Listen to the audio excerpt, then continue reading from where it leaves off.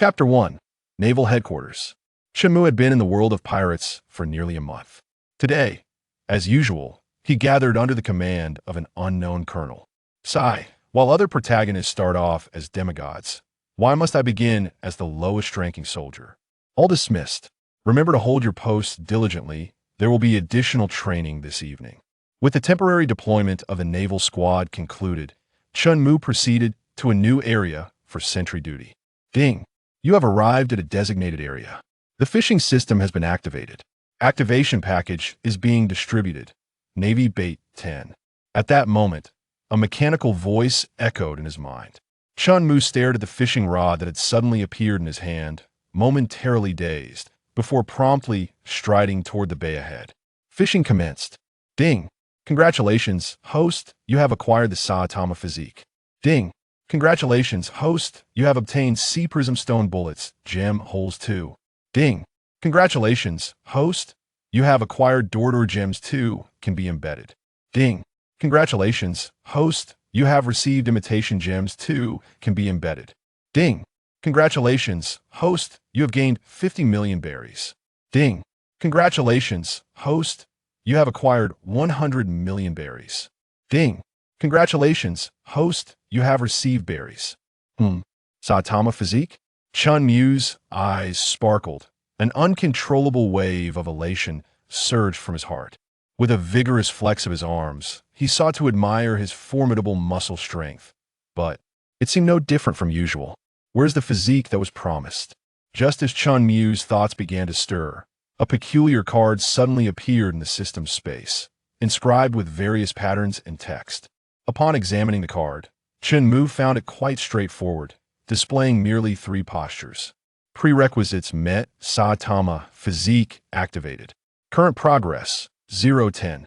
Run 10 kilometers daily, perform 100 squats, and complete 100 sit-ups. Indeed, it's the bald teacher. Chen Mu was overwhelmed with joy, his hearty laughter echoing throughout the naval headquarters. As his laughter subsided, bewildered glances were cast upon a private running swiftly around the square of the naval headquarters. Who is that soldier? Tomorrow, Ace of the Whitebeard pirates is to be executed, and he's not standing guard but running about? Who knows? Let him be, just stand your post, and higher-ups will deal with him later. Huh. Chen Mu lay on the ground, breathing heavily. Indeed, it is quite exhausting.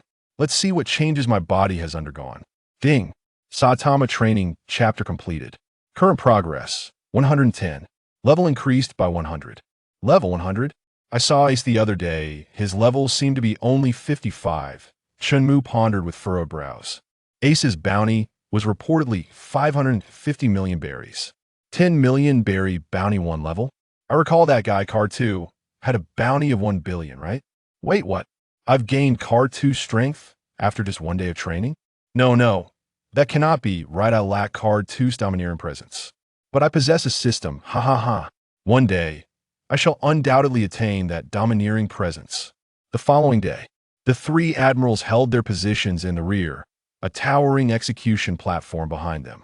Ace stood with his hands tightly restrained by Sea Prism Stone, flanked by 2 solemn soldiers wielding execution blades. Fleet Admiral Sengoku stood nearby, a mere 3 meters from Ace. At this moment, our protagonist Chen Mu, clad in a sleeveless private's naval uniform, carried a military rifle on his back. Unlike other naval personnel, he also bore a flintlock pistol at his waist, discreetly wrapped in a brown cloth to conceal it. Exercising late at night is indeed more exhausting. I'm utterly fatigued. Chen Mu stood among the other naval soldiers in the square, occasionally yawning as waves of drowsiness washed over him. Time rewound to the early hours. Chen Mu, thrilled by his strength surging to level 100, found himself unable to sleep. However, he did not remain idle. Just after midnight, he stealthily slipped out to commence his 2nd day of training, completing a 10-kilometer run, followed by 100 squats and 100 sit-ups. Ding! Saitama training chapter completed. Current progress, 210. Level increased by 100. Current level, 200. Feeling his strength amplify once more, Chen Mu nodded in satisfaction. Just as he was about to return to the barracks for a rest, the system's voice chimed again. Ding! Task function activated. System rewards are being distributed. Armed bait 3. Ding. Congratulations, host. You have acquired a flintlock pistol, Ben Beckman's exclusive weapon, capable of loading sea prism stone bullets. Ding. Congratulations, host. You have obtained a healing gem 1 can be embedded. Ding. Congratulations, host. You have received thunder gems 3 can be embedded. Ice. Fortune continues to favor me. Chen Mu. It's late at night, so I shall refrain from laughter. These sea prism stone bullets and gems will finally find their purpose. Ha ha. Taking advantage of the absence of onlookers, he hurried back to the barracks. A moment's sleep would be a blessing. In stark contrast to the other soldiers standing at the ready, Chen Mu not only dozed off but also quietly synthesized bullets within the system's storage space. Now that he had a gun, it was time to experiment with various gems. Ding. Synthesis successful. Obtained imitation bullet 1. Ding. Synthesis successful. Obtained Dordor bullet 1. Ding. Synthesis successful. Gazing at the newly acquired special bullets, Chen Mu exited the system space with satisfaction. Now, he awaited Whitebeard's arrival. However, should I remain in the naval camp? I truly do not wish for Ace to perish. Chen Mu found himself ensnared in a dilemma. Hith. This system is rather humane. But what on earth is this hidden task? Based on my years of gaming experience, hidden tasks typically offer exceedingly rich rewards. I must ponder this carefully. At this moment, on the horizon of the sea, massive black ship silhouettes emerged, slowly sailing forth from the dense fog. They've appeared. The naval soldiers atop the lookout tower stared in terror at the suddenly emerging fleet. All personnel, prepare for battle. The alarm reverberated throughout the naval headquarters. The naval soldiers tightened their grips on their rifles, beads of sweat cascading down their foreheads. Chen Mu scratched his head, ultimately deciding to remove the rifle from his back, otherwise he would seem too out of place. Rider Doma, Thunderlord Maguk, Great Swirling Spider Squad, all renowned captains from the New World, totaling 43 ships. Currently, no sign of Whitebeard or his commanders. Fleet Admiral Sengoku furrowed his brow tightly, fixating on the slowly advancing fleet with a grave expression. As Whitebeard's pirate crew approached the naval headquarters port, Gulialu, an increasing number of bubbles surfaced in the bay within the headquarters. The once calm sea began to ripple. The waves on the surface grew increasingly violent, and the waters in the bay churned as if boiling. Beneath the surface, a massive black vessel surged rapidly towards the water's surface. Whoosh! Water erupted skyward as the Whitebeard pirates made their grand entrance. It's Whitebeard's Moby Dick. Before the panicked gazes of the naval forces, a colossal white whale ship emerged from the depths, surfacing in the bay of the headquarters. A towering figure wielding a massive blade slowly emerged from the ship's cabin. It is Whitebeard. With Whitebeard's arrival, the atmosphere within the naval headquarters reached a palpable tension. My dear son, is he unharmed, Sengoku? Whitebeard's booming voice resonated throughout the gathering. As Sengoku beheld Whitebeard encroaching upon the headquarters, a mix of fear and dread washed over him, sweat beading on his forehead. This was the intimidation emanating from the strongest man in the world. Meanwhile, Luffy was hastily approaching aboard a military vessel. Ding! Main quest initiated. Save Ace. Reward. Level 1 Conqueror's Haki Bait 3. Ding! Side quest initiated. Luffy's bounty surpasses 1 billion. Reward. Straw Hat Pirate Specific Bait 1. A frozen smile spread across Chen Mu's face. What the hell? Luffy's bounty is merely 300 million, and now it's skyrocketing to Cartouche level? System brother, are you truly not trying to make things difficult for me? Old Chun? Ding. Countdown for task completion. 47 hours and 59 minutes. There's a countdown? Even if I help Luffy take down an admiral, the bounty will still be credited to me. I'm not Luffy, after all. Wait a minute, am I Luffy? Ha ha ha. I have figured it out, Luffy. You better wait for me.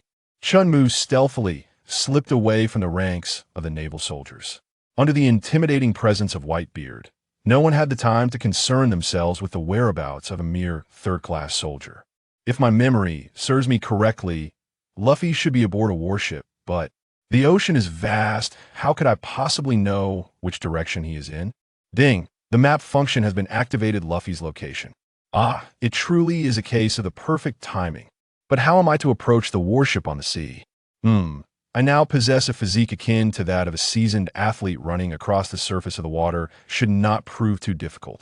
With that thought, Chen Mu took a few steps back, positioning himself for a running start. 1, 2, 3. No time to hesitate. Charge. Chen Mu lifted his head, his gaze resolute as he faced the boundless sea. With a powerful thrust of his feet, the ground beneath him shattered, sending a cloud of dust billowing into the air. In an instant, Chen Mu transformed into a blur, vanishing from his original spot and racing across the water surface. Oh, ha, I can really do this. Phew. Chen Mu marveled at his newfound strength, but as the fierce winds filled his mouth, he obediently closed it and focused on his journey toward the sea. Glancing at the map, Chen Mu noticed he was drawing near to Luffy and quickly halted on the water surface. His mind plunged into his storage space, retrieving a sea prism stone bullet, and swiftly took out his flintlock pistol, loading it with haste. Ding! Firearm proficiency activated, current level 0100. With no time to ponder the system's new feature, he raised the flintlock pistol, pressing the muzzle against the palm of his left hand. Chen Mu turned his head away, gritted his teeth, and pulled the trigger. Bang! The gunfire echoed, yet the anticipated pain did not follow. Opening his eyes, Chen Mu looked at his left hand, which was now empty, the sea prism stone bullet having disintegrated into fragments. At that moment, the system's voice rang out once more. Ding! System weapons cannot inflict harm upon the host. Proficiency increased by 0. Chen Mu was taken aback. What now? I can't imitate Luffy anymore. How am I supposed to complete this side quest? While Chen Mu was lost in thought, Luffy and his companions drew ever closer. Oh, Luffy, when will your father arrive? The flamboyant Ivankov leaned in with a mischievous grin. Huh? Ace and I do not share the same father. My father is Dragon, while Ace's father is Gold. Roger. Impressive, isn't it? You must keep it a secret, or Ace will be upset. The entire crew was astonished. Just then, Chen Mu, racing across the sea, leaped onto Luffy's warship. Luffy, my apologies. Chen Mu looked up and charged toward Luffy. Naval headquarters. Crack. Whitebeard extended his fists, shattering the air on either side. The sea trembled violently, and towering waves surged. 2 colossal walls of water, each reaching a height of 100 meters, crashed toward the headquarters. The 3 admirals stationed at the rear maintained their stoic expressions. The admiral on the far right, Akiji, slightly raised his gaze, and in an instant he vanished into the sky. Ice Age. The towering waves rapidly froze before the eyes of onlookers. Simultaneously, several icy spears were launched at Whitebeard in a preemptive strike. Whitebeard grinned widely, smashing his right fist into the air beside him, causing cracks to spread. The icy spears shattered upon impact, and Akiji's ice manipulation was also disrupted, falling toward the sea. Crack, crack. The sea froze rapidly around Akiji, transforming the bay of naval headquarters into a vast expanse of ice. The newly solidified surface was perfectly suited for the ensuing battle, prompting the pirates to leap from their ships and charge at the navy. Just as the 2 sides were about to engage, a figure descended from the sky, crashing heavily between the navy and the pirates.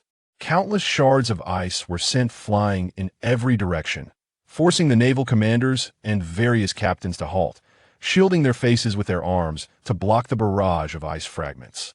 The combatants on the battlefield held their breath, and, as the icy mist cleared, a formidable figure gradually emerged before their eyes. It's the Straw Hat Kid.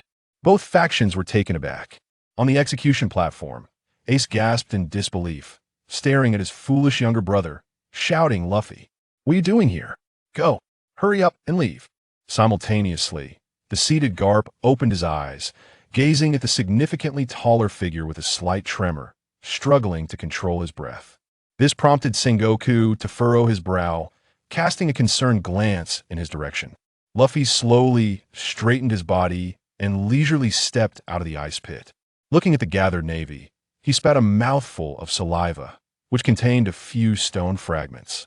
The time limit is only 10 minutes. I must hurry. Meanwhile, on the surface of the sea, a group of prisoners clad in striped uniforms were diligently pushing a wooden plank, slowly making their way toward the battlefield. Luffy's legs slightly bent as he forcefully stepped down, transforming into a fleeting shadow, charging towards the foremost vice-admiral. The 5 officers who had participated in the Buster Call on Judicial Island stepped forward in unison, casting cold gazes upon Luffy. Humph, a scurrying little mouse dares to show its face, truly courting death. The vice-admiral, known as Mole, twitched at the corner of his eye, feeling a sense of affront. The fierce-looking vice-admiral Ghost Spider was the first to draw his blade, narrowing his eyes as he locked onto the rapidly approaching Luffy. Simultaneously, his long black hair suddenly floated up, intertwining into 7 strands, ensnaring the remaining 7 blades. Lying in wait for Luffy's arrival, he was determined to deliver a fatal blow to this fleeing mouse. The other vice-admirals merely observed with cold indifference. The mere boy, whose bounty had just surpassed 100 million, dared to confront their 10 vice-admirals. He truly did not know the meaning of danger. Ghost Spider's blade came crashing down, momentarily halting Luffy's frantic advance. Luffy abruptly stopped, bowing low, his right arm raised to block the descending blade of Ghost Spider. Humph, ignorant brat, Ghost Spider scoffed, as the 7 blades entwined in his hair swiftly slashed towards Luffy. Clang! The sound of metal clashing echoed. Gazing at Luffy, who remained unscathed, Ghost Spider's smile froze. Humph, Vice-Admiral, is that all there is to it? Luffy raised his head, licking his lips disdainfully. Then, he suddenly crouched, pivoting on his left foot, which was pressed against the ground, executing a counterclockwise spin, forcefully sweeping across the legs of the person before him. Ghost Spider instantly lost his balance, his body forced sideways through the air, before he could descend. Luffy's right arm, bent at the elbow and coiled with power, unleashed a punch. At the moment of impact between fist and cheek, a violent wave surged forth, followed closely by the sound of cracking bones. As a hefty, headless corpse shot skyward, the commotion drew the attention of everyone present. The other 9 vice-admirals trembled inwardly, rendered speechless. The battle had barely begun, yet they had already lost a vice-admiral. How could they not be alarmed? Boom! A headless corpse crashed heavily onto the ice below, jolting everyone back to reality. Admiral Sengoku glared at Luffy through gritted teeth. The battle had not even officially commenced, and that rascal Carp's other grandson had ruthlessly claimed the life of a vice-admiral. If this was not swiftly remedied, the morale of the troops would surely falter. Ignoring Carp at his side, Sengoku transformed into a colossal golden Buddha, delivering a fierce punch aimed at Luffy. Bang! Whitebeard suddenly appeared before Luffy, his left fist colliding violently with Sengoku's golden fist, sending forth an even more intense shockwave. The 9 vice-admirals closest to them shielded their arms in front of themselves, their bodies swiftly retreating, carving long trails across the ice. Daku la la la la la. Whitebeard's distinct laughter rang out. Sengoku, if you wish to fight, then face me. Sengoku shot Whitebeard a venomous glance, preparing to withdraw his golden fist. In that instant, a sudden shift occurred. Luffy emerged from behind Whitebeard, his eyes ablaze with battle intent, delivering a powerful left fist that struck Sengoku's golden wrist. Crack! The sound of shattering metal resounded as Sengoku winced in pain, quickly retracting his arm, his left hand clutching his wrist, glaring fiercely at Luffy. Whitebeard was taken aback as well. He had not expected this boy to possess the strength to break Sengoku's golden form. La la la la la. You must be Ace's brother. You need not concern yourself here. Go save my son. Whitebeard looked at Luffy, bursting into hearty laughter. He then slammed his right hand, the Miraculous, heavily onto the ground, sending forth a wave of invisible energy that billowed his white cloak behind him. Luffy raised an eyebrow, coldly scoffing. Is this really all that the esteemed Marine Admiral can muster? You! Sengoku seethed, readying himself to strike again, but a familiar cough caught his ear. Humph! Sengoku shot a resentful glare at Carp before turning to stride towards the viewing platform behind the 3 admirals. Meanwhile, Luffy took a moment to catch his breath, his feet slightly apart, gathering his strength. Crack crack. The sound of ice shattering echoed as Luffy vanished from his original position in an instant. Such speed. The onlookers gasped in astonishment. The 9 vice-admirals, snapping back to reality, turned in unison to face the execution platform. Indeed, in the blink of an eye, Luffy had leaped onto the platform. Carp's eyes first revealed a flash of surprise. quickly followed by a deep concern that he was a hero, yet he was also an old man. A pitiful elder on the verge of losing his grandson. He did not wish to lose 2 grandsons in a single day. A flicker of determination crossed Carp's eyes as he struck fiercely, aiming a heavy punch at Luffy's head. Luffy slightly tilted his head, gazing at his grandfather, sensing that the heroic Carp seemed to have aged considerably in that moment. Despite harboring some fondness for the old man, he instinctively raised his fist to meet the incoming blow as their fists were about to collide. Carp's powerful form trembled slightly, causing his punch to narrowly miss Luffy. Yet, this minute deviation allowed Luffy's heavy fist to land squarely on Carp's chest. Blood gushed forth as Carp's body was sent hurtling backward. The sight of the heroic Carp's retreat struck a significant blow to the morale of the Marines present. While they worried for Carp, they also secretly marveled at the strength of the Straw Hat Boy. This was no ordinary supernova's power. Ace stared wide-eyed at Luffy, unable to believe that this was still the little brother he had once protected. Suddenly, he whipped his head around to see Carp, embedded in the stone wall, unconscious, tears brimming at the corners of his eyes as he cried out, "Grandpa!"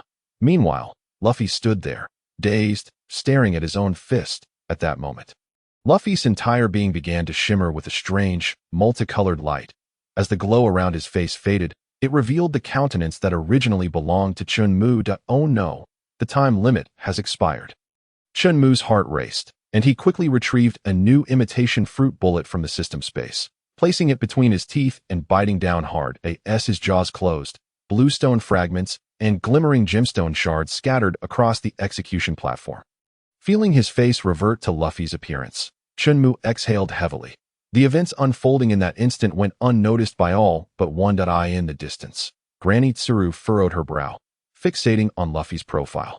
Lost in thought, Sengoku was taken aback, gazing at the unconscious Carp. No longer able to maintain his composure, he transformed once more into the colossal Golden Buddha, launching a fierce assault. The gigantic golden fist hurtled towards the execution platform at an alarming speed.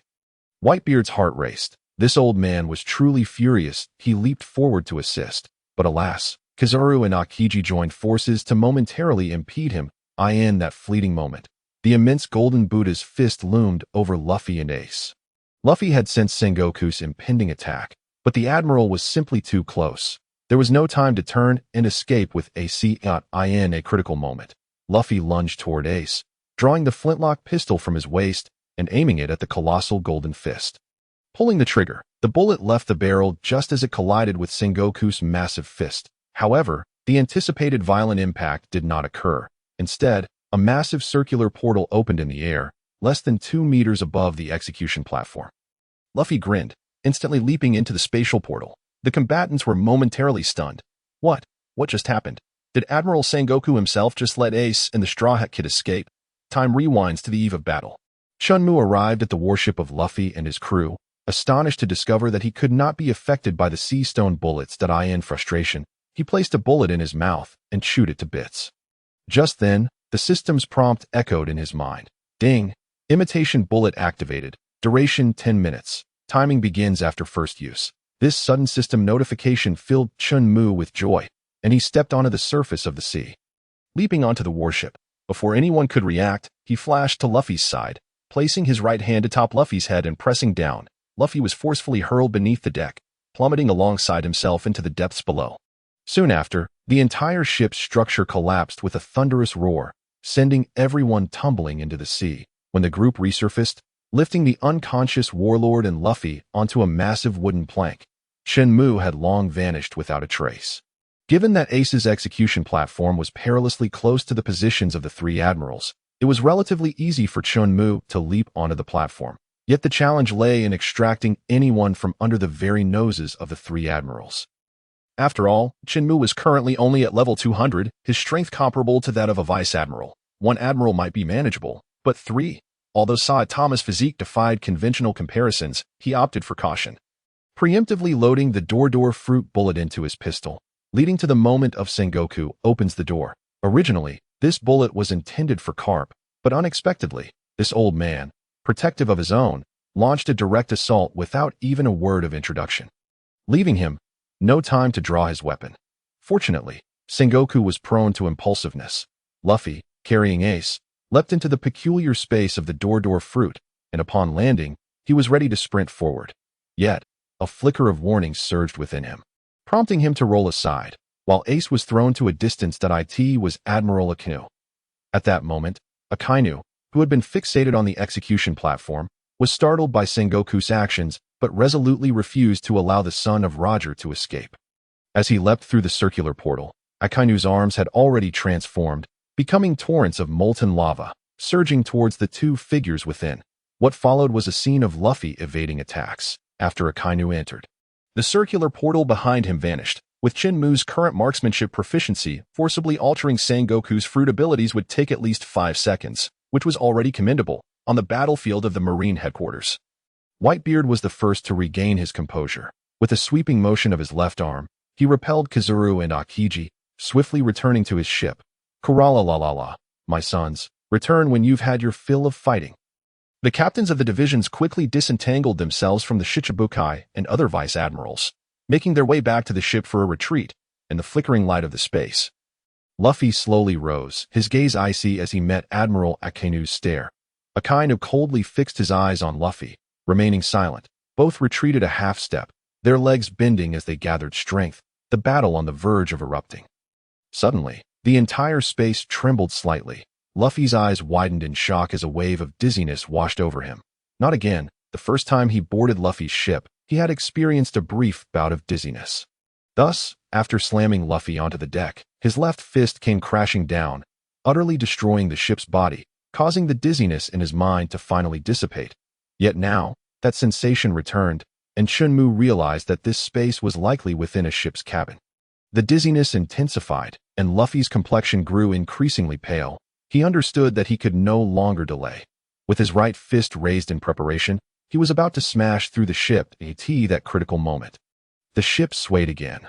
Luffy, leaning against the ship's wall, collapsed to the ground, desperately gripping his hair with both hands, striving to regain control. Akainu frowned slightly, uncertain of Luffy's intentions. However, with the ship's slight tremor, Luffy fell.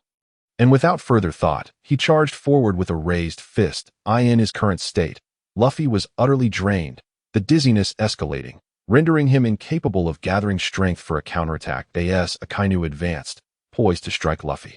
Ace leaped forward, positioning himself in front of Luffy. Akainu's fist, engulfed in thick smoke, pierced through Ace's chest, molten lava slowly sliding down his body.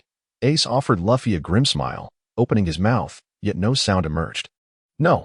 Luffy's eyes widened in despair. Years ago, his brother Chinshio had protected him in the same manner. Chen Mu hastily retrieved a bullet from the system space, instinctively loading it into the chamber.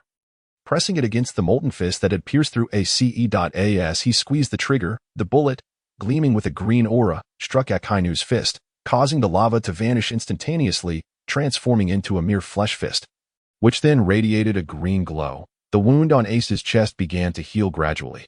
Meanwhile, Akainu's right arm disintegrated into green dust, dissipating into the air. Ace's injuries healed completely. Even the lingering wounds from his battle with Blackbeard vanished without a trace. Ace stood momentarily stunned, clearly bewildered by the current situation. In stark contrast to Ace's revitalized state, Admiral Akainu fared far worse. His entire right arm had vanished, his complexion pale as he collapsed to the ground. Gritting his teeth to suppress any cries of pain, Luffy managed a pained smile, leaning against Ace's shoulder. Just before losing consciousness entirely, his right hand reached behind Ace, exerting the last of his strength to crush the sea prism stone handcuffs into a pile of rubble. The formidable strength of Admiral Akainu should not be underestimated. The healing fruit bullet lasted a mere 6 seconds. Aside from his head, Akainu's entire body transformed into molten lava, crashing through the ship's wall and fleeing into the open sea. Ace cast a worried glance at Luffy, then grasped Luffy's hands, hoisting him up and hastening towards the breach Akainu had created.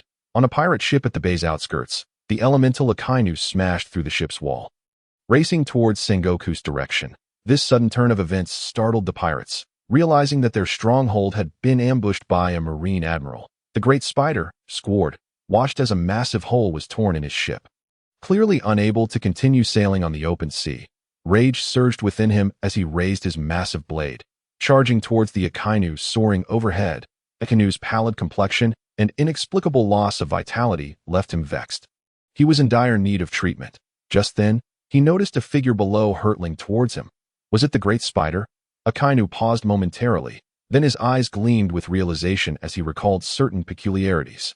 With a sinister grin, he charged towards the approaching figure below. Akainu and Squard clashed in an instant, thick black smoke obscuring the spectators' view, leaving them unaware of the battle's outcome. Whitebeard furrowed his brow. Glancing over, his left hand clenched in preparation to separate the two. However, his massive frame suddenly shuddered, the accumulated dark injuries flaring up, blood trickling from the corner of his mouth. Old man, the captains rushed forward. Whitebeard waved them off, refusing assistance. This was the pride of his strongest man. In the Bay Square, following the Marshal's orders, the Outer Bay warships reformed their formation, each division readying to counterattack as they prepared to retreat.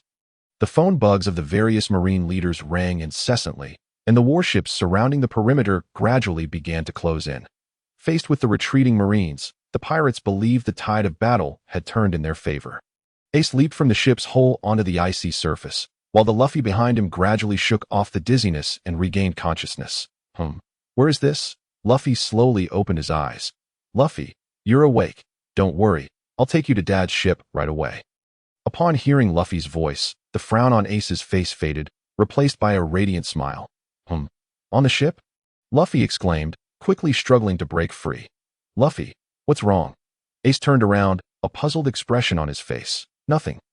There are still comrades fighting. Ace, you go back first, and I'll come find you later. With that, Luffy stomped his feet and vanished from sight in an instant. Although his brother's behavior seemed somewhat unusual, Ace chose to prioritize reaching their father. Unwilling to allow further losses within the crew. At this moment, a multitude of prisoners was nearing the headquarters. Phew, I'm glad to have escaped. If I get dizzy again, I might miss the time limit.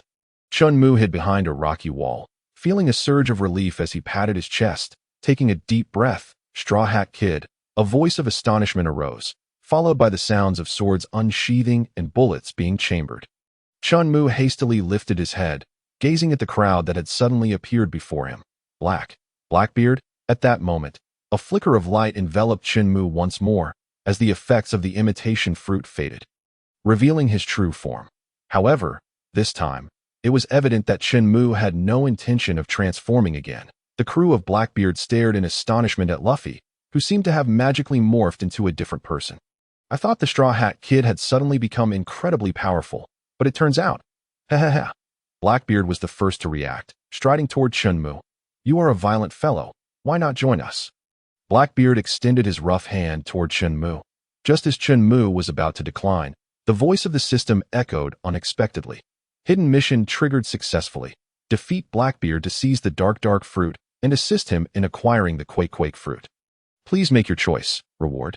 Chen Mu glanced at the disheveled Blackbeard before him, a smirk creeping onto his lips as he instantly threw a punch. I even need to say it. I've long found him displeasing. Teach.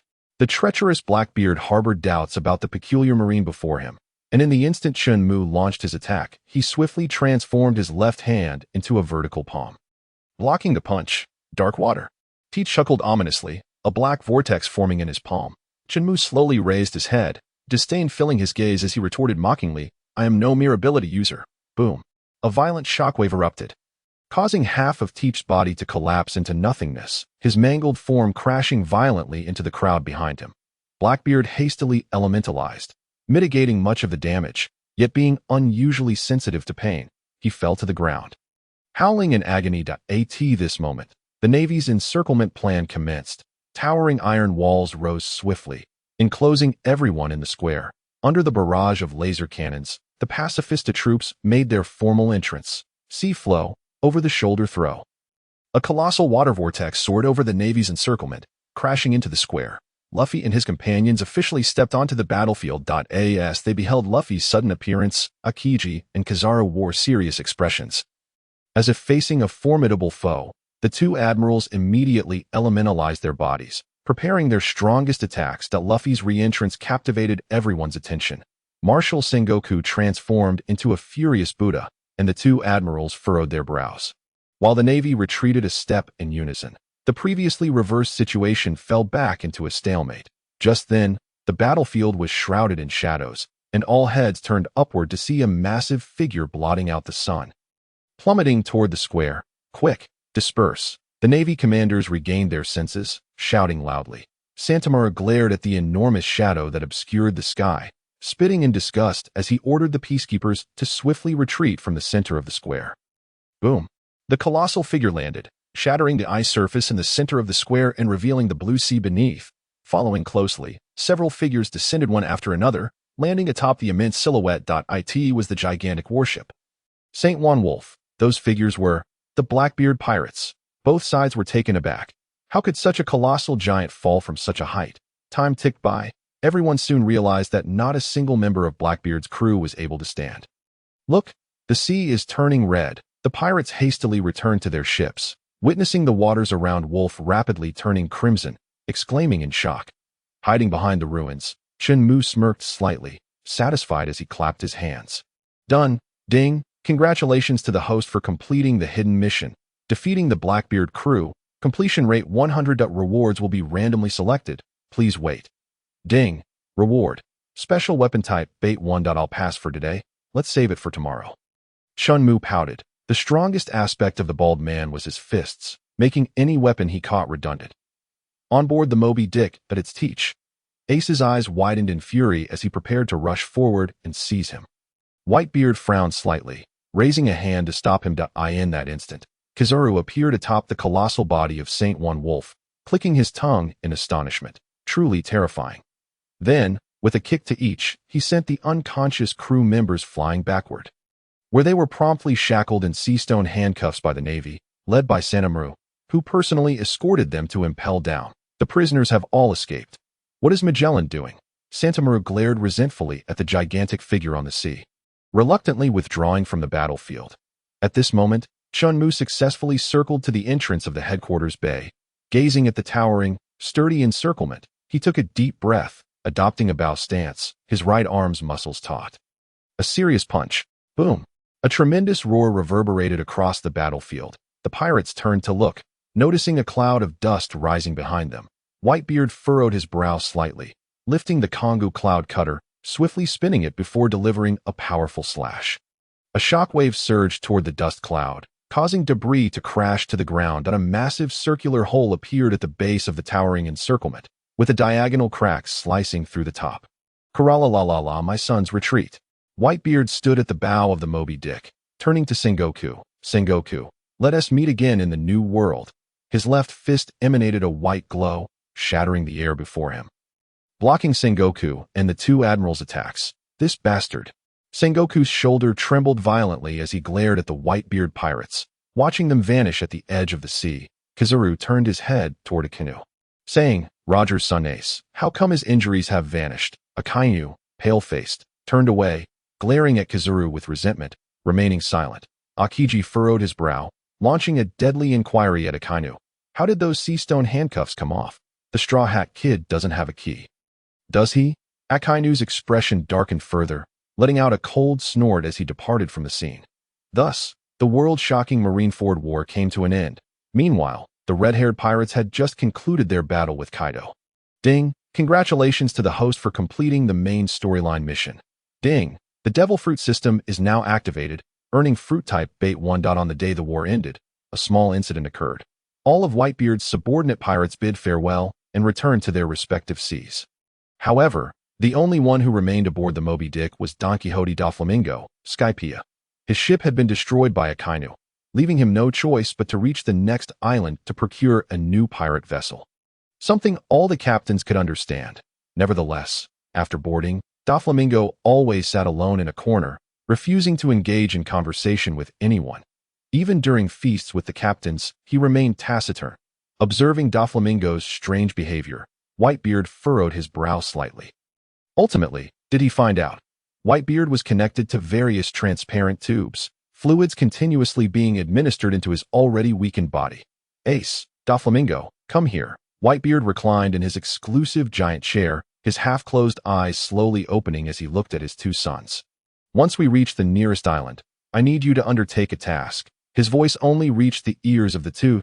Ace opened his mouth in disbelief, while Da Flamingo's eyes glistened with tears as he glanced at Whitebeard. I have but one request. I want you both to return alive. With that, Whitebeard sighed. closing his eyes once more, appearing even more aged. Old man, I will. Ace wore a serious expression. Old man. Squard pressed his lips together, concealing the tears welling in his eyes, and the sharpness in his gaze towards Ace diminished. The next day, at Sabaody Archipelago, number 41, after completing his daily training, Chen Mu opened the map and located the flickering blue light, leading him to this peculiar fishing spot. Ding. Special weapon type bait successfully used. Ding. Congratulations to the host for obtaining the Mirror Flower Water Moon. Initial release state. Chen Mu gazed at the knife in his possession. Lost in contemplation, I suspect you are an untrustworthy system. Ding. Do you wish to destroy this item? Yes? No. No, no. This system is truly stingy. Ding. All right. I take it back. Is that not sufficient? Chen Mu nearly burst into tears from grievance. Following the conclusion of the war that day, Luffy, aboard Whitebeard's Moby Dick, traveled a distance before being picked up by the Empress Hancock Akati that moment, on the tumultuous sea 10,000 meters away from Amazon Lily. Thunder rumbled and winds howled. The Pirate King Rayleigh swam towards Amazon Lily amidst the crashing waves at an astonishing speed. At this time, Chen Mu stood on the deck of the warship, holding the Mirror Flower Water Moon Zanpakuto, his expression one of pride as he gazed forward. As long as I can hypnotize myself, I won't feel seasick, haha. The thick black clouds above parted with his laughter, a beam of sacred light illuminating his gradually balding forehead. Unbeknownst to him, he had hypnotized himself once more. The modified Mirror Flower Water Moon truly lives up to the title of special weapon, though the Marines' announcement of their defeat in the Marineford War was tightly controlled. The news spread across the world, largely due to the deliberate publicity by the Whitebeard pirates that on that day, Sanji, captivated by cross-dressing, Zoro engaged in hand-to-hand combat with a baboon, Chopper fed birds, Usopp indulged in his lazy habits, and the gentleman Frankie all received the news. The remaining three, however, were in a relatively remote location and had yet to receive the arrival of the Albatross messenger. Upon seeing the news, their brows furrowed. Have we truly fallen so far behind Luffy? The group, abandoning their previous demeanor, began to train earnestly.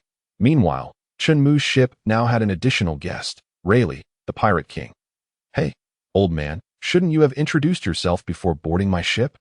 Chen Mu continued to gaze at the magnificent sea, leaving Rayleigh with only a striking silhouette that my apologies, I thought it was a warship I was preparing to seize, so I didn't greet you. Rayleigh's smile was sincere. Now that you're on this genius's ship, just behave yourself. Once we reach Amazon Lily, this vessel shall be yours, and no need to thank a genius. It is beneath me that this Navy soldier also heading to Amazon Lily. Rayleigh slowly withdrew his foot. If our genius Chen Mu continued to ramble, he might soon find a kick landing on his handsome head. Ding. Side quest. Luffy's billion belly bounty achieved. Rewards being distributed. A special bait with a straw had appeared in the system space, flickering with dim light. That moment, Chen Mu's warship encountered the 9 snake pirates. Sister, a warship has been spotted ahead. It seems to be heading towards our Amazon Lily. Luffy, who was indulging in a mountain of meat, looked up with a puzzled expression at the Empress Boa Hancock. Hancock, weren't we supposed to go to Sabaody Archipelago to retrieve the Sunny? Luffy-san has called my name again. Could this be the legendary proposal? Seeing their queen lost in a romantic fantasy, the accompanying women covered their eyes and shook their heads, unable to bear the sight. Hancock! Hancock! Luffy shouted, jumping in front of Hancock, meat in hand. What? Is it Luffy? Hancock's cheeks flushed, her autumn-like eyes fixed intently on Luffy. With a thud, the 2 figures from the warship leaped onto the deck of the 9 snake pirates. The women, armed with long spears, surrounded Chen Mu and Rayleigh at the bow of the ship. Hancock finally snapped back to reality, glaring at the 2 with an unfriendly expression. Rayleigh, why have you brought a Navy soldier onto my ship? Do you intend to capture Luffy? Before Hancock could finish her sentence, her fragrant kick had already struck Chen Mu's head. Dua. The fragrant kick landed successfully, causing Chen Mu's head to wobble violently. But he was not petrified. How is this possible? Hancock retreated a few steps in disbelief, only to fall into Luffy's embrace. I am unworthy of you, Luffy. Hancock's shoulders trembled as she buried her face in her hands, weeping. What are you talking about, Hancock? Luffy mumbled with his mouth full of meat. Once again, the crowd covered their faces. Luffy, your ship has finished its coating. Rayleigh smiled and waved at Luffy. Just as Luffy turned to greet Rayleigh, the latter's figure suddenly vanished, reappearing directly behind Luffy in an instant. His right hand reached out, and before anyone could comprehend his movement, Luffy was seized by the nape of his neck and lifted off the ground. So easily controlled Luffy left Rayleigh somewhat puzzled. His brow furrowed as he fell into contemplation. Rayleigh, what are you doing? Let Luffy go. Hancock remained as fierce as ever, but before she could finish her words, her fragrant kick was already on its way. However, this time, her kick was accompanied by another. Rayleigh leaned back, skillfully evading their attacks. Luffy fell into Hancock's embrace as a result. Chen Mu's side kick missed, promptly followed by a swift turn, as he slashed with his knife in one fluid motion. Rayleigh, pulling a sword from seemingly nowhere, parried Chen Mu's blade. Rayleigh slid back a few steps. His right hand trembled slightly. This person possesses immense strength. Rayleigh marveled internally, yet he did not diminish his attack speed. With both hands gripping the sword, Rayleigh lunged toward Chen Mu's face, moving like a bolt of lightning. Chen Mu sidestepped, holding his blade upright, successfully blocking Rayleigh's assault. The two exchanged knowing smiles before simultaneously withdrawing their weapons. They charged at each other once more, unleashing a torrential flurry of attacks. The sound of clashing blades rang out incessantly, the shockwaves from their clashes pushing everyone back several meters. Their speed escalated. And soon, within a 10-meter radius, only the gleam of blades remained. Clang! A heavy sound of metal colliding echoed, the two quickly separating. The black armor on Rayleigh's sword faded, and his blade could no longer maintain its form. Shattering inch by inch in contrast, Chen Mu's Zanpakuto remained smooth and pristine, radiating an intimidating sharpness. Rayleigh shook his sore wrist, chuckling lightly. Who are you? Your strength cannot possibly belong to a mere 3-star Navy soldier. Despite being at a disadvantage, Rayleigh displayed no resentment, for the individual before him was undeniably a formidable opponent deserving of respect. Humph, foolish mortal, does my genius require your validation? Chen Mu raised his chin, casting a disdainful glance at Rayleigh, his demeanor exuding arrogance. The self-hypnosis effect of this modified Zanpakuto is truly remarkable. You are also here to find Luffy, aren't you? Rayleigh casually tossed the sword handle aside and slowly approached Luffy, a smile playing on his lips as he regarded Chen Mu. Humph, so what if I am? Do you wish to instruct this genius on how to act? Upon hearing this, the crowd grew tense. Hancock stood protectively in front of Luffy, her right index finger gently brushing her lips, ready to unleash her arrow of captivity. Ding! Hidden task successfully triggered. Become Luffy's mentor, reward. However, Chen Mu remained ensnared in a trance of genius, utterly oblivious to the cues provided by the ordinary system. With a disdainful huff, Chen Mu turned his back, embodying the demeanor of this genius who deemed it beneath him to engage in dialogue with the rest. The crowd fell silent. Rayleigh furrowed his brow. Although he had not exerted his full strength earlier, the nonchalant demeanor exhibited by Chen Mu post-battle signified his extraordinary prowess, suggesting at least a star-level capability. The atmosphere grew palpably awkward in the second gear. The rubber jet pistol, Luffy, enveloped in white steam, unleashed a rapidly propelled air bullet aimed directly at Chen Mu's silhouette. The onlookers were momentarily stunned. Even the formidable Rayleigh could not intervene. While Luffy's decisive action was commendable, Chen Mu slightly tilted his head. The air bullet grazed his cheek. Shooting off into the distance, he turned his gaze, icy and penetrating, towards Luffy, an invisible pressure emanating from him. Except for Rayleigh, Luffy, and Hancock, everyone present collapsed unconscious to the ground. Conqueror's Haki, of the highest caliber. Rayleigh's eyes widened in astonishment, his smile abruptly frozen, his expression one of utter surprise. Luffy and Hancock, after a brief moment of shock, regained their composure, their faces grave with concerned that instant. The 9 snake pirates arrived at the borders of the Amazon Lily, gradually docking at the pier. Chen Mu withdrew his gaze, casting a haughty glance at the assembly before being the first to leap from the ship. Luffy and Hancock followed suit. He intended to teach Luffy Haki. Could it possibly be a scheme devised by Garp? Rayleigh seemed to grasp the underlying intricacies, a subtle smile curling at the corners of his mouth, as he left behind an afterimage and instantly appeared before Chen Mu. Your Haki is quite impressive, Rayleigh remarked, turning to face Chen Mu with a grin. Shall we exchange a few more blows?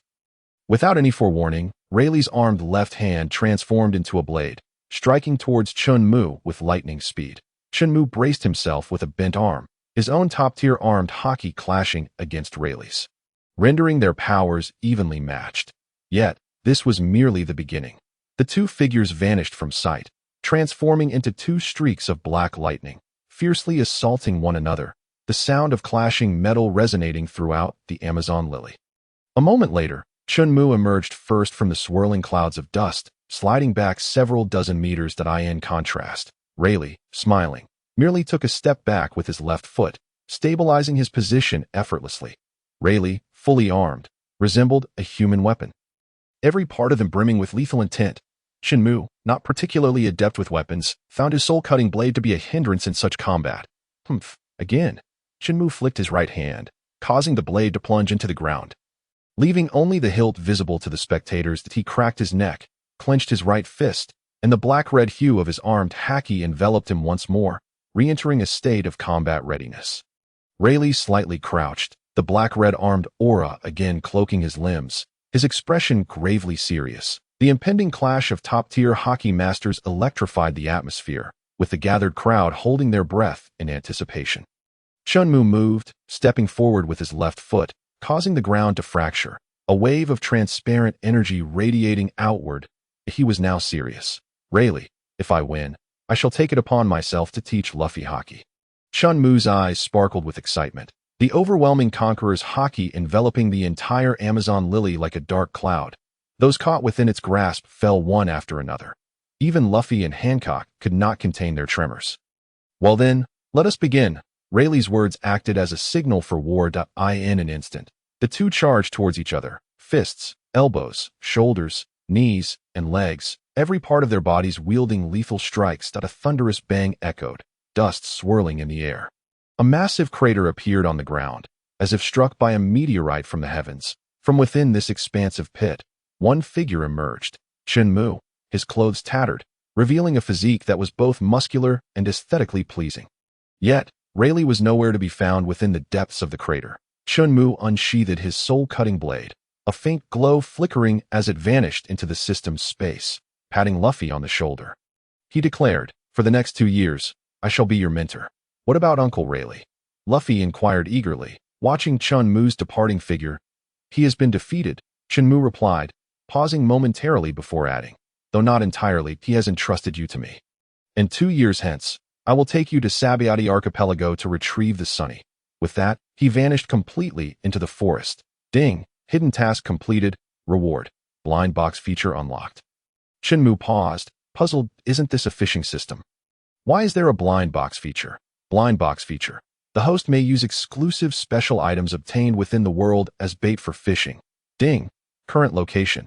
Amazon Lily. Blind box fishing activated. Bait restricted to Luffy's exclusive items. Well, at least it doesn't require me to spend 648. Ouch! Ouch! Ouch! Luffy crouched behind a massive rock, his anguished cries echoing throughout the forest. Chen Mu felt somewhat speechless. It had been nearly a year. Yet Luffy's ability to withstand punishment remained remarkably weak. Rayleigh certainly hadn't taught him everything, or else he wouldn't struggle against even a fishman. Get up! Get up! You're now a notorious pirate with a bounty of 1 billion. Chen Mu remarked, a hint of exasperation in his tone. "Why does your punch hurt as much as my grandfather's?" Luffy asked. "Because he is also a formidable warrior." "Luffy, do you truly comprehend what this 1 billion bounty signifies?" Chen Mu's expression turned oddly affectionate, as if regarding a simpleton. "It means I'm really strong." "Huh?" Luffy proclaimed. "No. It signifies that next time, you will likely face an admiral-level pursuit. That if you remain this weak, Zoro, Sanji, and even Usopp might perish one by one trying to save you." "Nonsense. They won't die. I'm the captain, and I will protect them." In the third gear, rubber, giant pistol, a colossal black fist surged towards Chen Mu's face, yet he merely flicked it away with his right index finger. "It has been a year, and I still can only utilize third-tier armed Haki. Sigh. I suddenly feel a bit disinclined to teach." Over the past year, Luffy endured trials far beyond his years, compared to the previous timeline. His progress has been remarkably swift. Rayleigh and T have beaten him daily in his former life. In this year, not only Luffy advanced, but our protagonist, Chen Mu, did as well. Chen Mu level, 1000 Saitama training method. Perfectly achieved. Progress, 1010, Conqueror's Haki, First level armed Haki. First level observation Haki. First level system weapon. Flintlock pistol. Ben Beckman's exclusive weapon. Special weapon. Soul cutting blade. Mirror flower water moon. Initial release state. Modified effect. Only applicable to the host. Unless absolutely necessary. Chen Mu would never again wield this blade. That experience was simply too humiliating. 1 year later, Zoro awakened his armed and observation Haki. Challenging the Baboon King, victorious. Sanji awakened his armed and observation Haki, challenging the Shemale King, victorious. Usopp successfully lost weight and began to awaken observation Haki. The 2-year agreement was one of the conditions established between Chen Mu and Rayleigh. The defeated party must convey the message of their reunion 2 years hence to the Straw Hat crew scattered across various locations. Time flew by, and Chen Mu had been training Luffy for 2 years. Luffy's current Haki level was nearing the 2nd tier, barely a match for the likes of Kizaru. Sigh, I've done my utmost. It might truly take reaching Kizaru's level to find an opportunity for a breakthrough to tier 2. Ding, congratulations, host, for completing the main quest, Luffy's Haki training. Progress at 40100. Ding. Congratulations, host, for receiving the task reward. Special bait. Cells. Even cells can serve as bait. This system. Chen Mu's lips twitched slightly, signaling his speechlessness, perched upon a massive rock by the sea. He simply combined the newly acquired cellular bait with a fishing rod within the system's storage space. He then retrieved the rod and cast it out, producing a soft plop as the hook met the water, certainly worthy of a perfect score. Ding! Congratulations, host. You have acquired a physical fusion item. The heck bag. The heck bag is from Tokyo Ghoul. It. Why do I feel like this system is becoming increasingly outlandish? Chen Mu's expression morphed into one of peculiar bewilderment. Ding! Host physique is too strong for use. Item. Heck bag. Can be fused into equipment. Would you like to proceed with the fusion? Yes. Ding! No original world attribute equipment detected. Fusion failed. Original world attribute equipment? Chen Mu furrowed his brow, lost in contemplation. At that moment, Luffy approached with a mountain of rations on his back. With his head bowed under the weight, he stretched his neck, beaming with excitement. Uncle, let us hurry. I can't wait to see the 1,000 Sunny and Zoro. Oh, right, let us go, Chen Mu instinctively replied. However, before he could finish his sentence, he froze in surprise. The first thing that caught his eye was not Luffy's smiling face, but the hat that belonged to the Pirate King.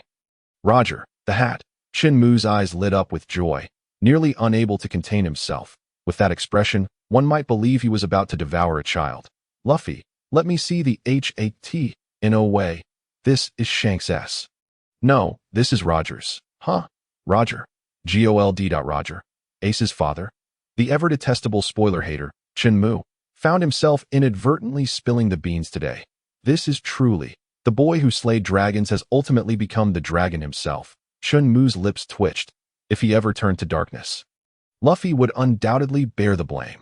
Having vented his frustration, Chen Mu decided to refrain from further commentary. In a flash, he snatched Luffy's straw hat and dashed away across the sea. With his fully leveled Saitama physique, he could effortlessly stand upon the water, even in the sky, though he regretted the strands of hair that danced away in the wind.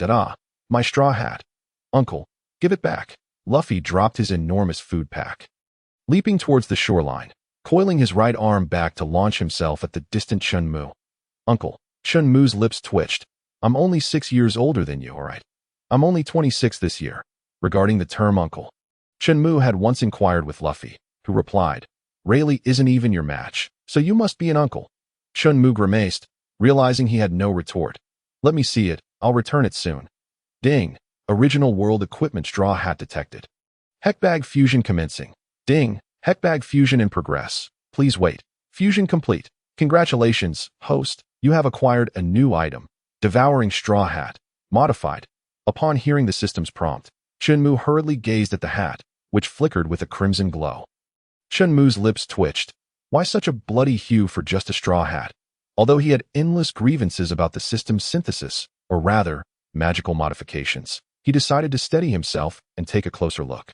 Devouring straw hat. Modified. The user will gradually absorb the opposing Haki during clashes of equal level, with a permanent effect. Is this the otherworldly version of the star absorption technique? Ding! Host Haki is at the first level, top tier. This item cannot be equipped. Well, Looks like Luffy has gotten a good deal. In a flash, Chen Mu returned to the rock and placed the hat atop Luffy's head. The individual seated on the rock rolled his eyes and remarked, "Don't look at me with that teeth-gritting expression. You're in luck, kid. Did you know that?" Chen Mu reclined with his hands behind his head, lying back on the rock, gazing at the blue sky and white clouds. Feeling mildly displeased, he couldn't shake the feeling of being reduced to a mere tool by this system. At that moment, individuals from all corners of the world were hastening towards Sabaody archipelago, specifically to Shaki's bar. Chen Mu arrived first, while Luffy was still on his way. Don't ask why he didn't take a boat. He simply didn't feel like it. Chen Mu lifted the curtain and entered. "Boss, one juice, please. We only serve alcohol here." Rayleigh continued to drink his liquor, not lifting his head as he spoke to Do. "Then give me one of what he's drinking." Chen Mu replied nonchalantly. Before long, a frothy mug of beer was placed before him. 1 million berries, no credit. The barmaid Shaki, with a cigarette dangling from her lips, wiped her hands with a white handkerchief and spoke to Chen Mu in a nonchalant manner. Chen Mu was taken aback, turning to Rayleigh in astonishment. "What the hell? You drink something this expensive?" Roughly, "The barmaid here is quite fierce. I suggest you don't ask for credit." Rayleigh winked at him, exuding a sense of schadenfreude. "I will pay." A hefty bag of money was tossed onto the table. Thankfully, he had drawn nearly 500 million berries at the start, but being ganged up on for a cut was rather irksome. "How is Luffy doing?" "Humph, better than what you taught him." Colorless. "Do you think being at the first level is as common as cabbage? Just open your mouth and ask." Chen Mu rolled his eyes and continued. "He's nearly at the second level." Not bad." Rayleigh lightly finished his last sip, set down the mug, and walked straight towards the exit. "Boss, he hasn't paid." Chen Mu calmly placed his mug down, pointing at Rayleigh without looking back.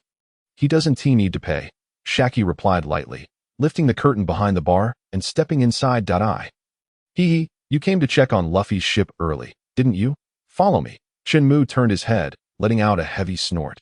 Sabaody Archipelago, Area 41. Rayleigh arrived first, stopping 10 meters away from the battered Bartholomew Kumud. He took out a flask of wine and took a sip, saying, "We've arrived. Don't get too close. This really is the original storyline of Bartholomew Kuma guarding the ship." "Wait a moment. Where did this old man get his wine? Does he also possess a system storage space?" "Rayleigh, where did you get that wine? And what about the sword you pulled out last time?" Chen Mu, feeling like a cat scratching inside him, could no longer contain his curiosity and asked aloud. No idea." Rayleigh glanced at Chen Mu with a smile. Chen Mu, sensing the situation, promptly shut his mouth.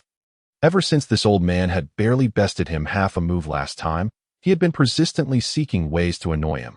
During the 2 years of training Luffy, Rayleigh had often come ashore, sometimes even sneaking up on him late at night. Consequently, Chen Mu found himself quite troubled. Shortly after Chen Mu arrived in the Amazon Lily, his Saitama physique reached 1010 completion. His hair transformed into strength, causing his level to soar by 1000. Upon surpassing Rayleigh's level, he was able to view Rayleigh's level, which stood at 470. For context, even the world's strongest man, Whitebeard, was only at level 501, with a bounty of 5,460,000,000. Chen Mu felt troubled, not because Rayleigh was annoying, but because he feared that a single punch might inadvertently kill the old man. After all, Saitama never left survivors after a punch, and this old man wasn't evil. Killing him would leave Chen Mu feeling guilty. Just as Chen Mu was lost in thought, the system's prompt echoed. "The first returning member of the Straw Hat Crew has landed on the island." Ding! Straw Hat Crew side quest initiated. Zoro's chapter. Reward. Special bait. Overall side quest summary reward. Blind box function upgrade. Task progress. 19. Once again, it was a peculiar bait, and without a doubt, it was yet another covert means to bestow equipment upon Zoro. Chen Mu rolled his eyes, perplexed as to whether this system belonged to him or the Straw Hat Pirates.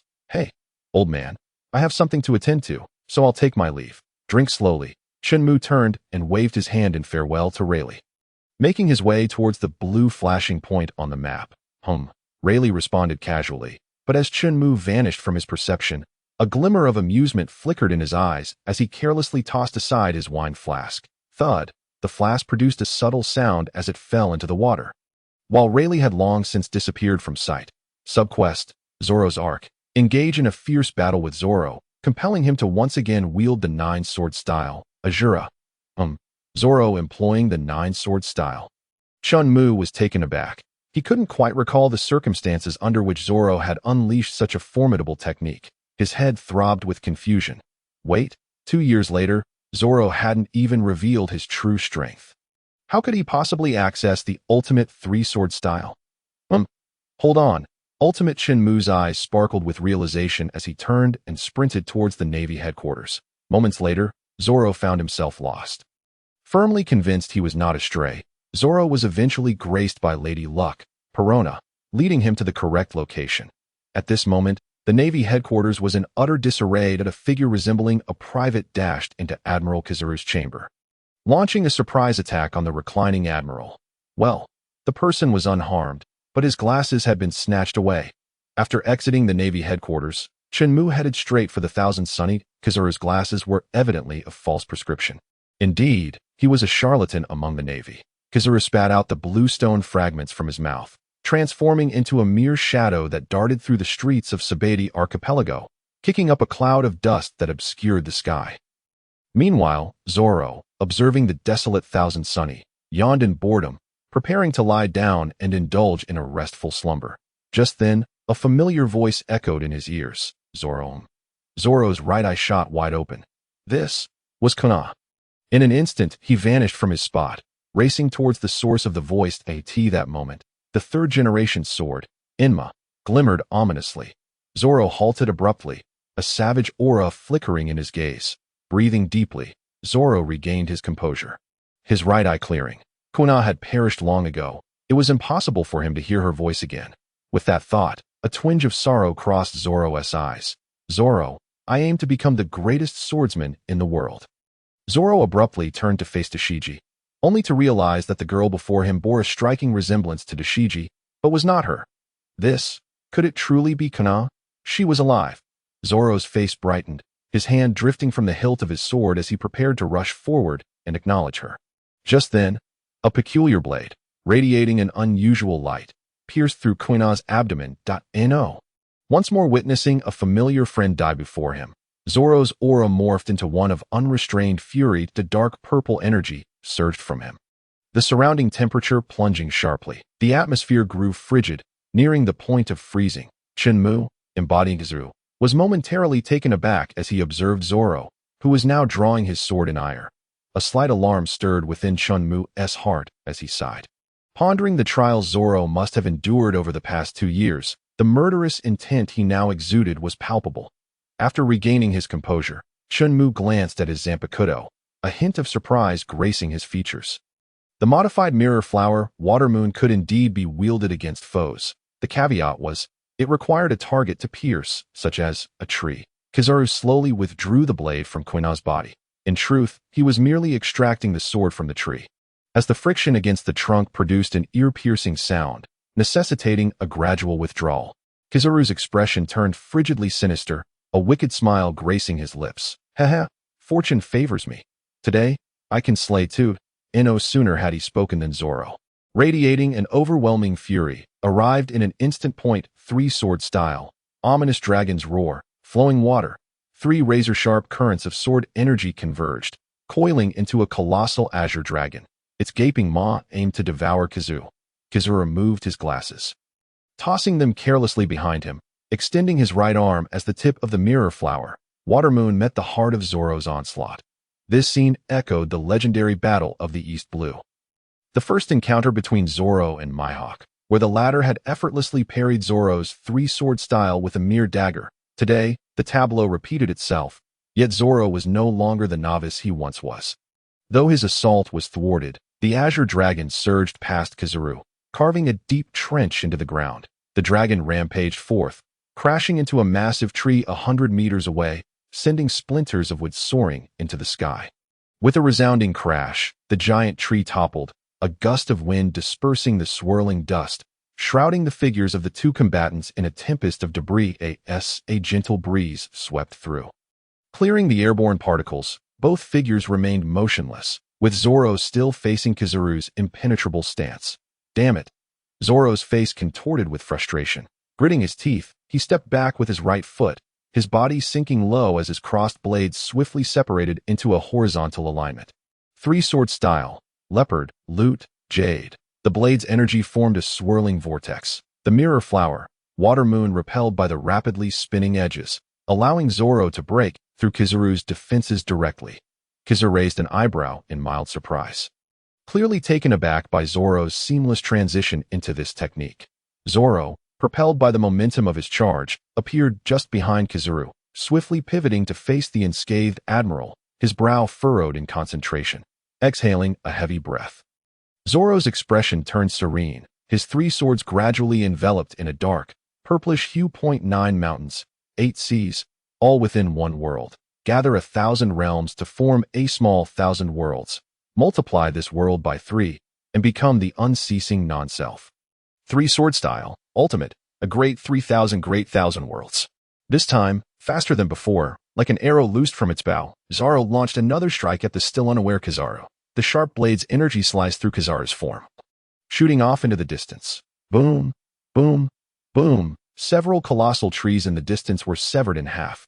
Yet, after the flurry of strikes, Zoro's expression dulled, his lips involuntarily whispering, "How could this be? How is this possible? It can't be that I cannot cut through him." At the moment his sword made contact with Kizaru's body, the force was abruptly halted, as if it were akin to the previous leopard, lute, jade, unable to inflict even the slightest damage upon Kizaru. Kizaru wore a flippant grin, gazing down at Zoro with disdain as he slowly spoke. "If this is all you can muster, then I suppose it's time for me to retaliate." As Kizaru's gaze fell upon him, Zoro's body imperceptibly trembled, a cold sweat beginning to drench his back. This was the true power of a Navy admiral? Zoro's palms were slick with perspiration, a feeling creeping in that he might even lose his grip on his sword. His eyes gradually lost focus at that moment. As a swordsman, he found himself questioning the very weapon he wielded. Kizaru continued to observe him silently, yet internally he screamed, "Turn around, please, just turn around and attack me. Use the Ashura technique. I've run out of lines here. Standing dumbly is quite awkward." A gust of wind swept through, stirring up the dust at their feet. The atmosphere fell silent, the two combatants remaining unmoved. "This won't do. Why do I feel like I've unintentionally shattered Zoro's composure? I need to stoke the flames of his fury further." With that thought, Kizaru's eyes lit up, and he swung the mirror flower. Water moon with urgency, an unusual radiance rippling forth that eye in the distance. A ship bearing the Jaya pirates emerged from the mist, materializing before Zoro's eyes. "Hey, Zoro, hee." Luffy stood at the bow of the ship, vigorously waving his hand towards Zoro. "Luffy, hurry, quickly." Zoro's voice faltered, and upon seeing the sudden appearance of Kizaru behind Luffy, he struggled to part his lips, yet no sound escaped that "No. Luffy, move. Go now." Zoro's heart raced with urgency. However, at that moment, Luffy seemed oblivious to the anomaly behind him. With a mocking sneer, Kizaru waved his right hand lightly, and a chilling flash of blade light sliced through the air, a torrent of blood gushing forth as Luffy's body was cleaved in two. No!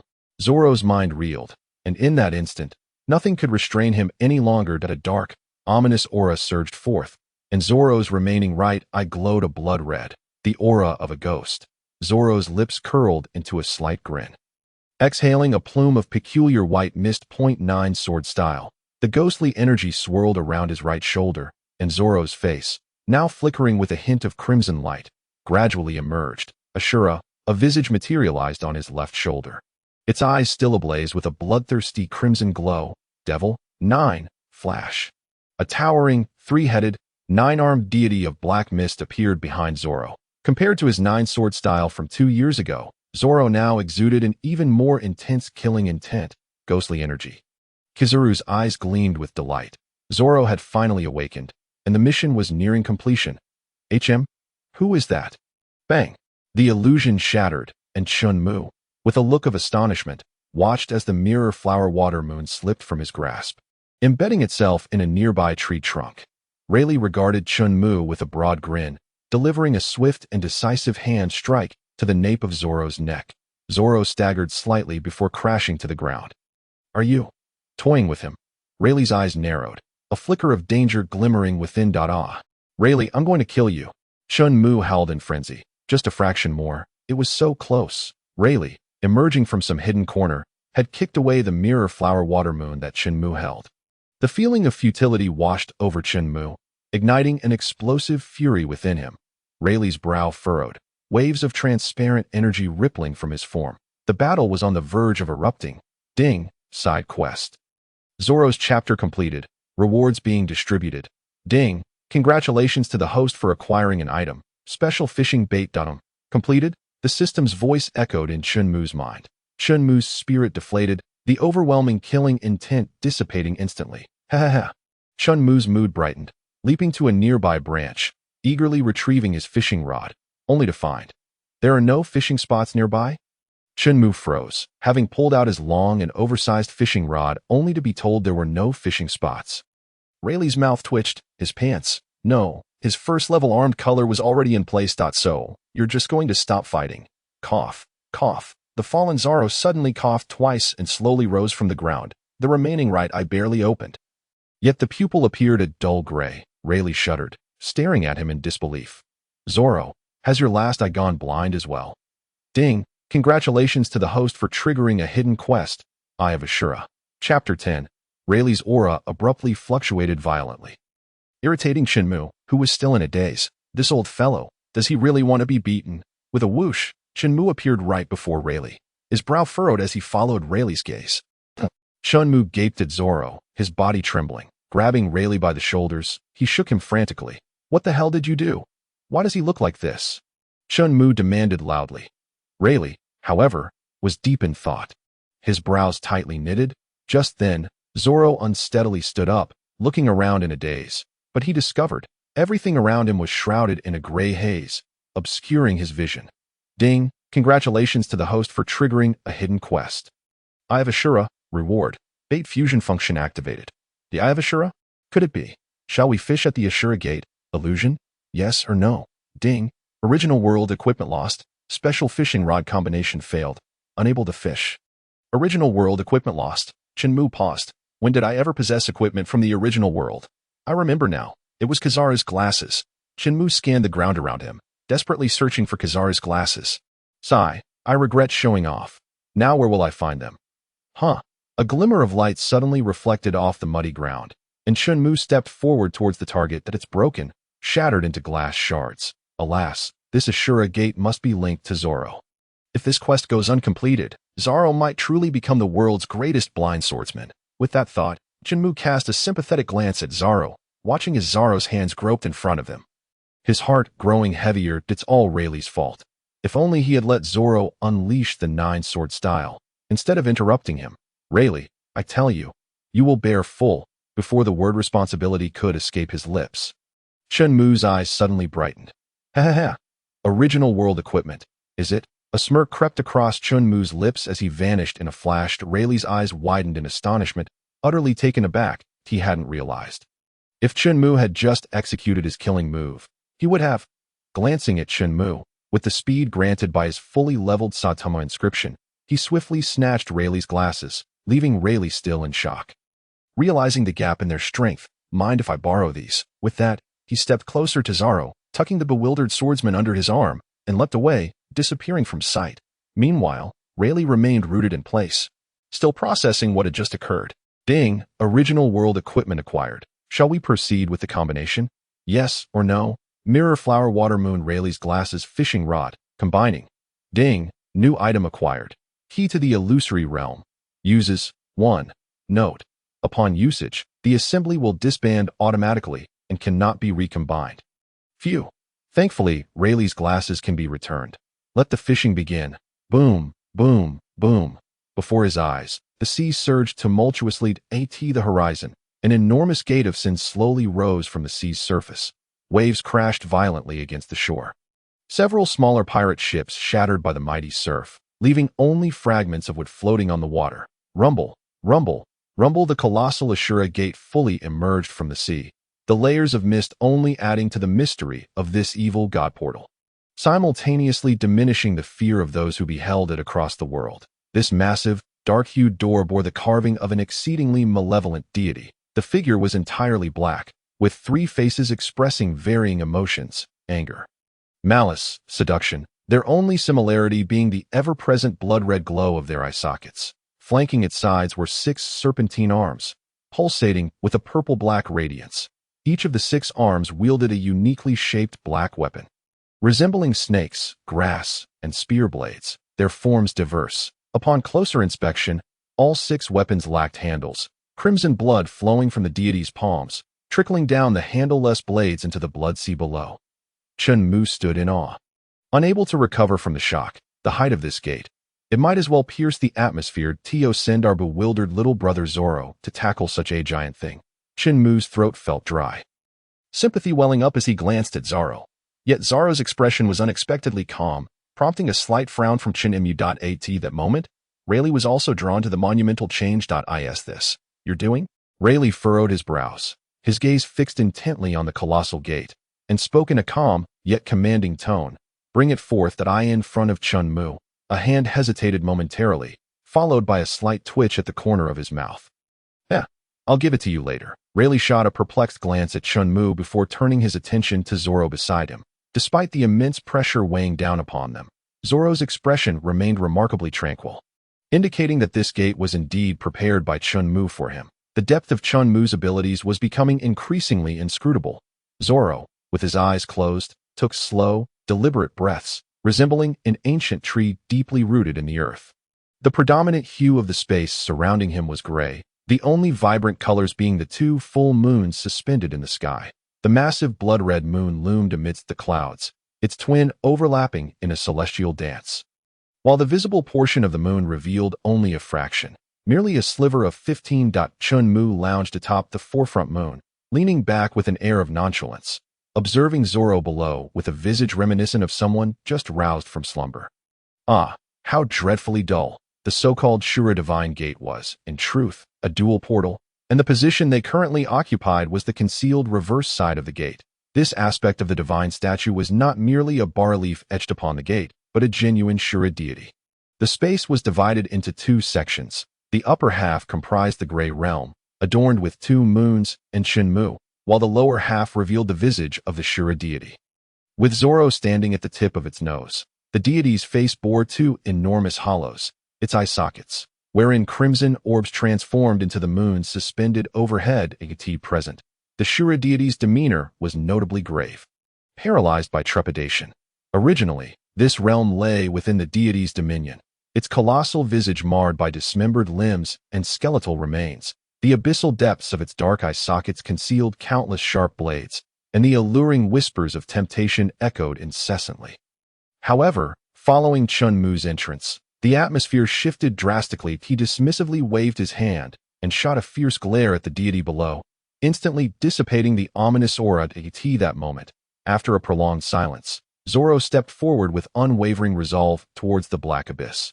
Chen Mu's brows knitted slightly, his eyes conveying a warning as he surveyed the 3 divine faces beneath. The faces on either side tensed, hastily aligning their gazes, feigning indifference to Zoro's presence.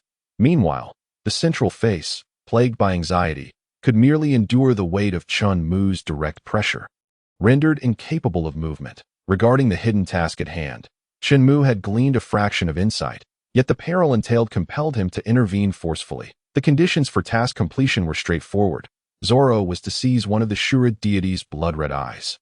How absurd. You're jesting, aren't you? Zoro doesn't even possess a bounty of 300 million, which translates to level 30. You expect a level 30 novice to pluck out the eye of an 800-level behemoth? Chen Mu's inner monologue concluded as he turned his gaze back to Zoro. With resolute steps, Zoro quickened his pace, arriving at the edge of the dark abyss in the blink of an eye. He halted at the brink. Arms outstretched, a purplish-black aura surged from his feet, swiftly coiling around his limbs. With a sudden grip, 2 Misty Wado Ikamanji blades formed in his hands. Clutching the ghostly blades, he leaped into the abyss. Witnessing this, Chen Mu's brow furrowed. Lost in contemplation, truth be told, he remained uncertain how to assist Zoro in seizing the blood-red eye. The crimson moons were, in fact, the Shura deity's ocular orbs, yet their altitude was beyond Zoro's reach. Meanwhile, Zoro, after a free fall lasting half a minute, landed firmly on solid ground. His body radiated a purplish-black mist, his eyes closed, flickering with a faint crimson glow beneath his eyelids. This was the Shura deity's hollow right eye. Within a circular space measuring hundreds of meters in height and width, save for where Zoro stood, surrounded by gleaming blades. Whoosh! The first blade, enveloped in black mist, shot towards Zoro with alarming speed. Zoro remained grounded, slightly tilting his upper body to evade it. Whoosh, whoosh, whoosh. The second, third, and fourth blades followed suit, an increasing barrage of blades erupting from all directions, targeting Zoro relentlessly, due to the protective mechanisms activated upon the opening of the Shura Divine Gate. Chen Mu was unable to directly observe the events within the abyss. Yet the sudden surge of combat energy was palpable. Chen Mu clapped his hands, preparing to leap into the fray, startling the three divine faces that had been secretly watching him. As he glanced at the system prompt materializing before him, he halted his descent. Shura Purgatory is now opening. Current progress. 110 at the levels of the Shura Divine Gate stand at 799. It seems Zoro is attempting to exploit the benefits of the Shura Divine Gate. Well then, I shall refrain from interrupting his growth. In the external world, upon the surface of the sea, initially intending to transform Zoro into one of the hellish sword souls of the Shura Divine Gate. The intervention of Chen Mu drastically reduced the difficulty of the Shura Hell to a novice-friendly stage, with his strength being inversely absorbed by the opponent. Within the gate, the Shura quivered in fear. While outside, the Shura struck with heavy fists. The sea churned violently, and a black mist swiftly enveloped the entire ocean. The first to bear the brunt were the Sea Kings lurking beneath, their malevolent thoughts surging. Their eyes ablaze with crimson, attacking all life that entered their field of vision with reckless abandon. The battles beneath the sea intensified, blood mingling with seawater, stirred up chaotically. Numerous pirate crews on the surface gradually lost their sanity, drawing their swords against their own comrades. Only a few ships helmed by captains possessing Conqueror's Haki managed to evade disaster. Aboard the Moby Dick, Whitebeard removed a transparent tube from his body, standing at the bow as his Conqueror's Haki radiated outward, combating the vast expanse of black mist. Several captains, each wielding the power of Conqueror's Haki, rushed their ships towards the various pirate crews under their command. On a desolate, snow-covered island, red-haired Shanks stood at the edge, a frown marring his features as he gazed eastward. The horizon was no longer shimmering with light. Instead, black mist swirled, tumultuous and wild, beneath the surface. Countless streams of blood converged into a torrent, drawn upward by the mist, the inner glow of crimson becoming increasingly sinister. Clang, clang, clang. In a pitch-black space, the sound of blades clashing incessantly echoed. Zoro was covered in cuts, a massive gash on his abdomen nearly severing him in two. Yet, within this space, the black mist always managed to cling to Zoro's wounds, healing him. With a clang, Zoro sent the last blade, onigiri, flying. His malevolent aura surging severfold, purple-black flames rising. The three-headed, six-armed Ashura state was fully unleashed. The purple-black malevolence was laced with a hint of eerie red electricity, sending chills down one's spine while emanating an overwhelming power. Zoro's right eye regained its clarity, while a slowly rotating vortex appeared in his hollow left eye, drawing in all the malevolent energy surrounding him. The scattered onigiri blades transformed into black mist, flowing into Zoro's left eye. Chen Mu remained seated upon the blood-red full moon. Ding! Congratulations to the host for completing the hidden task. Rewards are being dispensed. Ding! Bait fusion function activated. Go. Zoro is rather swift, it seems. Zoro slowly emerged from the black abyss, his expression remarkably tranquil. A flash of red lightning crossing his right eye before vanishing. Boom, boom, boom. The entire space began to tremble violently as two blood-red moons slowly descended, merging towards the eye sockets. Chen Mu was not fond of this shaking sensation. As soon as the blood-red moons began to lower, he leaped down. A flicker of murderous intent flashed in Zoro's right eye, and the moment his left eye opened slightly, a wisp of black mist escaped, swiftly wrapping around his right arm and transforming into a new onigiri. The entire action was completed in the blink of an eye, fluid and seamless. Clang! The sound of metal clashing rang out as the front half of Chen Mu's left index finger morphed into a red-black hue, casually blocking Zoro's onslaught. Zoro's heart jolted. Within this space of malevolence, he had been enhanced several times over, yet he still struggled to injure the person before him. Indeed, not bad, having harvested level 10 benefits. My strength has finally broken through to level 100. Chen Mu raised an eyebrow, scrutinizing Zoro before nodding in satisfaction. Let us depart. If you tarry any longer, you might slip through this broken door into another world. No sooner had he spoken than Chen Mu vanished from this realm. Zoro, with malevolent energy swirling around his feet, swiftly traversed the air, ultimately escaping just before the colossal door closed as the black mist dissipated. The figures of Chen Mu and Zoro reappeared on the shore. Whoosh! Just as Chen Mu emerged from the black mist, he had no time to stretch before hearing the sound of wind. Slightly tilting his head to evade Rayleigh's fierce strike. "Old man, are you addicted to this?" Chen Mu glared furiously. Rayleigh let out a heavy snort, tilting his head toward the sea and coldly remarking, "Humph. Just look at what the world has become." Both Chen Mu and Zoro, who had just stepped out of the black mist, gazed out at the surface of the sea. What met their eyes were the carcasses of giant sea beasts, shattered ships, and pools of crimson blood that lingered around the Divine Gate, refusing to dissipate. Shortly after their emergence, the Shura Divine Gate returned to its original world, the black mist vanishing, leaving behind fresh blood that had not been absorbed. Resting upon the surface of the sea, the two furrowed their brows, the sea breeze laden with a potent stench of blood that was quite discomforting. Zoro's tightly shut left eye twitched slightly. A fleeting glimmer of red flickering out of sight. Chen Mu glanced sideways at Zoro, who had returned to his usual self, and began to walk inland. He waved at the two who were lost in thought behind him, saying, "Stop staring. Let us go. Lingering here will not lessen the losses." The two exchanged glances and departed from the shore. The calamity struck suddenly, catching the beings of the pirate world off guard. Fortunately, the Shura Divine Gate, insatiably greedy for blood, directly infused most of its malevolent thoughts into the powerful Sea Kings, resulting in significantly fewer casualties among humans. Several days after the disaster, the Straw Hat crew finally gathered. Fortunately, during this brief calamity, the members, endowed with the aura of protagonists, suffered no fatalities. Chen Mu and Rayleigh stood together, watching the crew on the ship. Rayleigh smiled as he watched Luffy waving goodbye, casually asking, "What are your plans?" "None of your business," Chen Mu replied with an eye roll. Handed over to Rayleigh's smile vanished, turning serious as he fixed his gaze on Chen Mu. Chen Mu slightly pouted, feigning to retrieve something from his back pocket, reluctantly returning Rayleigh's glasses. Not that they were of any use. Chen Mu handed the glasses back with indifference. Chen Mu had been resting by the ship's edge for several days, gradually meeting the crew, but triggering no hidden tasks. Currently, he possessed only a special bait, and the bait fusion function required at least 3 to activate. Watching the newly unlocked function that he had worked so hard to enable remain and used was causing him anxiety for several days, nearly driving him to baldness. Though, forget it, he had long since lost his hair. "Damn it, I can't hold back any longer." Observing the Straw Hat crew sinking into the sea, Chen Mu finally snapped, pulling out his fishing rod and loading the bait.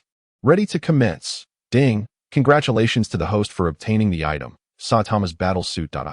Well, yet another exercise method and a bald head, and now his clothing has arrived. Is this some sort of interdimensional humiliation play for me? It fits quite well and has decent elasticity. Rayleigh's lips twitched, witnessing someone change clothes for the first time, and it was a man. Truly absurd. Ding! Main quest activated. Follow the Straw Hat crew into the new world. Reward: special bait 3. Damn. Why didn't you say so earlier? Chen Mu took a deep breath, plunging into the sea, swimming rapidly towards the position of the Straw Hat pirates. The 2 blue dots on the map were swiftly converging. Due to the unexpected emergence of the Shura Gate, the populations of colossal sea beasts and sea kings in the deep sea drastically diminished. The Kraken, which should have been encountered at a depth of 2,000 meters, also vanished without a trace. Luffy and his crew also lost the plotline involving the rescue of Princess Shirahoshi's shark pet. Of course, those were matters for another time. As the Thousand Sunny descended to a depth of 1,000 meters, Chen Mu caught up, crashing into the bubble Thousand Sunny. Apart from Luffy and Zoro, everyone else was seeing Chen Mu for the first time, regarding the bald man in his tight yellow suit with a hint of hostility. "Ah, uncle, have you finally decided to become my partner?" Luffy's eyes sparkled like 2 radiant stars, his face brimming with excitement.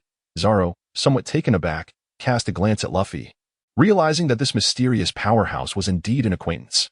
"Luffy, who is this?" Nami inquired. The gaze of the entire crew converged upon Luffy. Before Luffy could finish his sentence, Chen Mu covered his mouth. "Haha, I'm just passing through, hitching a ride to Fishman Island. And I'll leave once I arrive." Chen Mu chuckled awkwardly. The reason for Chen Mu preventing Luffy from speaking was rather peculiar. Ding! Hidden mission activated. Chopper's arc. What on earth is this hidden mission? Upon reviewing the completion conditions, Chen Mu fell into deep contemplation. Awaken Chopper's physique. What kind of physique could a reindeer possess? An awakened talent for pulling carts, transforming the Thousand Sunny into a Christmas sleigh. Chen Mu's lips twitched at the thought. That moment, the great pirate king Luffy poked Chen Mu with his finger and remarked, "Uncle, you seem rather strange today. You seem capable of sailing today."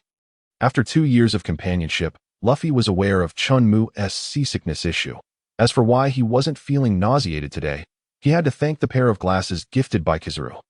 With the system activating an illusion, he remained in a hypnotic state of "I am not seasick." However, only his facial features were hypnotized. His inner state still felt queasy. His strength had plummeted to level 100. The 3 types of Haki, Conqueror's Haki, were prohibited, and both Armament and Observation Haki were downgraded to the 2nd level, with his aim occasionally suffering significant deviations if he held the Mirage Flower in his hand. Such issues would not arise. Chen Mu sighed inwardly, casting a somewhat resentful glance at Zoro. Zoro shuddered slightly. Ding! Lack of original world materials, special fishing rod assembly failed automatically. Unable to fish at the Giant's Gate. Missing, bouncy ball, Dragon Palace secret medicine. Chen Mu rested his chin on his hand. Seated in the dining area of the Thousand Sunny, he muttered to himself, "I can get the bouncy ball from Chopper. The Dragon Palace secret medicine must be the deadly drug, which means I need to find the captain of the new Fishman pirates." Poochoo, poochoo. The unique sound of Chopper's footsteps reached him, causing Chen Mu to immediately cease his musings. Though Chopper still overheard him. "Uncle, are you looking for my bouncy ball? What do you need it for? You must have misheard." With that, Chen Mu hurriedly exited, still under the influence of the profound seasickness buff. Bang! He collided with the doorframe. Chopper tilted his head in confusion, then suddenly seemed to recall something dreadful, his fur bristling and teeth chattering. This uncle must be planning to steal my bouncy ball and sell me for a bounty. The more he thought about it, the more terrified Chopper became, deciding to discreetly inform everyone. Exiting the room, Chen Mu shook his head. Although he did not experience a tangible sense of dizziness, the vague weakness within his body was quite discomforting. His physical condition was rather poor. Chen Mu furrowed his brow, sighing softly within. Outside the ship, the colossal octopus Kraken was dragging the Thousand Sunny downward at a rapid pace. The Kraken was riddled with wounds. One of its tentacles nearly severed at the base, and from the looks of the injuries, it seemed to bear the bite marks of various sea creatures, under the malevolent influence of the Shura Divine Gate. The first victims were the monstrous denizens of the deep sea. Meanwhile, 7,000 meters beneath the surface, in the dimly lit Fishman Street, Hody Jones and Vanderdecken 9 finalized their plan to overthrow the rule of Fishman Island in the darkness. Both with ulterior motives. They turned away from each other, each wearing a cold smile. At a depth of 7,000 meters, countless giant sea creature corpses floated and sank, their bodies mangled and ravaged. Sanji observed the scene outside the ship, feeling a deep sense of loss, before turning away to silently light a cigarette. Meanwhile, Luffy clung to the ship's membrane, his eyes sparkling with brilliant light, tears of emotion streaming down his unyielding face. As Chen Mu had no habit of smoking, he pondered while distancing himself from Sanji, heading towards Nami. Yes, he merely wished to keep away from Sanji. Nami diverted her gaze from the wristwatch and looked at Chen Mu approaching her, her delicate brows slightly furrowing. Zoro and Robin also turned their attention to Chen Mu. Chen Mu, resting his chin in thought, ambled over to Nami, presenting her with a bag of money. "Here, this is my fare." Nami's eyes lit up, her face alight with joy as she snatched the pouch. Upon touching it, her innate talent for wealth activated. "This weight is a full 1,000,000. Well, dear esteemed guest, do you have any other requests?" Chen Mu's lips twitched slightly. The little thief cat truly lived up to her reputation that "I want to eat grilled meat. Do you have any?" "Of course we do. Sanji, hurry and prepare it." Sanji glanced up at Chen Mu. Initially reluctant, but upon seeing Nami with her hands on her hips, her chest heaving dramatically, he eagerly dashed into the kitchen. "All right, Nami-chan." Sanji's exuberant voice lingered on the deck for quite some time. "Sanji, control yourself." "Chopper, hurry up." "Got it." Usopp and Chopper, clutching blood bags, hurriedly followed suit. In the dining room, A white table overflowed with delicious food, the aroma wafting through the air. Among the gathered, only Robin took a few bites. The others were forcibly commanded to stand aside and pay their respects. After the meal, Chen Mu elegantly picked up the tablecloth to wipe his mouth, glancing at Luffy, whose hands hung limply from the air. Then at the beaming Nami, who had not yet had a chance to express her gratitude when a crisp, sweet voice chimed in. Esteemed guest, your meal total is 5 million berries. Nami's eyes sparkled with money symbols. Her smile radiant as she gazed at Chen Mu. No wonder even Luffy, the captain, could not sit at the table. It turned out to be like this. Chen Mu's lips twitched as he withdrew 5 million from the system space, which then automatically generated a large pouch that landed on the table. Swish, a blur passed, and before the pouch could fully kiss the tabletop, it vanished without a trace. The corner of Chen Mu's eye twitched as he instantly stood up, hastening to speak. Thank you very much for your hospitality. I do not require any further services. Thank you. After finishing his words, he performed a deep bow and hastily slipped away. Nami, on the other hand, walked contentedly into her room. Luffy, enveloped in Sanji's embrace, incessantly lamented his grievances. Usopp and Chopper, too, were putting on a dramatic display, fiercely guarding the empty dining table while muttering phrases such as, I want to eat. And if you don't feed us, you can't clean up. Zoro, leaning against the wall, slightly lifted his right eye, stepped forward, picked up a bottle of untouched wine from the table, and followed the beaming Robin outside. This excursion into the deep sea had turned out to be unexpectedly effortless. 1,000 meters away, a colossal double-layered semicircular bubble shield encased the entire Fishman Island, with an air layer nestled between the two shields. The Straw Hat crew still struggled to find the correct path. After a brief discussion, they opted to use the wind to cannonball through the intervening air layer. As they entered the air layer, the membrane would automatically peel away. Without bubbles or a ship membrane, those who had consumed devil fruits would inevitably faint upon entering the seawater layer, facing potential life-threatening risks. To address this, Nami devised a plan. Appointing Zoro and Sanji as drivers to tow the 4 landlubbers out of the water zone, the two secured thick ropes around their waists. Zoro took Luffy and Brook with him, while Sanji led Chopper and Robin at the bow, awaiting Frankie to fire the cannon. At this moment, Chen Mu smirked, using seasickness as an excuse to take Dr. Chopper ahead to Fishman Island for treatment. Chopper expressed his reluctance to be alone with him. However, after Chen Mu paid 5 million berries to the Black Boss Nami once again, he smoothly set off with Chopper. With a loud bang, the cannon fired, and the Sunny soared across, successfully breaching the air layer. Although everyone was well prepared, the intense pressure of the deep sea nearly caused them to lose consciousness. In a critical moment, Zoro and Sanji swiftly enveloped themselves in Haki, braving the immense pressure as they swam upwards. Yet, an unexpected turn of events unfolded. Usopp and Nami could not withstand the deep-sea pressure and lost consciousness, forcing Zoro and Sanji to return and retrieve the two unconscious individuals. The swirling waters began to grow turbulent, and Zoro and Sanji gradually found themselves struggling. With a gurgle, bubbles appeared, and Zoro and Sanji could no longer hold their breath. They both succumbed to unconsciousness. Thus, the Straw Hat Pirates were rendered entirely incapacitated, save for Chopper, who had been directly taken by Chen Mu. In Fishman Street, Chen Mu, cradling the unconscious Chopper under his arm, descended into this lawless territory. Hody Jones, captain of the new Fishman Pirates, had heard rumors that the Straw Hat Pirates were passing through Fishman Island on their way to the New World and dispatched several cadres to intercept them. However, they ended up empty-handed. As Chen Mu strolled through the dimly lit street, glancing around as if searching for something, 3 figures approached him head-on. The two groups quickly closed in on the narrow street, neither party displaying any intent to yield. They halted when they were 5 meters apart. Chen Mu focused his gaze on the opposing group, recognizing the emblem of the new Fishman Pirates, which matched perfectly with that of the Dragon Gang. He chuckled softly. It seems I have intercepted these fellows setting out to find Luffy ahead of time. Leading the opposing group was a seal fishman, his skin a withered yellow, with a tattoo of Arlong's crew on his left neck. Beneath a black top hat, a mane of orange curls framed a smug and shadowy smile. Behind him stood an octopus swordsman, reeking of alcohol. Unlike the previous character, Hammond, the swordsman, Leopard, was a killer from the new Fishman Pirates. Not an ordinary cadre. Killers possess a keen sense of murderous intent. Thus, upon seeing Chen Mu approach, he quietly placed down his liquor bottle and rested his hand on the hilt of his sword. His expression graved, though, a lowly human species, unaware of their impending doom, dares to block my path. Scram. Hammond glared at Chen Mu, who approached with apparent impudence. Chen Mu narrowed his eyes, a teasing smile curling at the corners of his lips as he stepped before Hammond, casually stating, "A cadre of the Fishman pirates? Shouldn't you be vacating the area?"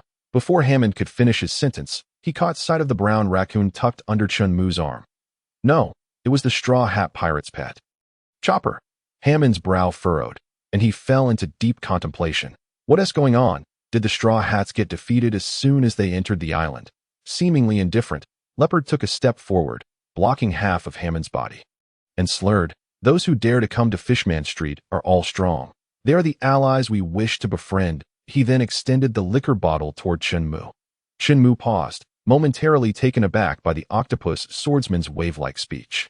He soon recalled that this guy resembled a blue-ringed octopus, possibly one that was toxic. With a disdainful smile, Chen Mu accepted the liquor bottle, and a transparent wave rippled slightly. Bam! Chen Mu's right hand, gripping the bottle, swiftly struck Leopard's head. The sudden event left everyone present, including the bewildered Leopard, in shock. His sword had barely been drawn when he was sent crashing to the ground, his head buzzing to it. Is known that a powerful swordsman executing a quick-draw strike at such close range typically leaves others without time to react. Yet, Chen Mu effortlessly transitioned from receiving the bottle to employing Haki, delivering a decisive blow that knocked Leopard unconscious, fracturing the ground beneath them.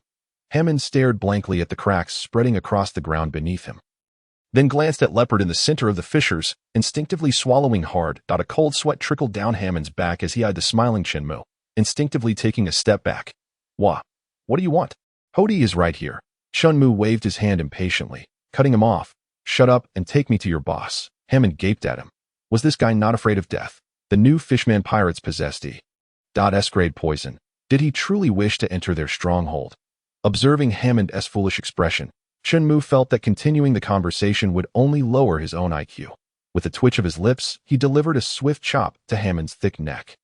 Another resounding bang echoed as Hammond's head struck the ground, causing new cracks to spread once more. Hammond followed in Leopard's footsteps, succumbing to unconsciousness. Chen Mu stepped over the two bodies, advancing into the darkness. Before long, a tall figure traversed the ruins, dispatching one pirate cadre after another. Arriving at the entrance of the new Fishman pirates' lair. No one here. Chen Mu entered the dim room, scanning the surroundings, but finding no sign of the Fishman leader. Hody Jones, scratching his head in confusion, he pondered, could it be?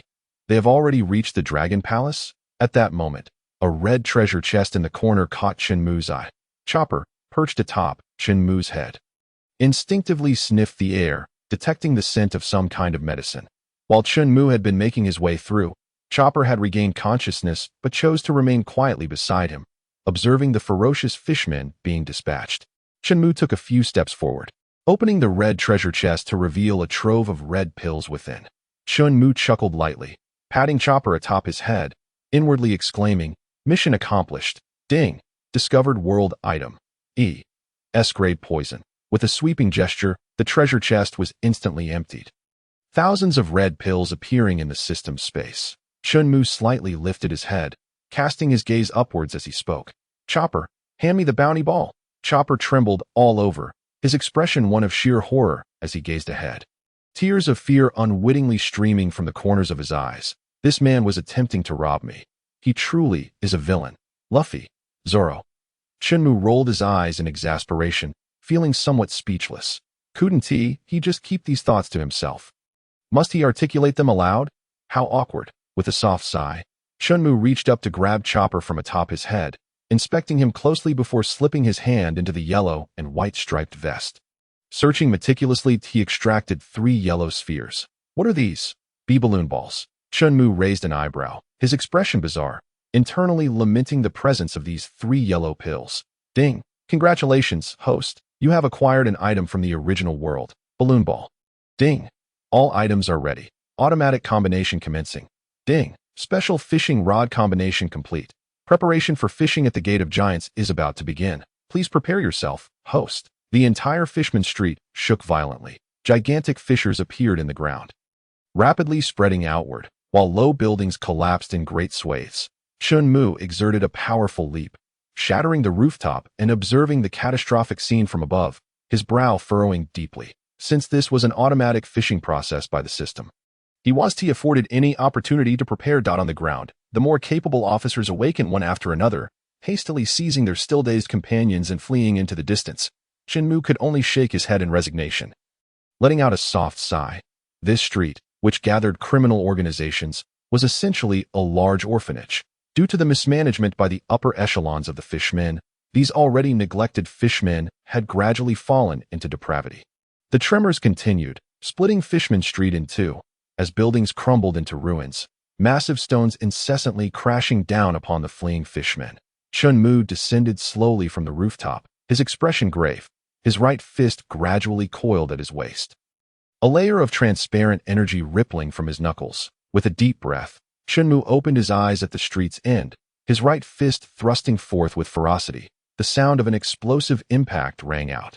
A fierce gale surging toward the opposite side. Where the shockwave passed, boulders were reduced to mere powder. Fortunately, the force of the punch was elevated 2 meters above the ground, allowing the unsteady fishmen to escape calamity. The rumbling persisted as Fishman Street was utterly obliterated, a tremendous plume of white steam erupting from the earth's fissures. The street had been reduced to a desolate expanse, the enormous bubble overhead beginning to tremble violently. As if on the verge of shattering, Chen Mu gazed at the deformed bubble above, soothing Chopper atop his head. This cannot continue. Chen Mu set Chopper down, then in a flash, appeared atop the massive portal. At this moment, only 1/5 of the giant's gate was barely visible. The white steam was searing hot, causing Chen Mu's scalp to redden. He held his breath, spreading his legs apart, his fists gathering strength. With 2 powerful strikes, he forcefully slammed down, causing the slowly rising giant door to halt momentarily. The rumbling ceased, and the shattered earth regained its silence. Chopper's eyes widened, his small frame trembling uncontrollably. Yet he steadfastly focused on the giant door. A voice echoed in his mind. Do you wish to be fully recognized by your companions? Do you desire to surpass a bounty of 100 berry? Chen Mu leaped from the top of the giant door, landing beside Chopper. Observing Chopper's face filled with terror, he furrowed his brow slightly. Chen Mu extended his right hand, lifting Chopper up, intending to place him atop his head for reassurance when a thunderous roar erupted from behind the door. Chen Mu instantly turned, witnessing the half-open giant door rapidly cracking. Boom! The first fragment fell from the door. Gradually, more and more shards began to detach, crashing onto the ruins below the bubble. Suddenly, an enormous red hand emerged from the door. The hand lacked skin, covered instead in red muscular fibers, glistening with white mucus. Roar! Another colossal roar echoed as the giant hand grasped the doorframe, straining to pull its head through. The gigantic head revealed itself before the onlookers, white steam cascading down its cheeks and dissipating behind. Chen Mu no longer hesitated. He took Chopper down, tucking him under his arm, and charged forward. A powerful punch struck the giant's head, with a thunderous boom. Accompanied by the giant's anguished howl, it was sent crashing back into the door. Chen Mu, with Chopper in tow, followed inside. The scene shifted to a dimly lit sky adorned with a few clouds. As the setting sun slowly descended toward the ground, a man and a reindeer plummeted from the heights, landing atop a towering stone wall. A giant, nearly 60 meters tall, lay on the ground, wailing in pain.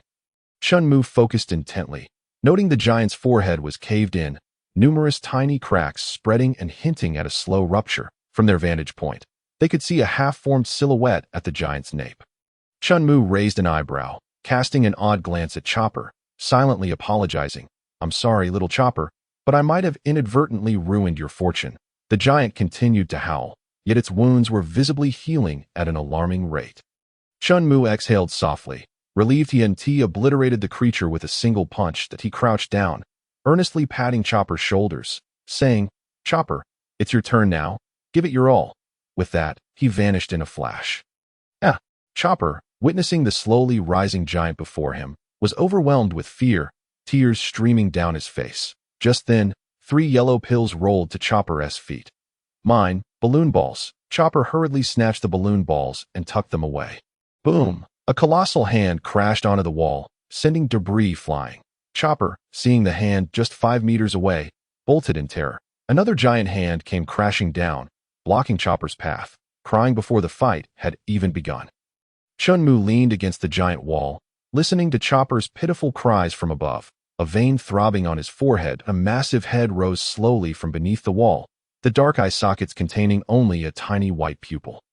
An overwhelming pressure enveloped Chopper entirely. His brown fur stood on end, trembling uncontrollably. The gigantic giant opened its vast mouth, slowly closing in on Chopper. Crack! The first balloon ball was crushed and swallowed by Chopper.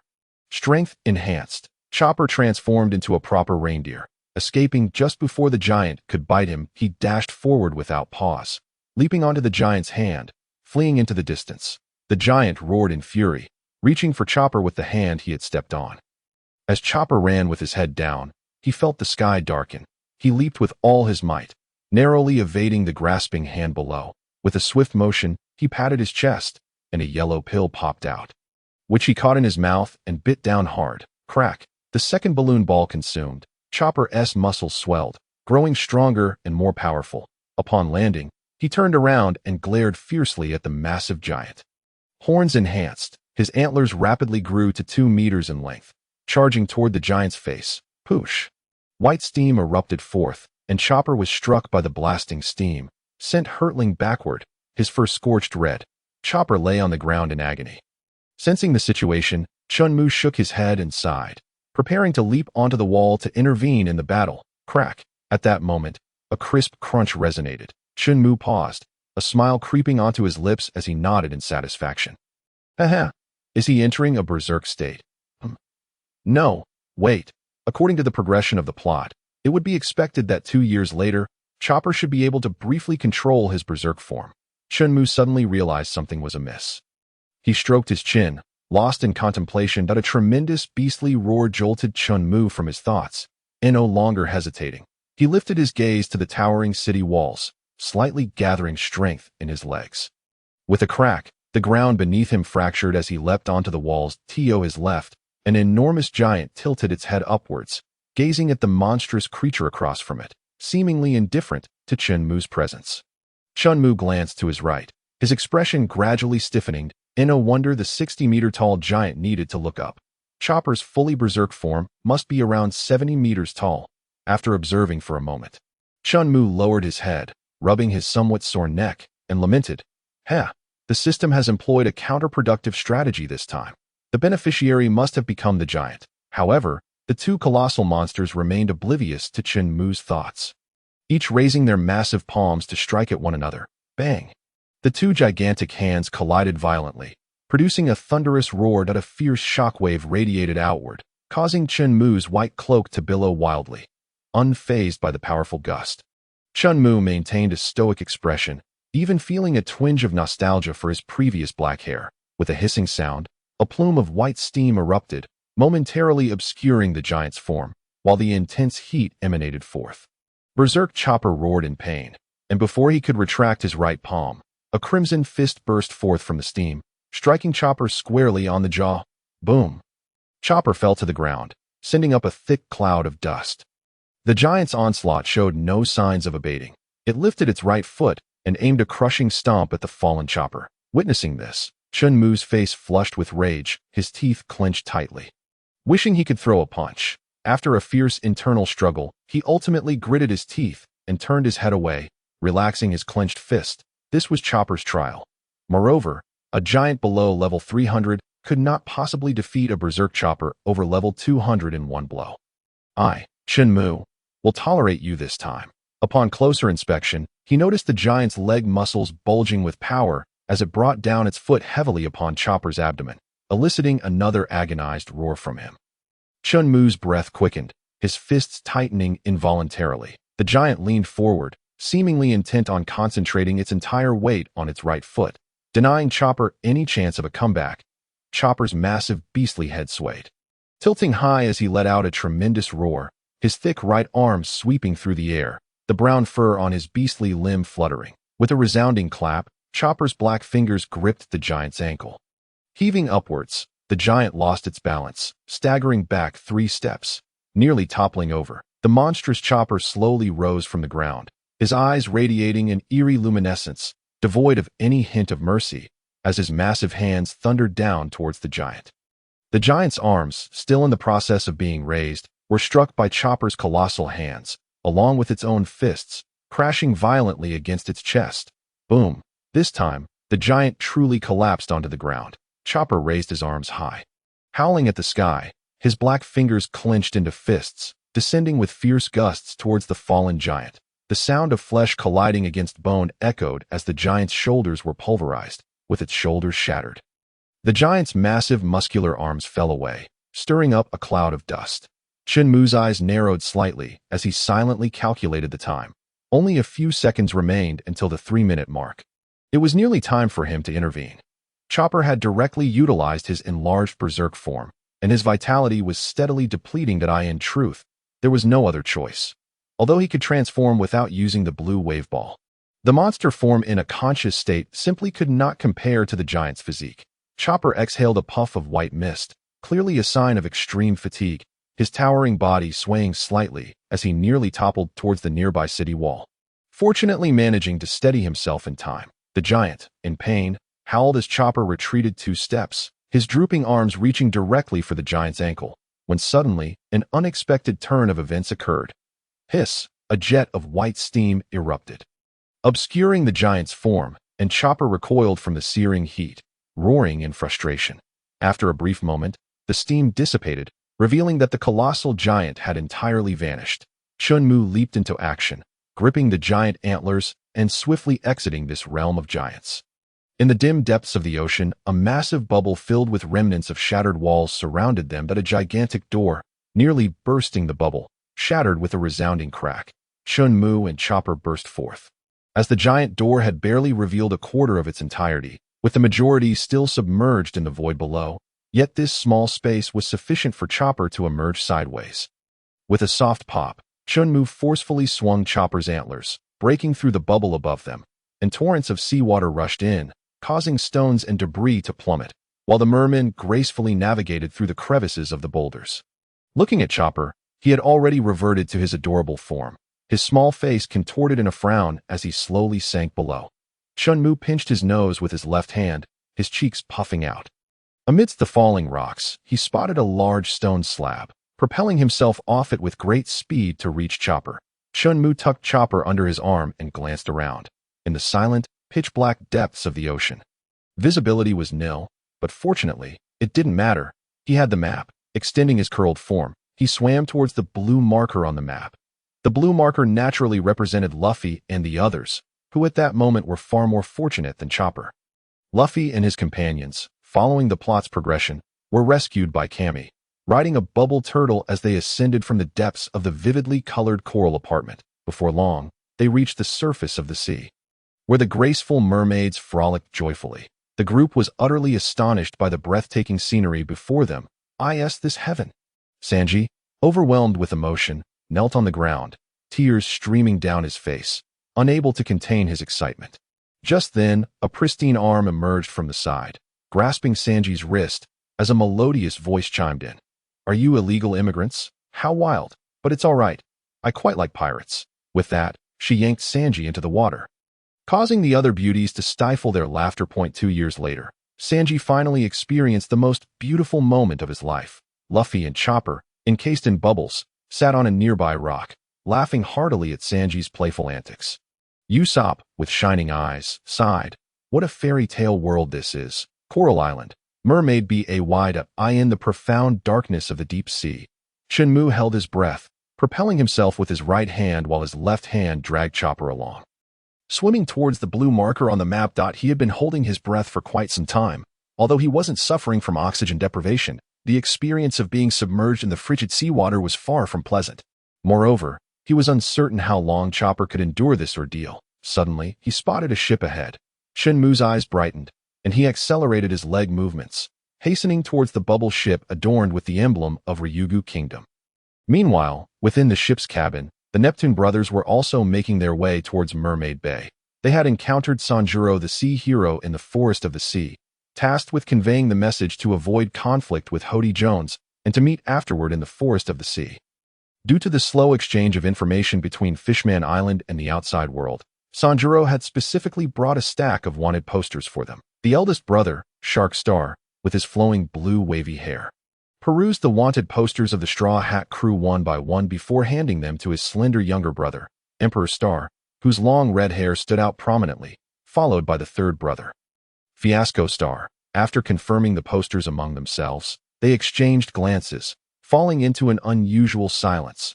Just then, with a pop, Chen Mu burst through the bubbles, landing in the ship's cabin and placing Chopper on the ground.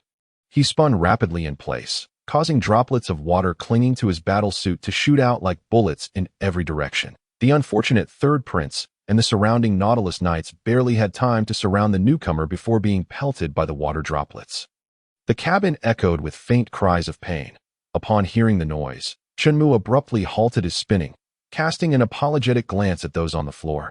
"Are you all right?" he asked, only to be met with a chorus of groans and the sound of the three princes gasping in shock.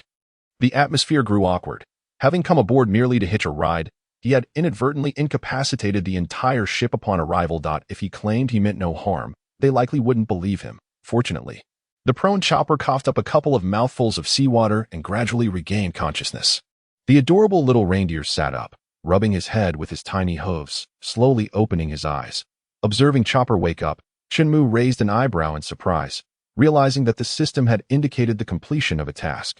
Suggesting that Chopper had awakened a new ability that it appeared he had acquired the regenerative capabilities of a giant. Domai, Chen Mu thought, astonished. Regenerative abilities of a giant. Isn't that akin to immortality? I recall that such beings could survive even having their heads blown off. Chopper was certainly taking center stage, following the immortal Kaido with another immortal in the form of Chopper. The Navy must be going crazy. The corners of Chen Mu's eyes twitched, and the muscles on his face involuntarily quivered. Now fully awake, Chopper gazed at the individuals before him, his dazed expression quickly sharpening into clarity as his healer's parental heart skill activated. With a unique gait, he hurriedly approached the group, retrieving his blue backpack and extracting various items to begin tending to their wounds. Moments later, Chopper wiped the imaginary sweat from his forehead, sighing with relief. Pleased that everyone's injuries were not severe, the group of merfolk, now wrapped in bandages, gradually stood up and bowed in gratitude before Chopper. "Fools, even if you thank me, I wouldn't be happy." Chopper squinted. His cheeks flushed, his arms waving in a wave-like fashion as he uttered this insincere line. Chen Mu's lips twitched in exasperation as he looked at the little reindeer who had just brought down a giant. However, the shy demeanor was remarkably reminiscent of the comic, adding a certain charm to the scene. Chen Mu hesitated but decided to apologize first. Upon hearing this familiar voice, Chopper's adorable demeanor evaporated instantly, his fur bristling as he shook from head to toe before quickly hiding behind the back of Shark Star. He merely concealed his antlers while his entire body remained exposed to Chen Mu's gaze. Then, he stammered, "Terrifying uncle. Please, I saved you, okay? Otherwise, you would have ended up as fish fodder." Chen Mu rolled his eyes in exasperation. "No. Chopper, you first." But before he could finish, Chopper's cute voice interrupted. "You uncle. I didn't take the bouncing ball from you. I returned it long ago." Chen Mu, exasperated, shouted. The onlookers first glanced at their savior, Dr. Chopper, then quickly turned their heads, glaring at the sudden intruder. Noticing the hostility in their gazes, Chen Mu helplessly opened his mouth. "I, Chen Mu, have roamed society for decades and have never encountered a doctor as unscrupulous as you. Yet, just minutes ago, you outright denied it." "Ha!" Chen Mu chuckled in disbelief, turning his head away. The onlookers suddenly seemed to understand the situation. Realizing it was a case of a good doctor encountering a human trafficker, the Nautilus Knights, armed with tridents, surrounded Chen Mu, their expressions grave. Chen Mu sighed, feeling somewhat exasperated. "Do you fish not understand your own strength? Why surround me?" The eldest prince, Shark Star, held a golden trident in his left hand while cradling Chopper in his right, his deep blue tail adorned with white spots, due to his fish tail. He floated slowly towards Chen Mu while seated on a bubble. The armed knights gradually parted, allowing the three princes to glide closer, their expressions serious as they scrutinized him. After a moment, they exchanged glances, each shaking their heads slightly. "Who are you, and why are you with the pet of the Straw Hat Pirates?" "No, I am not a pet." Chopper stiffly turned his head, expressionless, waving his short front limbs in front of Shark Star to express his dissatisfaction. Shark Star leaned back slightly, surprised by Chopper's reaction, and corrected himself. Why are you with the doctor of the Straw Hat Pirates? MHM. MHM. Chopper nodded earnestly. Chen Mu's lips twitched again, taking a deep breath to force himself to remain calm in front of these lively characters. I am his companion. Noticing Chopper's odd gaze, he rolled his eyes and added, I am a companion of their captain, Luffy. Upon hearing this, Chopper's expression finally relaxed. You arrogant little reindeer, just wait. Chen Mu shot a glare at Chopper. Then why did you suddenly attack our ship? Inquired the slender second prince, whose speech always ended on a musical note due to his fondness for singing. Chen Mu slightly tilted his head, regarding the Emperor Fish Prince with two western swords at his waist, and replied flatly, It wasn't me, I didn't, don't say nonsense.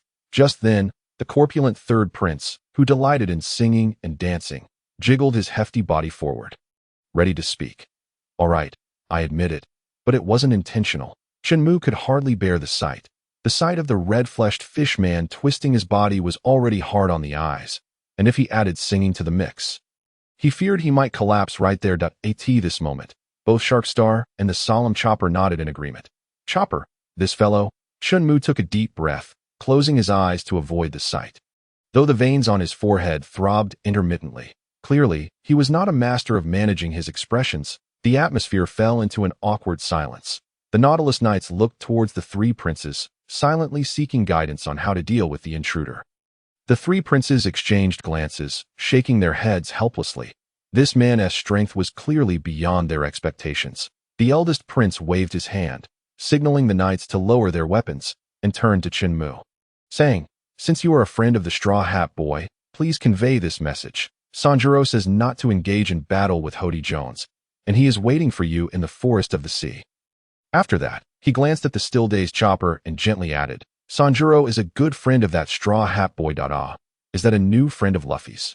Chopper tilted his head in confusion, a glimmer of uncertainty flashing in his large, blinking eyes before it quickly faded away. That when intelligence enhancement is not activated, he is merely an ordinary doctor, not a strategist. Chen Mu raised an eyebrow slightly, casually responding with a remark, then closed his eyes once more. The others returned to their respective positions, awaiting the conclusion of this journey. Mermaid Bay. Sanji still wore a look of blossoming romance, thoroughly engrossed in merriment with a group of beautiful mermaids. Luffy, coated in swimming grease, sat idly on the shore, his feet splashing up small waves incessantly. Mermaid Cammy stifled a giggle, watching Sanji reveling in the distance. Usopp stood beside Luffy, hands on his hips, turning his head to glance at Sanji, and sighed softly, I hope Sanji doesn't bleed again. Who knows where that guy took Chopper go? Are you talking about Chen Mu? Luffy paused for a moment, swiftly seizing the conversation. Right, Luffy, are you quite familiar with him? He looks to be around our age, yet you call him Uncle Ledo. He's quite a formidable ally. You see, I call him Uncle because he defeated Uncle Rayleigh. I think they are equally impressive, so I just call him that. Hee. Usopp and Cammy stared at Luffy in astonishment, clearly unable to believe what they heard. Uncle Rayleigh possesses the strength of a Marine Admiral, and he couldn't defeat that guy. Usopp incredulously inquired again. Indeed. Luffy squinted his eyes playfully, then added, Moreover, he taught me how to wield the 3 types of Haki. He taught you to use Haki. Oh, right. It seems he also altered my hat a bit, ever since then. It feels a bit strange. Luffy took off his straw hat, staring blankly at the somewhat altered headpiece. A look of confusion etched on his face. After a moment, he chuckled, lifting the hat above his head, spinning it twice before placing it back on, grinning widely. Who cares? He wouldn't harm me anyway. Hey, Luffy, you shouldn't be so easily trusting of others. Usopp leaned in conspiratorially, his eyes darting around, speaking in a mischievous tone. Ha! Luffy let out a hearty laugh, clearly unfazed by Usopp's warning. And on the other side of the island, Frankie successfully reunited with Robin and Nami, who was waiting on the shore, although he startled Nami quite a bit when he suddenly leaped out of the water. Meanwhile, the ship Ryugu Palace entered Fishman Island through the designated entrance. Chen Mu and Chopper stood by the ship's window, witnessing the legendary Sun Tree Eve and the brilliant sunlight filtering through the depths of the ocean. The human and beast were both awestruck, unable to close their mouths in astonishment. Feeling the sunlight once again, they stretched their weary bodies in bliss. The Ryugu Palace smoothly navigated through a specific route into Fishman Island. Once inside, the ship's pace slowed significantly. Aboard, Chen Mu sat at the bow, taking out a fishing rod to begin a prolonged fishing session. The desire to fish did not stem from completing Chopper's task. He intended to save the special bait for synthesis. The true reason for his sudden inclination to fish was that he had noticed the blind box feature icon had lit up. This occurred right after he completed the collection of a box of E.'s deadly drugs. Ding, congratulations to the host for successfully fishing using E.'s deadly drugs. Obtained blind box 1. No sooner had he cast his line than he reeled in a blind box. Catching Chen Mu by surprise, he stowed the fishing rod and immersed himself in the system space, gazing at the additional white gift box in his storage space, gently clicking to open it. Ding, congratulations to the host for receiving 100 berries. What? Chen Mu's facial muscles twitched, his hands trembling uncontrollably, clearly infuriated. I refuse to believe this. Let us go again. Chen Mu retrieved his fishing rod once more, holding his breath in frustration as he resumed fishing at the ship's edge. Ding, congratulations to the host for successfully fishing using E.'s deadly drugs. Obtained blind box 1. Ding, congratulations to the host for successfully fishing using E.'s deadly drugs. Obtained blind box 1. Ding, congratulations to the host for successfully fishing using E.'s deadly drugs. Chen Mu reeled in his line, this time accumulating 10 blind boxes. He decided to perform a tenfold opening to test his luck. He silently chanted, "May the luck of the gods bless me." Open. Ding, ding, ding. 10. Congratulations to the host for receiving 50 berries. Congratulations to the host for receiving 250 berries. Congratulations to the host for receiving. The tenfold opening granted an additional reward of 1 million berries. Damn. Chen Mu was so infuriated he felt like flipping the table. Such a meager haul wasn't even enough to cover the meal Nami had pilfered from him. I'm done. This wretched system can be played by whoever wishes. I won't take this insult. Moments later, a silent figure emerged from the cabin, head bowed, expression devoid of emotion as he sat at the bow, retrieving his fishing rod. Ding, congratulations to the host for successfully fishing using E.'s deadly drugs. Obtained blind box 1. Ding, congratulations to the host for successfully fishing using E.'s deadly drugs. Obtained blind box 1. Chen Mu, filled with resentment, gritted his teeth and exhausted all the deadly drugs, managing to fish up exactly 100 blind boxes. Heh, the number of blind boxes brought by these deadly drugs is quite auspicious. Chen Mu's lips twitched a few times. Then he suddenly stood up and gave a fierce kick to the fishing rod beside him. Who do you think you are to look down on, singles? Chen Mu's grievances echoed in the sky, lingering for a long while. After venting his frustrations, Chen Mu took a deep breath and plopped back down. Once more, he plunged into the system space, staring at the familiar fishing rod in the first slot of his item bar. His rage bubbling over as he frantically clicked on all the white gift boxes. The system's notification sounds echoed incessantly, the number of berries climbing rapidly. This might very well be the angriest day Chen Mu had ever experienced regarding money. Ding! 100-fold opening grants an additional reward, Jade Treasure Box, Legendary Level. Chen Mu was still lost in the barrage of ding sounds from the system. It wasn't until the additional rewards ding faded after a considerable time that a disheartened Chen Mu gradually regained his senses. Like a machine, he focused his mind, opening the system's storage space, briefly glancing at the berries amount in the bottom right corner, then slowly shifted his gaze to a luxurious treasure chest entirely black, adorned with golden trim, instinctively clicking on it. Ding, would you like to use the item, Jade Treasure Box, Legendary Level? Yes. No. No. No. No. No. No. Chen Mu was startled. The Jade Treasure Box? My heavens, I almost triggered a nuclear explosion in the space. This thing nearly sank Big Mom's Cake Island. At this moment, within the treasure vault of Ryugu Palace, filled with gold and riches, the opulent treasure chest that had been atop suddenly vanished. The Ryugu Palace glided beneath the azure sky. The bright yet gentle sunlight filtering through Sun Tree Eve, illuminating the depths of the ocean like a realm of summer. Chopper sat upon the shoulder of Prince Shark Star, followed by 2 other princes. Floating out from the cabin to stand alongside Chen Mu at the bow point, one must admit, after spending such a long time in the dim, lightless depths of the ocean, arriving at such a beautiful and enchanting place was truly a delight for both body and soul. Chen Mu stretched his arms wide, tilting his head back in a yawn. Chopper's eyes sparkled with excitement, gazing at the distant blue waterway, his little face radiating joy and elation. The bubble waterway, arched like a semicircle, connected directly to the water surface below, with gently flowing seawater and a myriad of fish swimming within. Occasionally, one could spot a few graceful mermaids, their chests modestly covered by mere shells. frolicking freely within. As the Ryugu Palace gradually approached, everyone began to clearly discern the scenery below. On the blue and white circular reefs, several vibrant figures were visible, the beautiful mermaids, with enchanting smiles, lounged and reclined, their alluring forms on full display. The flowing, lustrous locks cascaded down gracefully as delicate hands propped up a porcelain-like face. Gazing upwards at the approaching figures of Chen Mu and his companions, a beguiling smile curved her lips, igniting a fervor within Mu. The young swordsman, Chen Xiaoxia, who had spent over 25 years in solitary confinement, found it impossible to rein in the frantic beating of his heart, utterly captivated by the resplendent vista before him.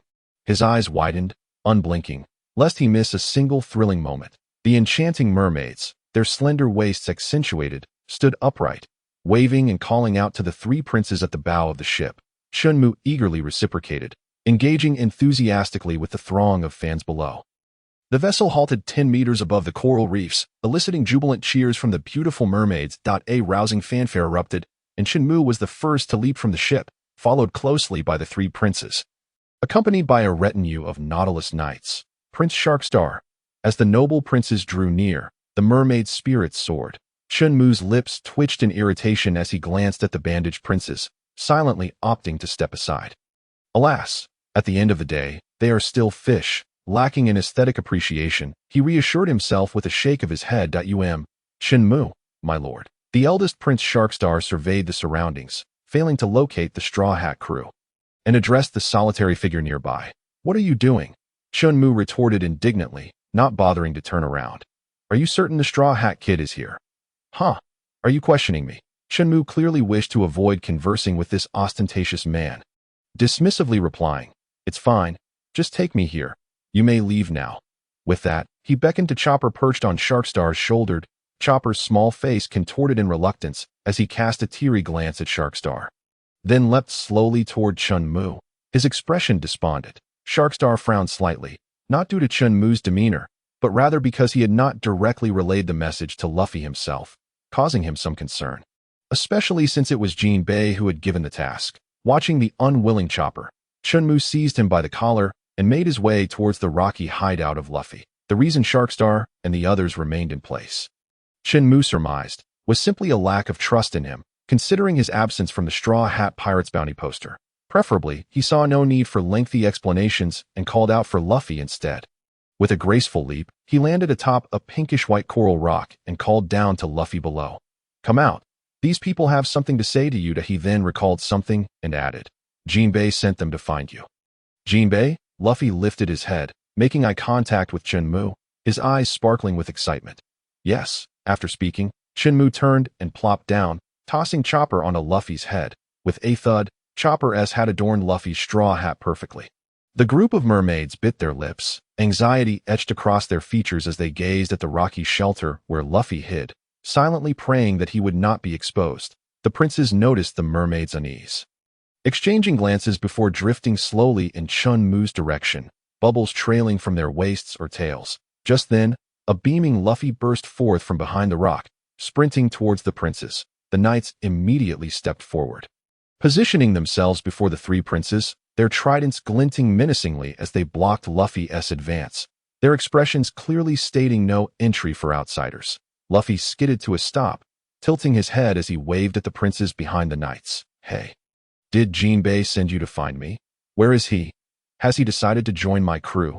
This rapid-fire questioning was quintessentially Luffy, unrestrained and direct. Chen Mu rolled his eyes in mild exasperation, turning his gaze toward the distant sky. Prince Sharkstar produced a bounty poster, scrutinizing it closely. The three brothers exchanged glances before stepping forward from behind the knights. Yes, it is indeed Jinbei. Sharkstar nodded earnestly. Jinbei, huh? I didn't realize he held such a high status. Huh?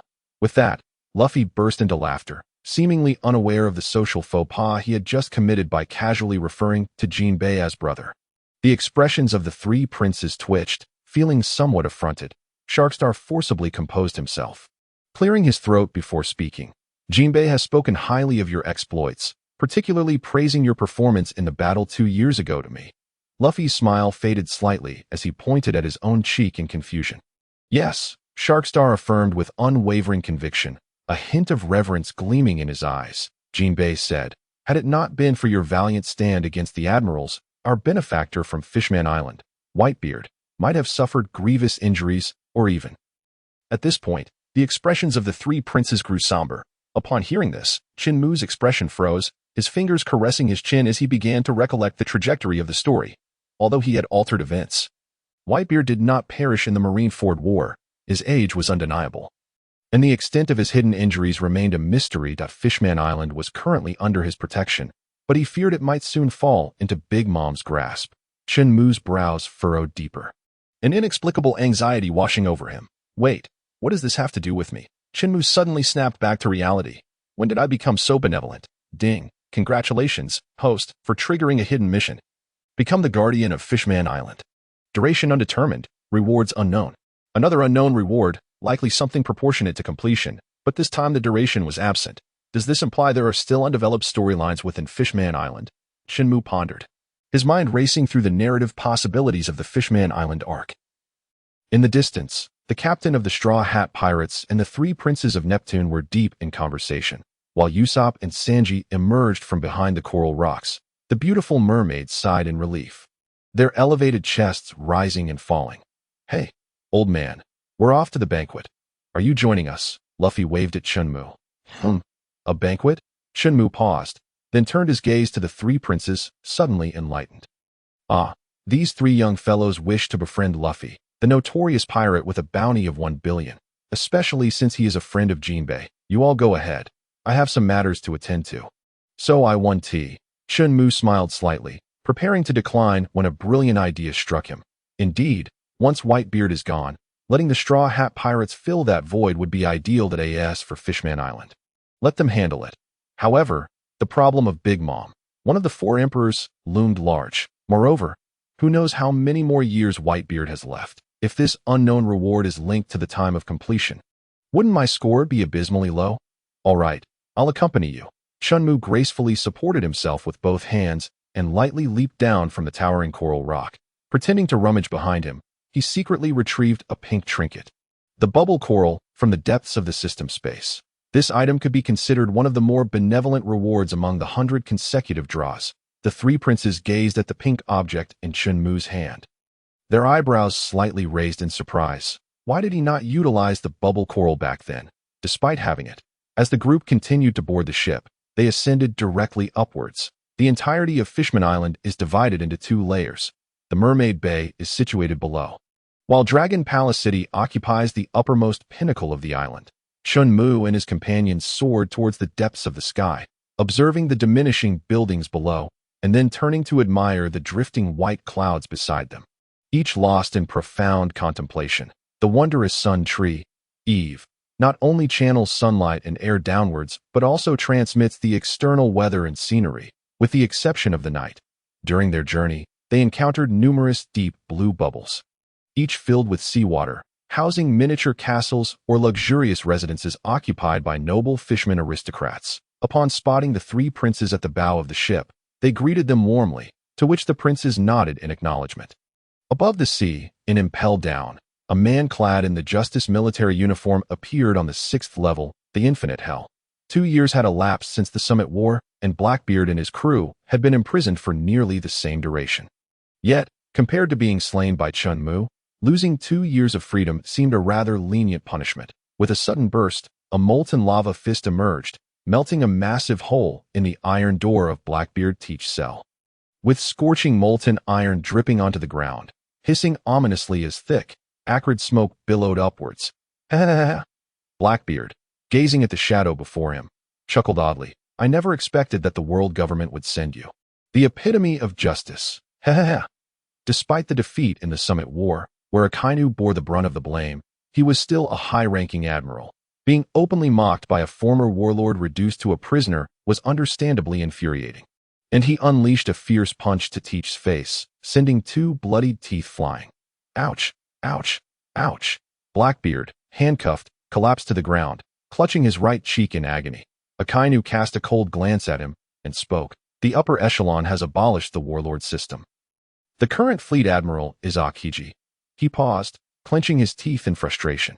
After regaining his composure, he continued, the upper echelon believes you still hold value, as you previously captured Ace, thus deciding to release you to the new world.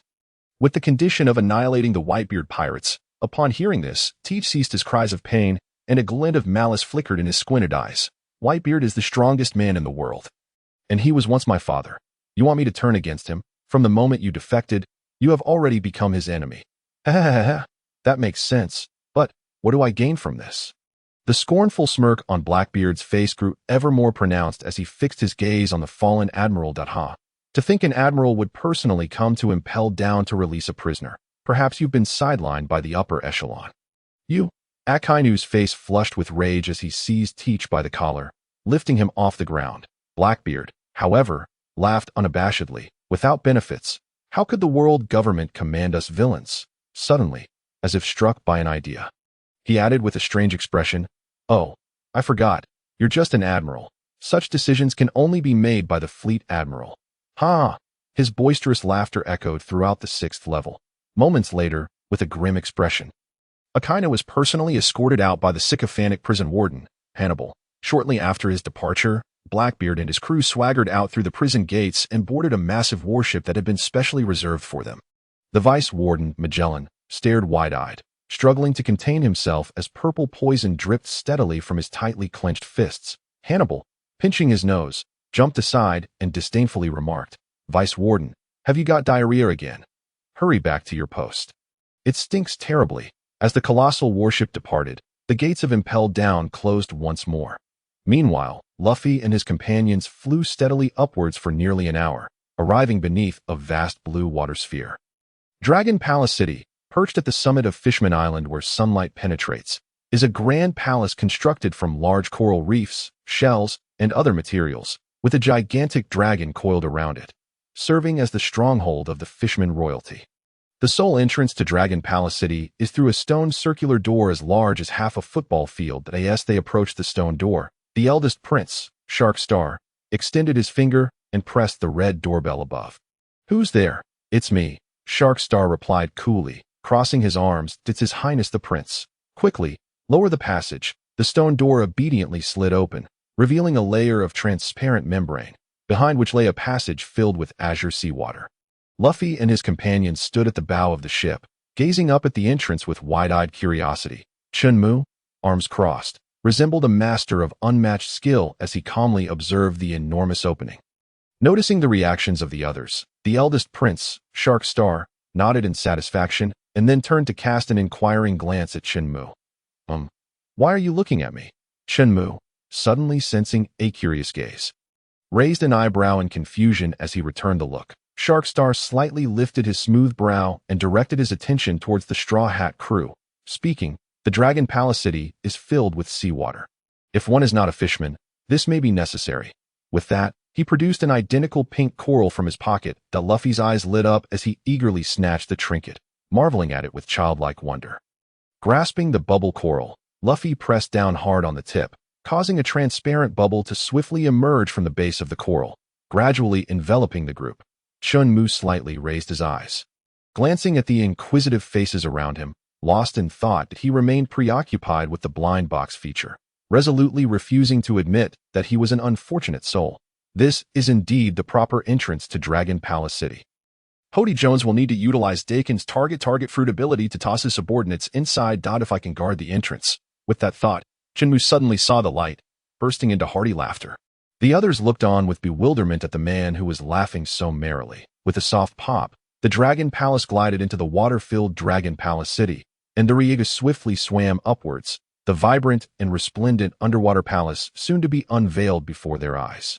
At that moment, Chen Mu stealthily slipped into the ship's cabin, disappearing from view and drifting slowly towards the entrance, unnoticed by the others. Moments later, as the vessel exited the passage, gentle sunlight cascaded down, illuminating the scene before them with shimmering fish swimming freely in majestic, resplendent palaces, eliciting continuous exclamations of awe. The three princes beamed with smiles, thoroughly enjoying the reactions of the crowd. However, when the eldest prince, Shark Star, turned to observe the expression of the mysterious powerhouse, he suddenly realized the figure was gone. That moment, Chen Mu, enveloped in a bubble, drifted slowly towards the entrance. His mouth twitched in frustration, wishing to burst through the turtle's speed bubble and reach the entrance directly.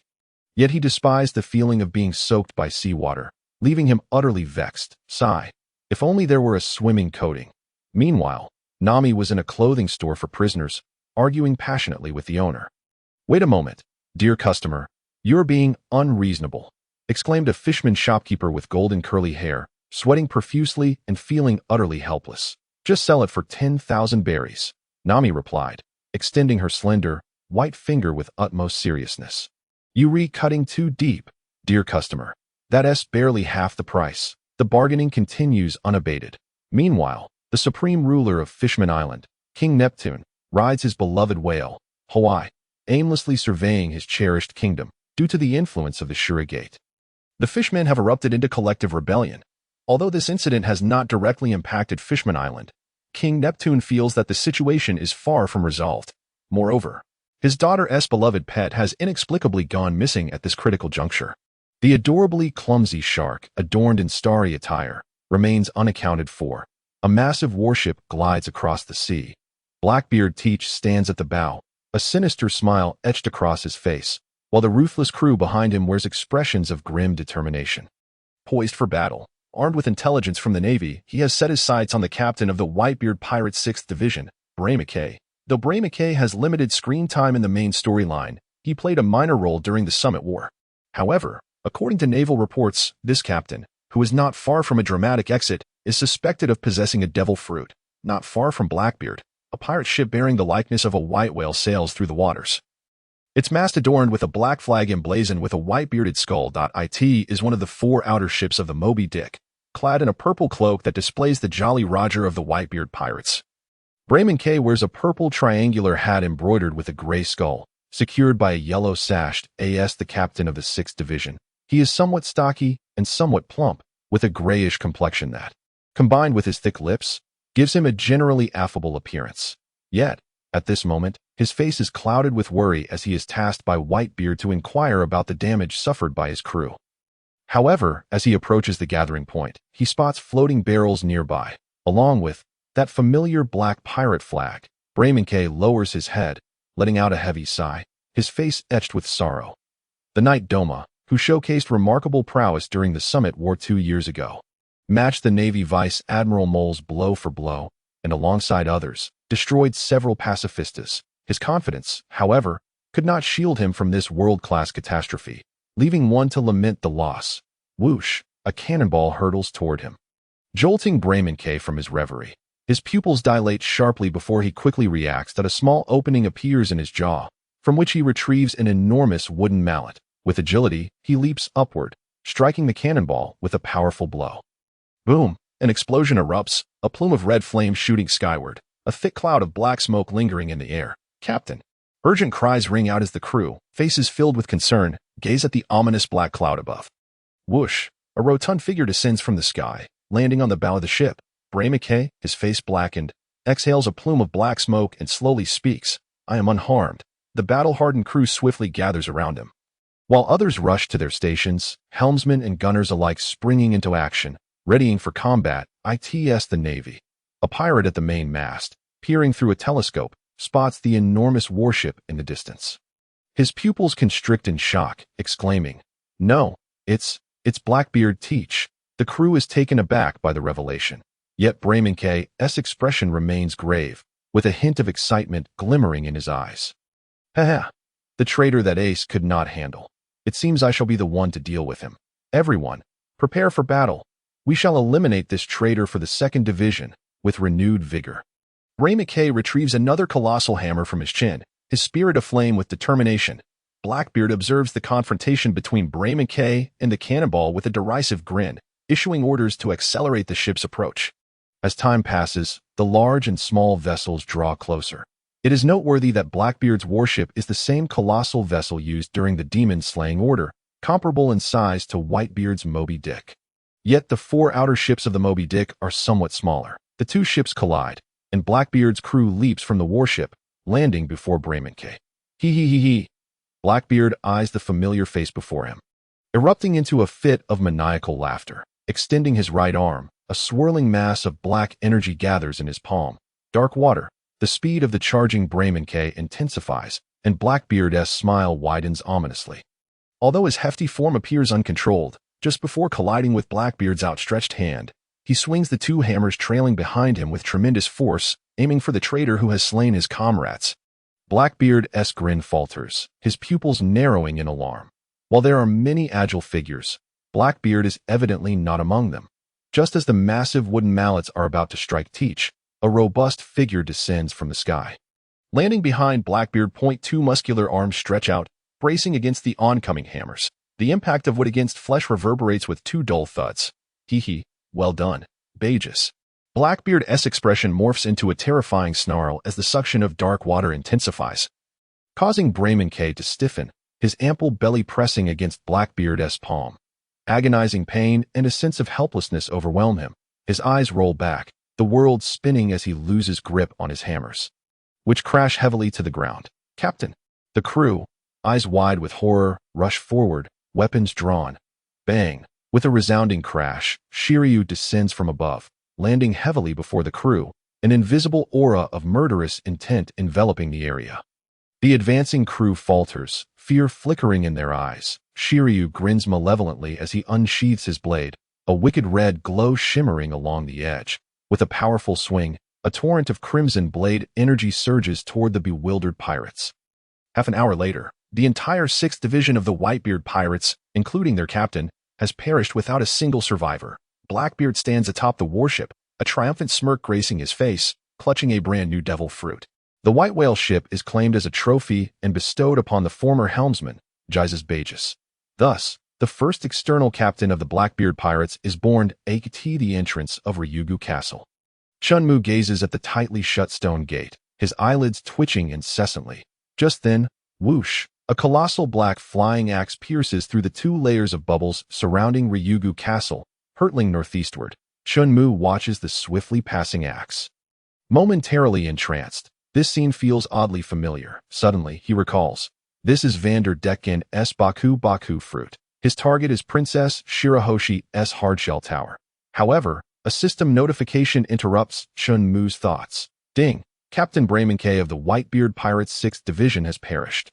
The Baku fruit has been successfully plundered by the Blackbeard pirates. Supplies, medicines, at sea have been cut off. Ding! The influence of the Whitebeard pirates has diminished. Ding! A large number of pirates are approaching, and the crisis level of Fishman Island is rising. Please prepare, host. This barrage of notifications echoes incessantly in Chen Mu's mind, leaving him utterly bewildered. Has the Whitebeard pirates already become so weak? The loss of a logistics captain has diminished their deterrent power?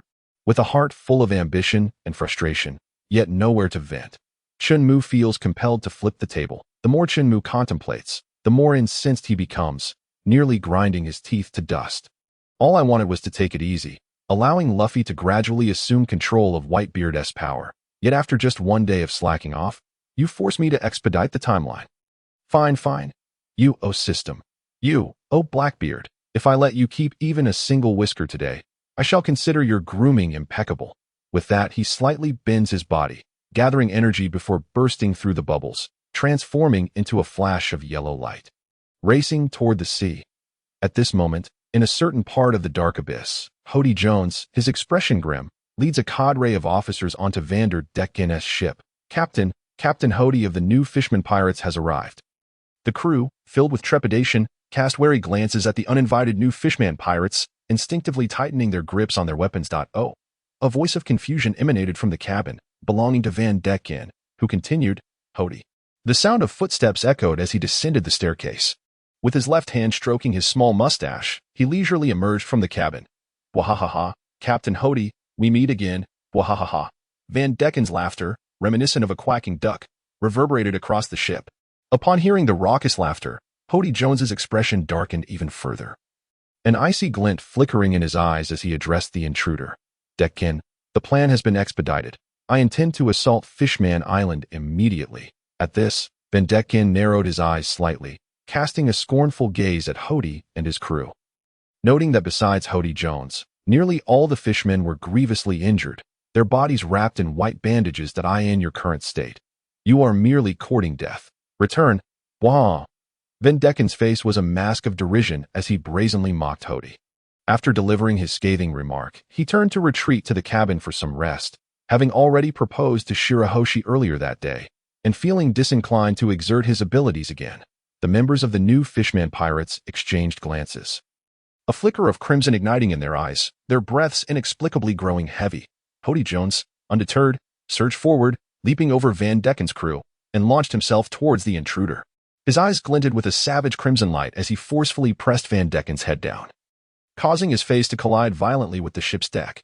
"Captain!" The crew gasped, drawing their weapons and charging toward Hody. Clang!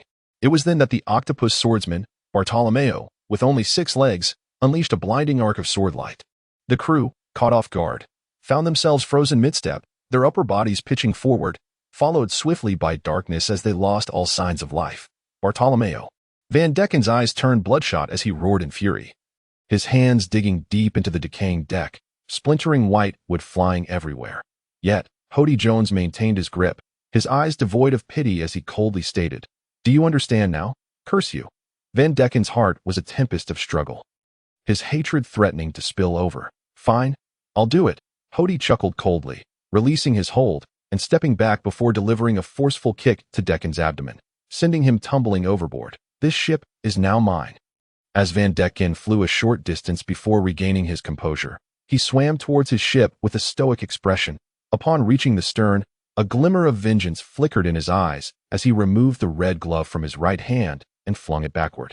Extending his right hand and bracing against the ship's wooden planks, he gathered his strength and forcefully pushed. The dilapidated vessel slowly emerged from the depths, and with another powerful strike, the ship jolted violently.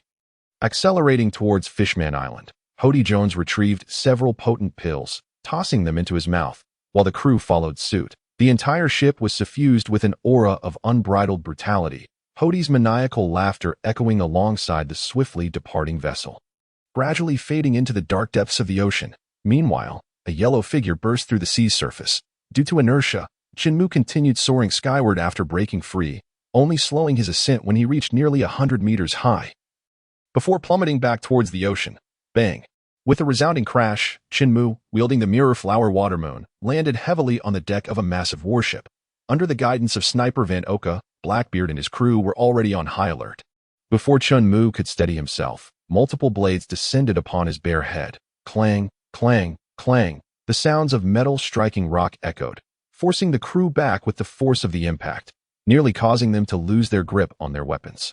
However, the onslaught from Blackbeard's crew showed no signs of abating. Blackbeard, Tiki, leaped over his comrades, darkness swirling rapidly around his right hand as he aimed to strike at Chen Mu's head, still in a half-crouch position. Chen Mu lifted his head, his face contorted with rage as he kicked out at Blackbeard with great force. A wave of transparent ripples surged outward, sweeping over the crew. The villains trembled, fear flickering in their eyes, while Blackbeard plummeted from the air, trembling uncontrollably upon landing. Observing the crew's disarray, the sharp gleam in Chen Mu's eyes began to fade as he mused. Is Conqueror's Haki truly this effective? Or are they simply too weak? Chen Mu first extracted his right foot from the deck's gaping hole, then followed with his left. He twisted his head and waist, warming up nonchalantly. Blackbeard and his crew gradually regained their composure, cautiously retreating, fearful of disturbing this familiar yet foreign figure. Chen Mu seemed oblivious to their movements, continuing his warm-up, stretching his legs and shaking his shoulders, utterly at ease. The Blackbeard crew silently edged toward the ship's edge, casting furtive glances at the nearby Moby Dick, ready to leap into escape.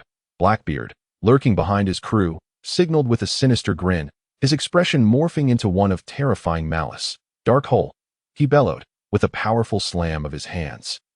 A black hole formed beneath him, rapidly expanding in all directions. The darkness enveloped everything in its path, including Chen Mu's feet, which sank into the abyss as if trapped in a swamp. Immobilized, the crew sheathed their swords, hoisted their spears, and turned towards the distant Moby Dick. Leaping away to Blackbeard's crew's actions left Chen Mu momentarily stunned. This is betrayal? The thought of being abandoned by his comrades surged in his mind, a sentiment that had previously irked him. As his attention returned, Chen Mu noticed the towering mainmast had tilted significantly, and he, trapped in the center of the dark swamp, was already submerged up to his waist in the black mire. With a slight frown, he expressed his mild dissatisfaction. However, when he lifted his gaze to Blackbeard, he found that he had vanished. Chen Mu stood there, bewildered, surrounded by question marks, scanning his surroundings but finding no trace of anyone. Just then, a desperate roar echoed from afar, reaching Chen Mu's ears. I've trapped him. Hurry, hurry. His lips twitched as he inwardly scoffed, thinking, that coward. As his vision widened, the white whale-shaped Moby Dick receded into the distance. While the massive warship resting on the ocean began to dissolve, gradually being consumed by the enormous black vortex on the azure surface of the sea, a black whirlpool continued to spin slowly, refusing to dissipate. Bang! A figure suddenly erupted from the black vortex, causing it to explode outward, sending waves soaring several meters high. After a brief ascent, the seawater cascaded back down, merging with the vast ocean. Yet, Chen Mu, having broken through the darkness, vanished without a trace. On the surface of the sea, aboard the Moby Dick, the escaping Blackbeard crew lay sprawled across the deck, their bodies limp, gazing at the slowly drifting white clouds above, marveling at the simple joy of being alive. The new captain of the Moby Dick, Bias, gripped the helm, steering towards the horizon, occasionally glancing back at his crew with an expression of indescribable peculiarity. Was it really that impressive? During their 2 years of confinement and impelled down, the crew had made significant progress, no longer lacking the ability to resist him. Contemplating this, Bias's gaze became distant as he regarded the towering figure ahead, Saint One Wolf, the towering behemoth of the pirate world. Standing at a staggering height of 180 meters, he bore 2 thick ropes, acting as a makeshift oarsman, straining to propel the ship forward. One could easily believe that something was set to devour him from behind. Bias couldn't help but exclaim once more, "Why so?" Bang! Once again, the familiar sound and sensation reverberated through the air. Chen Mu forcefully slammed his feet into the deck, causing Blackbeard and his crew to tremble and leap to their feet in a frantic display of fear. What was the meaning of this? Could even the hidden pathways of darkness not restrain him? Chen Mu slowly lifted his gaze, narrowing his eyes slightly, and revealed an innocuous smile to the panicked crowd. "Haha, I've caught you, Teach." In the face of Chen Mu's friendly smile, Blackbeard and his companions felt a chill run down their spines, a nameless terror spreading within them. They opened their mouths, wishing to speak, yet found themselves unable to utter a word. As if an invisible hand had gripped their throats, with his left hand clutching the mirror flower water moon and his right hand resting on his knee, Chen Mu gradually stood upright and began to approach them. Step by step, despite the absence of any overt aura, an inexplicable pressure compelled the others to retreat in fear. This time, without the outward manifestation of the conqueror's Haki, the group found themselves capable of momentary thought.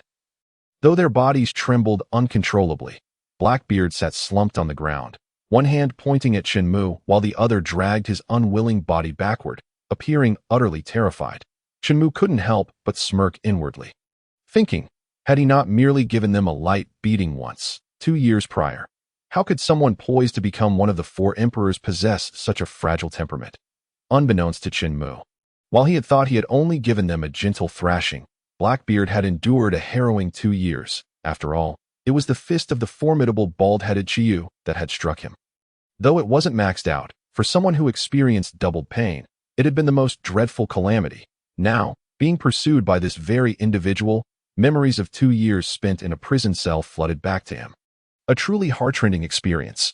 Despite the evident numerical disparity between the two sides, the scene unfolded in a decidedly one-sided manner. With a single step forward from Chen Mu, the others quaked and retreated another step. Observing their panic-stricken expressions, Chen Mu felt a growing sense of tedium. Suddenly, his gaze sharpened as he fixated on Shiryu amidst the crowd. He was curious whether the dwindling cigar would scorch his lips. If it did, it would surely evoke a certain memorable moment in homage to a renowned streamer. A mischievous grin crept across Chen Mu's face as his attention shifted back to Blackbeard and the others. Positioned at Blackbeard's rear, Shiryu lowered his head slightly, his expression obscured by the shadow of his hat. Sweat began to bead on his left hand, which gripped a red blade, while his right hand's knuckles stiffened. Time and again, he attempted to reach for the hilt, only to retract his hand at the last moment. Paralyzed by fear, doubts began to creep in about his longtime companion. How could a swordsman harbor such distrust towards his own weapon?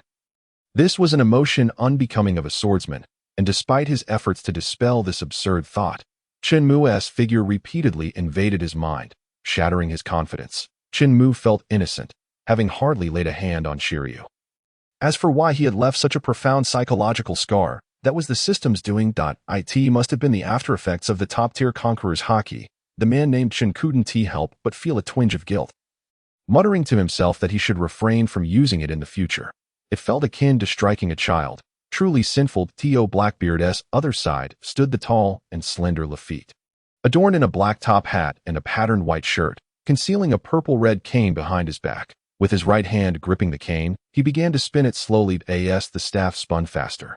A confident expression emerged on his pale face, as if victory were already assured. Chen Mu suddenly halted, casting a curious glance at the man, anticipating his next move. After all, in the narrative of his previous life, Luffy had boldly appeared at the Warlord meeting presided over by the War of Nations, ultimately securing the Warlord title for Blackbeard. It would be hard to believe he lacked any prowess. Draped in a purple-red robe, Katarina Devon stood behind Luffy, noticing her companion's peculiar behavior. After a moment of contemplation, she gradually comprehended the situation. Her once tightly sealed crimson lips began to curve upward, revealing 9 plush pink tails that unfurled gracefully. With what seemed like an unintentional flick, wisps of pink mist began to rise and drift toward Chen Mu's direction. Chen Mu cast a sidelong glance at the ostentatious 9 tails. Was this the mythical form of the 9-tailed fox? How intriguing. With his arms crossed, Chen Mu observed the unfolding scene with a sense of detached amusement. Gradually, the pink mist enveloped him entirely, stepping out from the crowd. Luffy, with an exuberant and confident demeanor, positioned himself 3 meters from Chen Mu, raising the still-spinning cane above his head. Suddenly, he grasped it tightly, causing it to cease its rotation and thrust it forcefully into the deck before Chen Mu. Luffy threw back his head and laughed arrogantly, opening his arms wide as though Chen Mu were already a lifeless figure devoid of threat, except for Shiryu, who remained in a state of punishment. The others unleashed their most potent attacks. Like the initial assault on Whitebeard, they surged forward, landing every strike on the unsuspecting Chen Mu. The atmosphere fell silent. Success. A wave of excitement surged through them, barely suppressing their elation. However, a light chuckle broke the silence, and the smiles of Blackbeard and his crew instantly froze. It appeared that the outcome was not as they had anticipated. Chen Mu's voice echoed. The once dense mist dissipated explosively. Gazing at the unscathed figure clad in yellow, the fear previously suppressed within the crowd surged violently once more. Blackbeard stared in shock, beads of sweat forming on his forehead. His expression rife with terror. Flee. A tremor coursed through the hearts of the others as they made an instantaneous decision, turning to leap away, abandoning ship without a second thought. After all, what was a vessel compared to their lives? Ah, so now you wish to escape, is it not? Too late. Whoosh. A gust of wind erupted as Chen Mu's figure vanished from sight. In midair, Blackbeard and his companions turned, their hearts plummeting as they sensed the absence of the figure. Followed by the sound of anxious gulping. It was over. Before they could even register their thoughts, Chen Mu suddenly reappeared, kicking each of them back onto the ship. Bang, bang, bang. Each figure crashed down, creating a series of dents in the sturdy deck. Splintering wood flying in all directions. Chen Mu landed lightly, standing silently on the deck, his gaze fixed upon the numerous craters before him, his brow furrowing in concern. Something was amiss. Chen Mu's eyes suddenly sharpened with realization. With a powerful stomp of his right foot, the entire ship sank by half in an instant, only to rebound upward due to the buoyancy of the sea, propelling the vessel 5 meters into the air. The white whale rocked violently as it descended, waves crashing high into the air. Chen Mu's feet seemed nailed to the deck, his form remaining utterly still as the deck shattered. He gazed down into the empty cabin below, filled with debris but devoid of any presence. Chen Mu's eyes ignited with a chilling light. They fled, but could they truly escape? Chen Mu was truly enraged this time, his eyes gleaming with a cold light. And a wave of transparent energy rippled outward, reaching towards the depths of the sea below. A faint hum arose, and circles of ripples spread across the ocean's surface. The slightly damp and salty sea breeze lifted Chen Mu's white cloak as the massive saint won the wolf. No longer accompanied by the colossal ship, the Moby Dick drifted slowly through the sea, its pace exceedingly languid. Time passed, second by second. Suddenly, Chen Mu's eyes snapped open, filled with a serious intensity as he gazed into the depths of the ocean. He leaped into the air, storing the mirror flower water moon within the system's space, and plunged headfirst into the sea, propelling himself towards a rapidly moving giant form. possessing the most supreme three-colored Haki. Such a band of minions could never escape his watchful eyes in the blink of an eye. His observation Haki spread at a speed that surely surpassed that of Blackbeard and the others. Yet after a thorough search, even the red markers on the system map had vanished. This left him utterly perplexed. It was only upon witnessing the enormous giant, Saint One the Wolf, frantically fleeing towards a certain direction at the ocean's bottom, that a hint of suspicion arose within him. Firstly, Blackbeard Teach and the formidable Big Mom, known for her title of the strongest girl pirate, were both devil fruit users, and thus had no connection to underwater movement. While it made sense for others to dive into the depths, these two would undoubtedly float upwards upon entering the water and could never submerge, unless they were not in the water at all. With this thought, Chen Mu's mind cleared. In a wonder, only a single figure lingered within the mouth of Saint One the Wolf. Even the most advanced observation Haki had almost been deceived by it. This was becoming increasingly intriguing. Saint One the Wolf, the man dubbed the giant warship, possessed a speed that belied his size. That it was hard to fathom that such a corpulent giant, towering at 180 meters, could swim in the deep sea faster than several sea kings could pursue. Within Saint One the Wolf's mouth lay a figure, Blackbeard, adorned with a jester's hat, his inebriated face reeking of alcohol, tiny eyes rolling in their sockets, and a large mouth drooping a red tongue. The only part of him that seemed to possess any spirit was his comically large sausage-like nose, unlike his usual appearance. He now bore 2 visible stitches on his chin. Blackbeard, one of the 4 pirates brought out by Blackbeard from the 6th level of the deep-sea prison, was a notorious drinker, his entire body flushed with a crimson hue. His previous attire consisted of a standard black and white striped prison uniform, with a massive wine gourd slung over his shoulder. However, today his ever-present wine gourd had mysteriously vanished 1,000 meters beneath the sea. Saint One the Wolf halted his descent and changed direction, swimming towards the upper left. Chen Mu observed this scene from a distance, muttering to himself, "I thought you were a fishman, diving so deep. You must be suffocating."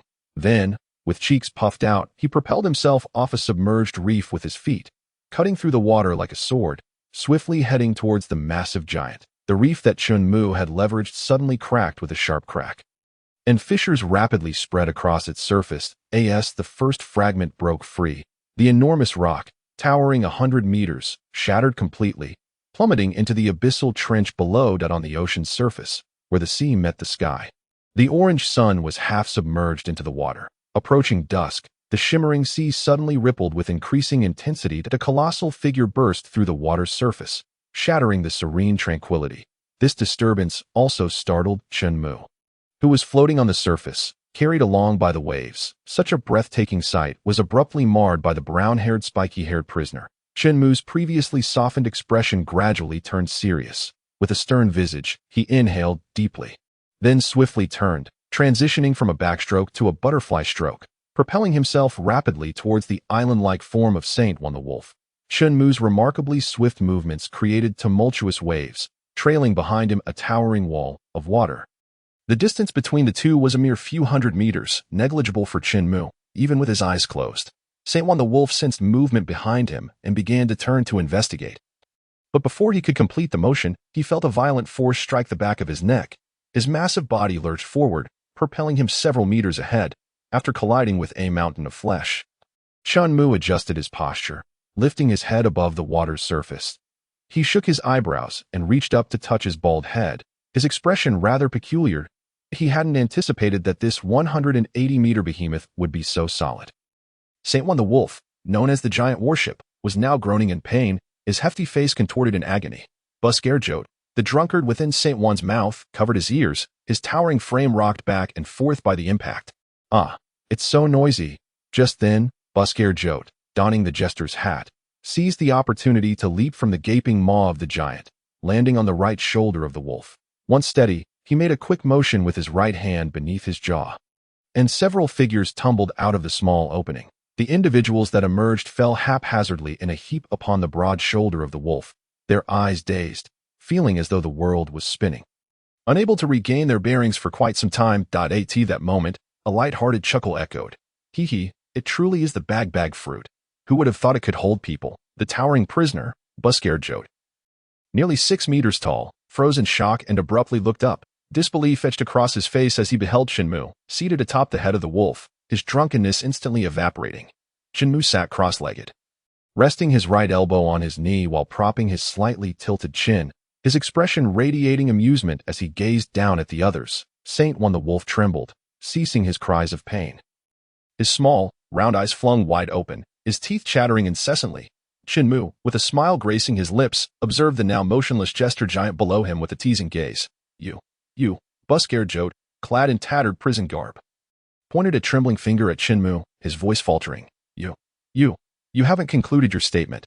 This caused Chen Mu's smile to vanish in an instant, replaced by a glint of sharpness in his eyes. He loathed being pointed at. As Chen Mu's anger flared, the previously tranquil atmosphere became charged with tension. Naturally, only Chen Mu drew his metaphorical sword. The mirror flower water moon materialized, and with a swift sound, Chen Mu vanished from sight. A fierce gust of wind whipped past, sending his jester hat soaring into the sky. Jote stood frozen in terror, eyes wide and body rigid, unable to move. Meanwhile, Chen Mu reappeared behind him, his left hand gripping a knife that trembled violently, as if stained by something unclean. With a swift sound of slicing flesh, a long line of blood erupted from Jote's left shoulder to his right abdomen, spraying forth to a height of nearly several meters. Accompanied by an excruciating wail, Jote collapsed, curling into a ball. The dazed individuals were jolted awake by the heartrending cries, their gazes snapping to the blood-soaked Jote, their pupils dilating in shock. The ship's doctor, Poison Q, who had been sprawled on the ground, slowly raised his frail, wrinkled face, inching towards Jote. Chen Mu, once again seated atop Saint One the Wolf, quietly observed the unfolding scene. Poison Q's gnarled hand gently placed itself on Jote's face, his voice hoarse and aged, uttering the words, "Open up." Bus-scared Jote, gritting his teeth against the pain, reached for the second stitch on his chin. As if unzipping a zipper, and an unending torrent of medicine spilled forth. "That's enough." Poison Q labored to part his lips, struggling to utter those two words. Jote's right hand hung limply towards the ground, and the fissure in his chin seemed to close itself, as if nothing had ever transpired. Poison Q sat cross-legged, yet his form remained hunched, gradually extending his hands. An unusual steadiness overcame him upon touching the medicinal supplies. His demeanor transformed, and his arms became mere shadows, swiftly selecting the appropriate remedies before deftly stitching up the gaping wound. From the selection of medicine to the treatment of the injury, less than 10 seconds elapsed. This display caught Chen Mu's attention, prompting a silent sigh within him. The formidable strength of the Blackbeard pirates indeed possessed its own remarkable qualities. Shifting his gaze, he looked once more at the crowd.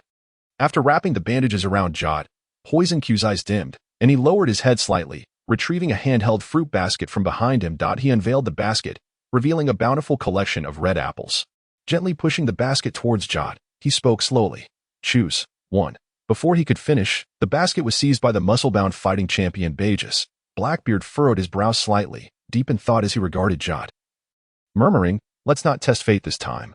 "Haha, well said. Indeed, there is no need to test fate now," someone remarked with a light laugh, having watched the spectacle to their heart's content. The crowd, their backs to Chen Mu, shivered, sensing a sudden drop in temperature as if they had entered an icy realm. Saint One the Wolf kept his eyes cast upwards, secretly observing the peerless powerhouse above him, trembling in fear. Too afraid to make a move, Chen Mu, with a flourish of his hands, leapt down from atop the wolf's head, landing behind the crowd. He spoke lightly. "Heh, this time. You have no ship, do you?" The crowd swallowed hard, attempting to regain control of their stiffened bodies as they turned slowly. Blackbeard wore a sycophantic grin, rubbing his rough hands together, and mustered the courage to say, "We are willing to become your subordinates and join your pirate crew."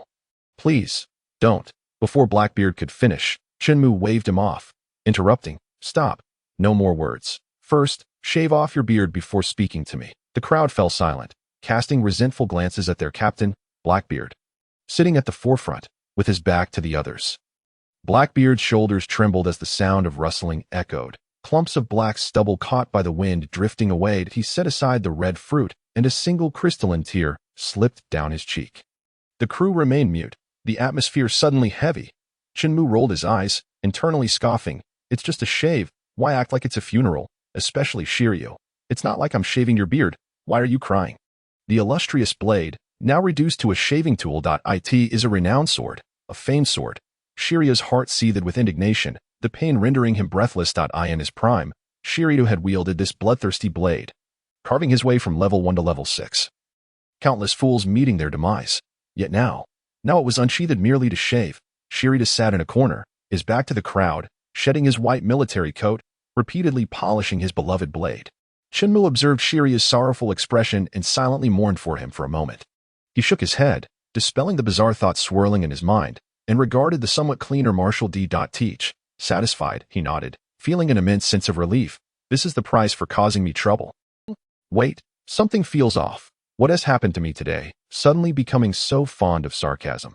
Chen Mu jolted awake, as if struck by lightning. He had thought he had reached the pinnacle and would no longer be influenced by the system's armament. Yet unexpectedly, he had still fallen under its spell. Mirror flower water moon indeed.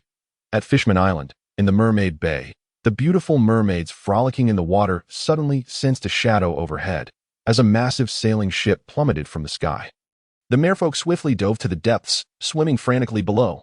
Boom, the ship crashed into the water's surface, creating towering waves that surged towards the shore. As the ship steadied, an eerie silence followed, and one by one, the mermaids emerged cautiously from the depths. Gazing at the fallen pirate vessel, they exchanged glances, wondering, could it be an empty ship? No. Vessels entering Fishman Island ultimately drift towards the sea forest. How could it suddenly land in Mermaid Bay? Their doubts deepened. Just then, sounds of splashing echoed from beneath the surface. Pirates brandishing sharp weapons, their expressions fierce, suddenly surrounded the mermaids, herding them towards the shore. Hehehe, a harsh cackle erupted as the tall, lean figure of Caribou appeared at the ship's bow, accompanied by a burly man wielding an iron shovel, accompanied by a green chameleon perched atop his head. The wet-haired Caribou and his dim-witted brother Crib made their grand entrance. The mermaids gazed in terror at the pirates, their delicate eyes welling with helpless tears. The Caribou brothers leaped from the ship, landing before the frightened mermaids. Their eyes brazenly roamed over the beautiful forms. Taking in their fair skin and graceful figures, Caribou extended his long tongue, licking his parched lips. This group of stunning mermaids would undoubtedly fetch a high price. A glimmer of greed flickered in Caribou's eyes. His feet sank into the ground like quicksand, the spreading mire creeping towards the panicked mermaids that on the surface of the sea. Chen Mu stood with his arms crossed, perched atop Saint on the wolf's head. Gazing intently ahead, the original crew of the Blackbeard pirates flanked either side of the giant's shoulders. Now that you have no ship, what are your plans? Chen Mu suddenly inquired, drawing the attention of the crowd. They exchanged glances, lips pursed in silence. Chen Mu turned his head to Teach, his inquiry evident. The younger Teach, steeling himself, stepped forward and pondered aloud. We could seize a new pirate ship. How did you acquire that warship? He added, gesturing with his hands. It's quite large, a Demon Slayer-level warship, isn't it? Also stolen. The cold moonlight cascaded down, illuminating Chen Mu's bald head, making it quite conspicuous. Blackbeard squinted against the blinding glare, momentarily forgetting to respond. Chen Mu cleared his throat awkwardly, signaling for him to continue. Blackbeard Teach shook his head and replied, it was gifted by Admiral Akainu. Chen Mu raised an eyebrow in surprise. Gifted by Akainu? Indeed, the newly appointed Marine Fleet Admiral Kazan instructed us to balance the 4 Emperor's powers in the New World, essentially telling us pirates to fight each other. Ha! Incompetent Marines. A hint of disdain flashed in Teach's eyes. Chen Mu nodded thoughtfully, murmuring, then go and acquire another ship. This time, avoid the calm belt directly. Go to Sabaody Archipelago for a coating. And guard Fishman Island for me. The crowd was bewildered. Chen Mu cast a sidelong glance at Teach and slowly added, regarding the territorial matters of Fishman Island, I will discuss it with Whitebeard. As for Ace, Chen Mu's abrupt pause sent a jolt of anxiety through the crowd that I will attempt to mediate. If that fails, then feel free to give him a beating. Having said that, he closed his eyes. Beginning to rest, the crowd exchanged glances, looking towards their former captain Teach. Seeing his defeated demeanor, a glimmer of determination ignited in their eyes. Though Chen Mu kept his eyes tightly shut, he extended his observation Haki. Enveloping the crowd, the fluctuations of emotion exhibited by each individual present, coupled with a hint of resoluteness, piqued his interest. Truly worthy of a pirate crew formed by rogues, they possess considerable audacity. In an instant, Chen Mu's mind sharpened, and he comprehended the forthcoming events with clarity. The pinnacle of observation Haki allows one to glimpse into the future, yet my own seems to extend too far ahead. If only I had possessed this ability in my previous life, perhaps I would not have missed even a single lottery ticket. Chen Mu gently shook his head, letting out a leisurely sigh. Ding. Edward Newgate's injuries have flared up. His pirate crew's influence -1. Upon hearing the sudden system notification in his mind, Chen Mu was left in a state of bewilderment. Isn't Marco the ship's doctor? How could his condition deteriorate within less than a day? The corner of Chen Mu's mouth twitched slightly, feeling somewhat speechless. Whatever. Since I have to go anyway, let it be today. Chen Mu patted the head of his vessel, the Saint One Wolf, and spoke softly. Change course, southeast, and accelerate. He then turned his gaze to the man in the jester's hat. Baskerville Jot, who was continuously guzzling from a wine gourd. Jot, you will accompany me shortly. Jot. Observing the big barrel Jot, who was ignoring him, Chen Mu's eyes flickered with a hint of anger. At that moment, standing beside him, the demon sheriff Lafitte subtly moved his left hand behind him, causing his cane to spin and strike Jot on the back of the head. Jot's drinking abruptly ceased as he struggled to open his bleary eyes.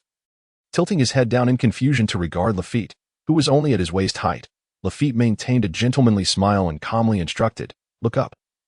Jot slowly raised his head, only to meet Chen Mu's icy gaze, causing him to shiver as his pupils dilated. Chen Mu, observing the now alert Jot, gradually withdrew his conqueror's haki and coldly commanded, "You will come with me." Yes. Fishman Island, the sea forest. Jinbei sat with his back against a massive rock. Arms crossed. He watched as a pirate ship flew overhead before crashing into a certain part of the sea forest, his brow furrowing tightly. The number of pirates arriving at Fishman Island these past few days exceeds all those from before. Jinbei squinted his eyes, a trace of concern flashing beneath. On the surface of the sea, the enormous figure of Saint One Wolf came to a halt atop the water, his hands stirring the surface and creating ripples. While Chen Mu remained seated with his arms crossed, the inebriated big barrel Baskerville Jot, standing quietly behind him. Whoosh, whoosh, whoosh. The sound of wind surged from both sides as Teach and his crew leaped toward the nearby Moby Dick. The outer vessel. As they boarded, they cast glances back at Chen Mu, seemingly awaiting the next directive from this new captain. Chen Mu casually scanned the group and stated coolly, "First, drive away all pirates from Fishman Island. Second, no fighting with the Straw Hat Pirates. Third, if you can comply, nod. If not." At this juncture, Chen Mu paused, his eyes narrowing as his conqueror's haki surged forth, an oppressive force akin to a collapsing mountain bearing down on the hearts of all present. Die. Boom. As soon as the words left his lips, a resounding thud echoed through the air, as if the very fabric of space struggled to bear the immense pressure, and Teach and his crew, unable to withstand it, were instantly flattened to the ground, their minds a blank slate. The corner of Chen Mu's mouth lifted slightly in satisfaction as he nodded. The intensity of the conqueror's haki he had unleashed was somewhat below average. It was sufficient to intimidate this band of ruffians for a short while. Once the matter with Whitebeard was resolved, he could return, and it should be just about right. All was steady. Chen Mu examined the map, identifying the vast blue marker belonging to the Whitebeard pirates, and patted the wolf's head, instructing, "Turn around, southwest." Saint One Wolf responded attentively and began swimming toward the southwestern direction, where the Whitebeard pirates were located. It was not until the enormous silhouette of the wolf completely vanished that Teach and his crew gradually regained their composure. Teach shook off the lingering dizziness and said, "Bagus, take the helm." The crew felt the overwhelming pressure from their unfamiliar new captain, and the atmosphere fell into a heavy silence once more. Meanwhile, Chen Mu opened the map, silently calculating the journey ahead at their current speed. They would reach the waters where Whitebeard resided in 2 hours. Naval headquarters. Admiral Akiji furrowed his brow, resting his elbows on the table, his hands interlaced beneath his chin, embodying the contemplative demeanor of a high-ranking official. To his left, the red-clad Admiral Akainu sat on the sofa, his right arm conspicuously absent, a flicker of impatience crossing his eyes. Meanwhile, the other Admiral, Kizaru, lounged languidly on the right sofa, sporting a brand-new pair of yellow sunglasses. Just then, Kizaru yawned, breaking the long-standing silence. Akainu's brow furrowed tightly as he prepared to reprimand. But Akiji interjected, "Where is the newly appointed Admiral Fujitora? Why has he not arrived?" Akiji's eyes narrowed slightly, his tone unusually serious as he regarded Akainu. Akainu was taken aback, then immediately darkened his expression, replying, "He has gone missing. We cannot reach him via Den Mushi." Kizaru glanced up, casting a sidelong look at Akainu, and casually remarked, "Fujitora went to Fishman Island." Fishman Island. Akiji paused slightly, turning to Kizaru, who, along with Akainu, appeared momentarily stunned. Observing their expressions, the languid Kizaru continued, "A few days ago, he invited me to accompany him to Fishman Island. But I declined. Then why can't I reach him?" Akainu narrowed his eyes, annoyance flickering in his gaze. Who knows? Perhaps he thinks you lack prowess. Kizaru shrugged, directing his gaze out the window. You? Akainu sprang to his feet, his teeth grinding audibly, his expression exceedingly grim. Tap, tap. Akiji lightly rapped on the table, signaling Akainu to sit down. Akainu shot a reluctant glare at Kizaru before letting out a heavy huff and taking his seat. Kizaru merely shrugged, appearing indifferent. Akiji shook his head in exasperation, turning to Kizaru and asking, what could he possibly be doing on Fishman Island? Kizaru collected himself, abandoning his nonchalant demeanor, and pondered. He has obtained intelligence that the dark forces on Fishman Island are offering a horrific drug for sale to pirates worldwide. Is it the infamous, deadly drug that has been circulating recently? Indeed. Noticing that the gravity of the situation had not registered with the two, Kizaru further elaborated, the Yonko have also dispatched their subordinates there. The atmosphere in the office suddenly grew heavy, a palpable tension filling the room. These restless fellows. Akainu clenched his left fist, rising in indignation as he strode towards the door. Bring. Just then, Akiji's din mushy rang. Hello. Akiji's expression turned contemplative as he instinctively answered the call. Point one of the Yonko, Kaido, is personally heading to Fishman Island. I require the support of an admiral, came Fujitora's grave voice from the other end. At the door, Akainu's ears perked up, and without hesitation, he declared, I'll go. He swung the door open and stepped outside. Sakazuki will assist you. After saying this, Akiji's expression grew solemn as he hung up the phone. The atmosphere in the room becoming even heavier. Bring. The din mushy on the table rang once more. Akiji frowned and answered again, but before he could speak, the voice on the other end succinctly relayed a command before abruptly ending the call. Beep. As he listened to the dial tone, Akiji found himself lost in thought. Kizaru's expression turned serious as he opened his mouth, unsure of how to respond. I understand. Akiji wearily closed his eyes, offering a powerless reply to the already disconnected call. Subsequently, he slumped in his chair, staring blankly at the ceiling above. After a prolonged silence, the disheartened Admiral Akiji finally spoke. You should also make a trip to Fishman Island. Are we truly going to proceed with this? Huang Yuan's tone bore a hint of hesitation. Yes, after all, it is an order issued by them. Very well. With that, Huang Yuan rose and made his way towards the door. At that moment, Akiji regained a flicker of vitality and spoke. Do not let those two find out about this. Huang Yuan paused, rigidly nodding before pulling open the door and departing. Meanwhile, two Revolutionary Army commanders, clad in goggles and fixated on their black top hats, were aboard a formidable ship, heading towards Fishman Island. Dragon Palace City. A dilapidated sailboat soared through the air, crashing directly into the hard-shell tower where Princess Shirahoshi worked. Alert. Several Fishman guards stared in shock at the enormous pirate ship barreling towards them. The sound of hurried footsteps echoed as numerous Neptune guards raced through the corridor towards the hard-shell tower. One soldier rushed into the banquet hall where Neptune was hosting, bowing deeply as he exclaimed, Your Majesty, terrible news. Vanderdecken's pirate ship has ambushed the hard-shell tower. What?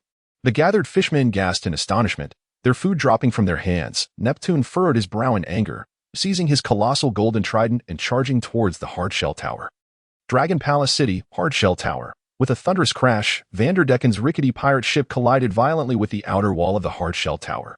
Hody and his companions tumbled from the shattered hull, landing directly before the massive entrance of the tower. Hody sneered coldly, pushing both hands forcefully against the grand door. It did not budge. Hody's smile abruptly stiffened as he retrieved a red pill from his pocket and tossed it into his mouth. Thump, thump, the sound of his racing heart echoed, and Hody Jones's pupils constricted. His eyes turned blood red, the pupils narrowing to pinpricks, and coupled with his sharp fangs, he exuded an unnerving aura.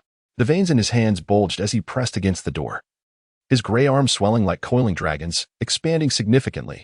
Creak, the massive portal began to slowly yield. The soldiers watched in horror, unable to breach the defenses of the cadre members, helplessly witnessing Hody push open the door to where Princess Shirahoshi resided. Whoosh! At that moment, a whooshing sound sliced through the air. A colossal black axe spiraled toward the hard-shell tower, aiming directly for Hody's back. Leopard Zong dropped his wine gourd to the ground, bleary-eyed glancing at the rapidly spinning axe. Burp! Accompanied by a loud belch, Leopard Zhang's figure flickered, appearing in midair. Gripping the hilt of his sword tightly, he charged toward the incoming axe. Clang! The blade was drawn, a glint of cold light streaking across the sky. The massive axe was cleaved in two, the cut remarkably neat. The Neptune guard stared, Dumbfounded at the shattered axe crashing down, swallowing hard, Leopard Zong reappeared where he had been. His enormous orange tentacles curling on the ground, retrieving the wine gourd and lifting it to his lips, drinking leisurely. The sudden silence made his ton sounds distinctly audible to all. The Fishman officers appeared unfazed, while the Neptune army looked on in trepidation, clearly devoid of fighting spirit. Whoosh! The sound of slicing air rang out again, and everyone turned to see a golden lightning bolt streaking through the sky, hurtling towards the cadre members. Faced with the oncoming golden trident, the cadre members stepped forward, bracing themselves. Even Hody halted his attack on the door, his expression a mask of fury as he glared at the golden trident, his muscles swelling once more, preparing for a decisive strike. It is His Majesty. The king has arrived. The morale of the guards surged instantly. The double-braided Sharkman officer, Dos, was the first to confront the trident. Wielding his warhammer, clang. The resounding clash of metal reverberated in the air, shaking the eardrums of all present, followed by a visible shockwave rapidly spreading outward. Dos gritted his teeth, straining against the golden trident with all his might. The trident trembled, emitting a deep humming sound. In the sky, the two figures remained locked in a stalemate. Before the hard-shell tower, Geo, covered in blue and purple stripes, slowly melded into the air and vanished. The frequency of the trident's vibrations quickened, and Dos began to falter. With a resounding crash, the rapidly vibrating trident broke through Dos's defense, sending him and his hammer flying downward. Leopard Zong narrowed his eyes, his right hand slowly reaching for the hilt at his waist. Meanwhile, on the other side, a colossal octopus king, Icarus Mushi, donned a race car driver's helmet, his gray-white skin contrasting with the 8 red-tasseled spears he held. Bracing himself for the oncoming golden trident, whoosh, Hody surged forward from behind the crowd, leaping into the as the muscular figure soared before the trident. A chill ran through the onlookers, and several combat officers prepared to assist him. Hody Jones scoffed coldly, forcefully pushing against the blade of the trident, sending it hurtling backward. The Neptune army below looked on in shock, speechless at the displayed in contrast. The cadre members before the door exhaled in relief, a hint of pride flickering in their eyes. Our leader of the new Fishman pirates can stand against the sea god Neptune. Just as the cadre members reveled in their triumph, a massive figure vaulted over the heads of the guards, powerful arms extending to grasp the returning golden trident and thrust it toward Hody. Upon seeing the sudden appearance of this gigantic silhouette, Hody's pupils dilated in shock and suspended in midair. He found no leverage to counter the unexpected assault. Raising his arms to defend himself, the one wielding the trident against Hody was none other than Neptune, the supreme ruler and mightiest of Fishman Island. His eyes burned with fury, his orange, voluminous hair billowing as he charged with his golden trident, exuding an unmatched force aimed at Hody Jones. Clang! The clash of metal rang out as Icarus, armed with 8 spears, positioned himself before Hody, who was slowly descending. A flash of cold light gleamed as a sharp sword accompanied by the scent of alcohol sliced toward Neptune's neck. Neptune remained unfazed, fixated on Hody, dismissing the two before him entirely. A flicker of anger sparked in Leopard Zang's eyes, and his ferocity surged. One sword style. Ergang bird. As a whisper echoed, a blue blade of light surged forth, colliding with Leopard Zang's sword, sending him reeling backward. Zoro, clutching a wine jug with his right hand, brandished his sword, Wadikamanji, towards Leopard Zang in midair. Burp, Zoro belched nonchalantly, entirely unconcerned with the gazes of those around him, raising the wine jug above his head to drink deeply. Damn those inferior beings. Leopard Zang's complexion darkened. The stalemate with Neptune gradually wore thin. He pressed down forcefully with both hands. The already struggling octopus man, Dos, was immediately crushed under the immense pressure, crashing down with a resounding thud that created a massive pit in the floor. Hody Jones's expression hardened with resolve as he reached into his pocket, retrieving a red pill and slamming it into his mouth. Brother Hody. The cadre members gasped in alarm at his actions. Neptune, closing in on Hody, furrowed his brow, a flicker of recognition crossing his eyes. That red pill seemed familiar. Standing on the ground, Hody hunched over, panting heavily. His muscles rapidly swelled. Thump, thump. The sound of his pounding heart resonated in the ears of those present, but Neptune disregarded the warning bells in his mind, intensifying his assault and increasing his speed. Hey! Hey! Hody abruptly lifted his head, fixating on the descending Neptune, his blood-red eyes filled with savagery. Before the man arrived, his presence was already felt. The violent gust of wind bore down on Hody from above, colliding instantaneously with the momentum he exuded. An invisible wave of energy radiated outward, propelling the onlookers several meters away. Hody's white hair whipped wildly in the air, his expression contorted with malice, his immense jaws opening to emit a series of low, sinister chuckles. Clang! The golden trident plunged into the ground. Neptune's pupils constricted sharply, a foreboding sensation creeping into his heart. This is bad. Yet at that moment, he found himself in a precarious state, his old strength depleted and new vigor yet to arise. Leaving him no time to react, Hody suddenly appeared, his fists crashing fiercely into Neptune's midsection. Neptune's eyes bulged as a torrent of blood erupted from his mouth, his colossal form sent hurtling away by the tremendous force. Boom! Neptune collided with the outer wall of the hard-shelled tower, producing a thunderous roar, the wall fracturing instantly, with massive cracks spreading outwards. He plummeted heavily, eyes rolling back, his battered and aged body succumbing to unconsciousness under such a violent strike. Small fragments of debris continuously broke away from the outer wall, raining down upon the dazed Neptune, enveloping his enormous form in a cloud of dust. Damo, the diminutive Shark-Ant officer clad in a warrior's helmet, leaped from the pit, wielding a steel trident from Neptune's guard, a sinister grin plastered across his face as he lunged at Neptune. Gyo, adorned with blue and purple stripes, materialized from the air, wrapping a chain around Neptune's neck. Amidst the swirling dust, the highest ruler of Fishman Island teetered on the brink of life and death. The two assailants, poised to succeed in their ambush, wore triumphant smiles. Suddenly, two faint sounds of slicing air pierced the atmosphere, and Damo and Gyo were instantly propelled away, crashing out of the dust cloud. The haze slowly dissipated. Luffy, his entire body flushed and steam rising from his skin, appeared before Neptune. This is my friend. I will never let anyone who harms him go unpunished. Hody, exhilarated by the sight of the one who defeated his brother, the evil dragon, licked his lips. In a flash, he vanished from sight. Swish, a sudden sound of slicing air came from the right, prompting Luffy to lean back slightly and evade Hody's rushing punch. Hody smirked coldly, unfazed by Luffy's evasion, and shouted, "Rough shark." His right fist, poised before Luffy, suddenly opened, fingers curling as it lunged toward Luffy's face. Luffy's solemn expression froze, his pupils constricting. In the briefest moment, he executed a dodge. Hody's attack missed again, leaving him momentarily dazed. Luffy had thoroughly shed the habit of zoning out during battles after those hellish 2 years.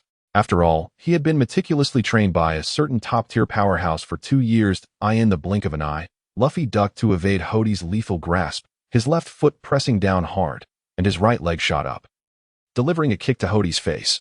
Bang! The kick landed squarely on Hody's visage, his remarkably sturdy body sent flying in response, crashing into the distance. The cadre watched anxiously, and the swift leopard Zong stepped forward, preparing to draw his sword against Luffy. Just then, a rapid blade sliced downward. Instinctively, Leopard Zang retreated, glancing at the green-clad swordsman who had suddenly appeared beside him, his heart racing. Such speed. This is the captain's battle. If you interfere, you will die. With Hody's invasion, Ryugu Palace descended into chaos. King Neptune lay gravely injured and unconscious, while the royal guards were obstructed by the officers of the new Fishman pirates, helplessly watching their king be assaulted.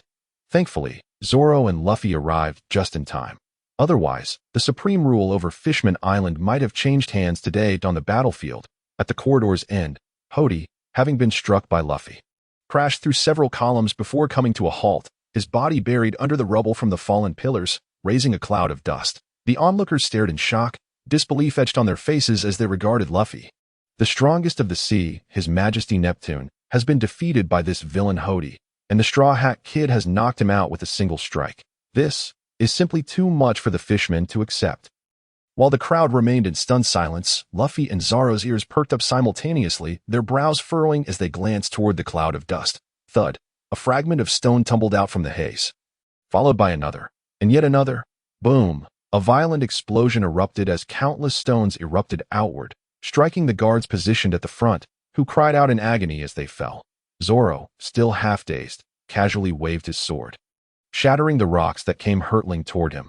Luffy swayed slightly, tilting his head to narrowly dodge the incoming debris, while Neptune, behind him, was bombarded by stones, his massive form bruised and battered. Hody's frenzied aura suddenly surged, dispersing the dust in an instant, yet his figure was nowhere to be seen. Luffy's brow furrowed deeply as he activated his observation Haki, keenly sensing the movements around him. Found it. Luffy's narrowed eyes widened, lifting his gaze skyward, locking eyes with Hody as he descended. Rubber jet, double guns. After a brief moment of charging, His fists, accompanied by swirling white steam, sped toward the descending Hody. Clash, their fists collided. An invisible shockwave rippling through the air, followed by a fierce wind that rustled the clothing of those present. Hody sneered coldly, his hands swiftly closing around Luffy's fists, his mouth agape, revealing jagged teeth as he lunged to bite Luffy. Zoro, his expression intoxicated, glanced lazily at Luffy, casually tossing aside an empty wine jug that struck the face of the small fishman emerging from the ground. Against such weak and feeble ambushes, Zoro couldn't even be bothered to look. In the midst of it all, Luffy, unperturbed by having his fists captured, suddenly glared fiercely, a dark aura forming on his forehead, swiftly spreading across his head. Armament Haki, hardening. In an instant, Luffy's head was enveloped in armament Haki. His body leaning back at a 45-degree angle, his iron-like forehead pressing down, the back of his head almost touching the ground. Rubber jet, gong, swish, Luffy's head struck first, colliding with Hody's full set of sharp teeth. Bang, crack. Hody was sent reeling backward, propelled high into the air, his teeth shattering and raining down. With his fists freed, Luffy's elongated arms quickly retracted. He gazed intently at the sky, his brow furrowing. With a powerful stomp of his right foot, he launched himself toward Hody in midair. Rubber jet, rocket. As Luffy approached Hody, he released his grip on the ground, and his long arms rebounded instantaneously, striking fiercely at Hody's unprotected abdomen. Bang! Another deafening sound echoed as Hody bent over. His falling form forced upwards once more. Luffy furrowed his brow, contemplating Hody's resilience to punishment. As he began to descend, Luffy chose not to pursue him further from the heights. Firstly, there was no leverage to be found. And secondly, if he continued, the bubble above him might shatter under Hody's onslaught, allowing seawater to flood in, leaving him at the mercy of the fish. Zoro, still inebriated, gave a sidelong glance at the equally tipsy leopard Zong. Sheathing his sword and walking toward Luffy, the cadre of the new Fishman pirates wore grave expressions, shadows lingering in their brows. The formidable Fishman figure, upon reaching the top of the bubble, began to accelerate downward. Hody, regaining consciousness as he fell, reached into his bosom and retrieved 3 red pills, trembling hands forcing the deadly concoction down his throat. Boom! With a thunderous roar, Hody's figure plummeted rapidly, stirring up a cloud of dust. A sinister laughter erupted as Hody's muscles swelled once more, propelling him toward Luffy with an almost imperceptible speed. Luffy's cheek was struck by a powerful fist, sending him crashing to the ground. Zoro's right eye glinted ominously as he unsheathed Sandai Kitetsu, layers of purple aura enveloping the blade and staining it a dark violet. Having undergone rigorous training himself, he too swiftly activated his Haki. After sending Luffy flying with a punch, Hody relentlessly swung his fist towards Zoro. Clash! The sound of their strikes resonated like the clash of metal. Gritting his teeth with fury, Zoro leveraged Hody's immense force to retreat. His feet carving deep gouges into the earth. Bowing his head, he clenched the white hilt of Sandai Kitetsu between his teeth, while his hands reached for his waist, simultaneously drawing Shisui. Zoro was enraged, intent on reducing the wretched fishman to sashimi. Yet, he was abruptly halted by Luffy's intervention. Zoro looked up to see Luffy patting his shoulder, casually striding towards Hody. Leaving Zoro momentarily taken aback, a faint smile crept onto Zoro's face as he shook his head. Sheathing his swords, Luffy, with his head slightly lowered, was shrouded in the shadow cast by his wide-brimmed hat, obscuring his eyes from view. The sound of Luffy's footsteps echoed clearly in the unusually silent atmosphere. Walking was an ordinary act, yet Luffy exuded an extraordinary aura. While a typical person would not create tiny whirlwinds with each step, Luffy's soles barely touched the ground, causing ripples in the air. A low humming filled the ears of the onlookers. The fishermen officers felt their heads grow heavy, their bodies swaying as if they might faint at any moment. Even Hody, whose strength had multiplied manyfold, displayed a look of horror, his tiny white pupils quivering wildly. Zoro's lips curled into a slight smirk, a glint of reassurance in his eyes as he marveled at Luffy's Haki, exclaiming, "Luffy's Haki is truly comforting." He then placed his hand to his mouth, shouting towards Luffy, "Captain, let's wrap this up and return for drinks and meat." Luffy's voice was low, radiating an aura befitting a superior in this contest of presence. Luffy undoubtedly held the upper hand, while Hody's defeat was becoming evident. Meanwhile, after nearly an hour, Chen Mu finally arrived at the front of the Moby Dick. As night deepened, the bright full moon was veiled by heavy clouds, and the churning sea appeared especially mysterious under the cloak of darkness. Chen Mu gazed at the enormous shadow of the ship in the distance, preparing to have the wolf roar a greeting, only to be preempted by a resounding male voice, Fire Fist. Though unseen, the sound arrived first, followed by a surge of orange flames that rushed towards the wolf's face. As the orange flames ignited, Chen Mu caught a glimpse of the scene aboard the ship. Ace, with a fierce glare, leaped into the air, unleashing a fiery punch at the massive wolf, the display overwhelmingly grand. Marco, enveloped in blue and golden flames, transformed into a vividly colored phoenix, hovering above Ace while fixating his gaze on Chen Mu, who sat cross-legged atop the wolf's head.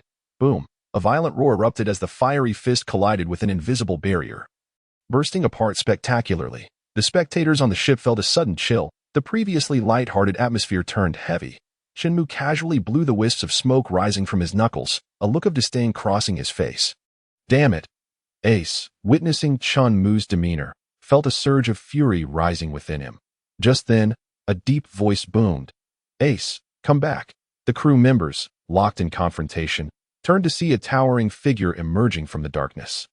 Old man, Marco suppressed his fiery aura, shaking his head at Ace and stepping forward. Flames erupted, illuminating the ship as Whitebeard sat majestically upon his throne, surrounded by his captains. Behind them stood several enormous cauldrons, flames roaring brightly, casting light as bright as day. Ace slowly returned to the group, flanking Whitebeard on either side with Marco. Chen Mu leaped onto the colossal ship in an instant, scanning the crowd with a calm demeanor as he approached Whitebeard.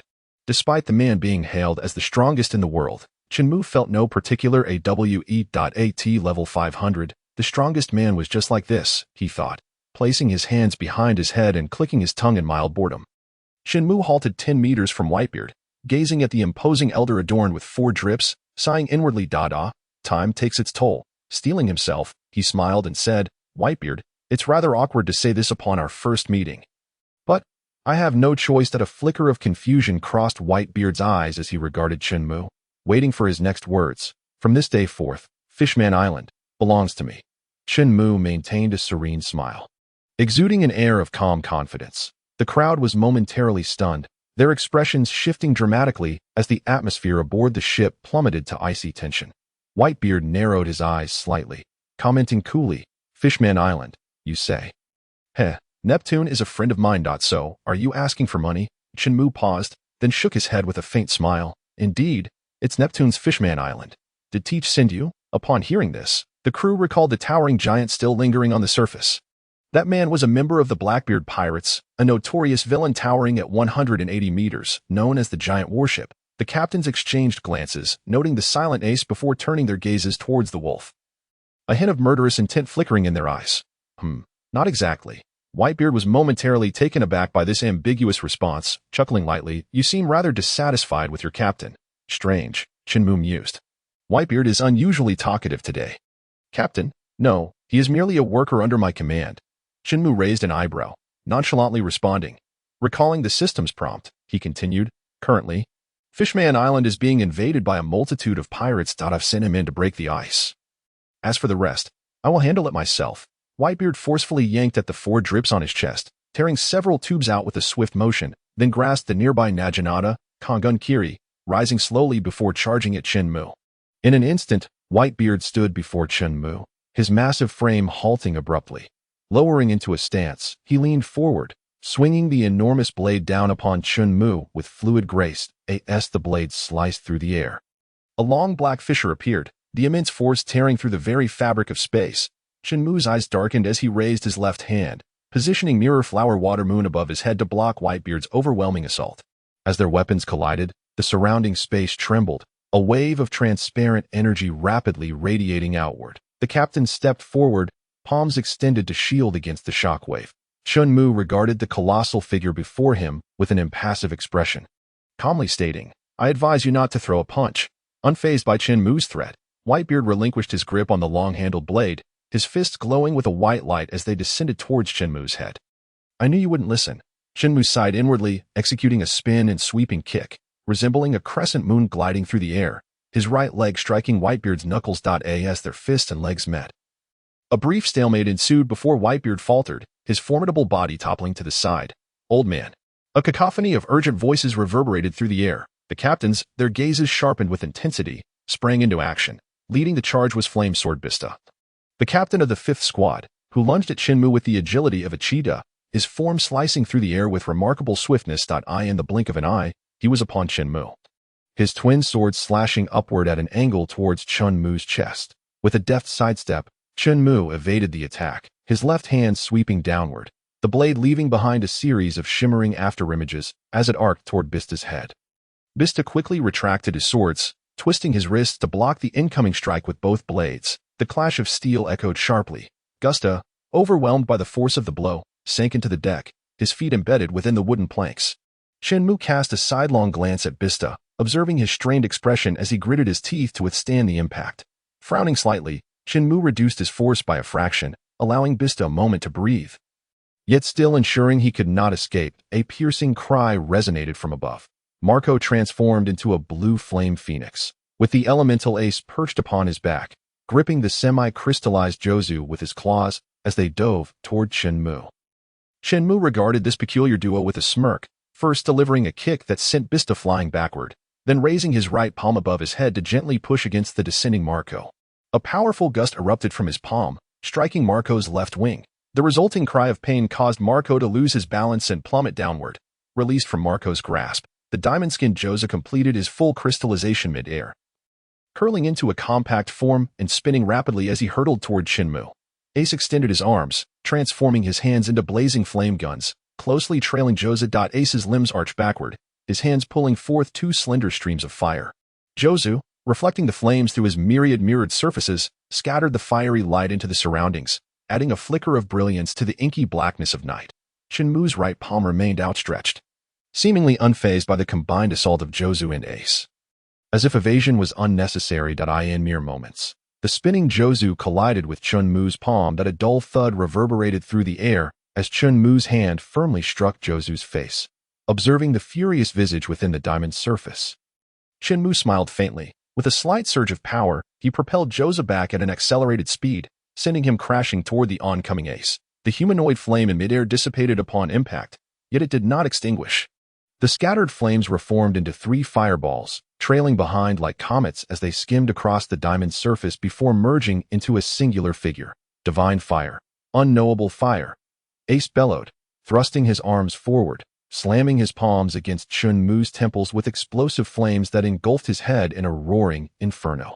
Following this, Ace bent his legs, stepping onto Chen Mu's chest, and with a powerful push, launched himself back in a graceful arc of fire to rejoin the captains. The onlookers gazed at the distant figure of the man whose head was consumed by flames, a flicker of hope igniting within their hearts that Ace's fatal strike would finally vanquish this enigmatic powerhouse. A refreshing sea breeze swept through, lifting the hems of their garments, leaving only the crackling sound of flames in its wake. As time quietly slipped by, disappointment flickered in the eyes of the spectators, their expressions souring as if a heavy stone pressed upon their chests. Gazing at the unwavering Chen Mu, Ace lowered his head slightly, extending his hands forward, murmuring softly, "Fireflies, fire, Dharma." Countless tiny green orbs, reminiscent of fireflies, surged from Ace's palms toward Chen Mu. The green lights gradually enveloped him, forming what appeared from a distance to be a humanoid chrysalis. Though it shimmered in vibrant emerald hues, with a resounding explosion, the myriad fireflies encasing Chen Mu detonated simultaneously, transforming the very ground he stood upon into a realm of blinding daylight.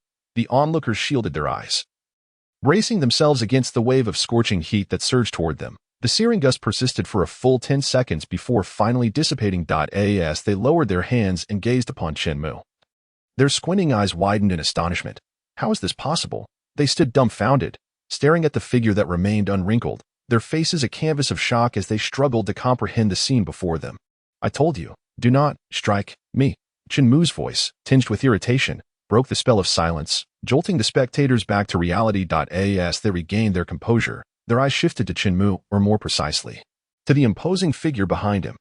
Old man, the silent, robust elder raised his right arm high, his fist radiating an intense white light. The circular glow enveloping his fist pulsed rhythmically, causing the surrounding space to crack as if a fragile mirror on the verge of shattering. Clearly, Whitebeard had once again disregarded Chen Mu's warning. Or perhaps, his convictions were unshakable. As the buildup of power concluded, the white light around Whitebeard's fist ceased its flickering. A low hum resonated in the ears of the observers, causing their minds to throb. Chen Mu, standing at the forefront, experienced no discomfort. Sensing Whitebeard's unwavering resolve, Chen Mu sighed resignedly, rotating the hilt of his sword in his hand before thrusting it toward the elder behind him. Chen Mu's attack was lightning fast, so swift that the onlookers merely glimpsed a fleeting shadow before hearing the sickening sound of blade meeting flesh. Old man. In that moment, time seemed to freeze, the crowd's eyes bulging with horror as they let out anguished cries. Chen Mu lowered his head, concealing his expression. Behind him stood a towering figure, 5 meters tall, with a body resembling cast iron, exuding an aura of overwhelming dominance that instilled fear in all who dared to gaze upon him. A gentle sea breeze swept through as Chen Mu parted his lips, a soft murmur reaching Whitebeard's ears. Sleep. An all-consuming weariness enveloped Whitebeard, and he slowly closed his eyes. His right arm fell listlessly to his side while his left hand gripped the long-handled sword. Standing rigidly even in slumber, even in sleep, he exuded an aura of grandeur. Chen Mu exhaled softly, his expression bearing the weight of countless trials and tribulations. At that moment, a chorus of furious shouts erupted, prompting Chen Mu to suddenly look up. Realizing the dire situation, seeing the irate brutes before him, Chen Mu rubbed his throbbing head, feeling an intense headache coming on. Silence. With a fierce glare, Chen Mu unleashed his supreme conqueror's Haki. Enveloping the area in an immediate hush, the atmosphere fell silent. Satisfied, Chen Mu surveyed the crowd before declaring, "He merely sleeps. You, and you, come here and carry him away." With that, he ambled toward the edge of the ship. Muttering under his breath, honestly, for someone of his age, he should temper his temper. He ought to be wary of straining his back. Upon reaching the ship's edge, Chen Mu halted, waving at the dazed figures of the wolf and Jot to come over. The two, appearing somewhat bewildered, nodded instinctively. The wolf controlled his massive frame as he swam toward the Moby Dick, the calm sea surface rippling in his wake. Before long, the wolf's enormous form came to a halt by the ship's side. Jot, wearing a jester's hat, leaped onto the deck at Chen Mu's behest. Chen Mu regarded Jot with a hint of annoyance, inwardly lamenting, "Why must I deal with these 5-meter giants today? My neck is beginning to ache." Feeling the strain of thoughts born from the heart, Chen Mu did indeed sense a twinge in his neck. Turning around, he stretched while addressing Jot behind him, opened it up, and returned their belongings. Though reluctant, Jot ultimately complied. Aware of Chen Mu's terrifying prowess, he dutifully opened the seam, dumping an enormous quantity of supplies onto the deck, forming a small mountain. Meanwhile, the others assisted Whitebeard back to his colossal chair. Watching as the ship's doctor, Marco, began to tend to his injuries, they wiped their brows, exhaling slowly in relief. Finally, they turned their attention to Chen Mu and the imposing figure behind him. Is that Busker Jot? Given his prison garb and jester's hat, it was evident. "Yes, it's him.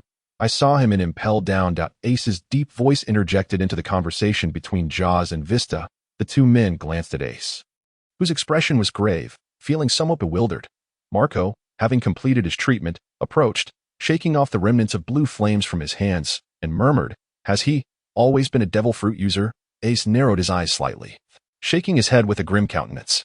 Only then did the others come to their senses, directing their gaze at Jot's chin, focusing on the remarkably familiar stitch. "What about Braimake? Has he returned?" Jaws inquired, scanning the faces of those around him. The group fell silent. Observing their reactions, Jaws already had his answer in mind. Damn Teach, damn Jot.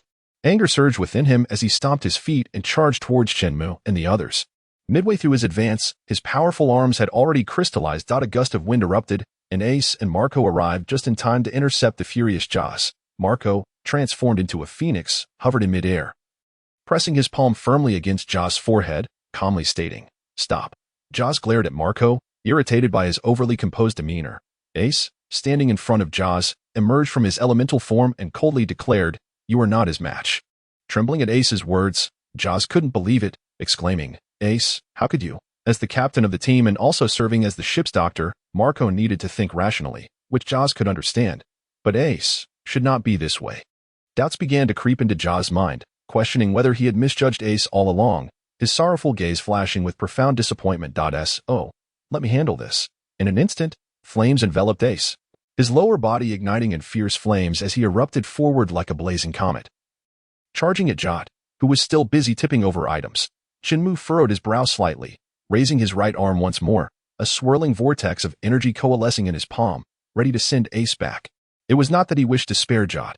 He merely wanted Ace to return the supplies and medicines that originally belonged to Whitebeard, allowing him to pursue his tasks unburdened. Cough, cough. "Ace, come back." The frail voice of Whitebeard echoed. Ace's form stiffened, halting 5 meters away from Chen Mu.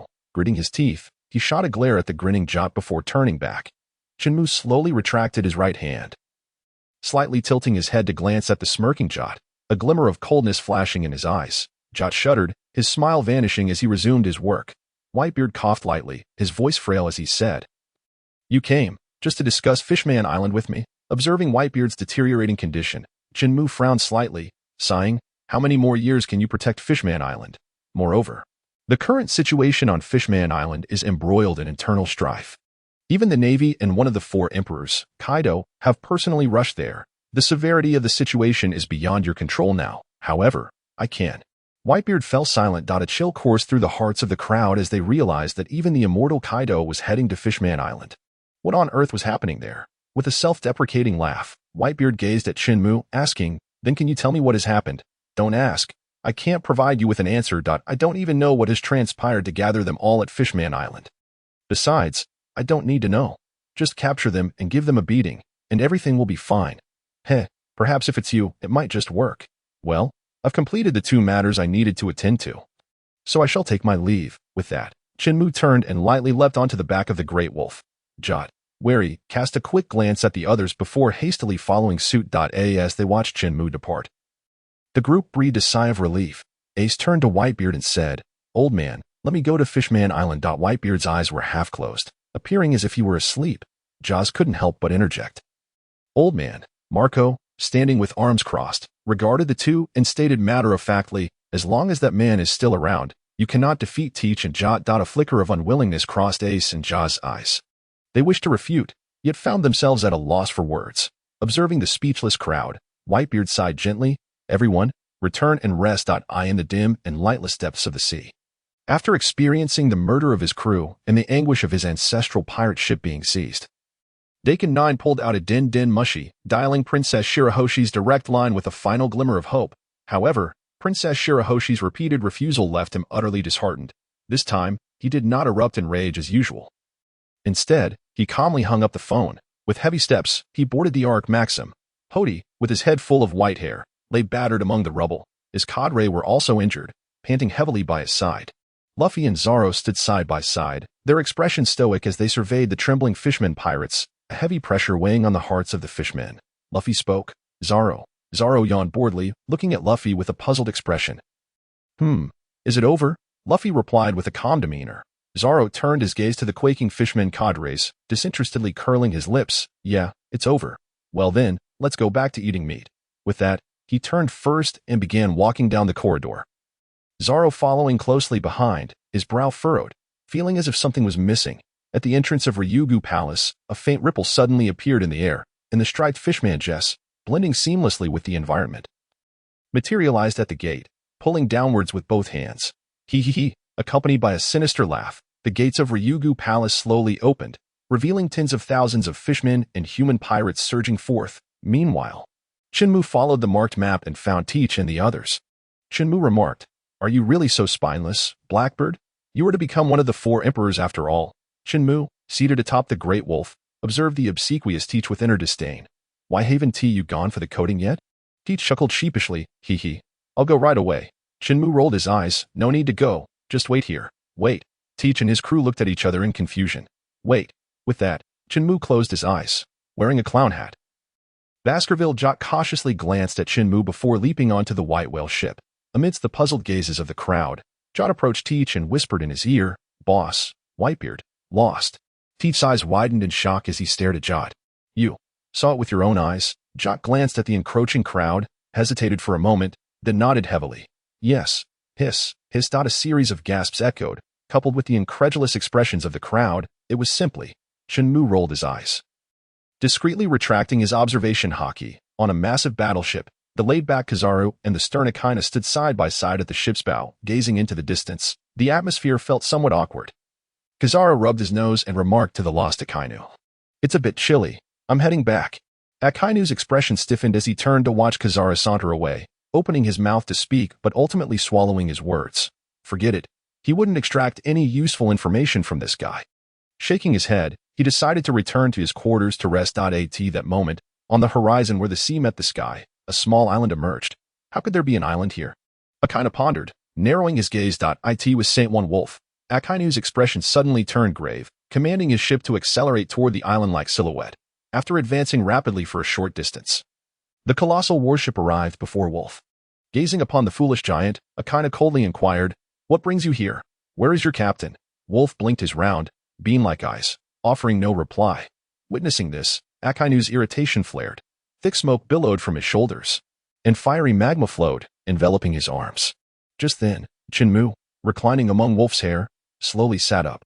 "What, do you wish to make a move?" As he observed Chen Mu, who was seated atop Wolf's head, a sense of vigilance surged within him. "Who are you?" Chen Mu could not help but roll his eyes at the cliché question. Noticing Chen Mu's reluctance to answer, Akainu ceased speaking, his physical form instantaneously transforming into an elemental state, accompanied by a pungent cloud of smoke.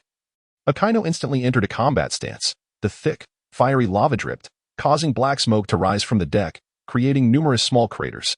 "How terrifying, Sakazuki. Do you intend to set the ship ablaze?" As soon as the words left his lips, specks of golden light appeared beside Akainu, ultimately coalescing into a radiant figure. "Admiral Kizaru." Chen Mu raised an eyebrow, observing the sudden appearance of Kizaru, or rather, Kizaru's new glasses, a faint smile gracing his lips. "This old fellow's new spectacles are quite nice, even better than the last pair." Chen Mu began contemplating the spoils of this encounter.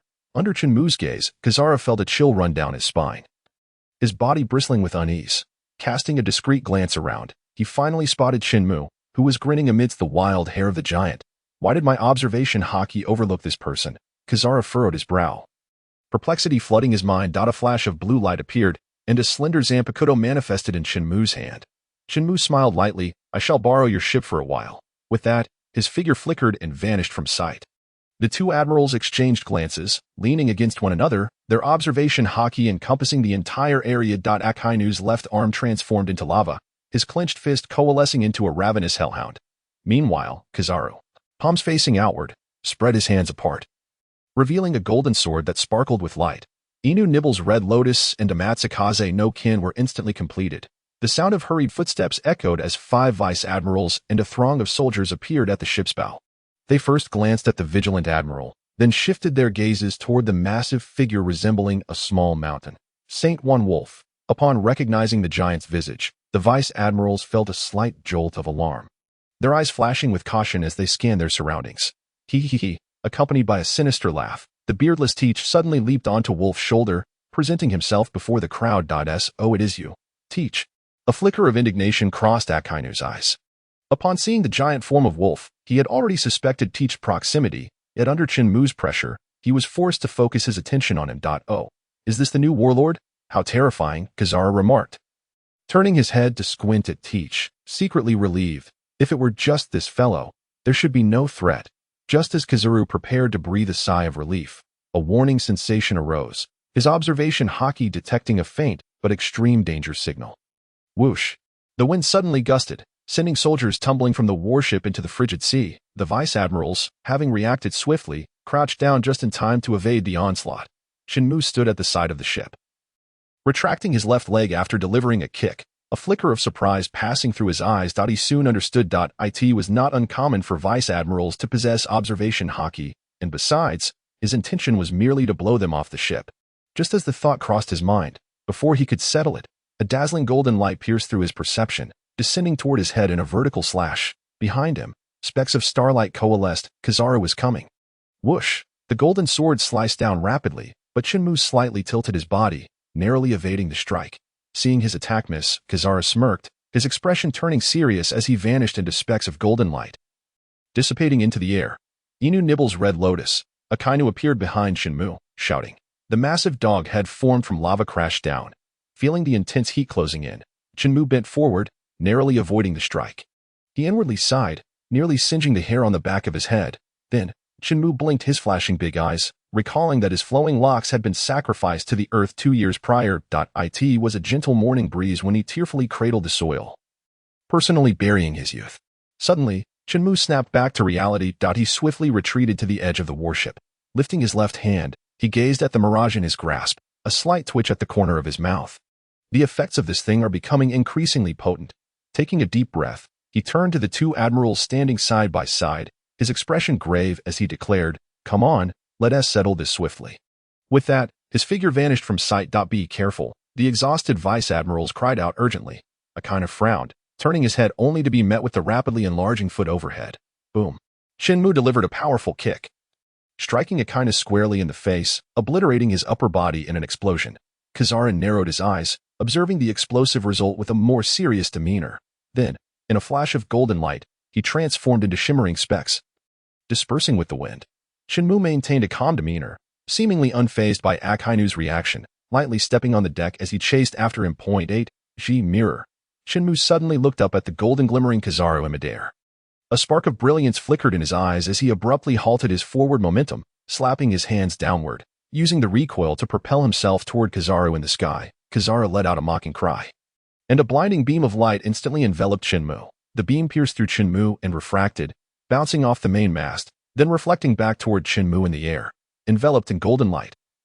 Chen Mu was forcibly suspended in midair. Kizaru's hands shimmered with radiance, as beams of refracted light pierced through Chen Mu's form repeatedly. To Kizaru, it appeared as penetration, yet in reality, Chen Mu felt no special sensation, even finding it quite amusing.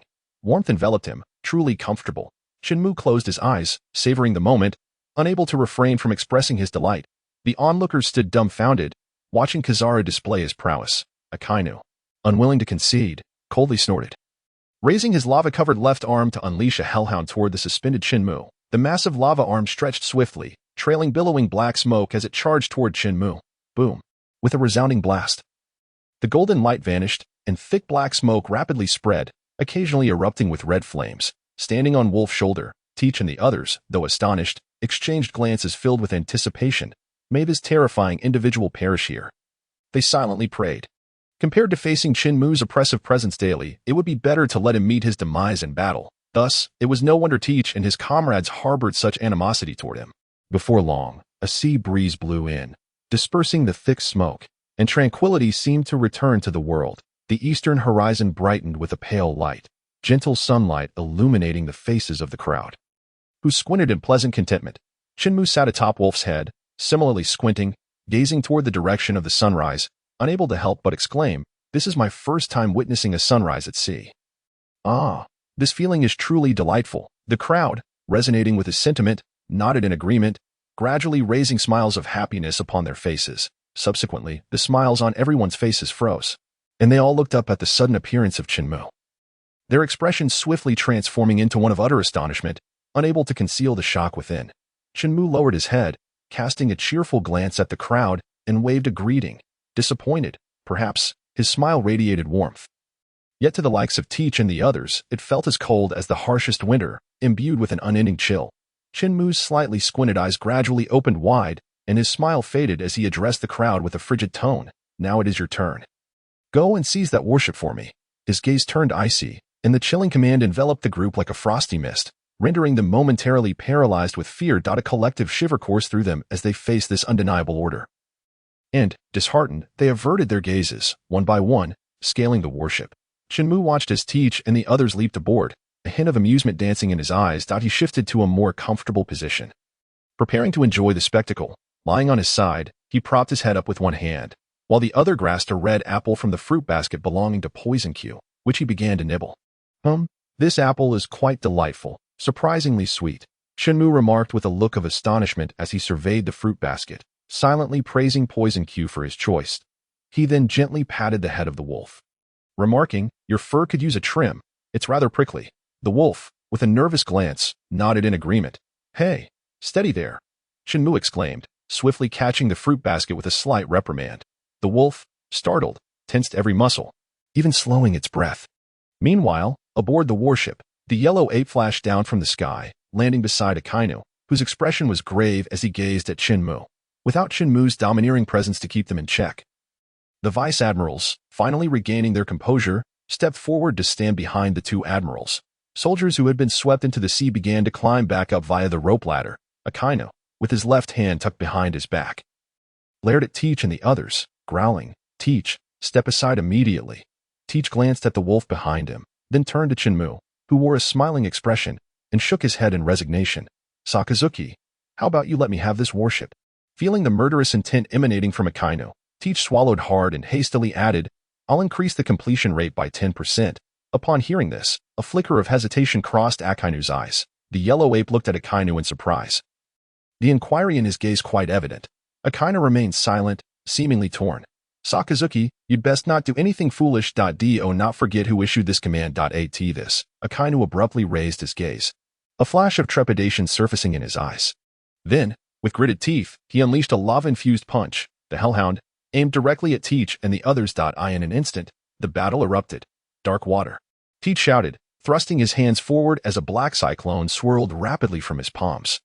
Firmly countering Akainu's molten fist, the yellow ape leaped into the air again, crossing his arms over his shoulders, golden light shimmering between his fingers. .8 shaku, jewel, hook. Before he could finish, a figure kicked him away. Chen Mu glared at the gathering points of light in the distance, biting into the apple with frustration. Do you intend to destroy this ship? With a warning glare directed at the yellow ape. He swiftly returned to the VIP seat atop the wolf's head. The crowd's pupils constricted, realizing that Chen Mu's intervention seemed even more formidable now. Chen Mu rolled his eyes and muttered, I was merely too lazy to exert myself. I feared a single punch would conclude this entire affair. As Chen Mu returned, the Navy breathed a sigh of relief, tightening their grip on their weapons, each finding their opponents and charging forward. Amidst the chaos, golden flecks converged, and the yellow ape's figure gradually became visible to all. Clutching his aching abdomen with one hand, he let his other arm dangle limply over Akainu's shoulder. Let's just forget it. We'll return to swap for another warship. Akainu frowned at this, glaring furiously at him, internally musing, you're the one we're fighting, and you're the one to back out? Do you think war is a game? The yellow ape, seemingly oblivious to Akainu's anger, calmly turned away, disregarding the questioning glances from the crowd, and made his way to the rear of the warship, lowering a lifeboat before leaping down. Admiral Yellow Ape. A chorus of soldiers called out urgently, only to catch sight of the yellow ape's retreating figure. What? The crowd exchanged bewildered glances, then turned their focus to Admiral Akainu. This bastard. Akainu ground his teeth in frustration. Shooting a look at Teach and the others. Do not forget your promise. With that, he turned and led the others in abandoning the ship. Teach and his crew were momentarily stunned. They had just engaged in battle. And now they were simply leaving? Chen Mu, meanwhile, let out a bored sigh, thinking to himself, had I known that kick would be so impactful, I would have held back. In this delicate atmosphere, Teach seamlessly assumed control of the warship. With a sycophantic smile, he approached the bow and looked up at Chen Mu, saying, Hee, we can prepare to set sail. Chen Mu tossed the apple core behind him and lightly jumped down. As he passed Teach, he remarked, this ship is too small. It cannot accommodate the wolf. Teach was taken aback, first glancing at Chen Mu's retreating figure before turning to the wolf, who wore an innocent expression. He took a deep breath, intending to advocate for his subordinate, but before he could utter a word, Chen Mu's next statement cut him off. What are you staring at? You all, get going. The crowd, puzzled, racked their brains, trying to recall where they had offended this esteemed individual. Oh, right, the navigator and the helmsman stay. Yes, just you two, Luffy and Bagus. With that, Chen Mu completely vanished from their sight. Feeling a sense of injustice, Jop began to speak to Teach, his expression one of hesitation. Captain, at this moment, Teach was still slightly agape, unable to process the situation. Holding his famed blade, Shiryu, and shouldering a long rifle, Van Augur was the first to react, calmly approaching the wolf, then lightly leaping onto its shoulder. Following closely was the evil tyrant Abelo Pizarro, with his blue beard and hair. The expressionless Katarina Devon strode past Teach in her pink robe, using her legs to spring into the air, landing beside Shiryu. The last to react was Poison Q, still appearing sickly, coughing as he walked past Teach, remarking, cough, cough. It's time to leave, Captain. Upon hearing Poison Q's words, Teach lowered his head slightly, his expression obscured, before turning to leave. Muttering, Jot, let us go. Bagus scratched his head in confusion, glancing at the pale Lafitte. After a moment of contemplation, a glimmer of determination flashed in Lafitte's eyes as he stepped toward the wolf. Lafitte, you take Bagus and stay behind. I will come to find you later. Teach's voice rang out, causing Lafitte to halt, his right leg suspended in midair. Seeing Lafitte's unwillingness, Teach spoke again. This is the captain's order. Wait for me at Fishman Island. Understood. Yes. Lafitte nodded firmly, lowering his head as he walked past Bagus, grabbing his champion's golden belt and pulling him back. Let us go. Set sail for Fishman Island. In the cabin, Chen Mu lay back on the sofa, hands clasped behind his head, his lips twitching occasionally. I merely requisitioned your laborers temporarily. Was it necessary to be so dramatic, as if it were a matter of life and death? Chen Mu sighed softly and turned over. choosing not to dwell further on the matter. Thus, the white whale-shaped Moby Dick, the outer ship, carried Teach and his crew towards the Sabaody archipelago, while the massive warship Chen Mu boarded. Under the guidance of Navigator Lafitte, made its way to the designated location, descending into the deep sea. In the Dragon Palace City banquet hall, Chopper stood on his tiptoes atop a golden-red chair, each hand holding a pink-coated donut. Munching joyfully, a picture of adorable innocence, Usopp, meanwhile, held a large piece of meat, incessantly chewing away. Upon hearing the sound of footsteps, I turned my head just in time to see Luffy and Zoro returning through the side door. "Hey, Luffy, what about that old king from Ryugu Kingdom?" Usopp waved at the two. "My meat." Usopp raised the sea beast meat above his head, waving it at Luffy, which bore a distinct row of bite marks.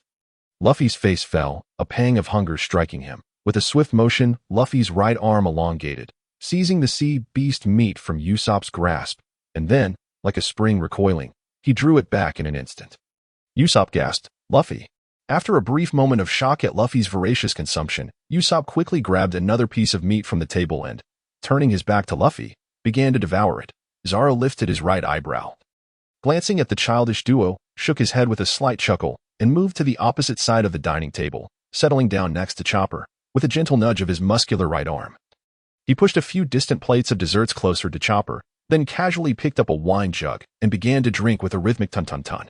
Chopper turned his head, offering Zoro an adorable smile, and resumed his sweet treat-licking task. In the Gion-Kaode Square, located on Fishman Island, Princess Shirahoshi once delivered a speech to the island's residents, only to be subsequently assassinated by Hody.I in the previous storyline. Hody attempted to execute Neptune here but failed, leading to a climactic battle with the Straw Hat Crew. It was also during this battle, 2 years later, that Luffy first employed his conqueror's Haki on the battlefield, incapacitating 50,000 pirates in one fell swoop, an exhilarating spectacle. However, in this timeline, due to Chen Mu's intervention, the plot has been altered. Hody Jones, once the central figure in the Fishman Island incident, is now imprisoned. Naturally, his defeated subordinates have also found themselves behind bars. Returning to normalcy, to the north of Fishman Square lies the vast, majestic sea, with a formidable warship anchored along the shore. This is indeed the proper route to enter Fishman Island. With a resounding thud, a towering figure leapt down from the warship, the sound of wooden sandals striking the ground following close behind. The newcomer, sporting short black hair, closed eyes, and a beard encircling his mouth, bore a striking X-shaped scar on his forehead, extending towards his eyes. It was none other than the newly appointed Admiral Fujitora. Draped in a navy coat and wearing a light purple kimono, Fujitora withdrew a wooden sword from his black belt, tapping it against the ground as he walked, first ensuring there were no stones to trip over before proceeding with measured steps. The gathered fishmen were silent, their expressions tinged with discontent, for after all, it was at the hands of the Navy that the great fishman hero Fisher Tiger had met his demise. Neptune's royal guard stood on either side of the crowd, parting to allow a path for Fujitora and the Navy forces behind him. Accompanying Fujitora was the left minister, clad in a purple long robe and sporting whiskers reminiscent of a catfish, who occasionally pointed out the beautiful scenery of Fishman Island. Fujitora merely responded with a nonchalant murmur. The left minister, bearing the weight of diplomatic responsibilities, smiled dismissively, leaning on his wooden cane as he walked alongside Fujitora. The procession moved grandly out of the square, heading towards the even larger Iga in the distance. In the pitch-black depths of the ocean, a colossal warship enveloped in bubbles steadily descended towards Fishman Island. This was Chen Mu and his companions. The Devil Sheriff Lafitte stood expressionless at the ship's stern, gazing at the peculiar fish swimming past, lost in thought. The martial arts champion, Giza's Bages, firmly gripped the helm with his muscular arms. Meanwhile, Chen Mu reclined languidly on the cabin sofa, resembling an indolent lord. Feeling rather weak, without the buff from the illusion, Chen Mu's seasickness had returned.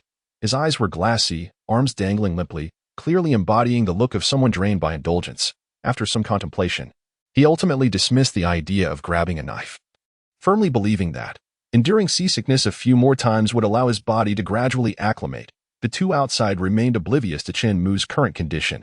Even if they were aware, it mattered little, as they could not breach his defenses. At this moment, the warship was merely an hour's journey from Fishman Island. The Noah Ark, half the size of Fishman Island, was slowly rising from the ocean floor, en route to the island. With a sinister grin, Vanderdeck 9 stood on the vast deck, appearing like a tiny ant from a distance. Meanwhile, Chen Mu and his companions' warship was drawing ever closer to Fishman Island, on the slowly ascending Ryugu. The left minister leaned on his horn staff, standing side by side with Fujitora at the ship's bow, observing the shrinking town below. Admiral, your visit to our nation must pertain to some significant matter? Fujitora, his expression calm, shook his head, replying, it is not an official business. I merely wish to pay a courtesy visit to your king.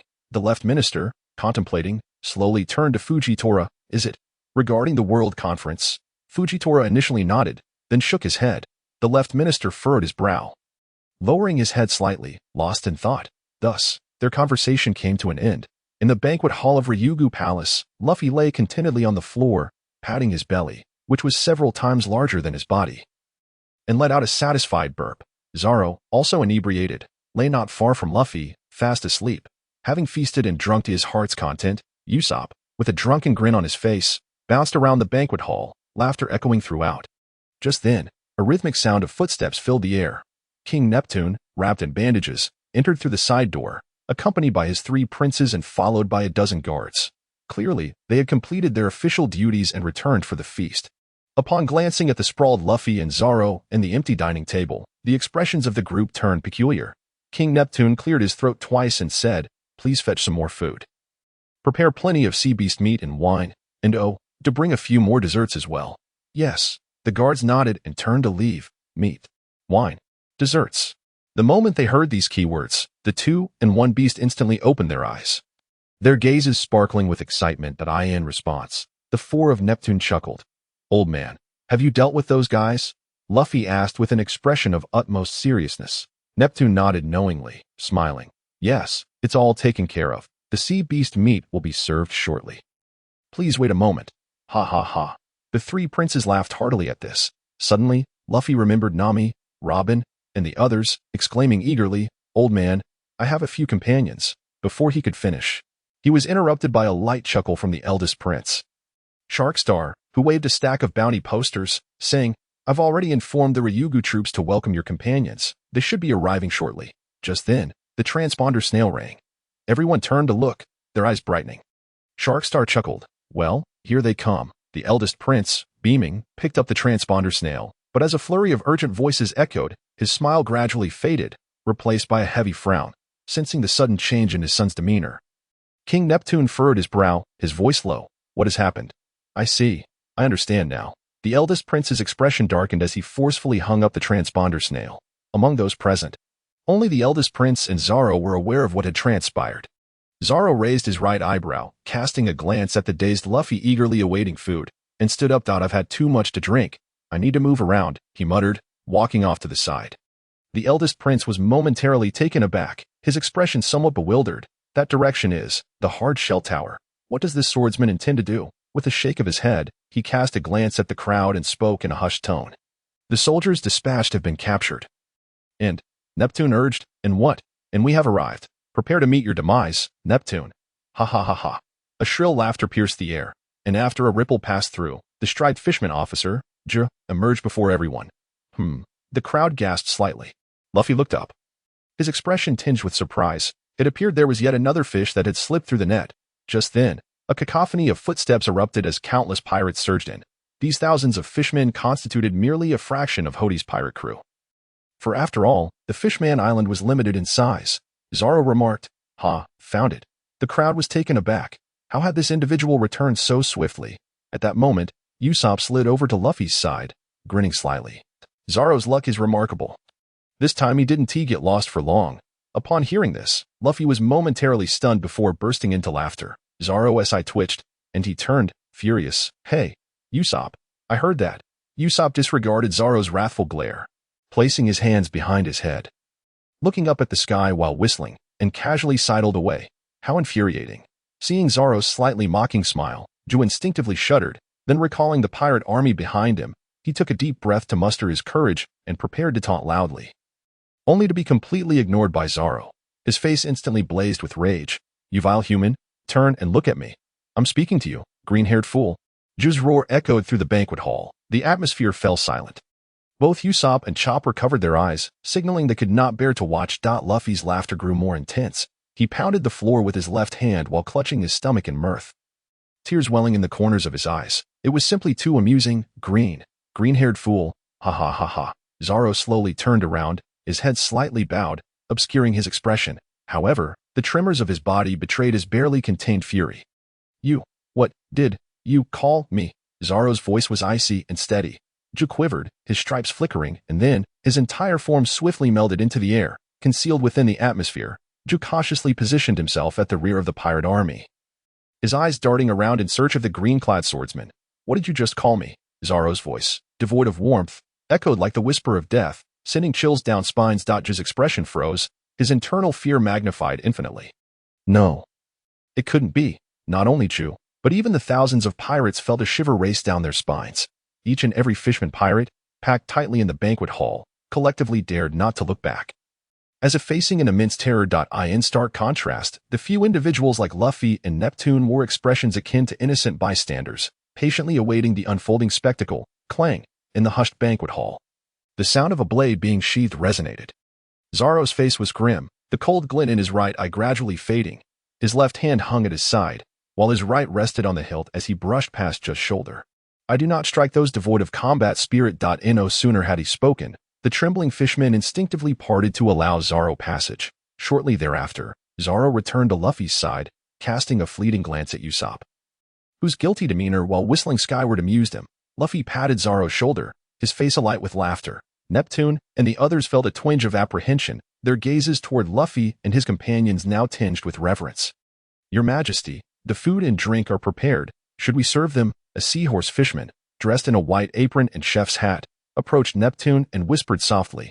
Neptune, momentarily taken aback, smiled and replied, serve it up. At that moment, Luffy stepped forward, grinning broadly. Hey, we're starting the feast. Would you like to join us? A chorus of fishmen shook their heads, retreating 2 steps with wary expressions, positioned at the rear of the army. Ju inhaled deeply, forcing himself to regain composure, his stripes flickering once more as he melded into the air. Zoro raised an eyebrow, casting a disinterested glance in the direction Ju had vanished, then resumed sipping his drink. The atmosphere had turned rather awkward. A throng of ferocious fishman pirates crowded together, blocking the entrance to the banquet hall. While Neptune and his party indulged in a lavish feast, the gathered individuals exchanged puzzled glances, uncertain of how to proceed. Suddenly, the sea of pirates began to stir restlessly. Ju is missing. Hey, don't say that. How could Brother Ju abandon us? Ju. It's over. It's over. Now even Brother Ju is gone. What do we do? The hall erupted into a cacophony of chaos. Neptune, witnessing the turmoil, stepped forward, clearing his throat twice. Release my soldiers, and I will allow you to depart. The crowd initially froze, then their expressions turned troubled. Release them. How? Those guards are quite stubborn. We might as well have been killed. Noticing the silence, Neptune furrowed his brow and coldly commanded, Speak. Where are my soldiers? The pirates lowered their heads, rendered mute. The prince, Sharkstar, wrapped in invisible bubbles, swiftly approached the foremost fishman pirate, seizing him by the collar and demanding angrily, Speak up. Where have all those soldiers gone? The fishman's facial muscles twitched, his gaze evasive, unwilling to respond. From the evasive eyes of this individual, Sharkstar inferred the answer, his eyes igniting with fury. He forcefully pushed the gray-skinned sharkman against his chest, sending him stumbling back several paces until he collided with others. At that moment, a series of bubbling sounds emerged. Everyone turned to look at Neptune, who had retrieved a golden, curly-haired snail resembling a telephone from his pocket. With his massive finger, he pressed down, connecting the call. Hello, who is this? Your Majesty, what on earth is happening with these pirates at the entrance to the palace? A thunderous roar erupted from Minister Zwo over the snail. Neptune held the phone away from his ear, wincing slightly, his expression somewhat awkward. Once Minister Zwo's outburst subsided, Neptune slowly brought the phone back to his face, sheepishly stating, it's an ambush by the new fishman pirates, I'm not quite sure. Before Neptune could finish, he was interrupted by Minister Zwo. All right, Your Majesty, you need not blame yourself. This time it's all the fault of Admiral Fujitora. Please ensure you treat him well later. Certainly, certainly. Neptune hurriedly hung up the phone. Exhaling a long sigh. In the past, he had Queen Otoheim to manage matters, but now, all that remained was this loquacious Minister Zwo. Neptune shook his head helplessly, then recalled the late Queen Otoheim, his expression instantly darkening. Prince Hashigami approached him, concern etched on his face. Father. Being perceptive, he noticed Neptune's demeanor, understanding that it was reminiscent of the time they mourned their mother in the Sea of Trees. Neptune shook his head, indicating he was fine, then paused before addressing Luffy and the others. Everyone, please excuse us for a moment. Our diplomatic minister is accompanying a marine admiral, and the situation arose unexpectedly. I hope you can understand. With that, he inclined his head slightly towards Luffy and the others. Neptune's face revealed a hint of guilt, and internally he wrestled with turmoil. They had just risked their lives to save him and help suppress the rebellion. Yet here he was, turning around to invite a marine admiral, who had also cleared out a significant number of rebels. Sigh. Being a king who balances everything is truly a daunting task, Neptune lamented inwardly. Marine? Admiral? Usopp's face displayed sheer astonishment, causing the piece of thigh meat in his hand to drop. Fortunately, a hand extended by someone caught him. Luffy retracted his arm, firmly grasping a chunk of the sea beast's thigh, and turned his head, his expression grave as he inquired, "Which admiral is it?" The terrifying prowess of the admirals weighed heavily on Luffy. He was not keen on being forcibly separated again so soon after their reunion. Neptune replied, "It's Fujitora." Fujitora? Confusion swept through the crowd. Luffy glanced at Zoro, who looked at Usopp, while Usopp scanned the area, ultimately spotting Chopper hiding behind a chair. Chopper remained half exposed in plain view. Usopp, you didn't see me. Hurry, turn around." The others were at a loss for words, their foreheads adorned with sweat beads. Prince Sharkstar discerned the group's bewilderment and spoke up to clarify, after the headquarters battle 2 years ago. Admiral Sengoku stepped down, and Admiral Akiji succeeded him. To fill the vacant admiral position, the world government conducted a global recruitment drive, and Fujitora was appointed through this process. Luffy nodded, somewhat understanding, and then continued to look at Zoro. Feeling Luffy's inquiring gaze, Zoro rolled his eyes and retorted, "What are you looking at me for? Hurry and leave. Do you want to fight an admiral again?" "Oh," Luffy replied, standing up and leaping down from the dining table. Waving to Usopp and Chopper hidden behind the pillar, "Stop hiding. Let's go." Zoro shot a glare at the three of them, 2 humans and 1 beast, and asserted in an unmistakable tone, "Follow me. No, I refuse." Usopp replied disdainfully, waving his hand. "I don't want you to lead us either," Chopper added, resting his little face on Usopp's head, looking very serious.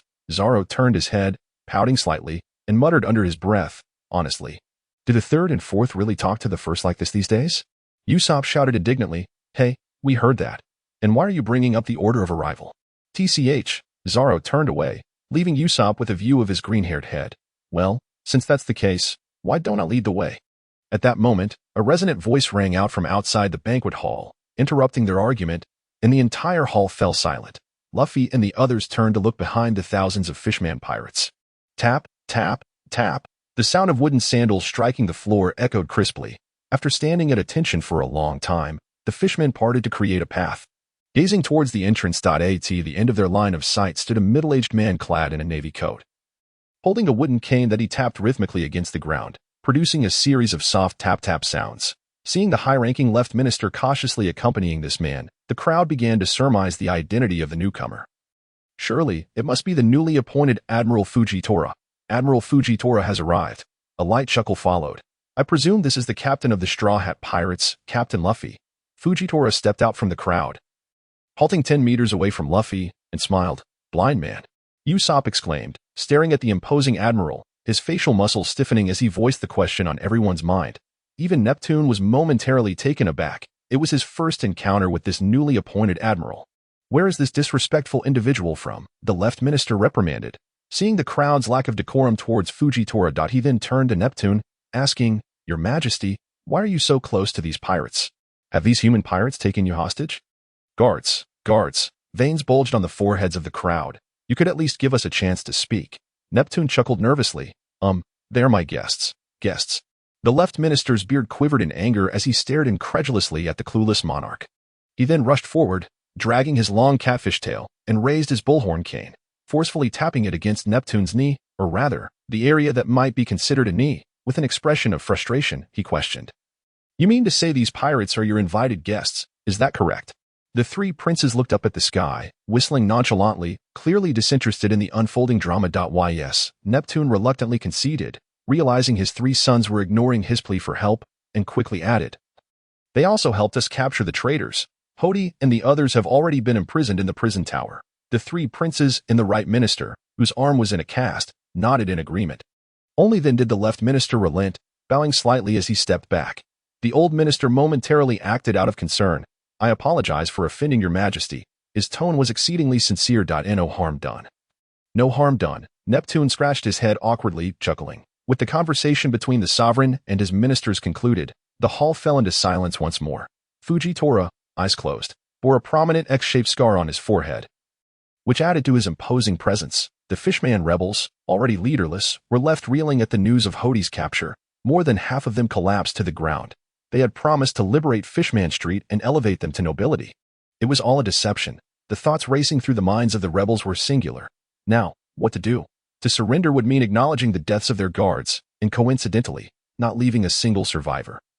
Reducing the palace guards to mere fish and shrimp. To confront them head-on was equally perilous. Even the green-clad swordsmen could cleave them effortlessly. As for Captain Luffy and Admiral Fujitora, they were best left unchallenged. It truly was a difficult life for a fish. The mere thought of spending their days in the prison tower brought tears to the eyes of the rebels. On the other side, the moment Fujitora entered the banquet hall, Luffy's gaze never strayed from him. This seemingly gentle and approachable middle-aged admiral exerted immense pressure on Luffy and his companions. Even Usopp and Chopper were prepared for battle at any moment. Under this terrifying weight, Zoro furrowed his brow, his eyes fixed intently on Fujitora's cane. As a swordsman, he sensed that it was, in fact, a concealed blade, a sharp weapon hidden within the cane. Clang.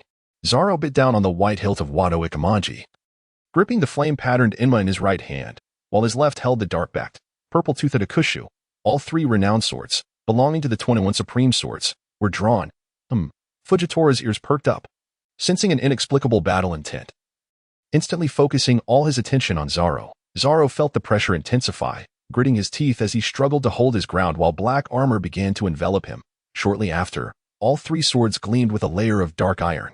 Fujitora remained unfazed, addressing Neptune, "Your Majesty, do you require me to eliminate these pirates?" Fujitora's words, though seemingly a question, were a direct challenge to Zoro. Clang! The sound of metal clashing reverberated throughout the hall. Zoro held his swords horizontally, blocking the descending strike of Fujitora's cane. Damn it, this sword is heavy. Only through direct confrontation did he realize the weight of Fujitora's attack. Gear second. Luffy activated his second gear in an instant, his figure flickering as he appeared above Fujitora, elbows bent, the armament flowing from his fists upwards at an incredible speed. Goma Goma no Jet. Rocket. A thunderous roar erupted in the air as Luffy's fist shattered the sound barrier in an instant. However, what surprised everyone was that the seemingly cumbersome Fujitora possessed unimaginable speed. Just as Luffy's fists were about to strike the top of Fujitora's head, the brown, long cane shot up, perfectly intercepting Luffy's assault. After a brief moment of surprise, Luffy swiftly dodged and reappeared behind Fujitora. Armoring himself, he unleashed Goma Goma no Giant Elephant Gun. Even a general, when struck by such a blow, would find himself in a state of injury. However, Fujitora, having risen through the ranks directly from the grand conscription of the world, undoubtedly possesses extraordinary capabilities. As the ferocity of the assault behind him intensified, Fujitora ceased to hesitate, with a sudden downward thrust of his left hand. He brought the wooden sheath crashing forcefully against the back of his sword, which shimmered with a purplish aura. Boom. The violent purple energy instantly expanded, causing the ground beneath to cave in. The pressure in the air multiplied tenfold. And Zoro, positioned at the epicenter of this force, felt as if his bones were on the verge of being crushed. He coughed up a mouthful of blood, nearly letting slip the name of the sword. Wado Ikamanji. Straining against the overwhelming pressure, Zoro's arms contracted slightly before he exploded outward, whirling rapidly. Black rope, great tornado. A colossal tornado, gleaming with a dark radiance, surged upward from Zoro's center. He deftly escaped the oppressive range, blood trickling from the corner of his eye due to the weight of the pressure. Meanwhile, Luffy was pinned to the ground by the force of gravity, his massive elephant gun creating a tremendous crater as it bore him deeper into the earth. Luffy, unable to lift his head under the immense weight, could only roar in frustration, struggling to rise. Usopp shouted, "Luffy." Without a moment's hesitation, Usopp retrieved several green seeds from his side bag, loading them into a large black slingshot and aiming them at Fujitora. Ultimate move, Green Star, Skull Exploding Grass. Fujitora furrowed his brow, abandoning Luffy, who was on the verge of defeat, and swiftly turned to slice through the incoming seeds, cleaving them in two. However, Usopp's attack was far from simple. In the instant the seeds shattered, they released a large cloud of smoke resembling skulls, capable of inflicting explosive damage on nearby foes. Boom. Fujitora raised his arms defensively, staggering backward several steps as the gravitational field around him dissipated. Usopp's eyes lit up with hope as he called out, "Chopper?" With a low growl, Chopper, in mid-run, transformed into a 2-meter-tall reindeer, using his antlers to hoist Luffy and dash away with astonishing speed. In the heat of battle, both main forces suffered grievous wounds, prompting Usopp and Chopper to contemplate retreat, casting their gazes toward a side exit. Just then, Zoro was enveloped in strange black smoke, a flicker of eerie red glimmering in his right eye. His gaze fixed on Fujitora, devoid of any human emotion and chillingly cold. Usopp, standing before him, suddenly shivered, every hair on his body standing on end. Instinctively, Chopper sensed Zoro's abnormality and urgently called out to him. Zoro, what's wrong? Breathing heavily, Zoro remained unresponsive, his breaths growing increasingly labored. This black mist. Fujitora suddenly recalled the incident involving the giant gate from days prior. His pupils narrowing in realization. Its him. In a flash of insight, he no longer hesitated. A purplish-black gravitational force surged towards Zoro in a sweeping arc. Suddenly, a pressure wall extending several dozen meters appeared, bearing down with colossal force, barreling towards Zoro. The rapidly approaching purplish-black wall sent tremors through the ground, uprooting the very floor of Fishman Island. Boom, boom, boom. The air reverberated with explosive sounds, as if even the atmosphere could not withstand such overwhelming pressure. In this dire moment, a figure clad in yellow unexpectedly appeared. Time rewinds to 3 minutes earlier. A massive warship was steadily making its way toward Fishman Island. Inside the cabin, Chen Mu lay back on the sofa, enjoying the sensation of seasickness, when he suddenly received an alert from the system. Ding. Straw Hat Pirates. Luffy faces a crisis of defeat. Ding. Straw Hat Pirates. Zoro faces a crisis of defeat. Chen Mu jolted upright, confusion etched across his face as he blinked, awaiting further information from the system. 5 seconds, 10 seconds, 30 seconds, 60 seconds, a minute passed, and the system fell silent, as if a child had suddenly drifted off to sleep. Left with no choice, Chen Mu accessed the system map, watching as the markers for Luffy and Zoro turned a glaring red. This situation is a capital IV crisis. Chen Mu's expression hardened as he extracted the mirror flower water moon from the system's space, vanishing instantly from the cabin. The ship's stern, Rafik, lost in a sudden melancholy. And Bages, sporting a silly grin, felt a jolt in their hearts. They turned their gaze toward the deck, where Chen Mu had materialized. Before they could react, Chen Mu bent his legs to gather strength. And with a resounding crash, the deck shattered, wooden shards flying everywhere. Chen Mu transformed into a golden beam of light, piercing through the ship's bubble membrane before curving sharply toward the depths of the sea. Heading toward Fishman Island, albeit not the correct entrance, Bages looked at Rafik, confusion in his eyes, while Rafik pondered briefly before shaking his head nonchalantly and murmured, "Let us keep moving and regroup on the island." Bages nodded, maintaining his grip on the helm, continuing on the predetermined course. In the banquet hall of Ryugu Palace, upon seeing Chen Mu's sudden appearance, Chopper's heart raced, his black pearl-like eyes widening in alarm. "Uncle, be careful." Hearing Chopper's urgent cry, Chen Mu paused, blinking in confusion at him, completely unfazed by Fujitora's mountain-crushing attack. Whoosh, roar. A deluge of white steam surged into the hall, followed by Chopper's deep, beastly growl. The scalding white steam and the fierce wind of pressure charged toward Chen Mu in unison. The superheated steam caused him no harm. Rather, it enveloped him in a warm sensation reminiscent of stepping into a public bath long ago. Suddenly, a colossal shadow emerged from the white steam, hurtling toward Chen Mu. Unflinchingly, he observed the shadow's rapid approach, then swiftly braced himself, sidestepping to the side. Boom. The violent pressure wall collided forcefully with Chopper's thick, brown-furred arm. Chopper roared in pain, gritting his teeth against the agony. He urged Chen Mu. "Uncle, you must escape with the others. I will hold him off." With that, he hurled Chen Mu toward Usopp while he himself turned, extending his black fingers downward to strike at Fujitora. Hoof strike, coconut, faced with Chopper's ferocious descending paw. Fujitora remained impassive, his heart devoid of any tremor. As the giant paw approached within a meter of his head, he swiftly withdrew his sword, slashing through the air. A purple halo appeared above him. 1, 2, 5. Ultimately, the number of purple rings settled at 5. Gravity.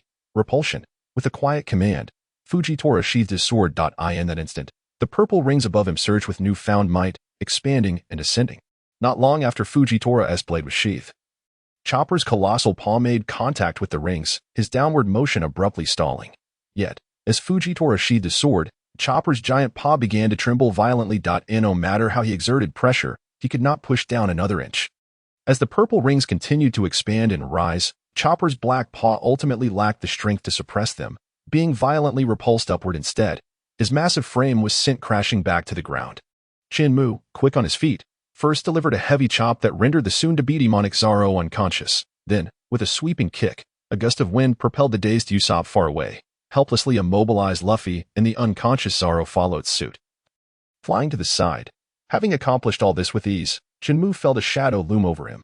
Looking up, he saw the massive beast shadow descending upon him, and with a resigned shake of his head, he braced for impact. Boom. Chopper collapsed with a thunderous crash, sending shards of rock flying in all directions. Chen Mu stood beside Chopper with an odd expression, gazing at its unblemished massive paw and body. Unable to suppress a sound of disbelief. Such a remarkable healing ability. It seems the wounds have already mended themselves before there was even time to reach a hospital. However, the sensation of pain appears to be lingering. Chen Mu's thoughts returned as he glanced at Usopp, who was slowly rising in the distance, and the still dumbfounded inhabitants of Fishman Island, shaking his head slightly. Sigh, their role as spectators truly aligns with their underwhelming strength. Here we go with the sarcasm again. Chen Mu smirked slightly, discreetly sheathing his Zanpakuto, and took strides towards Fujitora. Fujitora's ears perked up, and he gripped his cane sword tightly, poised to draw at any moment. Observing the vigilant expression on Fujitora's face, a flicker of boredom flashed in Chen Mu's eyes. What is with that wary look? Do you think it will help? A general like you. And yet I just took down 2 of your kind in one breath. Chen Mu rolled his eyes. Approaching Fujitora, he began. I offer you 2 choices. Clang. Before Chen Mu could finish his sentence, a sound of blade unsheathing interrupted him. Fujitora reversed his grip on the cane sword. And in an instant, the blade gleamed with a menacing light as it sliced through the air toward Chen Mu's neck. Faced with Fujitora's forceful strike, Chen Mu merely tilted his head, a hint of impatience flickering in his gaze. Inwardly cursing. At least let me finish my sentence before you swing. Are all of you so-called admirals this rude? Ignoring the unharmed Chen Mu, Fujitora withdrew his sword. As the blade slowly returned to its sheath. The gravity around Chen Mu surged dramatically, the ground beneath him beginning to crack rapidly, the sound of crack echoing continuously. Chen Mu observed the vast fissure spreading beneath him, his brow furrowing slightly. Just then, with a ding, Fujitora sheathed his blade. Within a 10-meter radius of Chen Mu, the ground completely collapsed, transforming into several massive stone slabs, teetering on the brink of plunging into the abyss below. The onlookers all felt the overwhelming gravity in that area. While only Chen Mu remained composed. He slowly lifted his left foot, bent his right leg to gather strength, and with a gentle leap, he propelled himself out of the gravitational zone just before the immense dark pit appeared. Fujitora's body trembled, his expression one of disbelief as he gazed at Chen Mu. Clap, clap, clap. The sound of Chen Mu brushing off dust from his clothes echoed as he jumped out of the gravitational area. His gaze toward Fujitora filled with disdain. A crude brute. How can you? Fujitora stammered, his expression stiff and incredulous. Don't speak. Chen Mu barked, cutting off Fujitora's halting words. Approaching Fujitora with a scowl, he continued. You are a senior admiral of the Navy. A figure cloaked in the glow of justice, yet you lack even the most basic courtesy. Are all of you high-ranking Navy officials just brutes? Speak up. Fujitora was inwardly astounded beyond measure, so much so that even as Chen Mu approached, he remained unresponsive. Hey, I'm talking to you. Have you gone mute? Chen Mu frowned at his continued silence. With what appeared to be a feeble right palm, he pushed against Fujitora's shoulder. Instinctively, Fujitora drew his sword, the clang of steel ringing out. But before he could fully unsheath it, Chen Mu's right hand swiftly redirected it back. Still drawing your sword? Chen Mu exclaimed in fury, glaring at Fujitora with disappointment. Are you brainless? This is Fishman Island, deep beneath the ocean at 10,000 meters. Exhaling heavily, Chen Mu continued, if this place is destroyed, be prepared to bury yourself in the depths of the sea. Don't you think you can use coral bubbles? Even if you have them, I can easily pierce through. At that moment, the atmosphere fell silent. Chopper, glancing nervously at the ferocious Chen Mu, shrank back, reverting from his monstrous transformation to attend to Luffy and Zoro's injuries. Usopp's jaw dropped in disbelief, staring at Chen Mu, the bald man who had been continuously praised by Nami as a walking ATM, swallowing hard. The rebel forces huddled together, trembling. Neptune and others were equally astonished, their hearts racing with shock. Thank goodness we held back and didn't capture this person. Otherwise, the consequences would be unimaginable. The 3 princes, who had previously greeted Chen Mu, wiped the imaginary sweat from their brows. Feeling a wave of apprehension, the focus shifted back to Chen Mu and Fujitora. Clearing his throat, Chen Mu, his gaze resolute, murmured to Fujitora, where was I? Yes, I offer you 2 choices. Just then, Usopp's slightly trembling voice echoed from afar. Chen Mu glanced at him, then clapped his hands, declaring, yes, precisely, I was saying, I offer you 2 choices. 1. Leave immediately. Point 2. He paused, leaning in to whisper in Fujitora's ear, like Kizaru and Akainu, get beaten up by me. Then leave in disgrace. Standing upright again, Chen Mu crossed his arms, leisurely watching Fujitora, awaiting his decision. The thought that Kizaru and Akainu had been intercepted by this individual made Fujitora's heart race. The atmosphere grew still once more. At that moment, the dragon-shaped transponder snail on the stone table rang. Everyone turned their gaze towards it. Ministers forced himself to calm down, walking over under the scrutiny of the crowd to answer the call. Hello, who is this? Ministers stammered. Hello, we are the Navy, requesting permission to enter the island. The crowd gasped, astonished as they looked at the transponder snail that was incessantly opening and closing its mouth. Note, this is the exclusive phone of Fishman Island, which can only be used in speaker mode. Navy? Ministers was momentarily taken aback, glancing at Chen Mu with a somewhat stiff expression. Chen Mu nodded at him, signaling him to continue. What brings you to our country at this time? Hee. We have a special mission that requires us to enter the island, so we ask for your nation's permission. The voice on the other end paused, then added, the mission is led by the esteemed Akainu and Kizaru. Hearing this, Fujitora's brow furrowed suddenly, instinctively tightening his grip on the cane sword as he stepped back. Chen Mu's mouth twitched uncontrollably, feeling as if his face was about to crumble. That idiot. Chen Mu recognized the voice coming from the transponder snail, and suppressing his rage, he strode over, snatching the transponder snail and shouting, Raffit, what are you doing? Didn't I tell you to stay outside the island? Why do you want to come in? Raffit? That name sounds familiar. The onlookers fell into contemplation.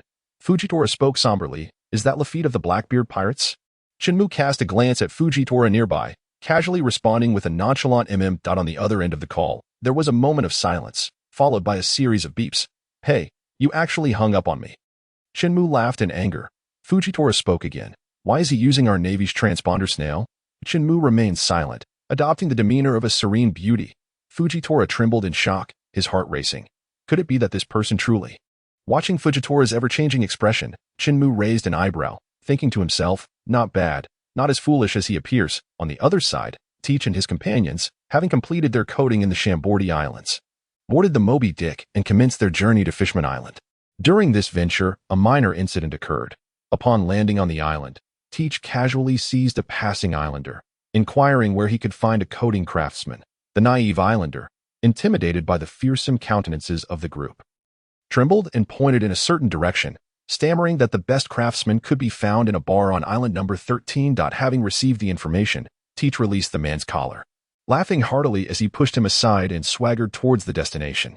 Moments later, the group arrived at the bar's entrance. They gazed up at the oddly named establishment, confirming it was indeed the right place before parting the blue curtain and stepping inside. 3 days swiftly passed. Aboard the Moby Dick, within the ship's cabin, Teach curled up on an expansive bed, his clenched fist pressing tightly against his eyes, struggling to stave off tears. It was too much to bear, too much to bear. I am the infamous Blackbeard.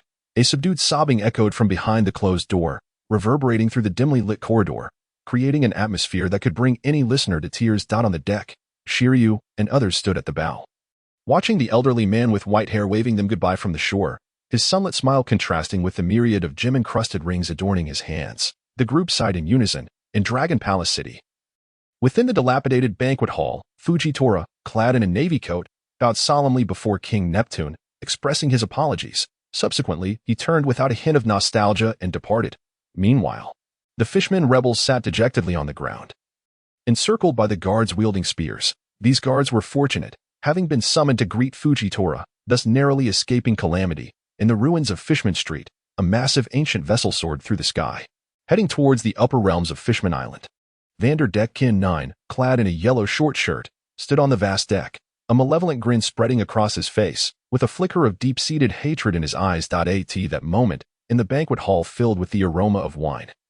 The previous battle had delayed the fishman chefs in serving dishes. After the conflict subsided, the guards escorted thousands of rebels to Fishman Square, preparing to conduct ideological education. There was no choice. The rebels were numerous, many having been misled by Hody and others, originally merely impoverished fishmen seeking a better life. In the grand banquet hall, aside from Neptune's colossal throne, there was little furniture available for seating. The guests could only sit on the ground. Fortunately, a pristine white tablecloth covered the floor, laden with a plethora of food for all to enjoy. Burp. The sound belonged to Zoro, whose eyes were bandaged. Burp. That was a satisfied sound from Luffy, who lay weakly on the ground. Hey, Luffy, don't stick your tongue out at the food. Usopp, seated cross-legged beside Luffy, quickly pushed the food away from him while holding a piece of meat in his left hand. My meat, Luffy protested weakly, his eyelids drooping. Really? Usopp sighed in exasperation, reaching for a piece of leg meat from afar and offering it to Luffy's mouth. Luffy's eyes sparkled as he mustered the last of his strength.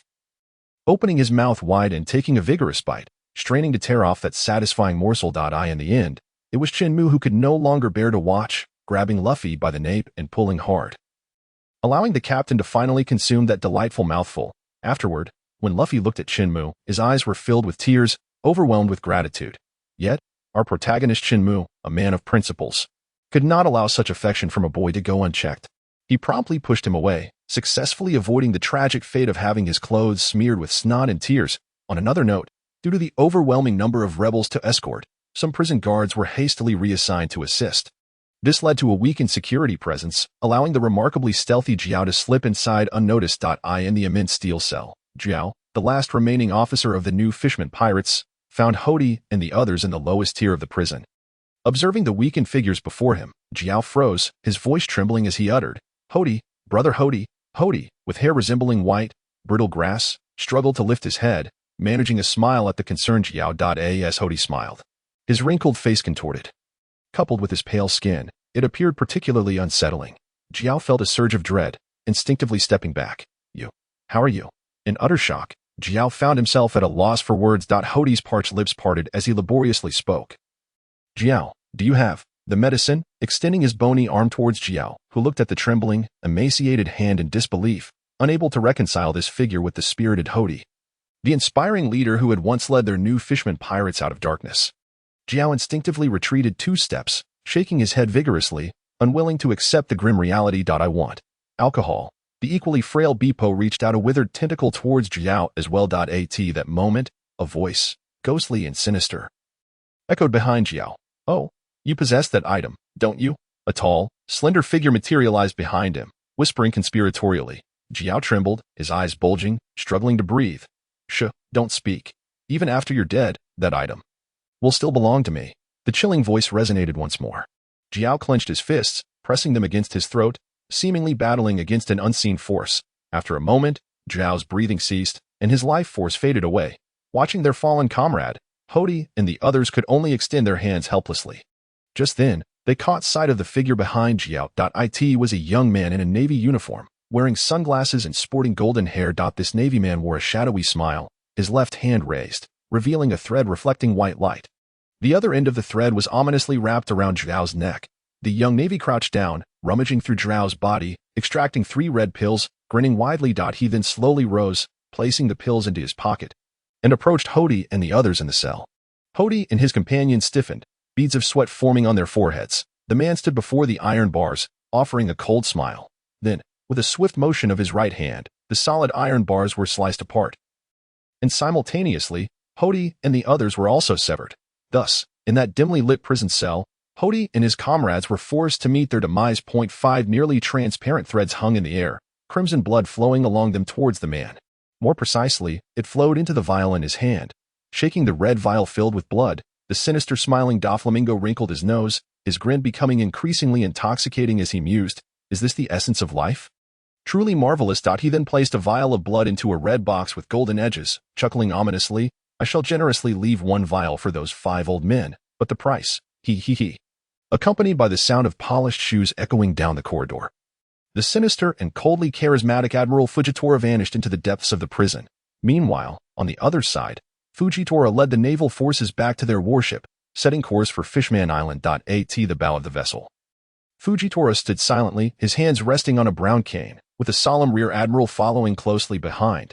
Amidst the crowd, the admiral wrestled with his thoughts before making a decision, hesitantly stating, "Admiral Fujitora, it seems our mission this time is not." "I am aware," Fujitora calmly interrupted. The admiral was taken aback, casting a puzzled glance at Fujitora's profile before nodding and stepping back. Just then, the sky suddenly darkened.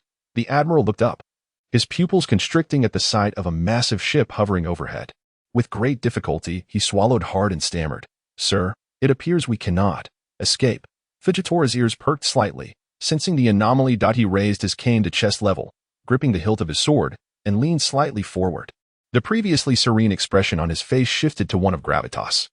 The admiral, oblivious to the change in Fujitora's demeanor, continued to stare at the sky, murmuring, if that ship were to fall, millions of residents on Fishman Island would perish. Upon hearing this, Fujitora's expression darkened, and his aura surged ominously. The warship, previously gliding smoothly over the water, suddenly ascended, racing toward the enormous shadow above. The admiral lost his balance and fell, staring in shock at Fujitora, his face a mask of fear. "Sir, what are you planning to do?" Amidst the chaos, a flurry of footsteps echoed as soldiers rushed onto the deck, their eyes widening in disbelief at the colossal shadow shrouded in the clouds. Fujitora ignored their reactions, manipulating the ship's gravity as they drew closer to the looming vessel. The crowd gathered in the square of Fishman Island also beheld the gigantic silhouette. "This is Noah. Wasn't the Ark supposed to be resting at the bottom of the sea? How could it possibly appear above us?" As the immense ship gradually cast its shadow over Fishman Island, the onlookers turned pale, collapsing in despair. Similarly, the astonished Neptune narrowed his eyes, seemingly catching sight of a warship beneath the shadow, with Fujitora's aura intensifying. The warship ascended at an ever-increasing speed, pressing the crowd down with a formidable force, forcing them to cling to the deck, gritting their teeth to endure. Moments later, Fujitora and his companions were less than 100 meters from the colossal shadow. Fujitora tightened his grip on his cane sword, awaiting the opportune moment to strike. 500 meters, 300 meters, 200 meters. The crowd, filled with dread, struggled to call out, "Sir." Clang. A flash of cold light flickered before their eyes as Fujitora swiftly drew his sword, executing an intricate flourish toward the sky, then suddenly bending low, the blade sliding back into its sheath. With only 100 meters remaining, they were on the verge of colliding with the air membrane above Fishman Island. The crowd swallowed hard, a glimmer of despair flashing in their eyes. Buzzing sounds erupted as a massive purple ring shot skyward, penetrating the 2 layers of bubbles surrounding Fishman Island, directly targeting the ancient ship ensconced within the massive bubble. The descending Noah suddenly halted midair. On the deck of the Ark, the 4-legged Vanderdeck Kin 9 felt a smile freeze on his face as he found himself uncontrollably rising into the air. "Why can't I control my body?" As the increasingly shrill buzzing intensified, the gargantuan Noah, nearly the size of Fishman Island, was gradually pushed away from the island's skies against the current. Fujitora exhaled a sigh of relief, his previously grave expression softening slightly. The naval forces collectively breathed a sigh of relief. They were mere moments away from a catastrophic collision with the outermost bubble of Fishman Island.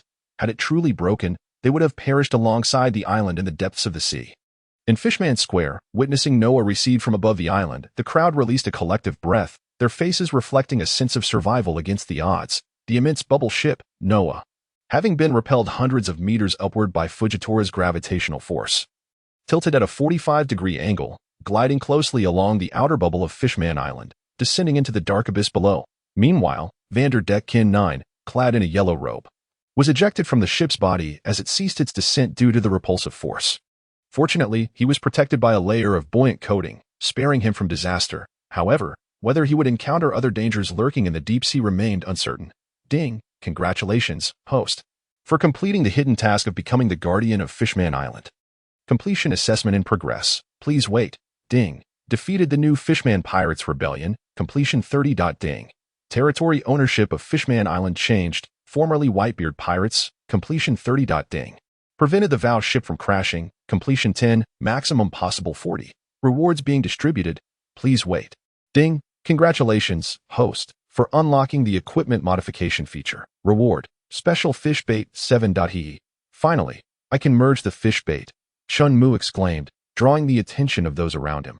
Having enjoyed a hearty meal, Luffy and the others stared at Chen Mu with puzzled expressions, their heads filled with questions. It's nothing. You all carry on. Chen Mu waved them off.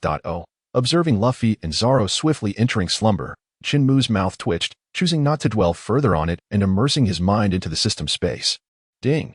Fusion successful. Congratulations, host, for obtaining advanced rainbow fish bait 2. Chen Mu was taken aback. Advanced? So there are levels to these peculiar baits, he mused. Have I been using low-tier bait all along? His facial muscles twitched, and he shook his head, refocusing his thoughts on the shimmering, multicolored bait. This bait is shaped like a magatama. Advanced rainbow fish bait cannot be used. What? Chen Mu, undeterred, frantically clicked on the colorful magatama within the space. Cannot be used, not at the designated fishing spot. Cannot be used. Not at the designated fishing spot. Cannot be used. All right. Chen Mu. Surrender. Meanwhile, the rebels who had shared in the existential crisis of their race alongside the residents of Fishman Island felt an overwhelming sense of guilt. King Neptune, feeling soft-hearted, was willing to release them. However, with Fishman Street now reduced to ruins, they had nowhere to go. Thus, the golden-haired, golden-bearded catfish man, minister left, proposed that they fill the vacancies in the guard force. Yet, considering the existing guards might harbor grievances, King Neptune temporarily shelved the proposal. The well-fed group lay sprawled on the ground, basking in comfort. The adorably clumsy Chopper patted his round belly, a broad smile gracing his face. Suddenly, Chopper sprang up, recalling a crucial matter. Luffy, Zoro, Usopp, wake up, hurry. Chopper scampered about with his short legs, darting back and forth among the group. He would run over to shake Luffy, leap onto Zoro to pat his face, and sometimes even hop onto Usopp's back, tugging at his head with all his might. My neck is breaking, Chopper. Stop it. Usopp struck the floor with great force, his voice filled with urgency. He, Usopp, was merely a ranged attacker. Unlike Luffy and Zoro, who were the kind of warriors capable of both enduring and retaliating.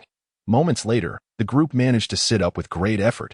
Chen Mu, seated upon his enormous throne, gazed down at them with a peculiar expression. Meet. This was Luffy, still with his eyes closed. Burp. This was the sound of a hiccup emitted by Zoro, whose eyes were wrapped in bandages. SSSH, Chopper, be gentle. This was Usopp, undergoing treatment from Dr. Chopper, who was in the process of applying a neck brace. I'm so sorry, Usopp. Chopper apologized pitifully, his eyes glimmering with tears like two black pearls. Like Zoro, Chopper experienced after effects from using the system powers for the first time. Unlike Zoro, who transformed into a mindless killing machine in his Ashura mode. Chopper retained a modicum of rationality, yet struggled to control his newfound strength. As evidence of this, several bright red hoof prints marred Zoro's cheeks, while Luffy's crimson vest lay in tatters upon the ground. At the thought of this, Chopper cast a guilty glance at the two still in a dazed state and quietly sighed in relief. Chen Mu rested his elbows on the armrests and supported his chin, looking at Chopper with a hint of amusement. After a brief struggle, the group finally regained their senses and exchanged greetings with the recently returned Neptune, preparing to search for their scattered companions and set sail once more. Chen Mu lightly leaped down from Neptune's main seat and approached him, lifting his head to say, "You may raise a pirate flag." Neptune responded with a puzzled expression, glancing at Luffy and the others, who were equally bewildered. Chen Mu calmly explained, "I made a deal with Whitebeard. He promised that after his passing, I would take care of Fishman Island on your behalf. As for why you should raise the pirate flag now, well, you wouldn't comprehend it even if I told you. It wasn't that Chen Mu was being pretentious. He genuinely believed they wouldn't understand, as the system had provided a notification half an hour earlier. Ding! The blood sample of Hody Jones has arrived at the Vegapunk laboratory. The second phase of guarding Fishman Island has commenced, aimed at thwarting incursions by the Navy and pirates. Note, this is a permanent mission. Should Fishman Island be destroyed, it will be deemed a failure. Chen Mu could only helplessly shrug at such an obligatory mission devoid of rewards.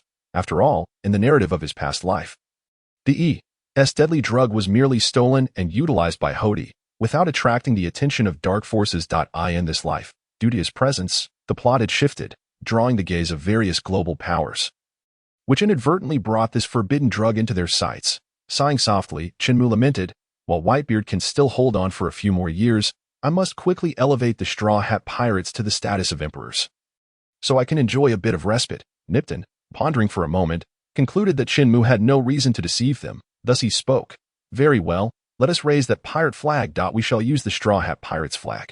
With that, Chen Mu walked past Neptune, catching up with the departing group. Neptune stood momentarily stunned. The Straw Hat Pirates flag.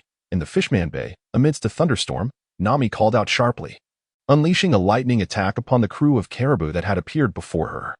A dark, ominous cloud drifted slowly over Caribou and his men, streaked with golden lightning, occasionally accompanied by the rumble of thunder. As the electric bubbles integrated, the storm cloud fully formed. Crack. Several bolts of lightning descended heavily upon Caribou's group. The crew pondered who this beautiful girl, suddenly appearing on their ship, was and who had tied her up. Just as they exchanged glances, the furious lightning struck down, leaving them charred and emitting the acrid scent of singed flesh. Bang! Bang! Bang! Their eyes rolled back as they fell to the ground, enveloped in smoke. Nami stowed her weather staff, clapped her hands together, and with a beaming smile, called out, "Come out, Cammy." At Nami's command, a stunning mermaid with short green hair peeked out from behind her. looking at the fallen pirates with a sense of relief as she patted her chest. "Nami, you've become so strong." "Of course," Nami replied with a hint of pride, tossing her hair back. Reuniting with an old friend was already a joy, and receiving her praise only heightened the pleasure. With Caribou's defeat, several beautiful mermaids, swallowed by the swamp, were cast onto the deck. Cammy gazed at the newly emerged figures, her large eyes welling up with tears. "Everyone, it's so wonderful to see you." The mermaids did not respond, their brows furrowed and faces etched with pain. "Nami." Cammy looked anxiously at Nami, sending a silent plea for help. Nami scrutinized the situation for a moment before gently shaking her head, reassuringly saying, "They're fine. They just need to rest. Don't worry too much." With that, Nami turned gracefully and made her way towards a section of the cabin. Cammy glanced in the direction Nami had disappeared, but chose not to dwell on it, rushing to tend to her sisters instead. Meanwhile, Luffy and the others had once again boarded the Ryugu under the guidance of Prince Sharkstar, heading towards the sea forest where Jinbei awaited. "Ah, where's Nami?" Luffy suddenly exclaimed, slapping his palm, finally recalling a few of his companions. Chopper, with his hands on his hips and a proud expression, looked at Luffy and huffed. "I already arranged everything." He then cast a triumphant glance at Prince Sharkstar. Understanding the implication, Prince Sharkstar nodded and explained, "Indeed, while we were at Ryugu Castle, Chopper asked me to convey that you would be waiting for them in the sea forest. Chopper, you're so clever."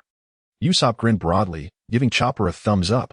"Idiot. Even if you praise me, I want to be happy," Chopper retorted, his cheeks flushed and his demeanor shy. On another side, Chen Mu and Zoro stood side by side at the stern of the ship, engaging in casual conversation. "This sword in your hand, it seems familiar," Zoro remarked, seemingly unconcerned as he gazed at the scenery outside the ship. Chen Mu paused, suddenly recalling the Kuina incident from that day, with a calm demeanor. He shook his head and replied, "I acquired this sword from the Navy yesterday." Zoro's brow furrowed, and in his gaze lay a deep skepticism. "The Navy? Indeed," Chen Mu confirmed with a nod, clearly unwilling to prolong the discussion. Chen Mu turned to walk towards the cabin. However, Zoro swiftly stepped in front of him and said coolly, "Let us have a duel." Chen Mu remained silent, expressionless, as he attempted to sidestep Zoro. Clang. The white-handled Watakimanji was drawn in an instant, blocking Chen Mu's path. "What's this? You can intimidate Admiral Fujitora, but won't he accept my challenge?" Zoro turned his head, a glint of cold light flashing in his eyes, with a resigned sigh. Chen Mu replied, "I will only use one strike. If you can withstand it, I shall concede." "Arrogant." Zoro glared, a flicker of anger igniting in his eyes as he gritted his teeth. "Fine." With that, he took several steps back, biting down on the Watakimanji, simultaneously drawing both Shusui and Sandai Katetsu, his expression grave as he faced Chen Mu. Seeing Zoro in a battle-ready stance, Chen Mu slowly turned around, his left hand gripping the Morokusu Ujutsu. Elbow bent to gather strength, his voice low and deliberate. "Ordinary strike attack." Having said that, the left hand gripping the hilt of the knife shot straight towards Zoro. Startled, Zoro instinctively chose to evade, thanks to his exceptional observation Haki. Boom! The explosive force of the punch grazed Zoro's cheek, sending the ship's roof flying into the air. Usopp and Chopper, who were leisurely sipping tea in the cabin, were so frightened that they spat their tea out. In the blink of an eye, the punch's wind surged skyward, creating a massive hole in the 2 layers of bubble membranes enveloping Fishman Island. An endless torrent of seawater began to rush in. The Crown Prince stared blankly at the enormous hole in the sky, witnessing the frenzied influx of seawater, and suddenly snapped to attention, hastily pulling out a transponder snail. "Hello, father, quickly, open the gas storage." The Crown Prince urged in a panic. Huh? Clearly, the king was currently intoxicated and did not fully grasp his son's words. "Open the gas storage quickly. Otherwise, Fishman Island will disappear." The Crown Prince was in a state of frantic urgency, while his foolish father was drunkenly oblivious at such a critical moment. This was truly a matter of life and death. As the seawater continued to pour in, Fishman Island began to sink gradually, just as everyone was at a loss for what to do. A colossal air bubble was generated at the entrance, slowly merging into the air layer and gradually sealing the 2 massive holes. Only then did the crowd let out a collective sigh of relief. The Crown Prince, still shaken, glanced at the bubble layer in the distance, and from the still-connected transponder snail, the furious left minister and his humble father could be heard conversing. The dialogue went as follows. "Your Majesty, what are you doing? Do you not realize that we were mere moments away from sinking into the underwater volcanoes? I apologize. I was drunk. No. You need not apologize. It was my fault for being overly hasty and disrespectful to your Majesty. Please, punish me as you see fit. No need. You just saved Fishman Island. No punishment required. Well, then I thank your majesty for your forgiveness. After a brief pause, the left minister bowed once more and said, Since your majesty has chosen to forgive my disrespect, I shall dare to take the liberty of making one more decision. Guards, relay the order. Henceforth, His Majesty the King is to abstain from alcohol. No fine wine shall appear within Dragon Palace City. Yes. Ah, does your majesty have anything to add? No, with that, the crown prince hung up the phone, speechless, feeling that the left minister was far more reliable than his foolish father. He then sighed softly, reflecting that in the future, if he wished to drink, he could no longer do so in Dragon Palace City. This was but a minor interlude during the group's journey to the Sea Forest. Following this incident, Zoro chose to remain silent regarding Chen Mu's act of hitching a ride. Soon after, the group arrived at the Sea Forest, where they encountered Jinbe and the rest of their companions who had arrived a bit late. New World, here we come. At the Sea Forest, aboard the Thousand Sunny, Jinbe sat cross-legged on the lush green grass with his arms crossed. Luffy faced him directly, his face beaming with a smile of reunion. Jinbe, join me as my crewmate. The others standing behind Luffy ceased their conversations, turning their indifferent gazes toward the blue-skinned fisherman. Jinbe appeared to be deep in thought, neither accepting nor refusing Luffy's proposal. Clearly weighing his own considerations, having lost his title as a warlord of the sea, he now relied solely on Whitebeard as protection, merely staving off pirate invasions. If, one day, the Whitebeard pirates were preoccupied, and other forces seized the opportunity to attack Fishman Island, the consequences would be dire. Moreover, Whitebeard was aging. The battle 2 years prior had exacerbated his injuries, and rumors circulated that he had at most 5 years left to live.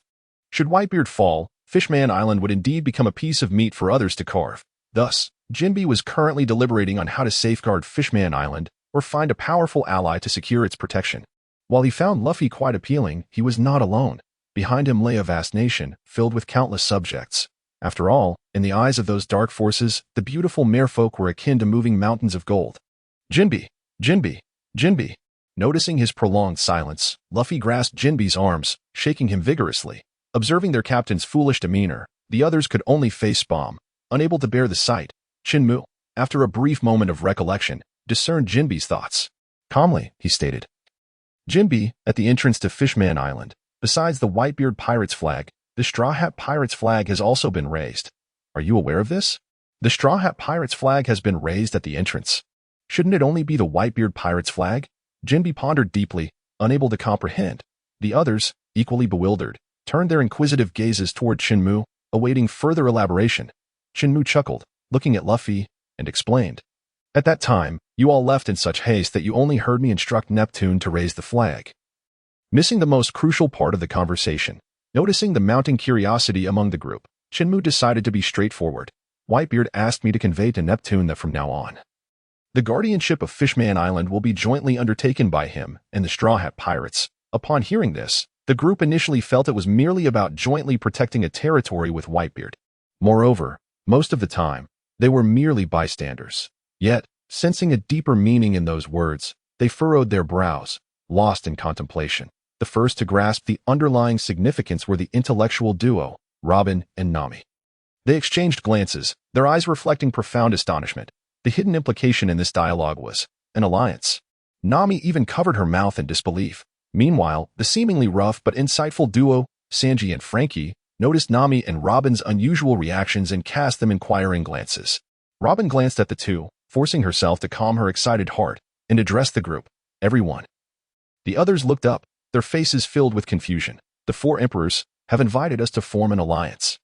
Initially, the group tilted their heads in perplexity, but soon their expressions transformed as realization struck. Like thunderclaps ringing in their ears, the key words led their eyes to widen gradually. Usopp stared dumbfoundedly at Robin. For emperors. Chopper and Brook echoed. And alliance.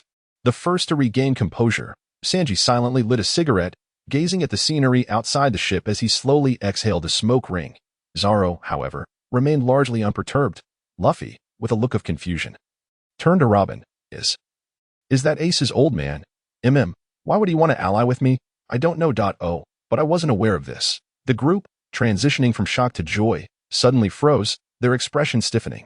They turned their heads slowly, fixing their gazes on Chen Mu.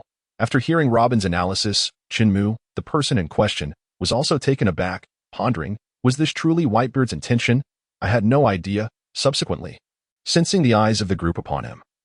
He shook off his contemplative expression, replacing it with a gentle smile, and nodded at everyone. Yes, I agreed on Luffy's behalf. The group turned to Luffy, who wore a bewildered expression.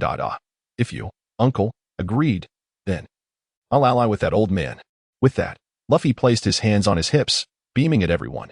Usopp lifted Chopper and spun him around twice, tears of joy streaming down his face as he murmured, "This is amazing. This is amazing. We'll have a 4 Emperor backing us as a pirate crew now. Yay." Chopper's eyes sparkled with joy, his little hooves flailing in the air. After spinning a few times, Usopp set Chopper down and turned to the now somber-looking group. Saying, what has transpired with you all?" Chopper gazed at the crowd with a puzzled expression, for he understood that this was a matter of great joy for the deer, yet everyone suddenly appeared disheartened. At that moment, Sanji finished his last puff, flicking the cigarette but out of the ship, his gaze somewhat unfocused as he murmured softly, "Do we possess that kind of strength?" Usopp, still missing the crux of the matter, anxiously interjected, "Hey, Sanji, don't say such things. We are allies, not enemies." As he spoke, Usopp gradually grasped the underlying truth, his pupils dilating in shock. Robin confirmed, "Indeed. Henceforth our adversaries will be of the caliber of the 4 Emperor's pirate crews." A heavy silence enveloped the group. The 2 principal members of the trio, Zoro and Sanji, each took their respective actions. One strolled into the kitchen with his hands in his pockets, while the other, with a composed demeanor, sat cross-legged on the ground, delicately polishing his 3 beloved swords with a piece of white cloth. Afterward, he rose and made his way to the training room, observing the sudden quietude among the others. Chen Mu shook his head in resignation, thinking to himself, "Indeed, it has come quickly." Just then, Jinbei spoke up, "Luffy, I am willing to join." Luffy was momentarily taken aback. Then his face lit up with joy as he exclaimed phrases like, "That's wonderful." "Jinbei." Nami looked at the resolute Jinbei, her beautiful eyes glistening with unshed tears. Chen Mu offered Jinbei a warm smile, acknowledging this new companion. How considerate of him to not treat himself as an outsider. At that moment, Nami ascended to the 2nd floor, her expression determined as she clapped her hands to draw everyone's attention, declaring, "We are about to enter the deep sea. Everyone prepare yourselves." Simultaneously, Jinbei tossed a brown object resembling a wristwatch towards Nami, saying, "Nami, use this. It's a specific compass for the New World." Nami caught it deftly, opening her palm to examine it, noting that the only difference from the compass she had previously used was the addition of 2 extra pointers. Indeed, this was the specific compass for the New World. It pointed towards 3 islands simultaneously and could gauge the danger of approaching an island based on the frequency of the pointer's tremors.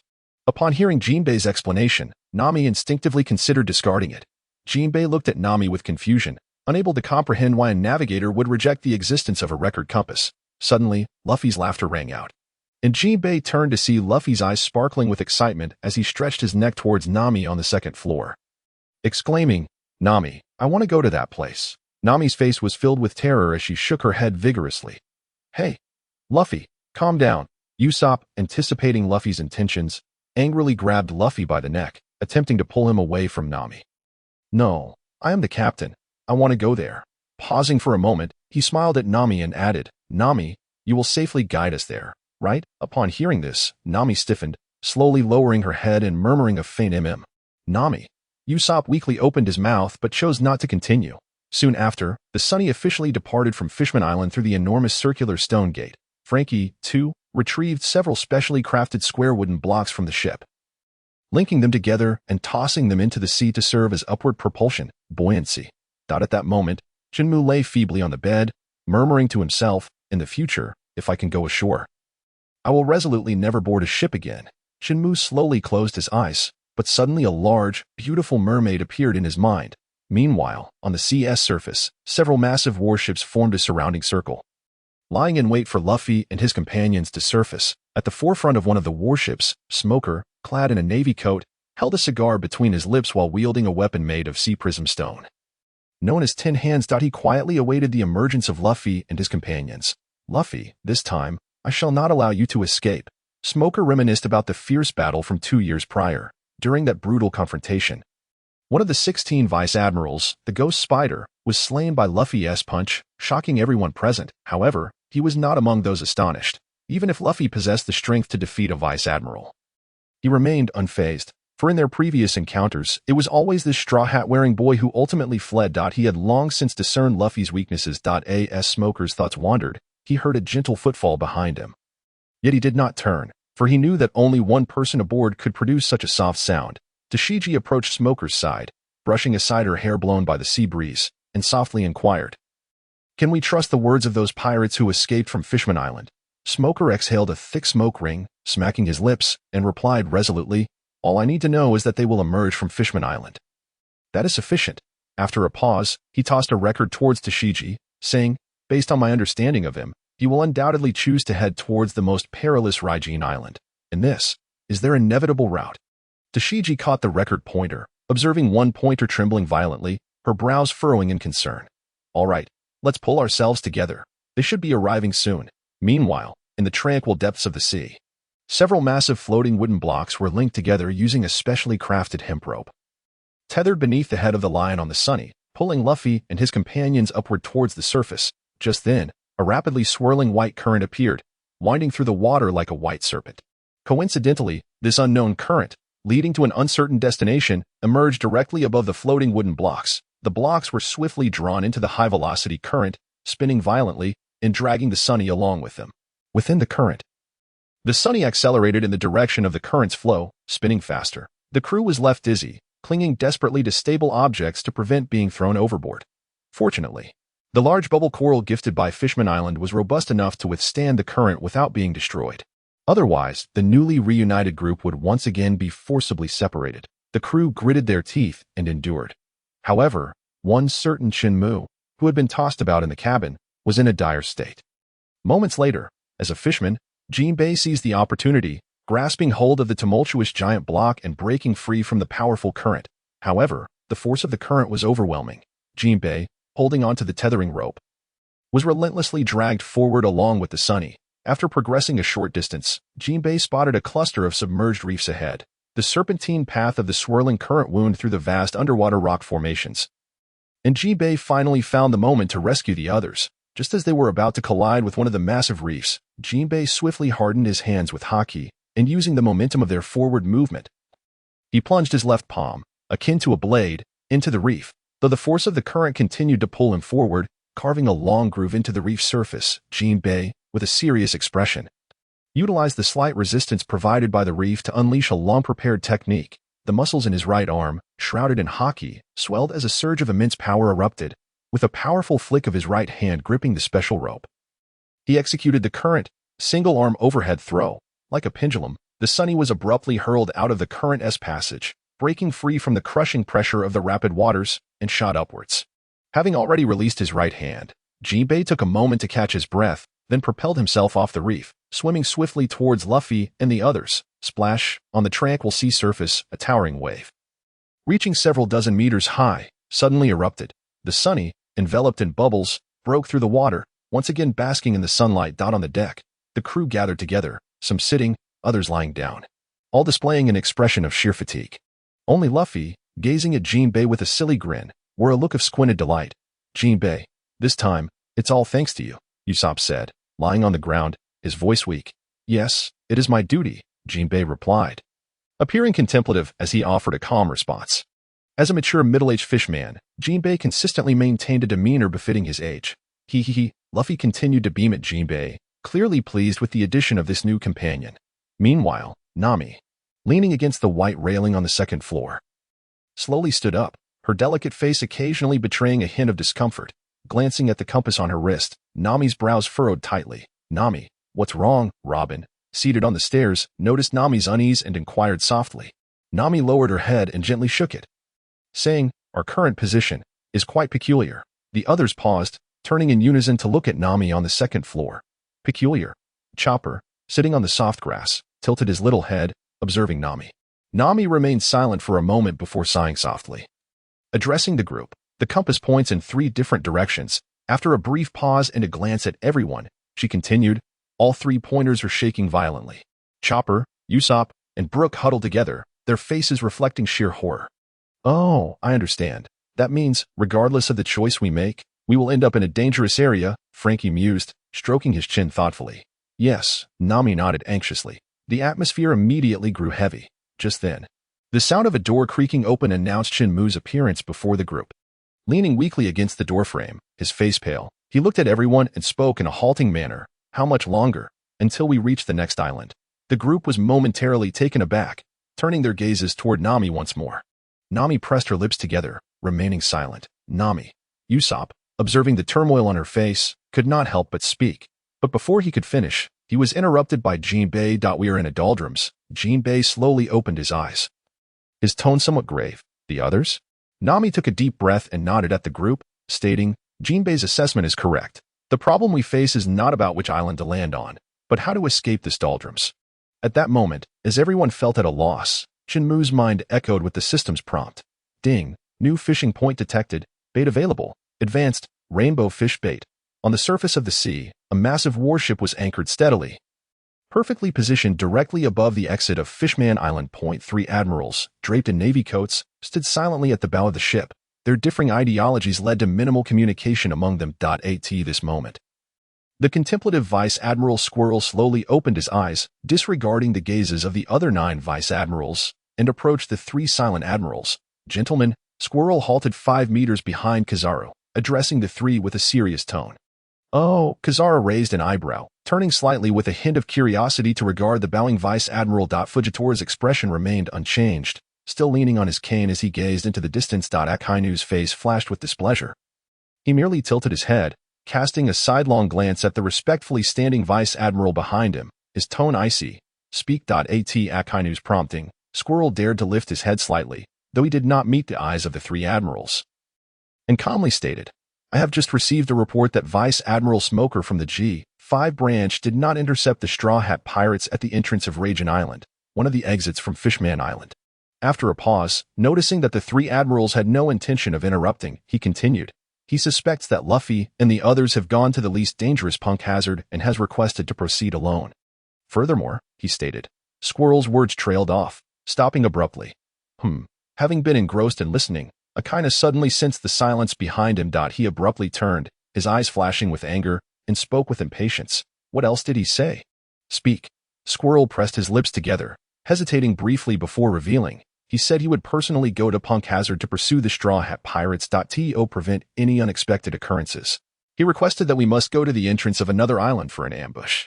After saying this, he did not give me a chance to respond and hung up the phone. Humph, arrogant. Akainu snapped furiously. Fujitora slowly turned as well, striking the ground with his cane, causing the sturdy deck to crack with deep fissures. Kizaru stepped aside, avoiding the spreading cracks, and mockingly remarked, damaging the warship without engaging in battle will require compensation, you know. Seeing Fujitora remain silent, Kizaru shrugged and turned his attention back to Squirrel, saying, you tell him that he can guard the entrance to the other island. We 3 admirals will personally go to Punk Hazard. With that, Kizaru leisurely turned away, muttering under his breath, just a vice admiral, truly seeking death. Understood. Squirrel nodded respectfully to the 3 before turning and heading towards the communications room. The other 9 vice admirals, however, maintained a stoic demeanor, seemingly ignoring Kizaru's low remarks. It was simply too damaging to a vice admiral's dignity. The vice admirals secretly rolled their eyes, internally grumbling. A vice admiral is a vice admiral. Why the word just? Do we lack dignity? Kizaru, of course, was oblivious to their thoughts. Akainu, with a decisive wave of his hand, commanded in a tone that brooked no argument, alter course, head for Punk Hazard. Yes, the admirals and soldiers responded in unison. Meanwhile, in the sky not far away, a serpent-like figure sped forward, veiled by layers of mist. On the sunny, upon realizing they were in a doldrums, the crew fell silent. The atmosphere grew unbearably heavy. After a brief rest, the dizziness that plagued everyone began to dissipate, except for Chen Mu. Usopp turned to Frankie beside him, asking, can we use the wind cannon? Frankie shook his head, replying, no, each use of the wind cannon requires 3 barrels of cola, and the maximum range is only 1 kilometer. Then let us use it several times. Usopp started, but was interrupted by Nami shaking her head. No. The doldrums are teeming with sea kings. We need to save the wind cannon for the most critical moment. At this point, Jinbei interjected, taking over Nami's words. I observed briefly. The extent of this doldrums covers at least 50 kilometers. Or more. It's over. A chill ran down the spines of the crew, their eyes gradually losing focus as despair set in. Nami, too, furrowed her brow, looking troubled. Hee, Jinbei, you can pull, Luffy exclaimed, hands on his hips, energetically tapping Jinbei's arm. His expression brimming with excitement. Not possible, Jinbei replied, still focusing on Nami on the second floor, his tone flatly refusing Dada. Jinbei, Luffy slumped down, his face drooping, tears streaming down as he looked at Jinbei. The crew was left speechless. Jinbei's lips twitched, feeling extreme indignation at Luffy's suggestion to have him go to sea to tow the ship. Just then, unable to bear it any longer, Chen Mu, holding the mirror flower water moon, walked calmly to the ship's edge. However, the lingering pallor on his face proved that he was indeed the strongest seasick person, as the crowd continued to furrow their brows in deep contemplation. They remained oblivious to Chen Mu, who had already taken out his fishing rod and commenced fishing. Ding! The fishing began, utilizing the advanced rainbow fish bait. Please be patient, host. 1 minute, 3 minutes, 10 minutes, an hour passed. Just as Chen Mu was on the verge of flipping the table in frustration, the long-awaited system notification finally echoed in the air. Ding! Congratulations, host, you have acquired the innate ability Sea King. Innate ability? Sea King. The emergence of this novel term left Chen Mu slightly taken aback. After reaching the maximum level of Saitama's physique, he had not had the opportunity to enhance his own strength. The system's tasks and rewards had all been focused on aiding others in their growth. Today, it was finally his turn. Tears welled up in the eyes of the muscular man. Chen Mu composed himself and directed his mind into the system. After a fruitless and aimless search, he abandoned the quest for a personal panel, silently disparaging this inferior system for lacking even a personal information section. How backward. Then, shifting his focus, he concentrated on the storage space. Gazing at the scattered items haphazardly arranged within the vast 100 by 100 storage compartment, which caused the corners of his mouth to twitch involuntarily, his gaze then descended, and in the farthest corner, bottom right, he discovered a white card. Chen Mu casually tapped it. This piece of paper, having been folded multiple times, floated out of the storage compartment and gradually unfolded before his eyes. Life card. Chen Mu stared at the 3 bold black characters on the white paper, momentarily stunned. What do I need this for? Overwhelmed with confusion, he focused his thoughts and clicked on the floating white paper once more. A gentle whoosh sounded as the paper slowly spun, revealing the information on its reverse side to Chen Mu. Physique. Max, level 1000. Ability. Sea King, level 15. These 2 pieces of information occupied merely the upper half of the white sheet, constituting only 1/5 of its area. The rest remained blank. After swiftly perusing these 2 unremarkable pieces of information, Chen Mu silently exited the system space. During Chen Mu's lengthy hour of fishing, the others engaged in discussions regarding various possibilities, all of which were systematically dismissed, although they occasionally cast glances at Chen Mu. They refrained from discussing this outsider too much. After all, he had paid for his spot. Just as the group returned to their deep pondering, Chen Mu lightly leaped onto the white railing of the boat and clapped his hands to garner their attention, declaring, "Everyone, I have a solution." Standing upon the white railing of the Sunny, Chen Mu endeavored to control his facial expressions, striving to make his smile appear as natural as possible. Today marked the first day of his struggle against seasickness. Commencing with resisting the mirror flower water moon, the crowd turned to look at him, observing his rigid smile and the white cape billowing in the sea breeze, their expressions filled with skepticism. Chen Mu's facial muscles twitched as he forced a smile that radiated an air of spring breeze charm. Addressing the crowd, "Ladies and gentlemen, I have found a way to escape this windless zone." The group fell silent, and their gazes towards Chen Mu were tinged with a hint of pity. Seasickness is not a disease, but someone experiencing such severe hallucinations as he does certainly requires treatment. Usopp, covering his forehead, shook his head with a sigh, saying, "Chopper, could you please help him?" "Okay." Chopper replied earnestly, looking at Chen Mu as he trotted over, offering words of comfort. "Uncle, please come down. I will help you get better." Chen Mu's eyelids twitched, a plethora of black lines etched across his forehead. As the others observed Chopper approaching him, they chose to disregard the situation and continued to ponder strategies. Suddenly, a long, drawn-out shushing sound reached their ears. The crowd looked up in confusion, directing their gaze towards Chen Mu at the edge of the boat. They saw him pinching his lower lip between his thumb and index finger, forcefully blowing air outward, his cheeks turning crimson, which only added to their bewilderment. Meanwhile, Chopper gazed at this patient with deep concern. Usopp blinked a couple of times, then seemed to have an epiphany, pointing his left index finger at Chen Mu while addressing Frankie. "Is he trying to whistle?" Frankie nodded solemnly, his expression grave as he replied with a weighted "Thank heavens, someone finally saw through his stubbornness." Chen Mu mentally gave Usopp a thumbs up. "Uncle." Chopper's small face was etched with worry as he gently called out to Chen Mu. Before he could finish, Chen Mu suddenly fell backward. In the blink of an eye, he plunged straight into the sea before the eyes of the crowd, sending up a burst of white spray that crashed against the white railing. The water then dispersed, half returning to the sea while the other half settled upon the grass-covered deck, glimmering with pearls of light.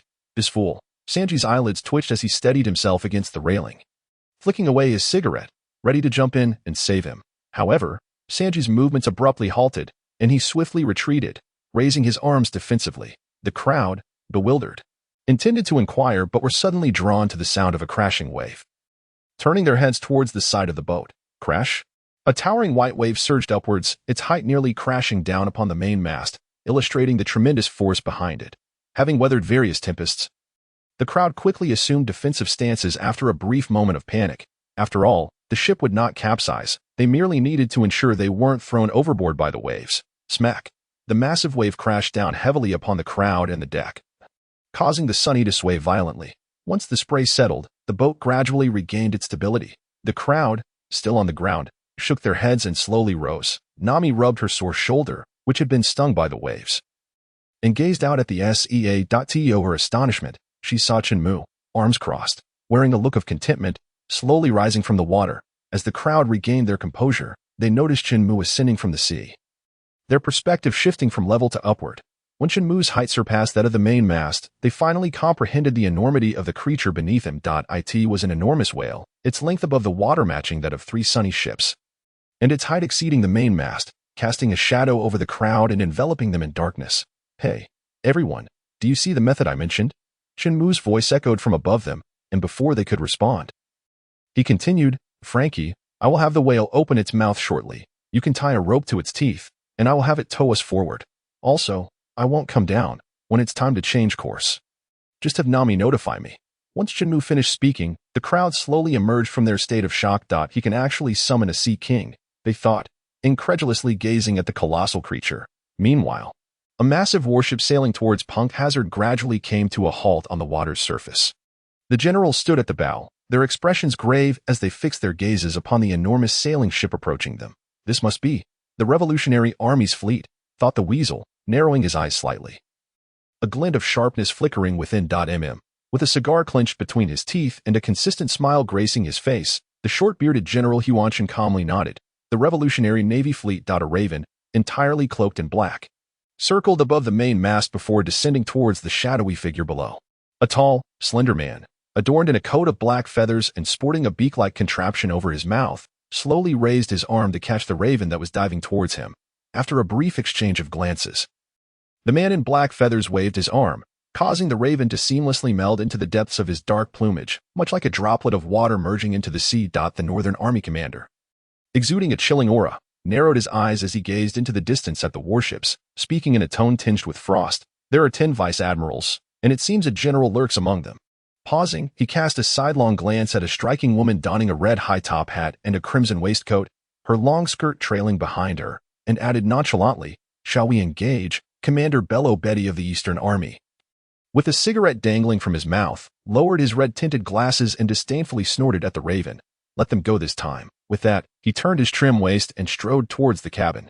All hands, stand down. Change course. The massive sailing ship promptly altered its course, heading in another direction. On the warship, 10 individuals furrowed their brows, their expressions grave as they observed the departing fleet of sails. At that moment, Akainu's voice resounded behind them. All cannons, take aim, prepare to engage. The soldiers saluted sharply before hastening to the ammunition hold below deck. The Revolutionary Army, such a nuisance, yawned Kizaru, leisurely approaching Akainu. Just received a call from Admiral Akiji, instructing us to abandon this operation and head directly to Mary Geos. Noting Akainu's unwavering resolve, Kizaru smirked and added, It was an order from those 5. What? Akainu abruptly turned, his gaze piercing into Kizaru. Don't look at me like that. It's a military order, and I dare not alter it. In the face of Akainu's glare, Kizaru mockingly raised his hands, exuding a demeanor devoid of fear. He then pivoted, issuing a decisive command to the bewildered soldiers, change course to Mary Geos. Yes. The soldiers hesitated momentarily, glancing at the silent Akainu. Before rushing towards the control room above, the fleets of both sides adjusted their courses, the naval and revolutionary commanders thus narrowly avoiding one another. Shortly after their fleets departed, a naval rescue boat, bearing Admiral Akainu and 4 soldiers, made its way towards the nearby Punk Hazard. Upon landing, they discovered that the welcoming party was not the Straw Hat Pirates, but rather an exceedingly dangerous individual. At sea, a rescue boat leisurely approached the distant island. The 5-person boat was manned by 2 soldiers rowing, while the other 2 stood solemnly behind Akainu. They found themselves powerless to oppose Admiral Akainu's defiance of orders, especially with such a formidable figure in their midst. Clearly, compared to the amicable Admiral Akiji, this Admiral Akainu was far more intimidating. Meanwhile, Kaido, having received the latest intel from his subordinates, altered his route, abandoning his initial plan to head to Fishman Island in favor of arriving at Punk Hazard ahead of schedule. He eagerly anticipated the arrival of the Straw Hat Pirates, particularly the likes of Monkey D. Luffy, who had the prowess to shatter the legendary Sengoku with a single punch. Such potential was impossible to resist. With this thought, Kaido laughed heartily, seizing a massive barrel of alcohol and indulging himself in an unrestrained drink. Moments later, the rescue boat reached the shore, and Akainu leaped onto the long-abandoned island, his empty sleeves fluttering alongside his navy coat.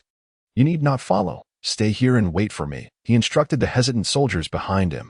After all, they were merely ordinary soldiers, and their presence would be of little use against the might of the Straw Hat Pirates. With that, Akainu set off towards the heart of the island, where 2 old acquaintances were destined to meet once more. One could only wonder if this one-armed Akainu could still contend with such a formidable beast. Meanwhile, Chen Mu sat cross-legged atop the back of a massive black whale, with the Sunny being towed along by iron chains behind. "We've exited the doldrums, so have the whale open its mouth. I want to retract the chains, free to sail the seas without the affliction of seasickness." Chen Mu's spirits were exceptionally high.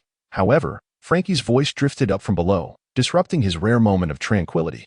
Slightly displeased, Chen Mu responded with a soft "oh" and gently patted the whale's head, signaling for it to open its mouth. With a slight parting of its enormous jaws, the white wave surged in, causing the previously secured iron rings to slowly detach and be drawn into the small window beneath the Sunny. Chen Mu raised an eyebrow, acknowledging that in this age of wind-powered navigation, Frankie's accomplishments, stemming from 2 years of study in the laboratory of the greatest scientist, Vegapunk, were commendable. The Straw Hat crew had demonstrated exceptional prowess in various fields, evidently evolving into an elite team akin to the red-haired pirates. Chen Mu smiled faintly, pulling back his wandering thoughts. With arms outstretched, he took a deep breath and reclined, gazing at the azure sky, the fluffy white clouds, and the drifting snowflakes, a blissful smile unconsciously curling his lips. Such leisurely moments were a far cry from his previous life as a busy worker. Resting his left hand behind his head, he reached out to grasp a gently falling snowflake, which melted into gray dust that slowly dispersed into the air. Just then, a pungent odor wafted towards him, prompting Chen Mu to frown involuntarily. Although he had seldom witnessed snowfall in his past life, he was aware that one of snow's characteristics is its lack of scent. At that moment, faint coughs and Nami's voice could be heard from below. "Everyone, head inside. What's falling outside is volcanic ash." Following that was the sound of orderly footsteps. Finally, Luffy called out to Chen Mu, who was covered in ash, but his invitation was politely declined. What's volcanic ash compared to seasickness? With that, he lightly patted the whale, which began to slowly sink beneath the waves. Ultimately, only the lower half of Chen Mu's lips remained above the water's surface. Inside the cabin, Nami, clad in a rainbow-colored swimsuit, faced away from the others, her gaze fixed on the rapidly oscillating needle on her left wrist. Her brow furrowed slightly as she hesitated over whether to change course, for the frequency of the 2 needles was indeed alarming. "Hey, Nami, what are you looking at?" At that moment, Luffy's neck stretched once more. Peering over, Nami's expression froze, and with great effort, she turned to meet Luffy's eager gaze. Internally, she thought, "This is bad. Oh, this needle is swaying so intriguingly. I can smell the scent of adventure," Luffy exclaimed with a grin, not affording Nami a moment to react before retracting his neck, placing his hands on his hips, and addressing the curious crew members. "Everyone, the course has been set. Prepare yourselves." With that, he dashed towards the door, arms outstretched as he reached for the distant small lion, then propelled himself into his exclusive VIP seat. Usopp gasped in surprise. He bypassed the dazed crew members and rushed to Nami, his expression filled with concern. "Nami, is it really okay? The choice of these 3 routes could be a matter of life and death." Nami's lips curled into a resigned smile as she gently shook her head at Usopp. Observing this, Usopp let out a faint sigh, resigned to his fate, for who could argue with Luffy being the captain? The falling volcanic ash outside ceased, and one by one, the crew emerged from the room onto the deck. Luffy, grinning broadly at the sight of his companions, turned around, placing his right hand on his forehead as he gazed into the distance, seemingly unable to contain his eagerness to set foot on the island. Luffy exclaimed softly, his eyes narrowing as he focused on a piece of driftwood floating on the sea. He noticed that a certain plank was reflecting light in an unusual manner. Just then, Chen Mu, controlling the massive whale, slowly surfaced. When he emerged above the water, he too spotted the peculiar plank, which seemed to bear a silhouette. No, it was the figure of someone encased in ice. Chen Mu focused intently for a moment before fully discerning the situation on the plank. Hey, sir, did you see that? Luffy's head popped over the edge of the ship, looking toward Chen Mu, who was closer to the plank. Chen Mu, momentarily taken aback, turned to Luffy and nodded slightly, saying, "It's a person, frozen in ice. Ah, is it a castaway? Quickly save him, sir." Upon hearing of someone in peril, a worried Chopper hurriedly ran toward Luffy. The nimble little creature leapt onto Luffy's head, clutching his straw hat tightly and urgently calling out to Chen Mu in the distance. "I've told you countless times, don't call me sir. I'm only a few years older than you." Chen Mu's lips twitched as he silently cursed. Despite his apparent reluctance, he obediently moved closer. Reaching the plank, Chen Mu grasped it with one hand, lifting both the person and the plank together. Shaking it in front of Luffy and the others, the crew watched as the thick ice atop the raised plank shifted precariously, almost tumbling into the sea. They couldn't help but marvel at yet another person with a heart as big as Luffy's. Moments later, Ajin carried Chen Mu to the side of the ship, surfacing until it was level with the deck before stopping. Luffy leaped down from the bow, extending his arms to seize the steaming ice block. Dragging it back to his side, Chopper rushed over, his small face filled with urgency as he gazed at the immense ice block. "Doctor, where's the doctor?" He paused, his expression shifting. "Ah, I am the doctor," he declared.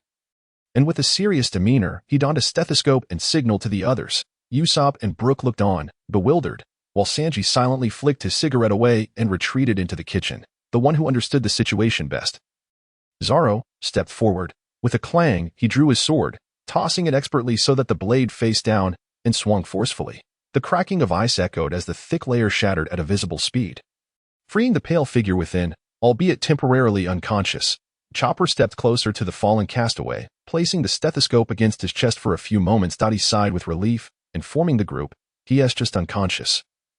There is no danger to his life." This scene struck a familiar chord with Chen Mu, who, uncertain, patted his mount beneath him.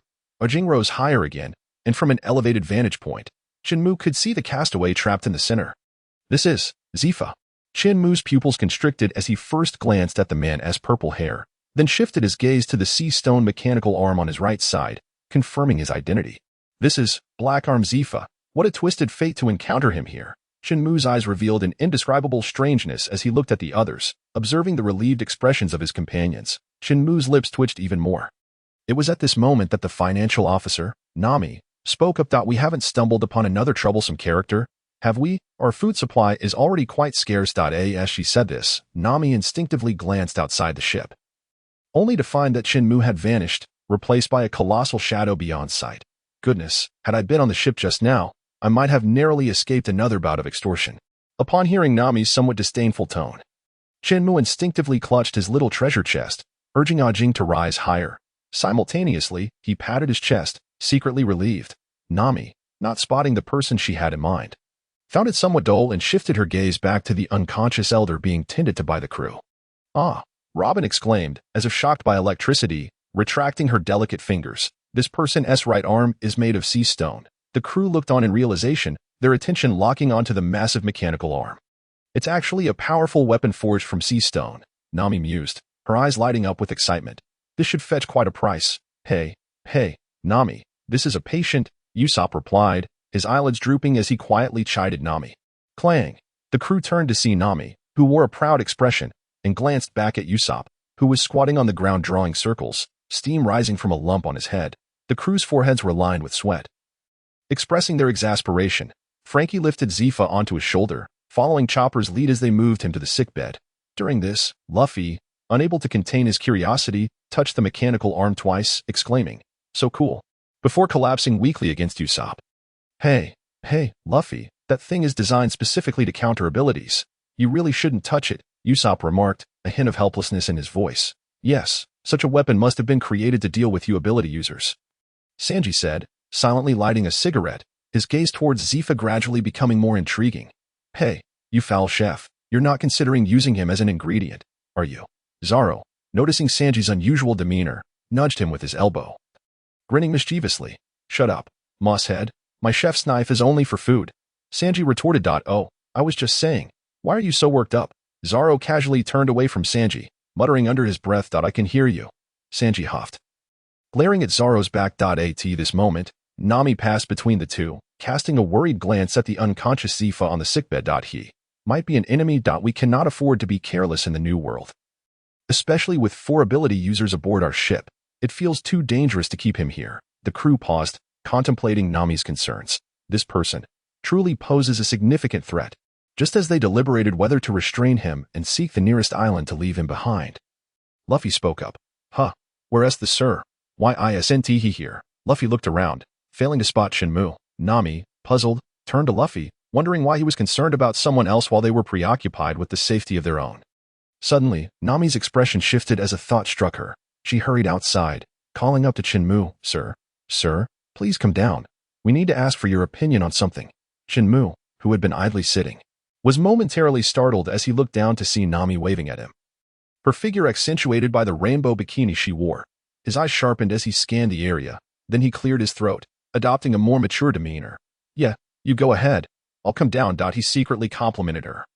Thinking quite a sight, before pushing off and jumping down. As Nami arrived on the 2nd floor, she heard the sound of something heavy hitting the ground behind her. Turning around, she saw Chen Mu crouched down, gripping the familiar long knife. Slowly rising to his feet. He cast a gentlemanly smile in her direction, while Nami, somewhat bewildered, thought to herself, how come this sir isn't seasick anymore? Subsequently, he shook his head and stepped inside. Chen Mu followed closely behind, entering the infirmary on the 2nd floor. Upon seeing Chen Mu walk in with an expression of calm indifference, a faint smile flickered across the faces of those present. They also noticed the unsheathed blade he held in his hand, and a glimmer of surprise passed through the eyes of a few astute individuals before they lowered their heads, appearing deep in thought. Could it be that this gentleman intends to? Luffy timely interjected, interrupting Robin and the other speculation. Uncle, what do you think about leaving this old man here as a companion? Luffy asked with a grin plastered across his face. The crowd fell silent. Their captain truly seemed oblivious to the situation. Chen Mu waved his right hand dismissively and replied, No, you would do well not to even think about it. After a pause, he added, I've already mentioned that I'm only a few years older than you. Do not call me uncle, only a few years older than us. The group was taken aback, then turned in unison to look at Brook, who was counting on his fingers. He doesn't count, Chen Mu said with a glum expression, his voice low. Oh. The others nodded, looking as though they half understood. Clearly, Chen Mu had given up on altering their perceptions. He chose not to dwell on this vexing topic and addressed Nami, saying, Is there something you need me for? He added with a note of caution, I hope you don't expect me to lend you money. Nami's eyes initially sparkled, but then dimmed as she spoke in a somewhat defeated tone. I just wanted you to assess the danger level of this person. If he poses too great a threat, we plan to. Your plan is sound. Just toss him into the sea, Chen Mu replied, casting a glance at the graceful Nami and then at the statuesque Robin, reluctantly turning away as he walked towards the exit. There was no helping it.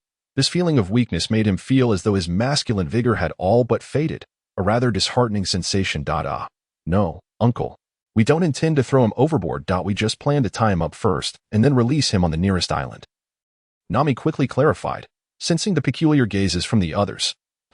Chen Mu turned around, looking at Nami with a puzzled expression. After a moment, he continued, Why bother with all that? You're going to have to deal with him eventually. This time, it was the others who were left in astonishment. What did he mean by you'll have to deal with him eventually? Was this old man truly that dangerous? The talkative Usopp seized the opportunity to voice the group as confusion, asking, Uncle, why would we need to deal with him? Has this old man become strong enough to threaten you? Chen Mu replied, Wait a minute, why am I included in this? He is merely your disaster, don't get it twisted. I am not joining you. I'm merely a paying passenger, Chen Mu grumbled inwardly, once again recalling the fear instilled by Nami. No, he cannot threaten me, but he could certainly pose a risk to you all. Chen Mu remarked, glancing at Zephyr, who lay on the sickbed, his tone unruffled. Uncle, aren't we companions? Nami gazed at Chen Mu with a pitiful expression, her autumn-like eyes glistening with tears, evoking a sense of profound sympathy. This moment touched a tender spot within Chen Mu's heart. Sigh, fine, in a critical moment, I can protect you once, but in the end, you must rely on yourselves. Otherwise, you will inevitably fall into the hands of your enemies. Zoro let out a disinterested grunt and turned his head away. As a stalwart individual, he did not require the nurturing of others to grow. Chen Mu raised an eyebrow, observing the indifferent expressions of Zoro and Sanji.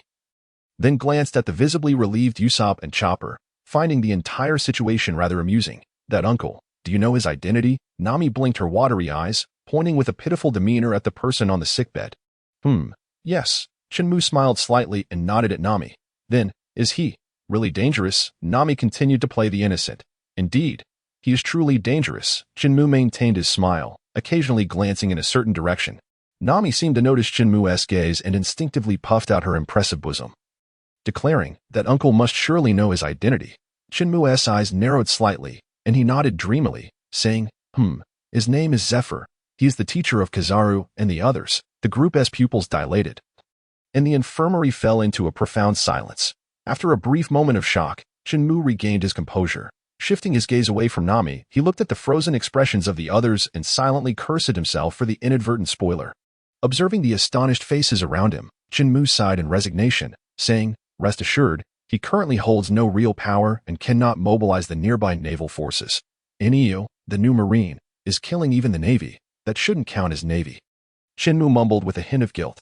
Watching the group slowly regain their composure, Chen Mu added, he is, like you, a wanted criminal by the Navy.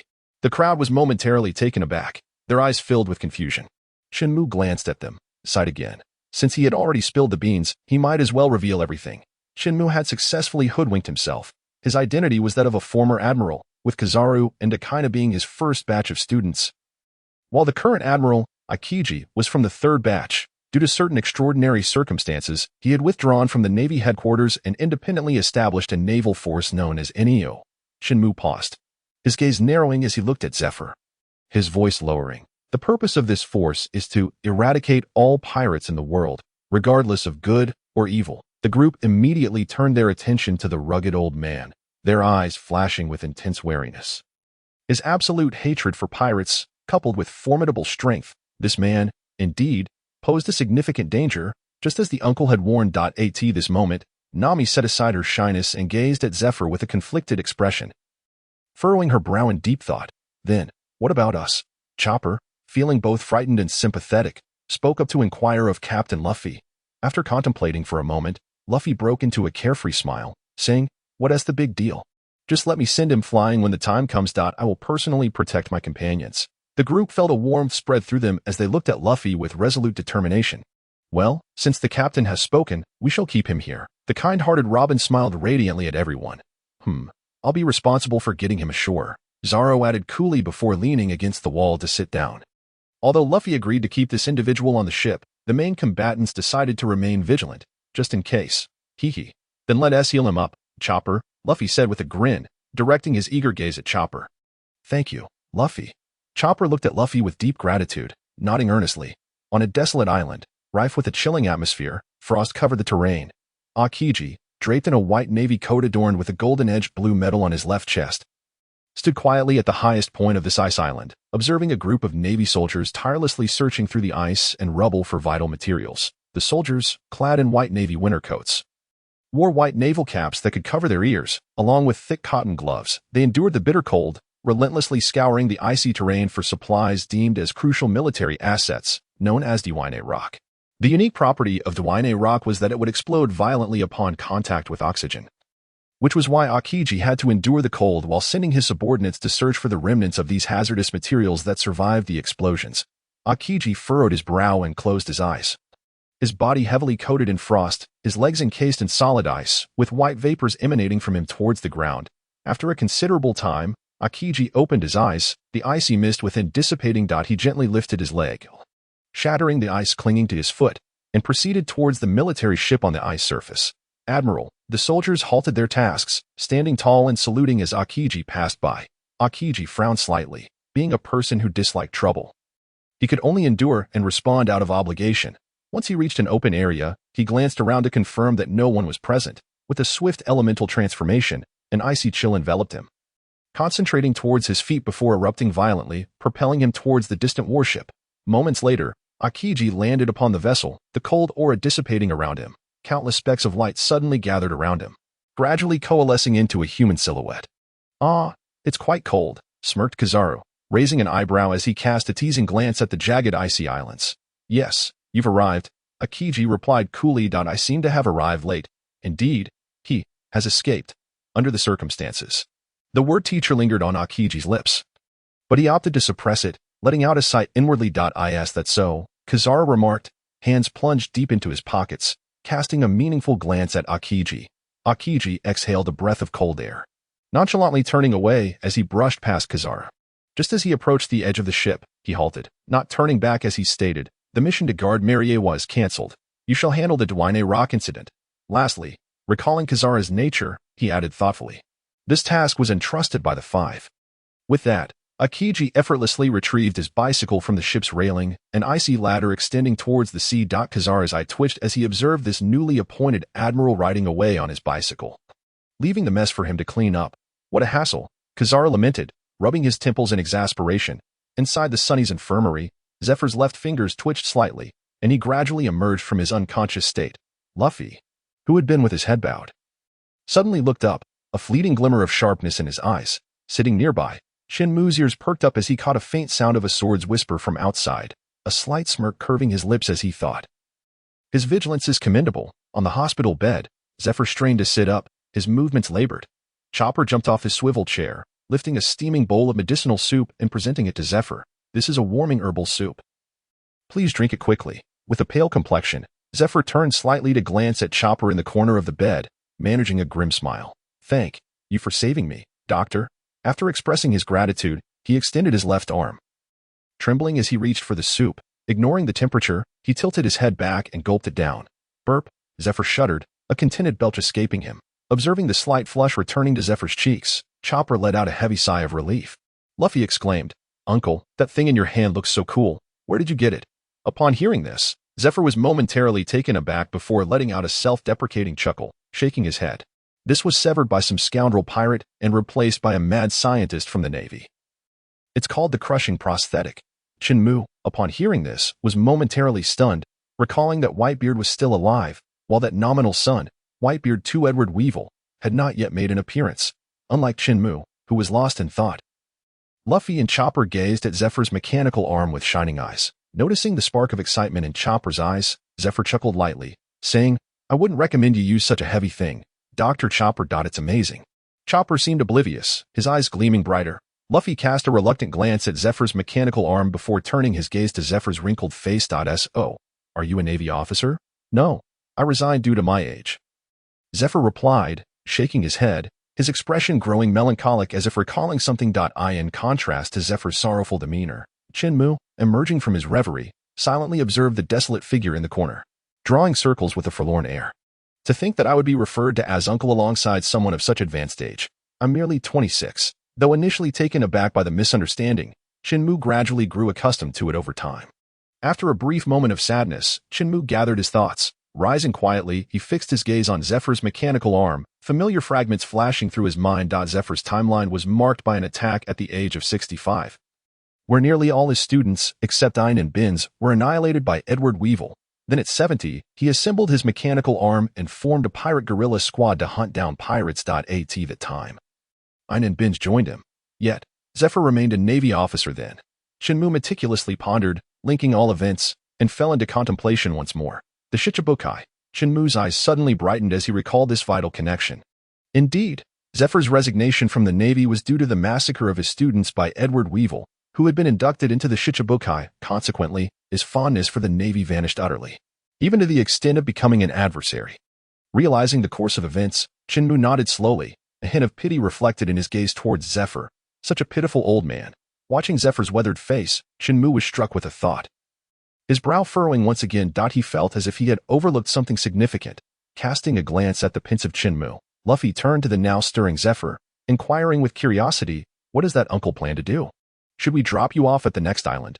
Zephyr extended his left hand, revealing a torn piece of white paper that fluttered slightly, smiling as he said, no need to trouble yourselves. They should be arriving soon. Luffy glanced briefly, grinning as he replied, all right then. He continued, it's a relief that you're not part of the Navy. After all, we are pirates, and that would complicate matters. Chen Mu, emerging from his thoughts, rolled his eyes, defeated by Luffy's level of intelligence. Could you be any more provocative? Perhaps next time, we should just throw punches. Chen Mu's forehead was adorned with dark lines, Upon hearing this, Zephyr momentarily froze, then clenched his teeth, forcing a stiff smile. Oh, you are pirates? So, Uncle, are you planning to attack us? Luffy maintained his cheerful demeanor while looking at Zephyr. Zephyr's head lowered slightly, obscuring his facial expression as he trudged heavily towards Luffy. With a rush of wind, the enormous mechanical arm surged forward, striking toward Luffy's smiling face. Luffy! Chopper exclaimed in alarm as he witnessed the incoming attack. Luffy, his pupils dilating, remained frozen in shock as a colossal fist loomed before him. After all, they did save you. Isn't it a bit rash to strike so hastily? Chen Mu raised his left arm slightly, effortlessly grasping the steel pipe on the mechanical arm, preventing it from advancing. Meanwhile, his sword, the Mirage Blade, was gripped firmly in his right hand. Seeing the sudden appearance of the bald man, Zephyr's eyes narrowed as he prepared to fling him away. Yet, no matter how hard he tried, he could not budge a single inch, leading him to seethe in anger. Bastard, who are you? Me? Chen Mu was momentarily taken aback. Suddenly, it dawned on him that since his departure from the Navy headquarters, he seemed to have become a being devoid of identity. Contemplating this, Chen Mu could not help but furrow his brow in deep thought, observing that Chen Mu was distracted amidst the battle. Zfa's face flashed with a hint of derision, and with a powerful downward swing of his right arm, he not only smashed through the deck but also dragged Chen Mu into the pit beneath. He then swiftly retracted his mechanical arm, preparing to charge towards Luffy. Suddenly, the entire room shook violently and tilted to one side, causing various items to scatter across the floor. The abrupt inclination left everyone unsteady, causing them all to fall to the ground. Outside the ship, just as the crowd heard the sounds of battle erupt, they had not yet rushed in to investigate before the sudden tilt of the sunny caused them to lose their balance. Panic ensued as everyone desperately grasped for nearby railings or door handles. Of course, the only one who managed to grab a door handle was none other than Usopp, who had been eavesdropping outside. "Oh, Usopp, stop screaming." Nami, with her brows tightly knitted, shouted at the high-decibel noisemaker. Usopp. At that moment, an even louder buzzing sound erupted, making everyone feel as if their eardrums were about to burst. The culprit behind the near capsizing of the Sunny appeared before them. It was the massive black whale. The crowd was bewildered, questioning why the usually docile pet, a whale, had suddenly turned aggressive. Could it be that something had happened to Uncle? Their hearts skipped a beat as they swallowed hard, horrified by the sudden fury of their pet, leading them to dread some ominous outcome. Uncle Chen has been defeated. The two main combatants, Sean, did not dwell on such thoughts. Their eyes narrowed in preparation for battle. A whale was quite innocent. It had been patiently waiting by the ship for Chen Mu's return. However, a lewd man clad only in his underpants complained that it was blocking the sunlight. Reluctantly, it blinked its large, innocent eyes and slowly submerged into the sea, leaving just a small patch of its back exposed above the surface. Then, feeling aggrieved, it gently closed its eyes, intending to take a short nap. Little did it know, a rapidly advancing warship would soon come barreling down upon it. To make matters worse, the accursed warship was embedded with a significant amount of sea prism stone in its hull. A whale, feeling the pain, intended to overturn the obnoxious warship. However, due to its massive size, it inadvertently harmed the nearby Sunny. It is important to note that in the world of pirates, sea kings loathe sea prism stone, especially on naval vessels, as their hulls are typically lined with it. This is one of the reasons why warships can navigate through the calm belt with such stability. Returning to the surface, from a high vantage point, one could see a colossal shadow rising from the ocean, with a small pirate ship sliding alongside its wide back, drifting towards the azure sea. On the other side of this enormous shadow, another vessel was likewise gliding down its scaly back. The crew aboard both ships lost their balance and fell, with several clumsy Navy men failing to grasp the ship's edge and tumbling into the water. The booming sound of the whale continued to reverberate, sending ripples across the tranquil sea. Both ships slid down simultaneously, then were pushed away by the surging waves. After a while, the whale's call gradually subsided. As the sea began to calm, a gigantic whale lay between the two ships. A whale glared with its bulging eyes, casting a resentful glance at the distant warship, harboring a belly full of frustration, before slowly submerging beneath the waves. It was still very gentle. On the other side of the warship, a girl with long blue hair stared wide-eyed in disbelief at the Sea King. Why did it have to be when we were about to collide with that pirate ship? Could it be that this creature was a pet raised by those pirates? Just then, a broad hand gently rested on her shoulder. In a ninja outfit, Mr. Benzie shook his head slightly, speaking in a calm tone. "Let's move on. The captain must be getting anxious." All right. Soon after, the Neo Navy fleet slowly adjusted their course, aiming the massive axe blade at the Sunny, advancing towards it directly. Following closely behind were several other warships, gradually surrounding them from both sides. On the calm sea, the warship, adorned with a colossal axe blade, charged rapidly towards the Sunny. Meanwhile, 5 ordinary Navy vessels drifted around like a school of fish, encircling the Sunny and the flagship of the Inyo Navy. Gradually, the Sunny stabilized, and the crew slowly began to rise from the ground. Nami, gripping the white railing on the second floor, shook her head gently to dispel the dizziness clouding her mind. At that moment, she spotted a blinding white light reflecting off the distant sea. Raising her hand to shield her eyes, she peered through her fingers into the distance. Nami's pupils initially contracted, then widened in alarm as she shouted to the crew that had just regained their footing. "Everyone, prepare yourselves. There are Navy ships." Then, turning urgently to Frankie, she commanded, "Frankie, quickly, hard to port. Avoid the collision with the Navy flagship. Don't worry, Nami-chan, my Sunny is incredibly sturdy." Frankie grinned, flashing his bright white teeth and giving an okay gesture. "Yo-ho-ho-ho, Frankie-san truly inspires confidence," chimed in Brooke, who approached with a smile, patting Frankie on the shoulder. Nami's clenched fist trembled with tension as she glared at the blindly self-assured duo. "Their ship has a giant axe." Frankie's smile instantly faded, and he approached the ship's edge with a serious expression, gazing at the rapidly approaching warship. His pupils constricted, and after a brief daze, he dashed towards the bow, gripping the helm tightly to steer hard to the left. From the second floor, Nami quickly scanned the surroundings, spotting several black silhouettes of ships in the distance. Her expression grave as she declared, "No, we're surrounded by Navy ships. Everyone, prepare for battle," with a loud bang. The door to the infirmary exploded, splintering into countless sharp wooden shards that shot towards Nami. "Watch out," Robin cried out from the left staircase, swiftly crossing her arms over her chest. "Blooming flowers," Robin's voice rang out once more. Still in shock, Nami was suddenly pinned down by 2 delicate arms sprouting from her shoulders, narrowly avoiding the sharp debris flying towards her. "Thank you, Robin." Robin nodded in acknowledgement, then turned her serious gaze towards the infirmary. "Ah!"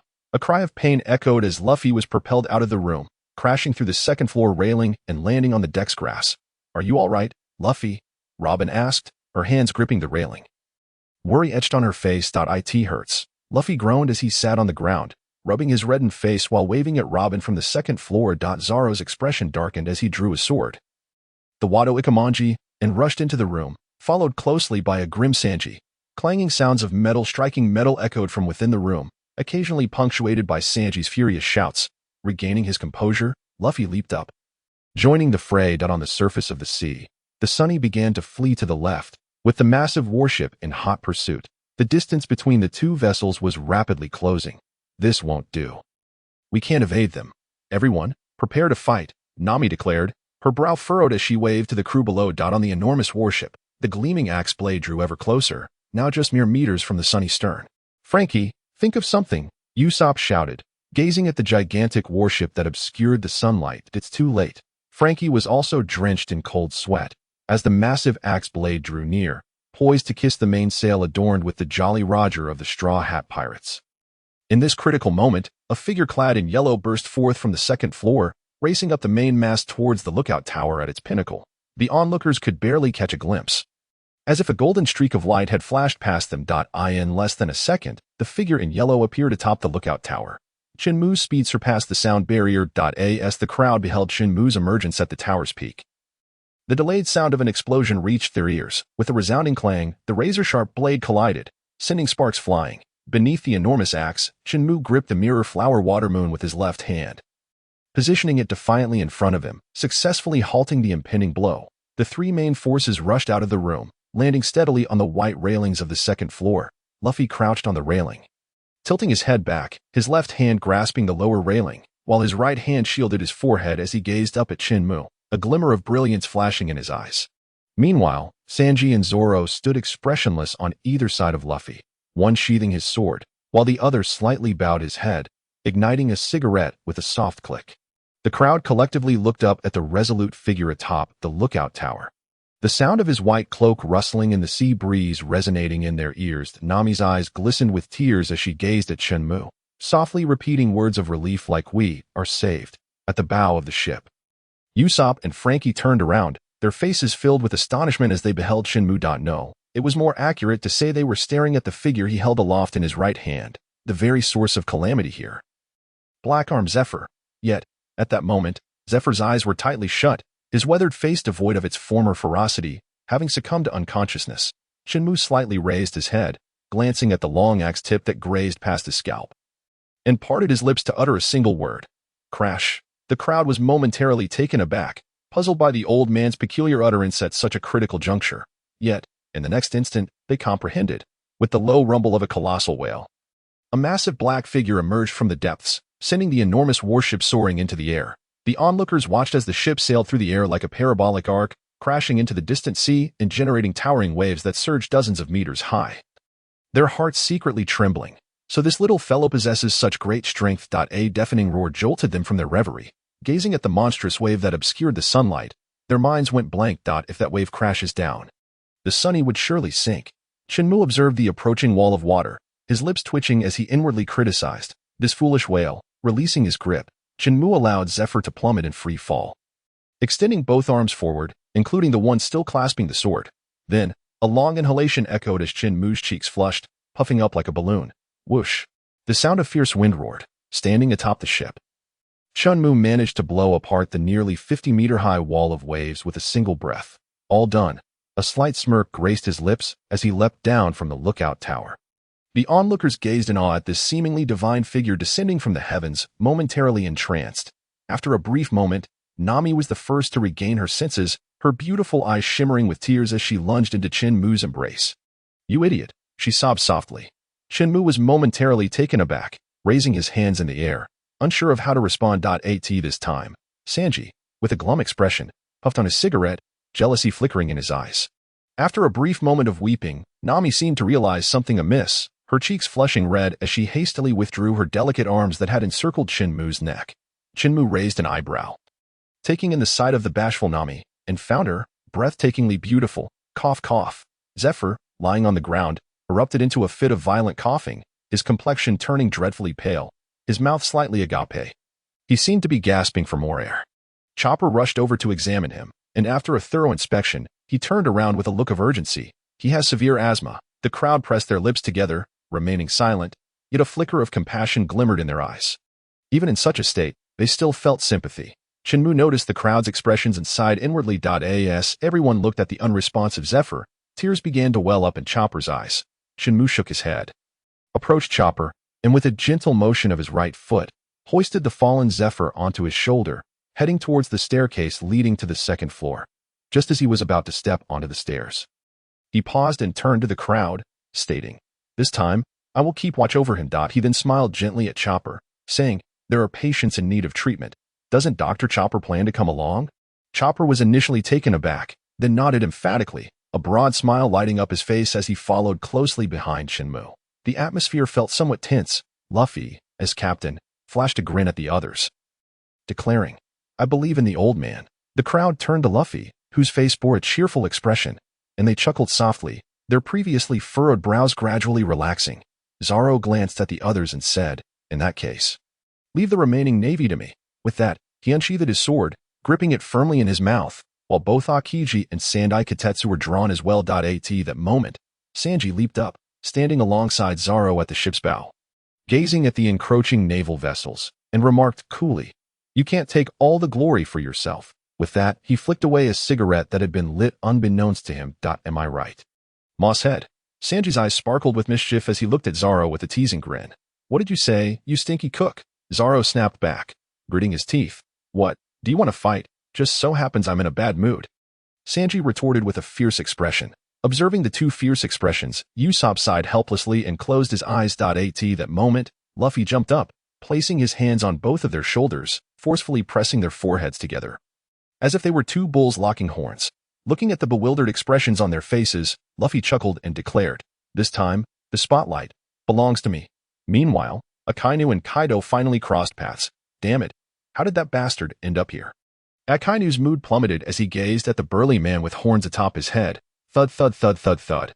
Kaido leaned against a massive boulder, his muscular right arm hoisting a gigantic wine barrel, constantly pouring the fine liquor into his mouth, its aroma wafting through the air. Thus, the two titans of opposing forces encountered one another. After a considerable time, the last drop of wine slid down the barrel's rim and dripped into Kaido's mouth. "Who?" Kaido, with his right arm still gripping the barrel, lifted it high, producing a low rumbling sound.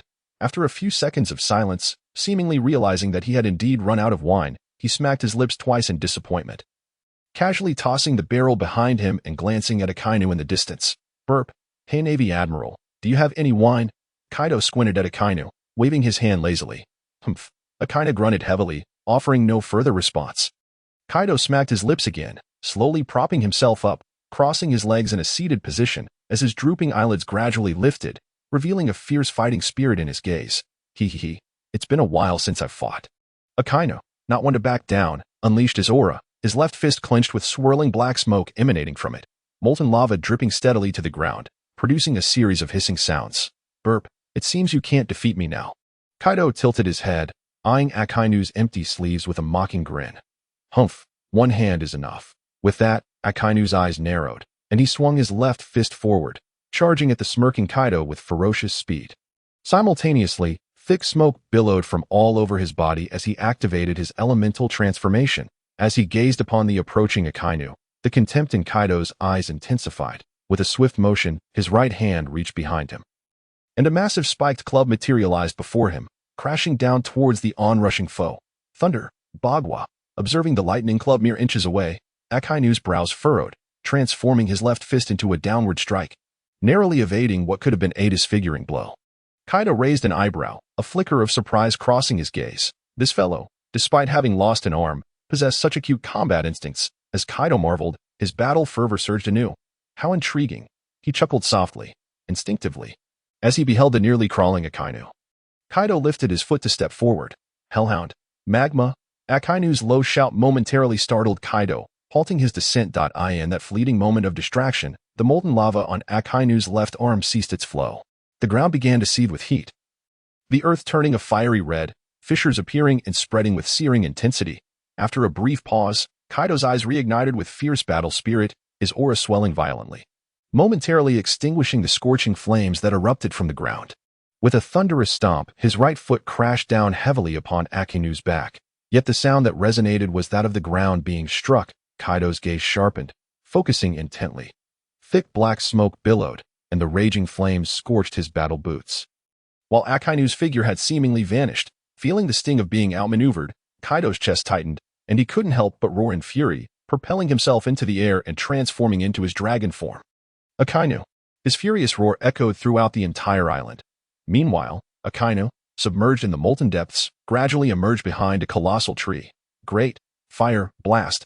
After a 2-year hiatus, Akainu unleashed this technique once more. However, this time, he could only wield it with his left arm. Memories surged back of the bizarre scene from 2 years prior within the ship's cabin, where he recalled the enigmatic strike from the Straw Hat Brat, turning his anticipated victory into a crushing defeat. One day, I shall make you pay 100-fold, Straw Hat Brat. Akainu seethed through clenched teeth. Regaining his focus, Akainu fixed his gaze upon the immense dragon silhouette above, the molten power in his left arm reaching its zenith. A colossal magma fist, nearly the size of half a dragon's body, surged forth with fervent energy, hurtling towards Kaido in the sky. In his rage, Kaido sensed something amiss, his massive dragon head glancing downward to witness the rapidly approaching magma fist. His pupils constricting sharply. In this critical moment, the battle-hardened Kaido instinctively unleashed an even hotter dragon breath. With a roaring wind, the two intensely heated attacks clashed violently. Boom. The collision of these fierce assaults maintained only a fleeting moment of calm before erupting into a thunderous cacophony. Accompanied by an inferno that engulfed the entire island on the sea, ripples spread outwards, pushing the lifeboats anchored near the island further into the ocean. 4 naval soldiers stared, their eyes wide, utterly speechless on the opposite side of the island. Aboard a retreating pirate ship, a man adorned with horns and shrouded in mist glared at the burning island with a face full of resentment. Damn it, I have to find a new laboratory again. At this moment, the pirates sailing towards the safe island, prompted by their navigator, were continuously altering their course towards another island where the pointer fluctuated less violently. As for Whitepunk Hazard, originally deemed a safe pointer, had suddenly turned perilous. The pirates did not dwell on it. The new world is inherently rife with danger. Meanwhile, Luffy, Zoro, and Sanji were successfully engaging with the Neo Navy. However, this time it was Zoro who halted the warship, effortlessly cleaving the enormous axe blade in two. Miss Ain, clad in a blue cloak and ultra-short shorts, was the first to leap down. Upon seeing this, Sanji's heart inexplicably raced a few beats faster. Return the teacher, or you shall face the combined firepower of all warships. Ain's beautiful eyes glinted coldly, her gaze filled with malice directed at the crew aboard the Sunny. The swordsman is mine, Zoro declared, positioning his sword before Sanji and calmly advancing towards Ain. With a slight whisper of wind, Mr. Bins, dressed in a black ninja outfit adorned with yellow cloud patterns, appeared behind Ain, silently standing on the white railing of the Sunny. Damn it. Then I shall leave that odd-looking man to you. Sanji shot a begrudging glance at the statuesque Miss Ain, reluctantly withdrawing his gaze to focus on the ninja-clad Mr. Bins. Mr. Bins? Just then, Luffy's playful laughter rang out, prompting Zoro and Sanji to turn their heads. Gear 2. Luffy murmured softly as his skin flushed to deep red, wisps of white steam rising from his body. He then looked up, grinning at Zoro and Sanji before speaking again. Gum jet pistol. Before his words had fully left his lips, Luffy's figure appeared directly above Ain's right side, with his left palm extended forward. His coiled right fist surged forth with explosive force. Ain turned to look back, only to hear a pop and a faint sonic boom, followed by a gaping hole blasted through the green vines. Thank you, Mr. Bins, Ain said without turning her head. You're welcome, Bins replied as Luffy swiftly returned to Zoro and Sanji's side. Hey, Luffy, leave the swordsman to me, Zoro protested, his face a mask of annoyance. He, Luffy continued to grin, completely disregarding Zoro's evident frustration. Sanji, not wishing to engage in their trivial banter, fixed a serious gaze upon the peculiar ninja bearing the green long blade. That fellow's speed is remarkable. Leave him to me. With that, Sanji dashed forward, leaving Luffy and Zoro in a state of bewilderment. Vine growth. Mr. Bins, with two small mustaches on his face, whispered softly. Instantly, thick green vines sprouted from the lush grass, ensnaring the rapidly charging Sanji. Stopping in his tracks, Sanji stared in shock at the vines that had already wrapped around his thighs. Clang! With a flash of cold steel, the vines on Sanji were severed and fell away. Don't mention it, you lousy cook, Zoro said nonchalantly as he waved his sword, seemingly unconcerned. That green algae-headed bastard. Sanji's temples throbbed, yet he found no rebuttal, only gritting his teeth in resentment towards Mr. Bins. Mr. Bins raised an eyebrow, a hint of surprise flickering in his eyes as he regarded Zoro. As a user of the flourishing fruit, he could manipulate nearby plants and accelerate their growth, yet faced with an enemy wielding sharp blades, he became rather ineffective. Just as Mr. Bins wrestled with his dilemma, Ain seized the opportunity to speak up. Mr. Bins, you handle that curly-haired one. I'll take care of the swordsman. With that, Ain crossed her arms, positioning her twin blades before her as she charged towards Zoro. Curly-haired one. A wave of inexplicable frustration washed over Sanji, while Zoro burst into a carefree laugh. Luffy glanced back and forth between the two, then checked the warship behind Mr. Bins, confirming no third enemy had emerged. With a bored pout, he leaped onto the railing of the second floor, watching the impending battle between the four. Clang, clang, clang. The clashing sounds of blades reverberated through the air as Zoro faced Ain with his one-sword style autumn water. Meanwhile, Sanji, apprehensive about being ensnared by vines, employed his skywalk, darting through the air towards Bins. The battle between the Straw Hat Pirates and the Inyo new Navy commanders raged on with fervor. In the infirmary, Chen Mu gently shook his shoulders, tossing Zephyr onto the hospital bed. Chopper, with a worried expression, climbed onto a swivel chair and began to concoct medicines from the cluttered table filled with pharmaceutical supplies. Chen Mu glanced at the dark pit beside the bed and addressed Chopper, saying, Chopper. Yes, Chopper replied, his gaze fixed on the various medications, muttering, It seems I haven't prepared the medicine for asthma before. But never mind, let's give it a try. Chen Mu felt a twitch at the corner of his eye, swallowing the words he was about to say. Simultaneously, he cast a sympathetic glance towards the unconscious Zephyr. Time passed quietly. The sounds of the fight outside gradually ceased. Leaning against the wall, Chen Mu slowly opened his eyes, furrowing his brow, unable to restrain himself from commenting, It took them this long. Just as Chen Mu shook his head in disappointment, a faint sound reached his ears. He turned his head to see green wisps of smoke dissipating into the air, causing his lips to twitch slightly.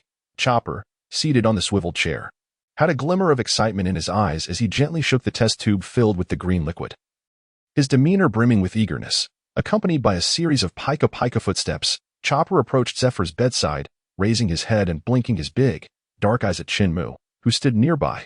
Chen Mu met his gaze, understanding the unspoken message.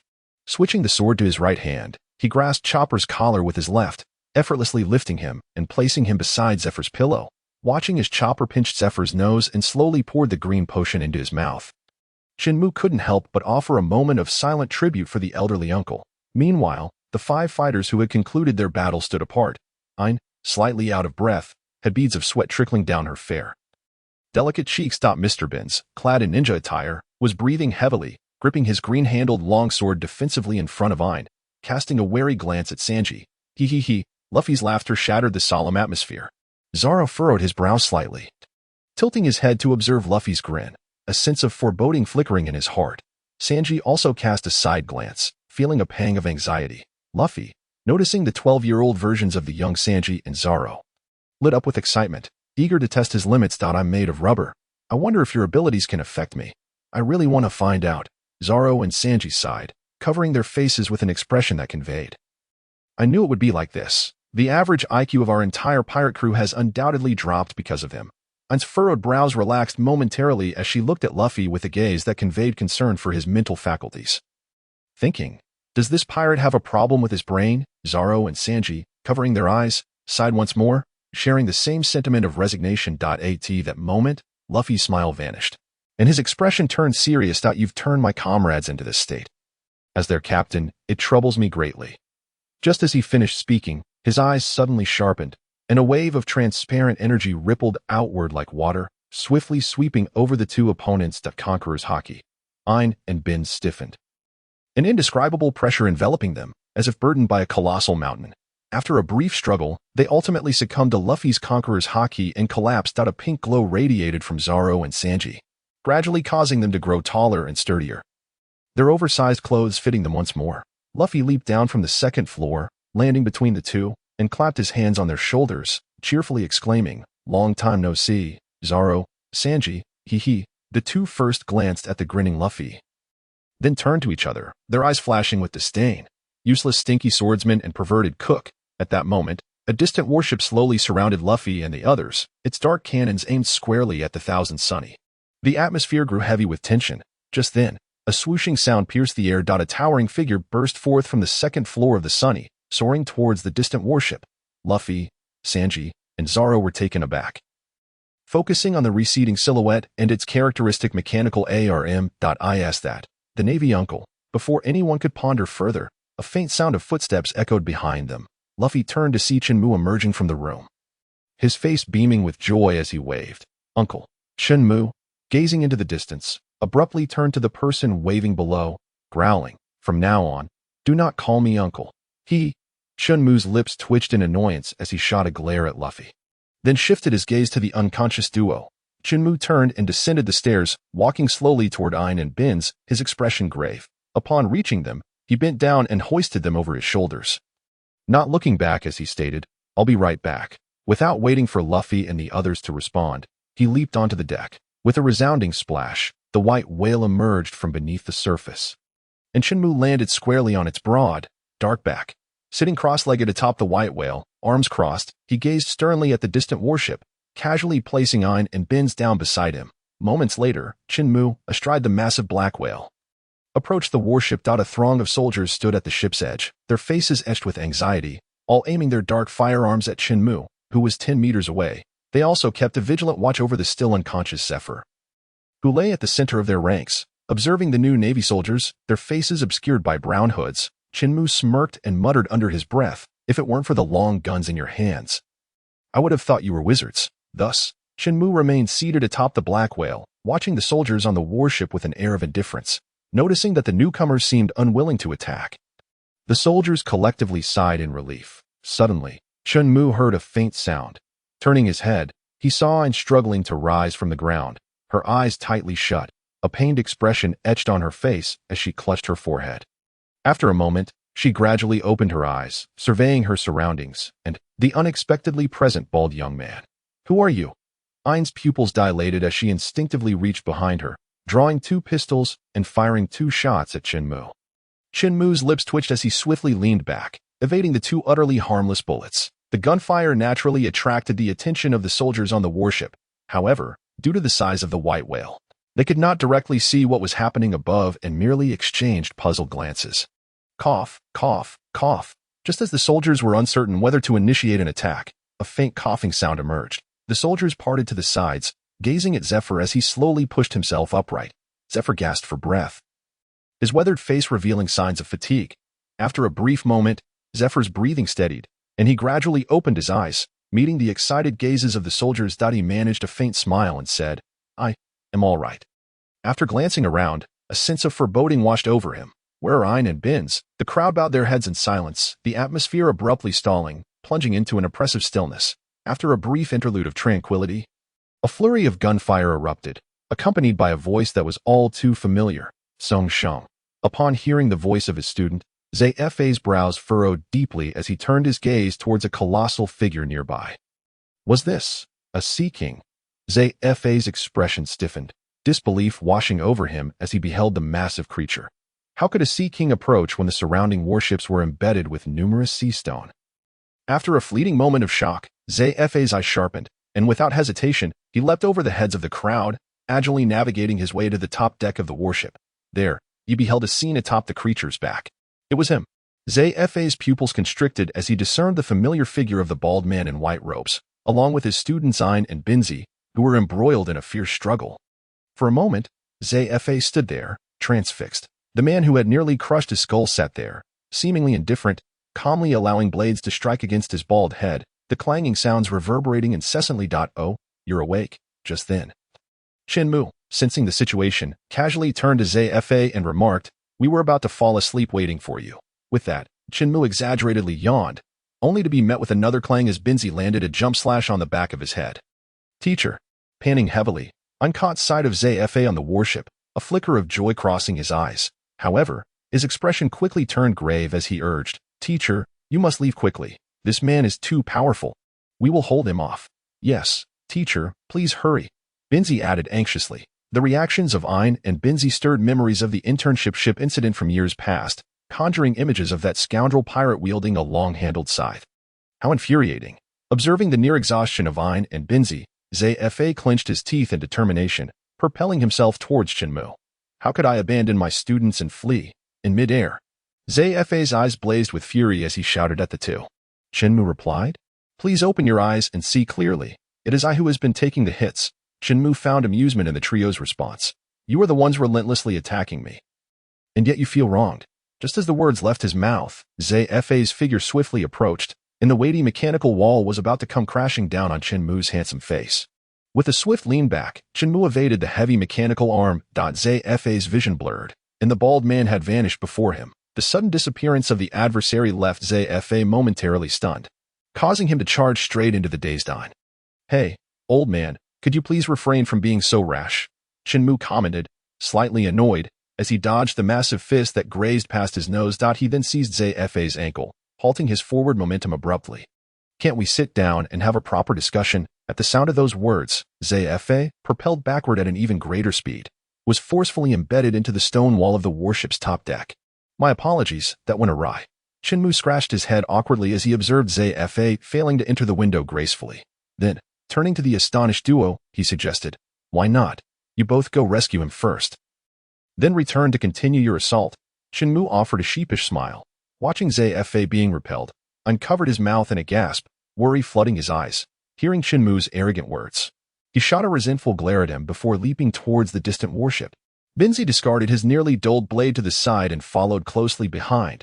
With a pair of faint whistling sounds, Ain and Binz leapt back onto the warship, each supporting one of Zfa's arms. Pulling him free from the wall. As they descended from the top deck, a swarm of concerned soldiers surrounded them, inquiring anxiously about Zfa's condition. Ain and Binz exchanged glances, shaking their heads to signal that their teacher was unharmed. They then entrusted Zfa to a burly soldier, who carried him towards the medical room. Ain crossed over the crowd and approached the ship's edge. After a moment's hesitation, he raised his delicate, fair face and addressed the whale with its round, glistening eyes. "You are not a pirate. Therefore, I am willing to discuss matters with you." Sitting cross-legged on the whale's back, Chen Mu paused for a moment before chuckling softly. This is how it should have been from the start. With a splash, the enormous fish began to sink, creating waves all around. Once they descended to a sufficient height, Chen Mu gently patted its broad back, signaling for it to halt. He then turned to Ain with a serene smile and said, "Let us converse." Ain pursed his lips, his gaze towards Chen Mu gradually solidifying as he slowly began. "What do you want? Explosive rocks?" Chen Mu replied with a calm smile, observing Ain's expression morph into one of astonishment. Chen Mu added cheerfully. Just hand them over. After all, you have no use for them. I disregarded the latter part of Chen Mu's statement. His shock palpable. How do you know we possess explosive rocks? You cannot possibly know we have them. You are a Navy officer. After a brief moment of contemplation, I swiftly pieced together Chen Mu's identity. Chen Mu, uninterested in explaining further, merely smiled faintly, for he had indeed once been a Navy officer. If you give me the explosive rocks, I will let you leave. I lowered his head, tightly pressing his lips together. His heart racing with anxiety. The explosive rocks were a crucial element in his teacher's plan. They simply could not be lost. Yet, this individual was far too formidable. After a moment, I lifted his head, a glimmer of resolve flashing across his fair face as he nodded decisively. All right, I can provide them to you, but you must tell me what you need them for. Chen Mu regarded Ain with an odd expression, shrugging nonchalantly. Telling you would be pointless. You wouldn't understand. Pausing, he propped his chin on his left hand, surveying Ain and the soldiers behind him, his tone steady and emotionless. Place the explosive rocks in a lifeboat, and you may leave. It would be best not to try any tricks. I will notice if even a single piece is missing. The hooded soldiers remained poised for action, seemingly unimpressed by Chen Mu's words. All right, Ain murmured heavily, his voice laced with gravity. Watching Ain's despondent figure, Binzi slowly retracted his outstretched hand and turned to the bewildered soldiers. Everyone, carry out the orders. Yes. The soldiers, startled by Binzi's commanding voice, hurriedly scattered towards the munitions depot. Observing the chaos, a subtle smile crept onto Chen Mu's lips, thinking to himself. Another chance to open a mystery box. As far as I know, the explosive rocks possess destructive power akin to ancient weaponry. If stored on Luffy's ship. Just then, a voice tinged with skepticism rang out behind Chen Mu. Whoa, you startled me. Chen Mu spun around, feigning shock. Jinbei, when did you arrive? He then glanced behind Jinbei, noticing the absence of the thousand sunny. I swam over. Jinbei replied matter-of-factly. Chen Mu was at a loss for words. Why did you come over? Where were you during the fight on the ship? Observing Jinbei's serious demeanor, Chen Mu decided to change the subject. The Sea King you summoned nearly capsized the thousand sunny, and I fell into the sea.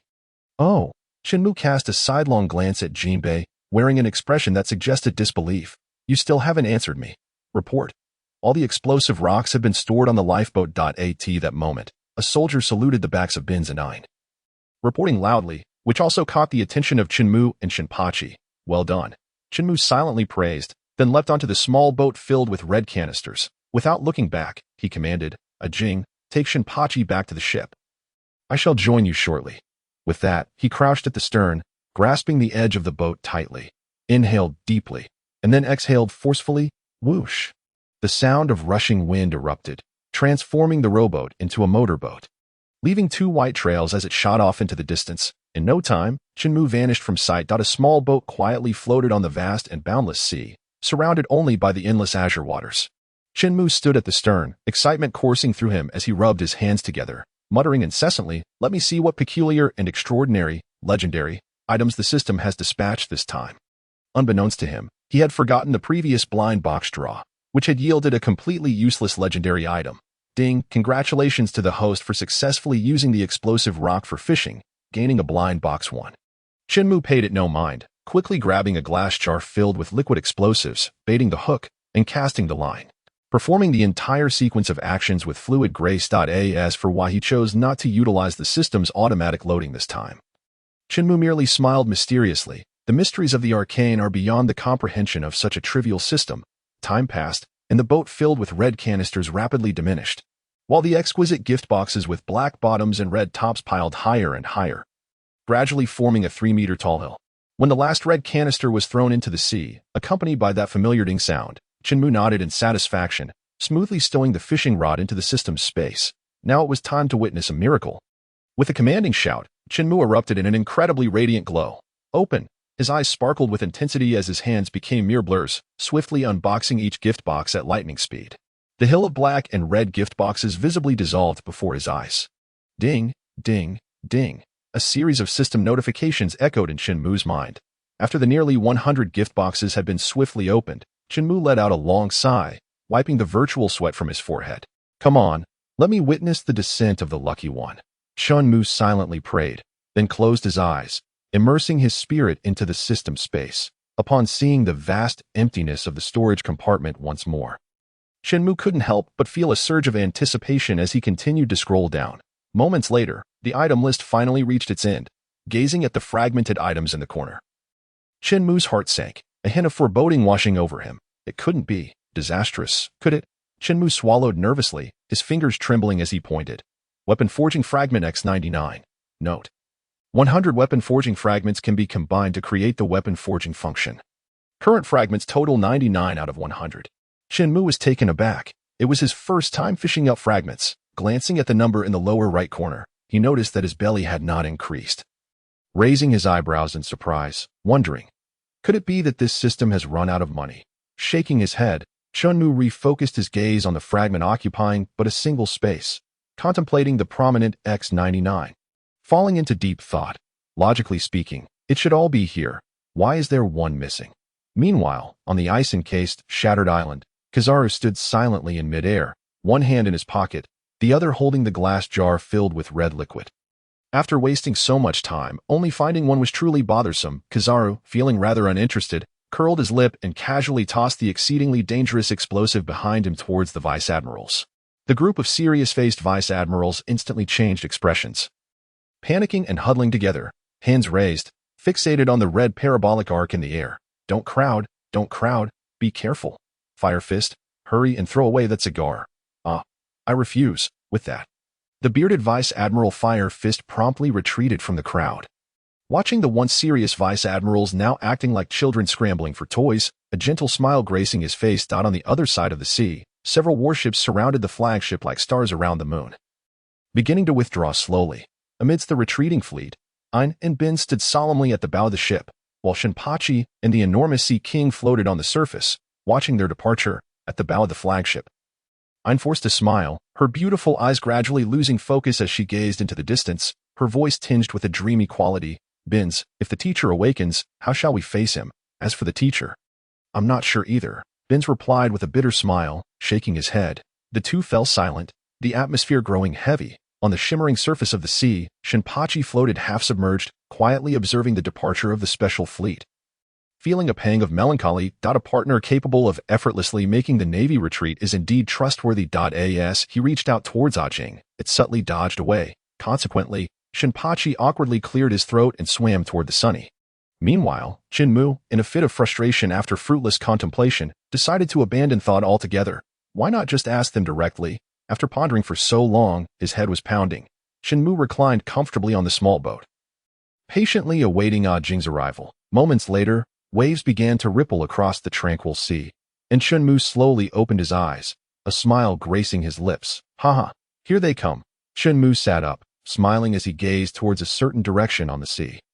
Just beneath the surface where he was looking, a massive shadow sped closer. With a splash, the enormous Ajing surfaced, its large, glistening eyes curving into crescent moons upon spotting Chen Mu, accompanied by an incessant joyous whale song. Hey, enough already. If you keep calling, this boat will capsize. Chen Mu grasped the edge of the boat tightly, shaking his head in exasperation. Once the boat steadied, Chen Mu gracefully leapt onto Ajing's back, which joyfully emitted a soft sound, gently turning its massive body and speeding back in the direction they had come from. As the three parties went their separate ways, a large white sailboat shaped like a whale slowly entered the sea area, heading directly towards the direction from which the Neo newborn navy was retreating. Moments later, the lookout of the Blackbeard pirates and the Neo navy spotted each other. Pirate ship sighted ahead. The alarm sounded from the top of the warship, and Ein and Benz emerged from the infirmary, their expressions steeled, the sorrow on their faces dissipating as they spoke in cold tones. Everyone, prepare for battle. On the other side, Ben Oka, having also spotted the warship, leapt down from the lookout at the top of the main mast, his dark purple cloak billowing behind him. Captain, there are Navy ships. Blackbeard responded with a slight grunt, producing a single-barreled telescope that exuded a noble aura. Glimmering gold, the others gathered at the bow, peering into the distance at the silhouette of the approaching ships. Moments later, Blackbeard tucked the golden telescope away, grinning wickedly at his crew. Boys, enjoy the battle. The crew paused, their faces filled with confusion as they looked at Blackbeard. But before anyone could ask, an extremely faint gunshot rang out, drawing everyone's attention. As Van Oka unleashed cannon fire upon the distant navy, the onlookers hesitated no longer. rushing into the artillery room to prepare a splendid barrage for their adversaries across the way. The Enyo flagship, shortly after Captain Ein issued the combat orders, was met with the swift sound of piercing air, followed by the ominous crack of splintering wood. Beside him, Benz furrowed his brow and turned to see the black navy flag above them severed, fluttering down like a tattered cloth. Those damned pirates.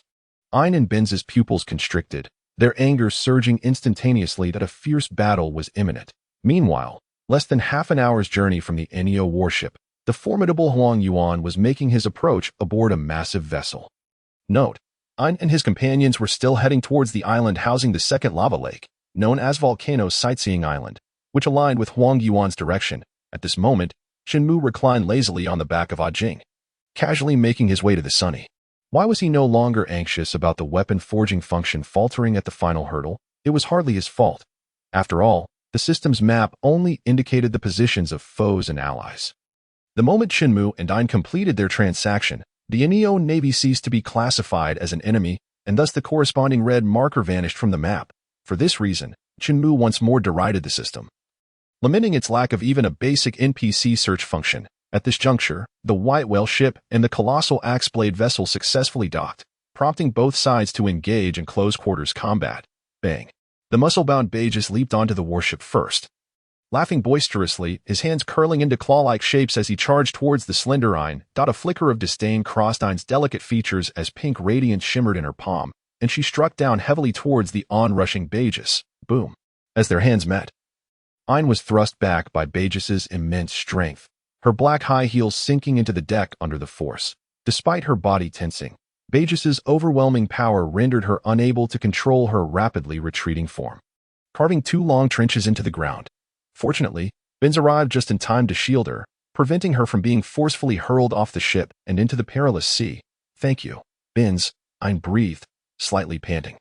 Benz merely responded with a softum and a gentle caution to be careful. In the next moment, he vanished from his position, leaving behind a fleeting afterimage, only to reappear directly above Bages, poised to deliver a crushing stomp upon his head.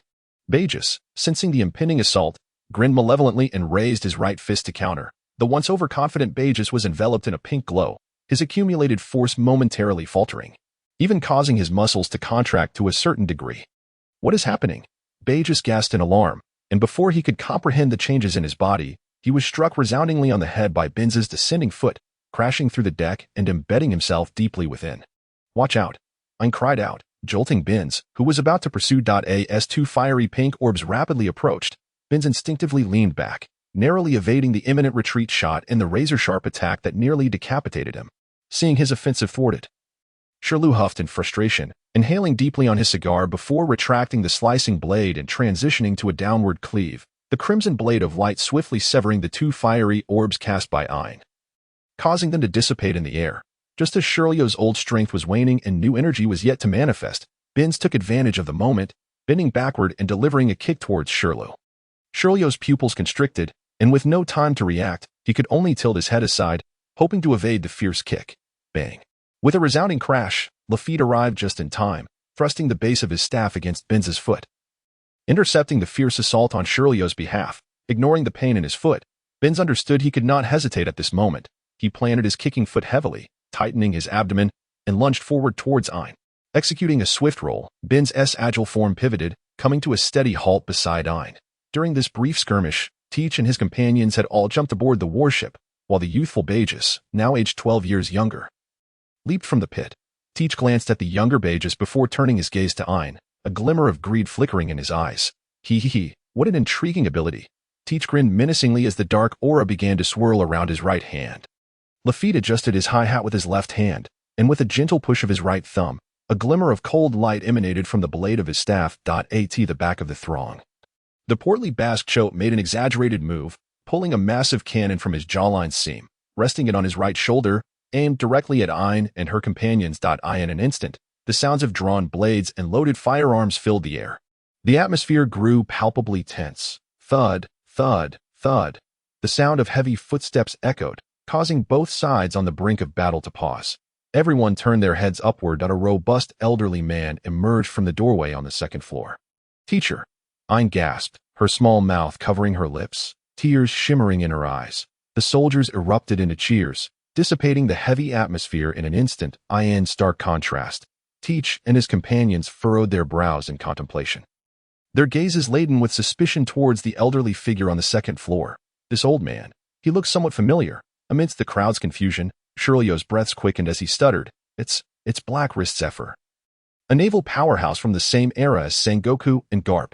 A palpable shock rippled through the crowd, their expressions growing increasingly grave. I recall this man. The current admirals Huang Yuan, Akainu, and Fleet Admiral Akiji were all his students. The deep, resonant voice of Saint One Wolf echoed in the distance. What? The crowd shuddered, realizing the gravity of the situation. Teach swallowed hard, his left hand behind his back forming a gesture of readiness to attack. The tension in their hearts intensified as they quickly comprehended. There was no escape. They needed to swiftly eliminate them before the Navy arrived. At this moment, the tides had turned, and the weighty atmosphere now settled heavily upon the Blackbeard pirates. With a resounding bang, Zephyr leaped from the second floor, landing before Ayn and Benz, speaking in a calm tone. Are they pirates? Report. Yes, they are pirates, and their pirate ship is right beside us. A soldier saluted sharply, his voice fervent. Upon hearing this, Zephyr nodded slightly, casting a glance at the white whale ship beside him, his pupils instinctively narrowing. This must be the ship of that Edward Newgate. A sense of foreboding settled in Zephyr's heart as he regarded Teach and his crew with newfound seriousness. Regardless of whose pirate crew it is, they shall be annihilated. With that, Zephyr's gaze sharpened, and he swung his mechanical arm, charging forward. Ayn lightly stepped, leaping into the air, her pink flames surging forth, directly targeting Vanoka, who wielded a long spear, and the ship's doctor, Poison Q. Bang, bang. 2 gunshots rang out as the flames exploded in the air. Meanwhile, Zephyr, brandishing his mechanical arm, charged straight at Teach, the mechanical fingers splayed wide, reaching for Teach's head. Dark water. Teach's eyes widened in fury as he shouted. His hands, cloaked in dark energy, shot out to clash violently with Zephyr's heavy mechanical ARM. At the moment of contact, a crimson blade of light erupted, slashing from the right towards Zephyr, only to be intercepted by the suddenly appearing Benz. Lafitte smirked coldly, pivoting from another side, his glimmering thin blade thrusting towards Zephyr's abdomen. Clang. A sound of metal striking metal rang out. As Lafitte's pupils contracted, gazing at the black arm firmly gripping his staff sword. This is Haki hardening. And how could this old man react so swiftly? Contemplating this, the bewildered Lafitte looked up, only to lock eyes with Zephyr, who had cast a disdainful glance in his direction. A shiver ran through Lafitte's heart as he gritted his teeth in resentment, releasing the sword staff from his grasp and retreating hastily. The onslaught of the crowd was continually thwarted by Ayn and Benz. Meanwhile, Blackbeard, drained of all strength, found his hands firmly captured by Zephyr's stone-like arms, lifted high, emitting a wretched cry that echoed in the ears of all present. Captain! The crowd gasped in unison. The composed sharpshooter, Ainuevan Oka, silently slipped into the throng, taking aim at Zephyr from the gaps between the crowd and squeezed the trigger. A barely audible whoosh pierced the air, followed by the sickening sound of a bullet penetrating flesh. Zephyr's body quivered imperceptibly, a trickle of blood escaping from the corner of his mouth, and a transparent hole appeared on his left chest. Teacher! Upon witnessing the bullet that had pierced through, Ayn cried out, tears spilling uncontrollably from her eyes. Hearing Ayn's heart-wrenching scream, Benz felt a tremor within him, forcefully pushing back Shiryu and racing back to Zephyr's side. Teacher, you, Benz said with evident concern. Zephyr casually discarded the slender blade, wiping the blood from his lips with the back of his hand, his breath slightly labored as he stated, I am fine. Cough, cough, continue the assault. No, teacher, you need treatment now. Ayn exclaimed urgently, rushing over. Cough, cough. I said I am fine. We cannot allow these damn pirates to escape again. Zephyr's cough grew more severe as a flicker of madness flashed in his gaze directed at Teach. Damn pirates. Should not exist in this world. Die. Shatter. Explosion. Boom. A torrent of flames erupted instantaneously, accompanied by a powerful shockwave that relentlessly assaulted everyone present. Damn it. How can this old man be so strong? The members of the Blackbeard pirates braced their arms in defense. Teach's agonized howls reverberated in their ears. At that moment, the massive warship suddenly tilted to one side, causing everyone to lose their balance and tumble down. I'm here to save you, Captain. The colossal, bumbling Saint One Wolf grasped the front and rear of the warship, slowly flipping the massive vessel over. The sound of plop rang out incessantly.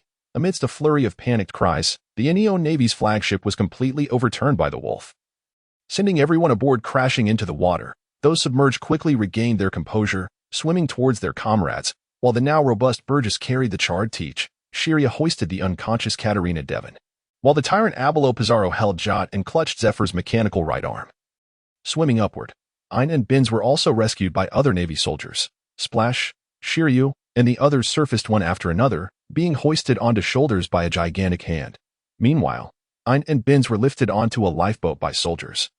Heading towards several other warships, after a long while, the fallen powers gradually regained consciousness. Lying in the infirmary, Aina and Binz coughed up seawater, sitting up with pained expressions, and shook her head, her beautiful eyes darting around.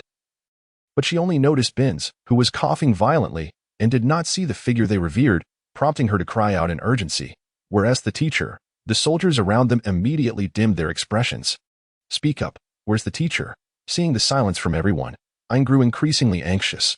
You all, step aside, let me through. Already suspecting the outcome, Aina's tears streamed down her cheeks as she pushed past the soldiers blocking the door. Staggering outside. Hey, Binz followed closely, letting out a soft sigh as he patted Aina's shoulder point. 2 lines of tears fell as Aina pressed her hands tightly against her face, kneeling down. At that moment, their fleet was reduced to this single ship. The others had either been cleaved in two by Shiryu or smashed to pieces by the wolf. Had it not been for Admiral Kizaru's timely arrival, they would likely have faced complete annihilation here. Just then, Kizaru's voice resonated above them.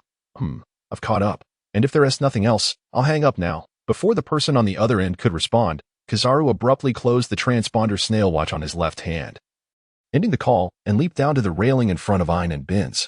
Yawning, he listlessly inquired, "Where's the explosive rock?" Glancing at the sorrowful duo, Kizaru subtly furrowed his brow and coldly asked, "Where's Teacher Zephyr?" Woo-woo. Aina continued to sit on the ground, weeping. Binz, looking haggard, raised his head to meet Kizaru's gaze high above, forcing a grim smile as he shook his head. Kizaru frowned, directing his attention to the soldiers behind the two. The foremost soldier hesitated briefly before speaking with a tone filled with ire. He was killed by those damned pirates. Kizaru's pupils constricted, and his expression turned grave, although he and Zephyr had never seen eye to eye. Hearing of his demise was an entirely different matter, especially considering, I understand. With that, Kizaru transformed into a myriad of light particles, converging towards the colossal warship nearby. Moments later, atop the warship, countless beams of light coalesced into a figure as Kizaru glanced down at the busy crowd below. Calmly removing the hat from the transponder snail's head. "Hello, Kizaru." A voice belonging to Akiji came through the line. It's me. If there's nothing urgent, just speak quickly. I'm a bit busy at the moment. Akiji's voice sounded hurried, accompanied by the rustling of papers. Nothing of great importance. Just wanted to inform you that Teacher Zephyr has died. Kizaru's tone was flat, as if he were discussing an ordinary matter. As long as there is nothing wrong. ILL continue. What? Teacher Zephyr is dead. Observing the transponder snail leap into a frenzy, Kizaru disdainfully held it away, his right pinky digging into his somewhat deafened ear. After a considerable pause, Kizaru slowly returned the transponder snail to his face, affirming, "Yes, he's dead." The heavy sound of Akiji's breathing filled the line, and after a moment of adjustment, he managed to regain his composure, though his tone grew frigid. "Did you kill him?" Hey, this has nothing to do with me. It was Blackbeard's doing." Kizaru wore an expression that conveyed, "Don't blame me." He then added, "When I arrived, I saw them vandalizing the warship, and after casually kicking two aside, they fled. Besides, I asked you, and you said I should leave them be." Upon hearing this, Akiji fell silent. "What about the explosive rock? I found one in that wrecked iceberg, but the one they had seems to have been taken by a bald-headed man." "Taken? I see." Akiji pondered. After a pause, he continued, "You escort the remaining personnel to impel down. As for the explosive rock, you need not concern yourself with it." Without waiting for Kizaru's response, Akiji abruptly ended the call. Much later, the tardy Chen Mu arrived only to find an empty warship and some remnants of ships. Perplexed, Chen Mu scratched his head, then casually opened the map, glancing at the yellow marker indicating neutrality. He patted the head of Ah Jing, signaling it to catch up and take a look. In the days following this incident, the Navy headquarters issued 2 world-class announcements. First, the former Admiral Blackarm Zephyr was posthumously honored as a hero after being ambushed and killed by the Blackbeard pirates while guarding the crucial resource explosive rock. Second, Blackbeard seized the explosive rock, which rivaled ancient weaponry, intending to launch an invasion against various nations in the New World, posing a threat severe enough to endanger all major kingdoms. Concerning Captain Marshal D. Teach, the bounty has been increased to a staggering 2 billion. The matter of Zephyr being posthumously honored as a hero is fraught with complexities. Even the Admiral Aokiji exerted considerable effort on multiple occasions to secure approval from above. After all, during the incident involving the explosive rock, Zephyr inadvertently caused significant casualties among the Navy, which initially stirred discontent among the soldiers. However, under the combined pressure of Aokiji and Akainu, this unrest gradually subsided. On the tumultuous sea, Kizaru reclined in a noble chair at the bow of the ship, with the kneeling figures of Ain and Bins behind him, their hands shackled by sea stone. After a prolonged silence, Kizaru spoke in a nonchalant manner. I need to ascertain that you haven't secretly concealed the explosive rock, but have indeed given it to a certain bald pirate. The two kneeling figures exchanged a glance, a flicker of humiliation crossing their eyes. Ain bit her lip tightly, grappling with her inner turmoil before finally uttering with bitterness, if we refuse his demands, we might not live to tell the tale. That bald pirate is formidable. If you doubt it, you can seek him out. Bins hastily added. You do not speak further. Bins's words had awakened unwelcome memories from a few days prior, causing Kizaru's forehead to vein with suppressed rage. You think you're the only ones who can't handle him. If I were in your shoes, I wouldn't fare any better, Kizaru mentally scoffed. Taking a deep breath, he intended to divert the conversation, but was interrupted by an alarm from above the warship. Alert!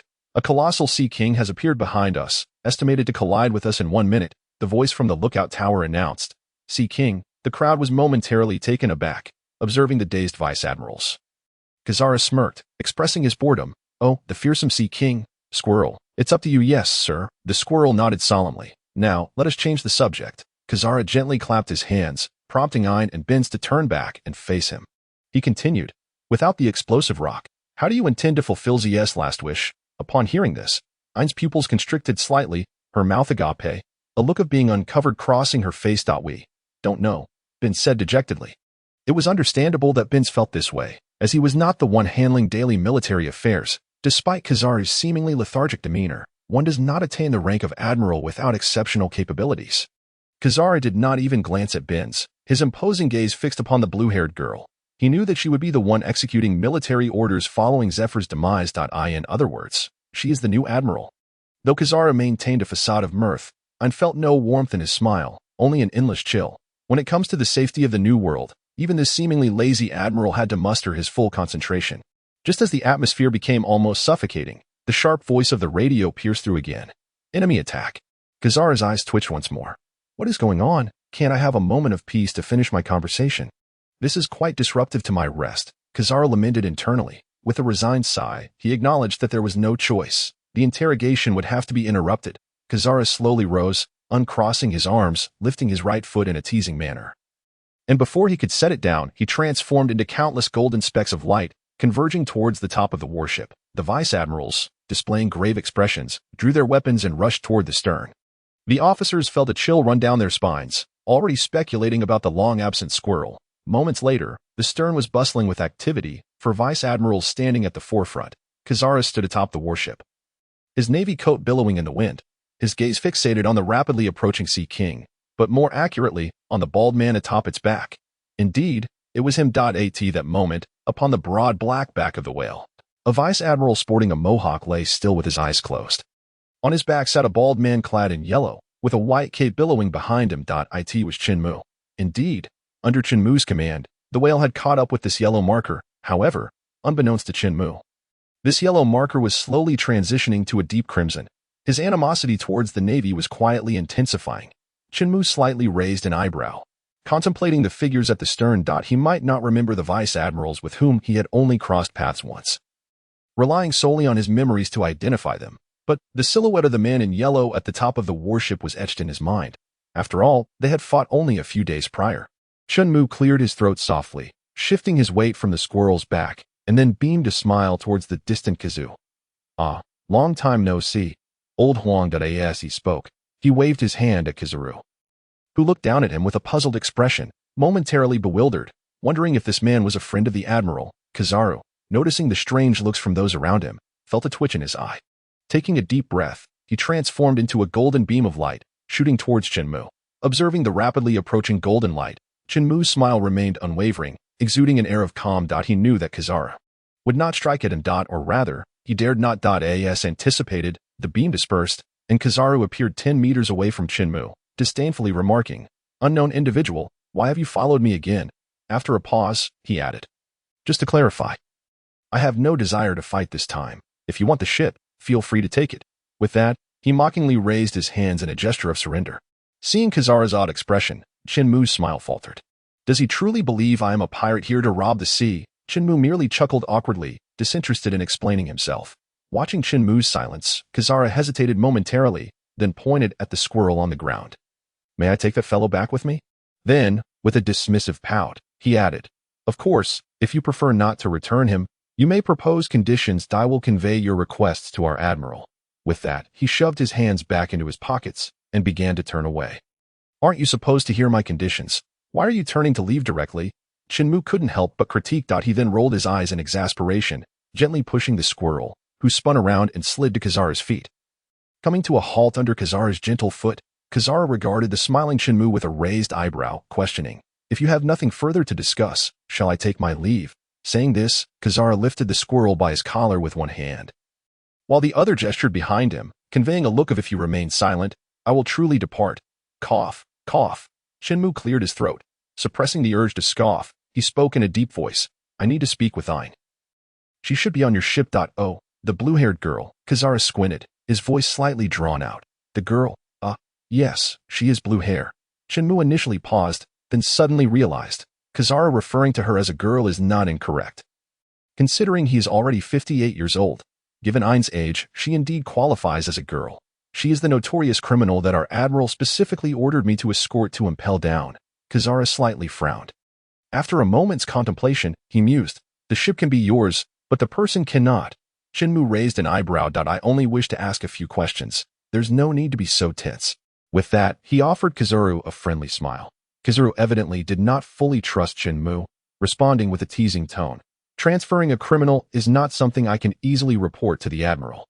In response, Chen Mu rolled his eyes and, with an expression of exasperation, remarked, How about, I kick you into the sea first, and then retrieve the person? What a terrifying individual, the yellow ape retorted, raising both hands with a mocking demeanor.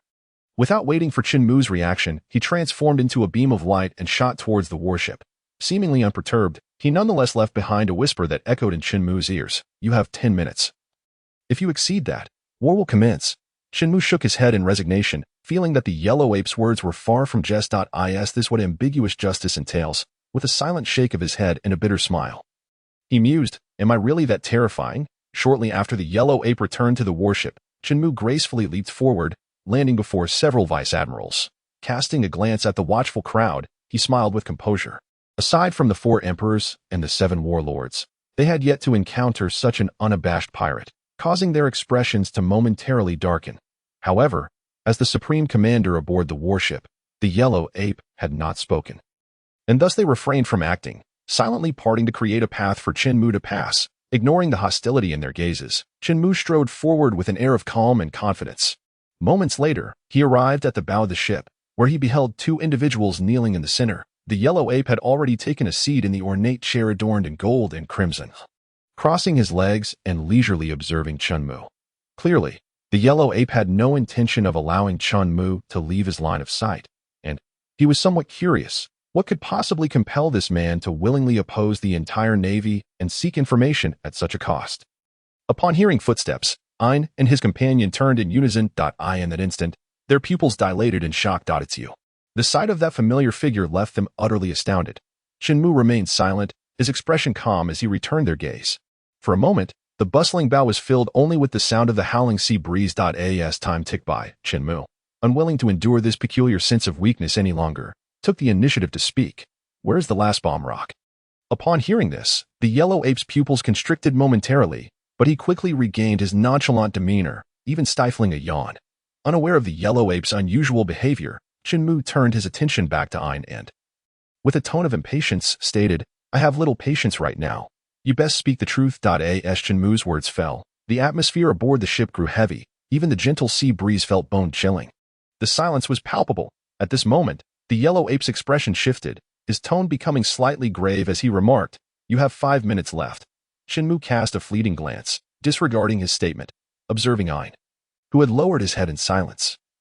Chen Mu furrowed his brow. He spun the blade of mirage flower and moon with his left hand, then thrust it down towards the deck. The sharp blade penetrated the deck as effortlessly as slicing through tofu. Glancing at Ain and his companion, whose eyes were starting to glaze over, Chen Mu's lips curled into a slight smile as he softly inquired, "Where is the bomb rock?" Bins, with a vacant expression and a dazed demeanor, murmured, "It was taken by the bald pirate." The bald pirate?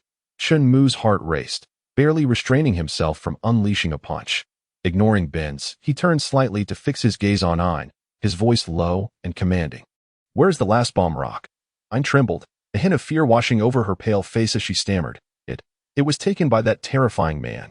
Upon hearing this, Chen Mu fell into deep contemplation. Recalling the narrative trajectory of his previous life, according to the plot, after encountering the Straw Hat Pirates, the bomb rock should have been placed on volcanic Hot Springs Island by Zifa, aimed at destroying that second island. They had not yet reached the hot springs when I intercepted them. Logically, all the bomb rocks should have been present, so why was one suddenly missing? As Chen Mu pondered this perplexing matter, a soldier with vacant eyes slowly stepped out of the ranks. Murmuring, "The bomb rock, I will hand over." Before the soldier, clad in sleeveless navy attire, could finish his sentence, a golden beam struck him, instantly transforming him into a glimmering star that vanished into the sky. Although the yellow ape reacted swiftly, kicking the soldier away, the faint whisper still reached Chen Mu's ears. The yellow ape cautiously glanced back at Chen Mu, relieved to see him still lost in thought, and wiped the virtual sweat from his brow. "Hee, I almost forgot about you." Chen Mu chuckled lightly. Observing the yellow ape's tense demeanor, he slowly withdrew the mirage flower and moon, stepping closer to the yellow ape, noticing the sweat trickling down the latter's face. Chen Mu chuckled again. "Hee, quite the performance. You nearly had me fooled." Logically, given Chen Mu's strength, nearly everyone aboard would have been ensnared in the illusion of mirage flower and moon, including the yellow ape. However, Chen Mu had overlooked the fact that the method to break free from mirage flower and moon was simply to touch the blade before complete hypnosis took effect. Coincidentally, they had sparred just days prior, engaging in a swordsmanship duel, resulting in the current dramatic scene. The yellow ape's eyes shifted slightly as he cast a glance at Chen Mu, then transformed into golden light, vanishing from sight. Watching the yellow ape flee, Chen Mu shook his head with a smile, inwardly mocking him. The young uncle seems unaware of what a system map entails. Returning to his thoughts, Chen Mu's figure flickered and disappeared from that spot. As he departed, the people on the deck gradually regained their composure. Meanwhile, the yellow ape stood on a small lifeboat, holding a glass jar filled with red liquid in his left hand, while his right index finger gleamed with golden light. After a brief moment of concentration, a beam of light sliced through the air, targeting a massive sea king in the distance. Boom! The sound of a violent explosion erupted, leaving a gaping, bloody hole in the colossal body of the ah whale, the wound a gruesome mess. In pain, the ah whale howled, its massive tail rising high before it forcefully slapped the water, diving into the depths of the sea. The waves created by its tail propelled the yellow ape's small boat swiftly away. Watching the injured and retreating giant black whale, the yellow ape nodded with satisfaction. Suddenly, a sense of overwhelming danger surged within him. Oh no. The yellow ape's heart raced, and he quickly turned to face the abruptly appearing bald man. Chen Mu tilted his head slightly, glancing at the direction in which the ah whale had submerged, and with a sardonic smile, remarked, "A dignified marine admiral, yet you still managed to flee the scene." Although the yellow ape did not understand the term fleeing the scene, he sensed the chilling intent in Chen Mu's gaze and realized that this matter was unlikely to end amicably. "Speak. Do you prefer a public or private resolution?" Chen Mu addressed the marine high-ranking official with a casual tone. The yellow ape looked utterly bewildered. Clearing his throat, Chen Mu extended both hands towards the yellow ape. Speaking in a calm manner, for a private resolution, you simply hand over that item, and I'll take my leave. A public resolution means I beat you up, take the item, and then leave. You choose, with that. Chen Mu beckoned the yellow ape with his right hand while his left held the mirage flower and moon, elegantly performing a flourish that pointed directly at the yellow ape's nose. The threat was unmistakable. The yellow ape raised an eyebrow, deep furrows appearing on his forehead as he spoke with a mocking tone. Truly terrifying. "Speak to me properly." Chen Mu's commanding shout abruptly interrupted Huang Dezhang's sarcastic remarks. Huang Yuan's expression froze, and he looked at Chen Mu with a hint of confusion, pondering, why is this person so irritable today? Not even allowing me to finish my sentence. Observing the stalled Huang Yuan, Chen Mu felt a jolt of excitement, and an indescribable sensation surged within him, leading him to silently mock. "You were speaking in such a sarcastic tone. And now you're at a loss for words. Bewildered, aren't you? Ha ha ha." In stark contrast to a certain someone's rising malicious amusement, the gradually recovering Huang Yuan appeared far more serious. "You seem utterly unconcerned that I might destroy it?" Huang Yuan smiled serenely, golden light emanating from his fingertips.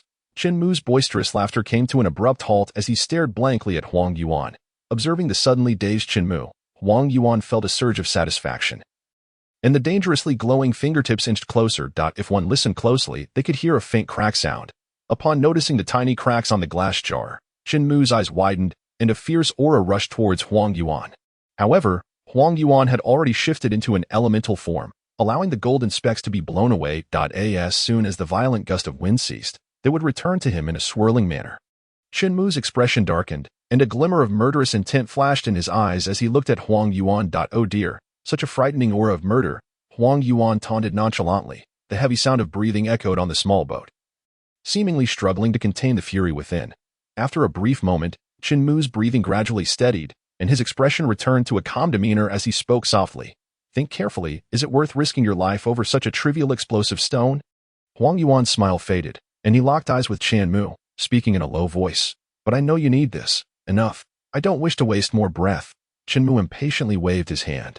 Looking at the now silent Huang Yuan, Chen Mu continued. That day, I gave Ting Hu 2 choices. Today, I offer you 2 as well. Point 1, hand over the item to me, and I won't kill you. Point 2, you die. And I shall have no need for this worthless thing. With that, Chen Mu's aura exploded forth. The small boat beneath them began to shake violently, creaking as if it might fall apart at any moment. Casting a glance at the precariously unstable boat, Huang Yuan sighed helplessly and tossed the explosive stone over. Chen Mu raised his right hand, catching the explosive item thrown by Huang Yuan, and glanced at the middle-aged man with an expression of resignation, softly saying, "You are quite rational." Huang Yuan raised an eyebrow and smiled, shrugging. "Thank you for the compliment." Then, with a nonchalant tone, he added, "With your strength, you wouldn't need explosive stones to obliterate the new world. And besides, you have no reason to do so. Am I right, nameless one?" Huang Yuan's smile gradually became more confident. Chen Mu did not deny it, replying with a faint smile. My family hasn't been slaughtered by despicable pirates." Watching Huang Yuan's smile gradually fade, Chen Mu continued, "Even if they were, I could personally strip him of his life, even if he were to join the 7 warlords of the sea. He would not be safe." Huang Yuan's pupils constricted, astonished as he exclaimed, "How do you know about Teacher Zfa's family matters? Given your age, it's impossible for you to know." Chen Mu raised an eyebrow, smiling without answering. Huang Yuan understood that this man before him would not divulge anything, especially given the current situation where foes outnumbered allies. At the same time, he secretly breathed a sigh of relief, realizing that this person was unlikely to use the explosive stone to destroy the world. After all, he had no suitable reason to do so. Observing Huang Yuan lost in thought, Chen Mu expressionlessly stored the explosive stone into his storage space. Then, feigning innocence, he pinched his thumb and index finger together and placed them into his mouth. Watching Huang Yuan, who stood frozen in place, splattered with his own accidental saliva, Chen Mu awkwardly smiled and quickly turned, leaping forcefully in a certain direction, leaving without a care. Not long after, the sea surged with waves as a massive black whale breached the surface, catching the rapidly descending Chen Mu with a powerful flick of its tail. The whale carried the young Master Chen away in style, leaving Huang Yuan alone in the wind. Shortly after their separation, the enormous black whale floated quietly on the sea's surface, atop which sat a bald man, eagerly casting his fishing line. A faint whistling sound sliced through the air, followed by a thud as the bait hit the water. Soon, a mechanical voice echoed in the man's mind. "Ding, congratulations to the host for obtaining weapon forging fragment X1. Current fragments, 100100. The conditions for weapon forging functionality have been met. Would you like to merge? Merge. Ding, congratulations to the host. Weapon forging functionality is now open. Rewards being distributed. Ding, congratulations to the host for obtaining raw stone bait 1. High grade. As the system's voice faded, the eagerly awaited Chen Mu quickly glanced at the system's main panel. Phew, thankfully, this time the icon was lit up, unlike that pitiful blind box. After secretly exhaling in relief, Chen Mu's eyes sparkled with anticipation as he eagerly clicked on the weapon forging system icon. Gently tapping, Chen Mu began to wait quietly, waiting. Time slowly passed, and the smile on Chen Mu's face gradually faded. I knew this unreliable system wouldn't be so kind. It turned out to be another trick. Chen Mu fumed internally. Indeed, after opening the weapon forging function, the screen was completely blank, devoid of any content. However, based on Chen Mu's understanding of this troublesome system, he could guess that it was likely missing some prerequisites or items. Well, If I can't obtain it for now, so be it. After all, there's nothing I particularly need at the moment. Chen Mu raised an eyebrow, reassuring himself. But just as he prepared to exit the system space, a flash of inspiration struck his mind. Prerequisites or items. Suddenly recalling something, Chen Mu swiftly returned to the system's main page and switched to the storage space. He focused on the last slot of the first row, where a peculiar bait flickered with Akainu label, Raw Stone Bait 1. Note: Raw stone bait can only catch various world raw materials. Exclusively for weapon forging use. Nice. Chen Mu's mood instantly brightened, and he gently clicked on the system's fishing rod, which was still neatly arranged in the first slot. Selecting auto-fill raw stone bait. Subsequently, with a heart full of joy, he exited the space. On the sea, Chen Mu sat on the broad black back of the whale, beaming as he retrieved a long fishing rod from behind, the hook adorned with a pebble, with both hands gripping the fishing rod. He raised it above his head and then cast it forcefully. Thud. Hearing the familiar sound, Chen Mu couldn't help but reminisce about his childhood. There was someone who loved One Piece even more than he did.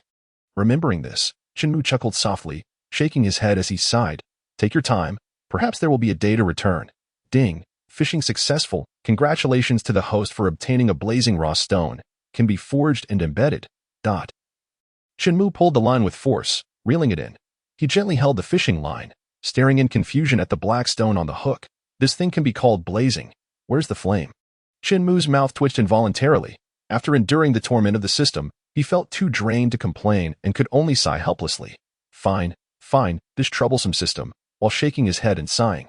Chen Mu pointed at the ugly black raw stone with his index finger. As his fingertip made contact, the expected cool sensation did not occur. Instead, it was excruciatingly hot. Chen Mu recoiled as if electrocuted, vigorously blowing on his finger. What on earth is this? So hot. Clearly, there is no fire. Chen Mu cast a resentful glance at the unremarkable stone before him, yet this time, his expression bore a hint of newfound respect. Could it be white flames? Furrowing his brow, Chen Mu scrutinized the dark, round stone, discovering that the seemingly inconspicuous rock was surrounded by traces of spatial distortion. Is this object really capable of such high temperatures? After all, Chen Mu had withstood the assaults of 4 emperors and formidable generals without flinching. To put it bluntly, no one in this world had ever caused him pain. Yet today, he found himself burned by a mere stone.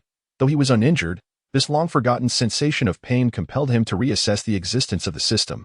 It seems I can no longer underestimate this system, Chen Mu mused, a heaviness settling in his heart as he gradually recognized that he was not an entirely invincible entity, just like the current system. The new items emerging had become powerful enough to inflict pain upon him. What would future items be like? The thought sent a chill down his spine. However, this momentary apprehension swiftly dissipated. After all, I am its host. Chen Mu chuckled lightly, dismissing the thought as he refocused his gaze on the blazing original stone, extending his right hand to gently grasp the egg-sized dark stone in his palm. Upon initial examination, this object not only resembled a black egg, but its temperature was reminiscent of a freshly peeled egg.I. In this era devoid of the system's appraisal function, Chen Mu had to personally engage with it. Testing the waters. He stowed the original stone into his storage space, his mind shifting as he delved into the weapon forging interface. Weapon forging function. Blazing original stone can be used for weapon fusion and embedding. As expected, this forging function indeed required prerequisites. A smirk curled at the corner of Chen Mu's mouth, his chin lifted with a sense of pride. However, on another note, did this weapon forging function only allow for fusion or embedding? What about actual forging? Chen Mu couldn't help but voice his frustration. Ding. A gentle reminder, the size and usability of forging materials will determine the direction and range of the item. Chen Mu replied flatly, devoid of emotion. TCH, how stingy. He turned his head, once again grumbling about the system. Yet this time, the system offered no retort. After waiting a moment, confirming that the system would no longer respond, Chen Mu redirected his gaze back to the forging interface. He scanned left and right, up and down, but despite his thorough inspection, he found no options for fusion or embedding. Were there more prerequisites? Chen Mu's handsome face fell, a sense of betrayal by the system washing over him. Meanwhile, as Chen Mu wallowed in despair, the mature and sensible Ajing had already carried him back to the sunny. Ajing let out a gentle sound, rousing Chen Mu from his stupor. Have we arrived? Chen Mu looked around, slowly regaining his senses upon spotting Zoro, drenched in sweat in the lookout room. Zoro, through the rectangular window of the lookout, cast a glance at Chen Mu outside, calmly making his way to the other side to resume his training. Outside, Chen Mu, atop the massive whale, felt a twinge of embarrassment and scratched his head, sensing that Zoro might have figured something out. Indeed, it was time to change the guise of Mirage, or else, one day, Zoro would surely expose him. On the sunny, "Hey, old man, come down for the feast," Luffy called up to Chen Mu. A feast. Chen Mu's expression shifted rapidly, a gleam of joy lighting up his face. Then, with a whoosh, he vanished from Ajing's back, appearing directly in front of Luffy. "Sanji has prepared delicious food. Oh no, I feel dizzy." Upon hearing about the food, he had foolishly dashed down, completely forgetting to summon Mirage to grant himself a buff. After all, having been accustomed to the culinary delights of the 21st century, Chen Mu held little faith in the cuisine of this world. Moreover, after years of trying, he had found it unworthy of any expectations.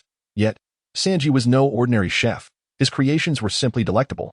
Moments later, Chen Mu, holding Mirage, stepped into the second-floor dining room, taking in the newly refurbished space.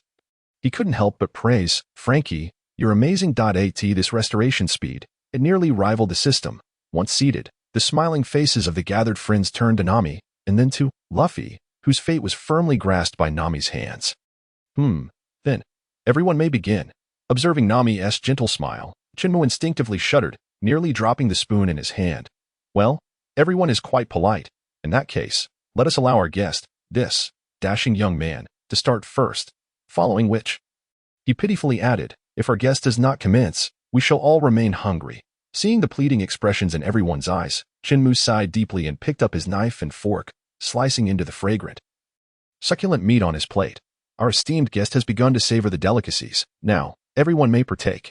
Watching as the others devoured their meals with fervor, Robin lifted a specially brewed milk tea from the table. Taking a gentle sip, her face adorned with a tender smile, Chen Mu understood that this feast would undoubtedly be costly, and he could only transform his sorrow into appetite, determined to eat enough to recover his losses. Matching Luffy's pace in devouring the food, the mountain of delectable dishes gradually diminished. The sparkle in Nami's eyes grew ever brighter. Inside the dining room, sated and content, Chen Mu leaned back against the soft chair, gazing up in bliss. Suddenly, a light yet hurried footstep broke the tranquility. "Esteemed guest, may I inquire if you were satisfied with your meal?" Nami's voice, sweet and melodious, whispered in Chen Mu's ear. His expression stiffened as he turned to face the beaming Nami, his gaze dropping as he gulped nervously, thinking, "Nami is truly remarkable. Surely she must be close to bursting." Suddenly struck by a thought, he tensed. "Oh no, Nami is not one to be trifled with. I must be under her shrewd calculation." Chen Mu found himself increasingly anxious. Just then, Nami's sweet voice rang out once more. "Esteemed guest, if you were pleased with your dining experience, might I kindly ask you to settle the bill? It is 10 million berries." Pausing, Nami's smile brightened even more as she leaned closer to Chen Mu, whispering, "Esteemed guest, I trust you were also satisfied with my service." With that, she extended 2 delicate fingers toward him. Chen Mu's muscles twitched, his voice trembling. 200,000, not quite," Nami replied, a smile gracing her lips as she shook her head. Glancing at the others, who had turned to whistle, Chen Mu's heart sank as he began to grasp the situation. 20 million? His tone grew somewhat stiff. As he looked at Nami, who was about to shake her head again, he exclaimed urgently, "I certainly do not have 200 million. Rising abruptly, he gestured toward Nami with his white cloak, adding, "See, do I look like someone who could hide 200 million berries on me?" Seeing Chen Mu's expression of near desperation, Nami bit her lip, her heart softening as she nodded gently. "The total comes to 25 million berries." Chen Mu, relief washing over him, slumped back into his chair. It wasn't that he was stingy. He feared that if Nami developed such a terrifying habit, she would only escalate her demands. After all, his source of income relied entirely on the system's rewards. It seemed he needed to learn a skill to earn some money. Chen Mu mused to himself with a wry smile before addressing Nami. "I left my berries in Ajing's mouth. I'll retrieve them shortly." Having spoken, he turned away, oblivious to the glimmer of light that had appeared in the depths of the girl's eyes behind him. The crowd fell silent, their heads bowed in contemplation. Moments later, Chen Mu entered the scene, carrying a bulging money pouch, feigning nonchalance. Nami's eyes sparkled instantly, and with unrestrained joy, she dashed towards Chen Mu, enveloping the pouch in her embrace. Chen Mu stood awkwardly at the entrance, unsure whether to advance or retreat. In that instant, he felt like an outsider. The others within, indulging in drinks and casual conversation, radiated a familial warmth, contrasting starkly with his persistent role as a mere visitor. A faint smile crossed Chen Mu's lips as he turned away, a sense of melancholy washing over him. The once vibrant atmosphere abruptly fell into silence. Laughter ceased, and Zoro cast a thoughtful glance at the direction Chen Mu had departed. Sanji meticulously wiped the last traces of moisture from a dish before setting it aside and approached Luffy, gently patting his shoulder, shaking his head in silence as he exited. The remaining onlookers regarded Sanji's departure with furrowed brows, lost in contemplation. "Hey, Luffy," Nami called softly, turning towards him. "Huh," Luffy replied, his expression one of confusion as he looked at Nami. "That uncle." Nami stammered, struggling to articulate her thoughts. With a serious demeanor, Robin set her tea down and spoke softly. "We all find him quite easy to get along with." She then smiled at the bewildered Luffy and inquired, "Have you ever considered making him a companion?" All eyes turned towards Luffy. He paused, scratching the back of his head, and countered, "Isn't he already a companion?" This time, the collective confusion returned. "When did you ever acknowledge him as a companion? How were we supposed to know? I thought you all knew." Luffy replied, delivering a soul-crushing question to the group. "You are the captain. If you don't say it, how could we possibly know he's a companion?" The group internally screamed in disbelief, understanding Luffy all too well. Robin stifled a giggle behind her hand. Observing Luffy's disdainful expression, Nami blinked her beautiful autumn-like eyes, discreetly turned away to wipe away the tears at the corners of her eyes, her rosy lips curling into a subtle smile. Luffy remained that warm-hearted fool on the Sunny's verdant deck. Chen Mu leaned against the railing, his gaze unfocused as he stared into the distance. At that moment, he had a mirage of dreams lingering in his mouth. "The afternoon sea breeze, quite pleasant, isn't it?" Sanji's voice floated down from the second floor. Chen Mu turned, startled, and quietly regarded Sanji. After a few seconds, he remarked with mild annoyance, "Could you refrain from smoking in the wind's direction? It's quite suffocating for me down here." Sanji's smile faltered, his hand holding the cigarette trembling slightly. A burst of raucous laughter erupted. Moments later, Zoro emerged from the room, clutching his stomach, unable to contain his mirth. "Ha ha ha, foolish cook." Zoro's merciless taunt reached Sanji's ears. Fuming, Sanji trembled with rage, his breath becoming heavy. Watching Zoro point and laugh at Sanji's back, Chen Mu instinctively took 2 steps back, muttering to himself, "This is too close. If they start fighting, I might get splattered with blood." He retreated further. Finally, unable to contain himself any longer, Sanji exploded, "Green-haired bastard." Before he could finish, Sanji vanished in a blur. Moments later, a fierce gust of wind and Sanji's roar echoed near Zoro's head. "First-rate meat grinder." Zoro's smile vanished as he swiftly unsheathed his sword with a clank. The two engaged in a frenzied brawl. Yeah. In midair, Sanji kicked rapidly, leaving behind a flurry of afterimages. Below, Zoro, adopting a two-sword style, swung his blades fiercely, carving arcs of cold light through the air. Chen Mu couldn't help but twitch his lips, internally critiquing, "I've never seen you fight this hard against an enemy." The commotion outside drew the others from within. However, upon realizing it was the usual antics of Zoro and Sanji, they were hardly surprised. After all, their bickering had become a daily occurrence. "Hey, Zoro, Sanji," Luffy shouted from the white railing on the second floor, calling out to the duo engaged in their fray. "Huh." The two exchanged knowing glances, exerting their final blows before retreating. "Humph, stupid swordsman and idiot cook." Chen Mu raised an eyebrow, amused by the exchange. "Hey, uncle, come over here." Luffy called out again. "Huh, me?" Chen Mu was taken aback. He then followed behind Zoro and Sanji, making his way towards Luffy. On the Sunny, Chen Mu stood beside Luffy, along with the others, gazing towards Usopp at the bow of the ship. The long sea breeze swept through, lifting Usopp's curly black hair beneath his hat.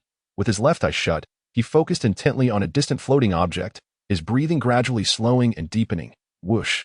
A faint sound of something slicing through the air reached the group's ears. They watched closely as a small transparent hole appeared on the buoyant barrel. Furrowing his brow, Frankie lowered his hand from his forehead, his tone laced with confusion. "Isn't that barrel a bit odd?" Nami, caught off guard, expressed her puzzlement. "Isn't it just a small hole?" With Usopp's accuracy, "Is that really strange?" She glanced at the others, who were equally transfixed. "Why are you all look?" Zoro, serious, gestured towards the barrel with a nod of his chin. Nami hesitated, then followed Zoro's gaze. Before them, the wooden barrel was dissolving at an agonizingly slow pace. Nami's pupils constricted as she covered her mouth in disbelief. "How could this be? Usopp, did you secretly replace the cork with flame seeds?" After a brief moment of shock, Nami directed her inquiry towards the focused Usopp. Usopp, frowning, remained silent, still gazing at the melting barrel. Moments later, the Sunny drew nearer, observing the barrel, now less than a tenth of its original size. The group's expressions turned serious. "I'll go check it out." With that, Jinbei leapt into the sea with a splash, swimming towards the disintegrating barrel. As Jinbei approached, Robin, with her keen intuition, subtly furrowed her brow, pressing her lips together tightly. There should still be some left. Wait here. I'll bring it back, Jinbei declared, reaching down to lift the submerged remnants of the barrel. Don't put it down. Robin's pupils dilated as she urgently called out, but it was too late. Jinbei, hoisting the barrel high, flung it away as if jolted by electricity.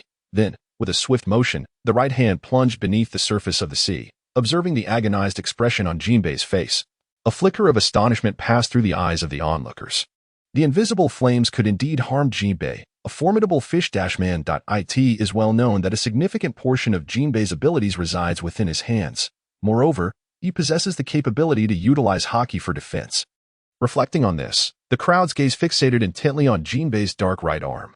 Yes, it was only now that Jinbei realized he needed to harden with Haki to extinguish this bizarre flame. However, what the onlookers beheld was that while Jinbei's forearm bore the normal black of Haki, his palm remained in its original skin tone. It seemed he could not envelop it with Haki. A chill of dread coursed through the crowd as they looked towards Chen Mu for help.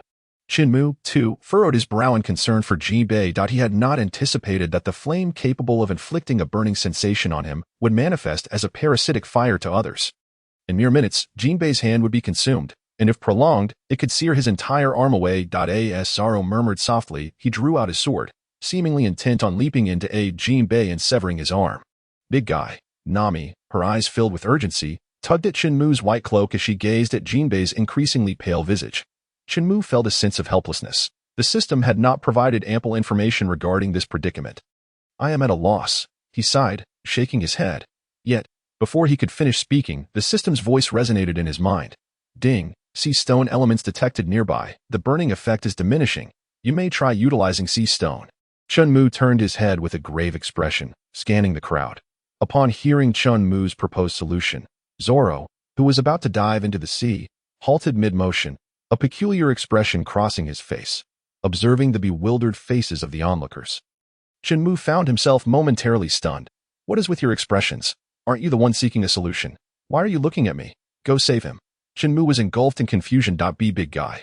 We have 4 ability users. Chopper timidly spoke. And so, Chen Mu inquired, observing Chopper's fearful demeanor, his hands slowly spreading open. Nami, covering her eyes, spoke with a sense of resignation. So, whenever we go on an island procurement, we tend not to pay special attention to such matters. Calmly, Frankie added, sea stone. I believe I have seen it at a black market auction. Its price is exorbitant, enough to purchase nearly half a atom tree. Chen Mu, goodness, then we might as well sever the hand.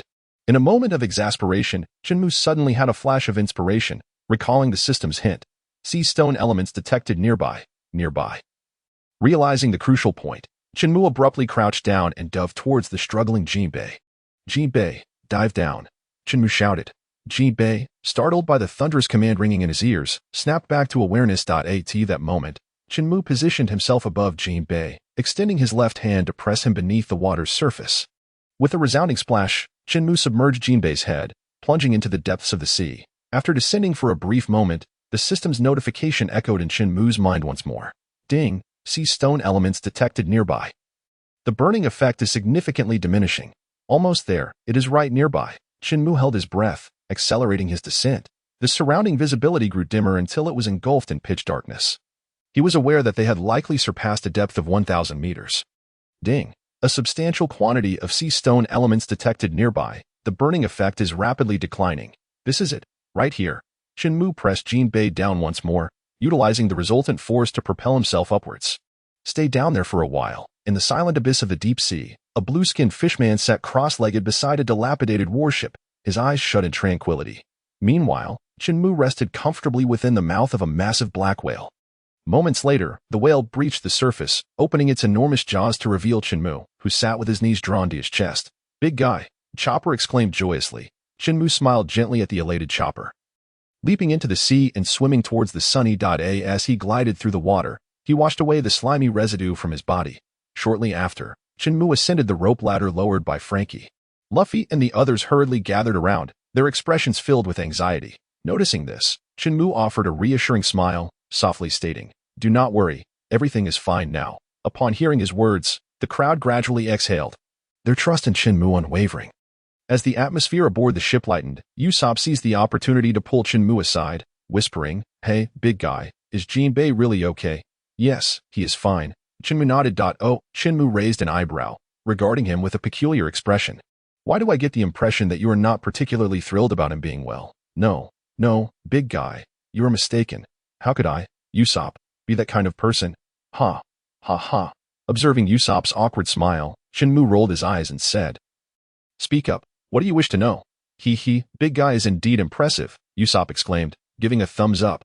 After a brief pause, he continued, "I just want to know, does this fire fear sea stone?" Chen Mu nodded. "All right, I understand." With that, Usopp walked back to the group, dejected. "This guy?" Chen Mu shook his head with a chuckle. He was well aware of Usopp's thoughts. It was simply that his dreams of invincibility had been shattered. Meanwhile, in the dark depths of the sea, Jinbei calmly opened his eyes. The moment his right hand clenched, the black Haki enveloped him instantly. A mere flame cannot deter me. The fire of confidence ignited once more in Jinbei's eyes. Subsequently, he glanced around, a flicker of confusion crossing his gaze. "Where am I? How did I end up here? What of the one who pressed my head down?" Aboard the Sunny, Chen Mu stood beside Luffy. Together with the others, gazing at Usopp at the bow of the ship, the long sea breeze howled past, ruffling Usopp's black curls beneath his hat. He had his left eye shut, his breathing becoming increasingly slow and measured. His full concentration aimed at a distant floating object. Whoosh! A faint sound of air being sliced rang in the ears of the crowd.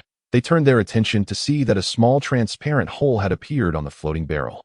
Frankie, squinting as he peered intently, lowered his hand from his forehead, his tone laced with confusion. "Isn't that barrel a bit strange?" Nami paused, her face etched with puzzlement as she replied, "Isn't it just a tiny hole?" Given Usopp's accuracy, is that really strange? She then glanced at the rest of the group who were similarly focused. "What are you all? Look," Zoro interjected, his expression serious as he gestured towards the distant barrel. Nami blinked in surprise, following Zoro's gaze. There, the wooden barrel was slowly dissolving at an exceedingly gradual pace. Nami's pupils constricted as she covered her mouth in disbelief. "How is this possible? Usopp, did you secretly replace the cork with a flame seed?" After a brief moment of shock, Nami inquired of the focused Usopp. Usopp frowned in silence, still fixated on the dissolving barrel. Moments later, the Sunny approached, observing the barrel that had dwindled to less than a tenth of its original size. The crowd wore serious expressions. "I shall go down to investigate." Having said that, Jinbei plunged into the sea with a resounding splash, swimming towards the battered wooden barrel. Observing Jinbei's approach to the barrel, the astute Robin subtly furrowed her brow, pressing her lips tightly together. "There must be something left. Wait for me. I shall bring it back," Jinbei declared, gently lifting the partially submerged barrel with his right hand.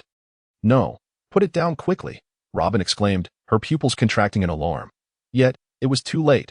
With the barrel raised high, Jinbei, as if jolted by an electric shock, hurled the barrel away into the distance. Then, with a swift motion, he plunged his right hand beneath the surface of the sea. Witnessing the anguish etched on Jinbei's face, a flicker of astonishment passed through the eyes of the onlookers. This invisible flame could inflict pain even upon Jinbei. A fish-man.it is worth noting that the majority of Jinbei's prowess is derived from his hands. Furthermore, he possesses the ability to utilize Haki for defense. Realizing this, the crowd's gaze fixated intently on Jinbei's dark right arm.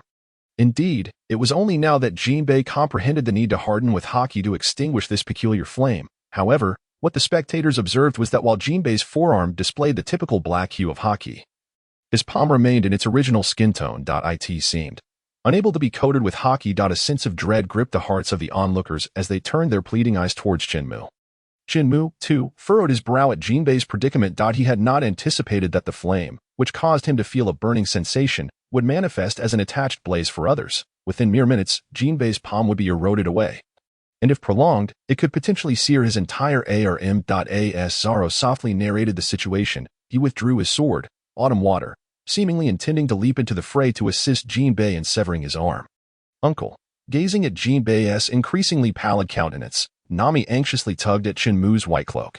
Chen Mu, feeling helpless, sighed inwardly. The system had not provided extensive information on this matter. I am at a loss. Chen Mu shook his head with a wry smile, but before he could finish, the system's voice resonated in his mind. Ding. Detecting the presence of sea stone elements nearby, the burning effect is diminishing. You may attempt using sea stone. Chen Mu, his expression grave, turned his head and scanned the crowd. Upon hearing Chen Mu's suggested solution, Zoro, who was about to leap into the sea, paused, his expression morphing into one of confusion. Observing the growing peculiarity in the expressions of those around him, Chen Mu was momentarily taken aback. What is with your expressions? Is it not you who sought a solution? Why are you looking at me? Go save him. Chen Mu was engulfed in a sea of questions. You uncle. We have 4 ability users, Chopper timidly interjected. And so? Chen Mu replied, gazing at the visibly frightened Chopper, his hands slowly spreading open. Nami covered her eyes, speaking with a sense of resignation. So, whenever we procure supplies on the island, we tend not to pay special attention to this matter. Calmly contributing to the discussion, Frankie added, sea stone. I believe I've seen it at black market auctions. It sells for a hefty price, enough to purchase half an atom tree. Chen Mu. Goodness, then perhaps we should just chop off the hand. With a resigned sigh, Chen Mu suddenly had an epiphany. Recalling the system's hint, detecting the presence of sea stone elements nearby. Realizing the crucial point, Chen Mu crouched down abruptly and leapt towards the struggling Jinbei. Jinbei, dive down. Chen Mu shouted emphatically. Jinbei felt as if a thunderclap had resounded in his ears. Momentarily dazed, he swiftly regained his composure. At that moment, Chen Mu appeared above Jinbei, his left hand outstretched, pressing him under the surface of the sea. With a splash, Chen Mu submerged Jinbei's head into the water. Descending towards the depths of the ocean, after a brief descent, the system's notification echoed in Chen Mu's mind once more. Ding! Detecting a large amount of sea stone elements nearby, the burning effect is rapidly decreasing. We're close. It's right here. Chen Mu held his breath, accelerating his descent. The surroundings grew darker, until finally, it was pitch black. Chen Mu realized they had likely surpassed a depth of 1,000 meters. Ding! A vast quantity of sea stone elements detected nearby. The burning effect is plummeting. We've arrived. This is the place. Chen Mu pressed Jinbei down once more, using the resulting force to propel himself upward swiftly. Stay here for a moment, in the pitch-black silence of the deep sea. A blue-skinned fishman sat cross-legged beside a dilapidated warship, his eyes tightly shut. Meanwhile, Chen Mu sat comfortably within the jaws of a massive black whale. Moments later, the whale surfaced, opening its great maw to reveal Chen Mu, who was sitting with his knees hugged. Uncle! Chopper exclaimed joyously. Chen Mu smiled gently at the elated Chopper, leaping from the whale into the sea, swimming towards the sunny dot on his way to the sunny. He utilized the force of the water to cleanse himself of the slime coating his body. Shortly thereafter, Chen Mu climbed up the rope ladder that Frankie had lowered. Luffy and the others hurriedly gathered around him, their faces filled with anxiety. Seeing this, Chen Mu offered a reassuring smile and said softly, "Do not worry. Everything is fine now." Upon hearing Chen Mu's words, the group gradually exhaled in relief, their trust in him unwavering. As the atmosphere aboard the ship lightened, Usopp, with a glint of mischief in his eye, pulled Chen Mu aside and whispered, "Hey, uncle, is Jinbei really all right?" "Yes, he is fine now." Chen Mu nodded. Oh, Chen Mu raised an eyebrow, regarding him with a hint of curiosity. "Why do I feel you weren't very eager for him to be well?" No, uncle, you mustn't misunderstand. I, Usopp, am not that kind of person. Ha ha. Observing Usopp's awkward smile, Chen Mu rolled his eyes and said, "Speak, what do you wish to know?" He, uncle is indeed impressive." Usopp quickly gave a thumbs up. Pausing for a moment, he continued, "I just want to know, does this fire fear sea stone?"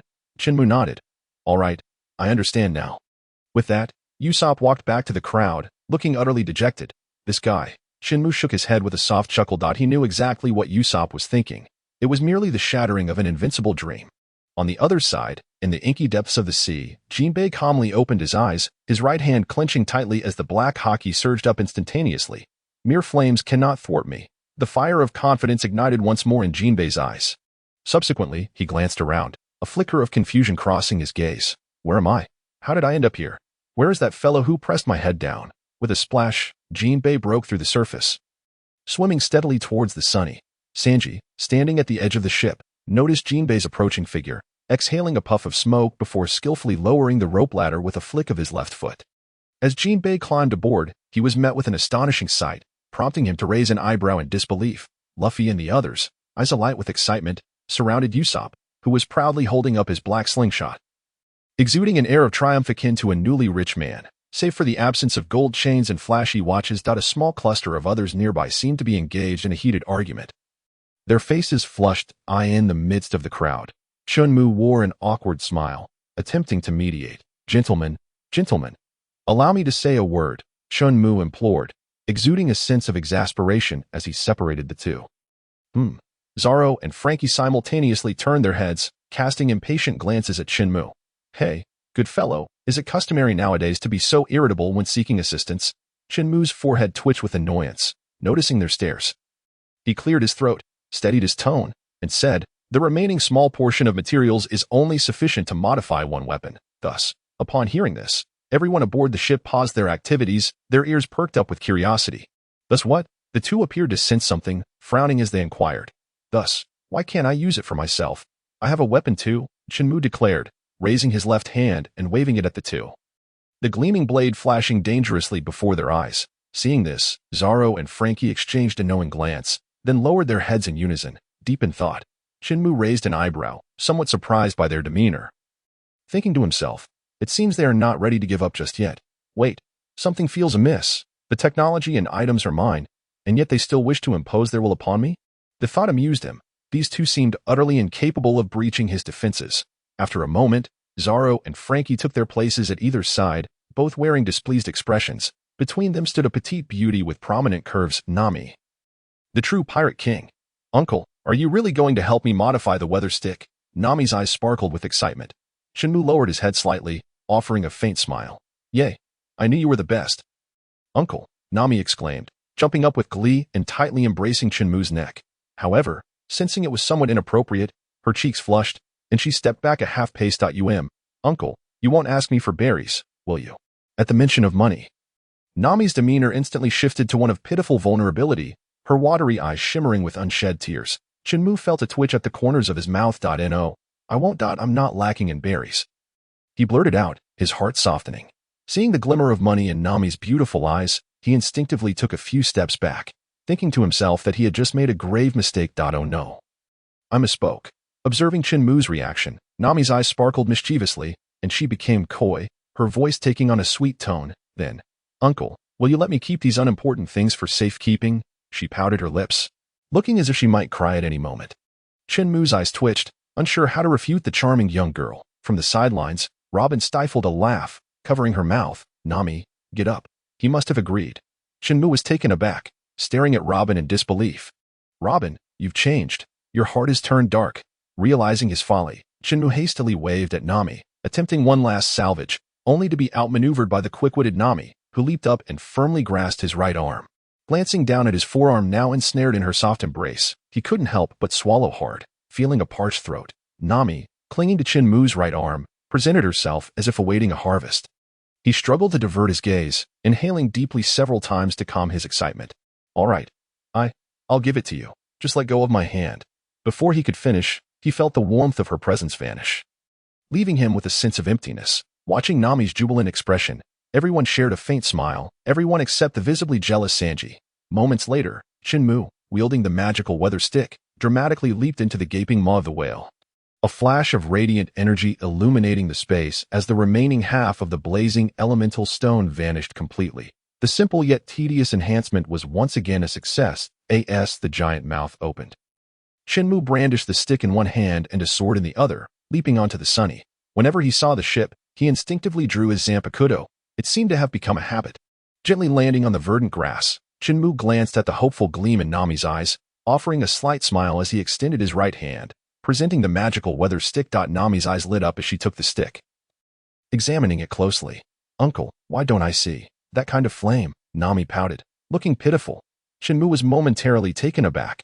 After the enhancement, he had hurriedly jumped out without a thorough inspection. After all, the inside of the whale was dark and sticky, and the comfort level was severely lacking. After a moment of contemplation, Chen Mu suggested, try the bubbles. A flicker of confusion crossed Nami's face as she nodded slowly. With a pop, a warm red bubble emanated from one end of the weather stick. And then what? The crew quietly stepped back, shifting their gazes from the bubble to Chen Mu. When had these fellows become so timid? Chen Mu inwardly scoffed. Rubber, Gatling, Luffy's voice rang out, startling everyone. They all turned to see an arm rapidly extending, wrapped in black Haki, hurling towards the airborne bubble. With a whoosh, the bubble burst beneath a black fist, unleashing a surge of heated air that spread wildly. Luffy! The crew cried out, retreating in a frenzy. Hee. Luffy laughed heartily, oblivious to the chaos. In contrast to the retreating crew, Chen Mu frowned, taking a step forward into the oncoming heat wave. This temperature felt off. Standing amidst the faintly red-hot air, he began to ponder. The crew exchanged uncertain glances. Luffy, do you feel hot? Usopp nudged Luffy with his elbow, whispering. Hot. Luffy tilted his head in confusion. The others sighed, dismissing the question. Nami bit her lip briefly, then slowly extended her fingers into the rosy mist. So hot, she gasped, retracting her hand with lightning speed, blowing on it vigorously. Chopper, Sanji exclaimed, his tone grave. Oh, coming. Chopper hurriedly replied, promptly being scooped up and placed in front of Nami by Sanji. What's the matter? Chopper, Sanji asked, is urgency palpable? It's just a minor burn. Nami will be fine, Chopper reassured, inspecting her closely before retrieving a green ointment from his bag and applying it gently. That's a relief, Sanji replied, still sounding tense. Chopper. A voice laced with exasperation rang out. Chopper turned, looking at Usopp, who wore a bewildered expression, waiting for him to continue. Sigh. Nami's fine. But Sanji. Usopp pointed at Sanji, who was behind Chopper. Sanji. Chopper exclaimed in shock, seeing Sanji's nosebleed gushing forth. Chopper cried out, Doctor, where's the doctor? We have a patient needing treatment. After a pause, he suddenly realized. I am the doctor. The crew collectively sighed, stepping back to give Sanji space. True to form, Sanji, wearing a smile, slowly collapsed. His white shirt drenched in crimson. Amidst the clamor, a new round of treatment commenced. Phew, Sanji is out of danger. Chopper wiped the sweat from his brow and plopped down onto the ground. A collective sigh of relief escaped the crowd. With Sanji out of danger, Nami redirected her attention to the newly acquired failed transformation weather stick. Biting her lip, she approached Chen Mu, her expression one of dismay. The corners of Chen Mu's mouth twitched slightly, and he awkwardly nodded in response. My weather stick isn't what you think it is. Please let me explain first, he said cautiously, observing the tears welling in Nami's eyes without spilling over. Allowing himself a quiet sigh of relief. Gently, he continued. Nami, could it be that the lack of multiple bubbles is preventing it from functioning effectively? Upon hearing this, Nami's expression froze momentarily, only to be replaced by a glimmer of hope in her eyes. I'll try it right away, she exclaimed with uncontainable joy, dashing towards the bow of the ship. Pointing at the sky, she shouted, Hot bubble, electric bubble. With two soft pops, bubbles of differing hues emerged from one end of the weather stick. The crowd held their breath, gazing upwards in anticipation, the atmosphere thick with tension. Suddenly, a sharp crack echoed as the electric bubble exploded upon contact with the hot bubble. The onlookers retreated behind Chen Mu, cautiously eyeing the expanding pale red bubble. A low rumble emanated from someone's throat as they struggled to swallow. Noticing Usopp's fear, Chen Mu shook his head, suppressing a chuckle. The explosive sound drew everyone's attention. They witnessed the pale red bubble, initially no larger than a basketball, swell to a diameter of 1 meter before bursting with a thunderous crash. The ripples of pale red expanded rapidly, enveloping an area of 100 meters in scalding heat. Although the ripples spread horizontally above their heads, the intense temperature left everyone aboard the ship feeling as though they were being roasted. Under this searing heat, the grass wilted, leaves turned brittle, and even the bright oranges shriveled and fell to the ground. The faces of the crew gradually turned ashen, as if a hand had tightened around their throats. Chen Mu himself felt a constriction in his breath, his pupils narrowing in alarm. The shockwave had consumed the surrounding air. Nami, closest to the heat wave, had already collapsed to the ground. Jump into the sea. Chen Mu barked decisively. He quickly ascended the ladder, scooped up Nami, and leapt from the bow point one by one. The others followed suit. The sound of splashes echoing around them. Floating on the surface of the water, the group continued to struggle for breath. Aside from the four with abilities, even Jinbe beneath the surface began to show signs of dizziness. This is bad. We still lack oxygen, uncle, Usopp croaked, clutching his throat. Chen Mu had already sensed the dire situation without needing Usopp's reminder. Yet, even he found himself at a loss without any prompts from the system. Just as despair began to settle in, preparing to swim toward the expansive area of the turbulent air, a tremendous current surged upward into the sky. Ocean current overhead. Jinbe, having caught his breath underwater, propelled the sea towards the pale red heatwave above. The sound of hissing filled the air as the water rapidly evaporated, transforming into white steam. This rising vapor provided a fleeting respite for the crew, though the hot air still threatened to scald their lungs. Jinbe, do it again and get everyone back on board, Chen Mu instructed thoughtfully. He then turned to Frankie. Once aboard, prepare for a wind burst immediately. Frankie hesitated, a flicker of doubt crossing his face. The wind burst would launch the Sunny high into the air, bringing them perilously close to that layer of red heat. Don't worry about the details. If we don't act, we'll all perish here, Chen Mu urged, he added. I will propel a large volume of seawater skyward. Be cautious of the steam burns that aren't you coming with us, uncle? Sanji's eyes widened. His voice urgent. You all go first. I won't be in danger, Chen Mu replied firmly. Prepare to board. He entrusted Nami to Frankie, his tone heavy with concern. With a violent surge, the seawater rushed upward, carrying the crew into the air. As the momentum slowed, they began to descend one by one. They landed on the deck. Sanji, it's your responsibility, Frankie said. Gently placing Nami and Robin down before racing to the control room, a thunderous roar erupted as a colossal wall of waves, several times larger than those created by Jinbe, surged into the sky. In that moment, anyone still on the deck found themselves enveloped by a blanket of white steam. Zoro was the first to react. Shouting, move, he tucked Luffy and Brook under his arms and clutched Chopper's backpack as he dashed into the ship's lower deck. Sanji, Usopp, and Jinbe followed suit, each carrying the unconscious crew members. With a deafening crash, the Sunny plunged into the white vapor. The wind burst required air to function, and if they waited for the steam to dissipate, it would fail to activate. The sound of howling wind filled the air as the Sunny sped away. Carrying its passengers, Chen Mu floated on the water's surface, his cheeks flushed. He glanced at the swiftly departing ship, determination hardening in his gaze. With a moment of focus, he clenched his right fist and unleashed a powerful strike. Boom! A wave even more forceful than before surged skyward. This time, the colossal wave's height surpassed that of the pale red heat. As the seawater collided with the source of the heat in the sky, vast amounts of steam erupted. The waters surrounding Chen Mu became a hazy white. If it weren't for the fear of shattering the Sunny, I would have. Chen Mu sighed internally, shaking his head to dispel the distracting thoughts as he swam toward the ship.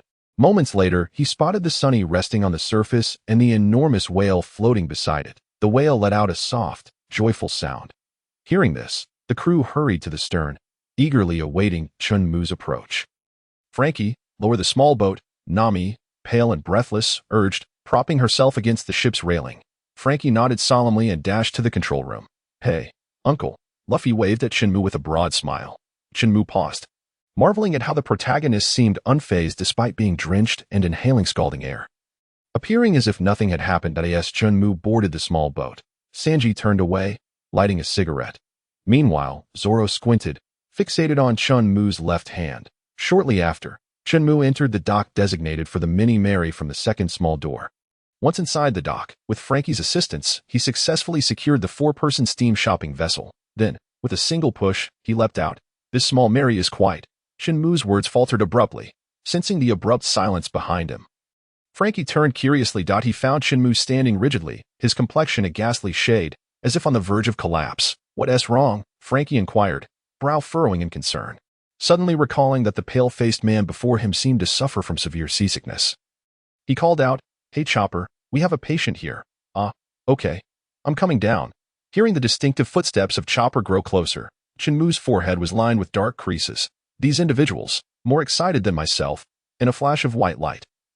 A cyan hilt materialized in his left hand, the glimmering blade momentarily casting a hazy radiance before abruptly retracting, as if nothing had transpired. I have arrived. Where is the patient? Where is the patient? Chopper rushed to the two, his face etched with urgency. Frankie turned his head, gesturing towards Chen Mu with his right hand. Observing Chen Mu's composed demeanor, Frankie's mouth gaped open, confusion etched across his features. Meanwhile, Chen Mu merely cast a fleeting glance at Frankie, maintaining an air of nonchalance as he made his way toward the staircase. As he passed by Chopper, he effortlessly lifted the bewildered creature, placing him upon his shoulder, and departed from the cramped confines of the dock. This left Frankie, a visage of perplexity, to ponder the meaning of existence alone, with the rhythmic sound of footsteps echoing up the staircase. Chen Mu pushed open the wooden door on the first floor, emerging onto the deck. At that moment, Nami had already returned to the girls' dormitory on the second floor to rest. Had it not been for the need to determine the course and await Chen Mu's return, she would not have strained herself to come to the bow. After all, she was the first to bear the brunt of the sudden heat wave. Under that intense heat, even Chen Mu felt as if his throat were ablaze.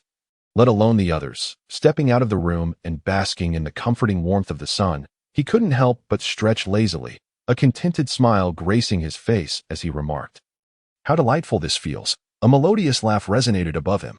Chen Mu took a couple of steps forward and turned his head to see Robin on the second floor, draped in a white towel, gently leaning against the railing, sipping her steaming afternoon tea.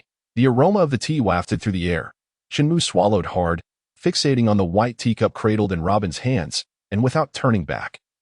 He called out, "Sanji, bring me a cup of tea as well." Sanji tilted his head back, exhaling a faint smoke ring, feigning ignorance. Unperturbed by Sanji's silence, Chen Mu continued to stare intently at the white teacup in Robin's grasp. That teacup is remarkably white. Just as Chen Mu was lost in thought, a heavy cough pierced the air. Ahem, earlier I discovered a dilapidated warship on the seabed, surrounded by these scattered items. With that, Jinbei extended his right palm towards the expressionless Chen Mu, revealing several shattered stones. Chen Mu remained silent, his emotionless gaze fixated on Jinbei. Jinbei raised an eyebrow in confusion, puzzled. Is there something on my face?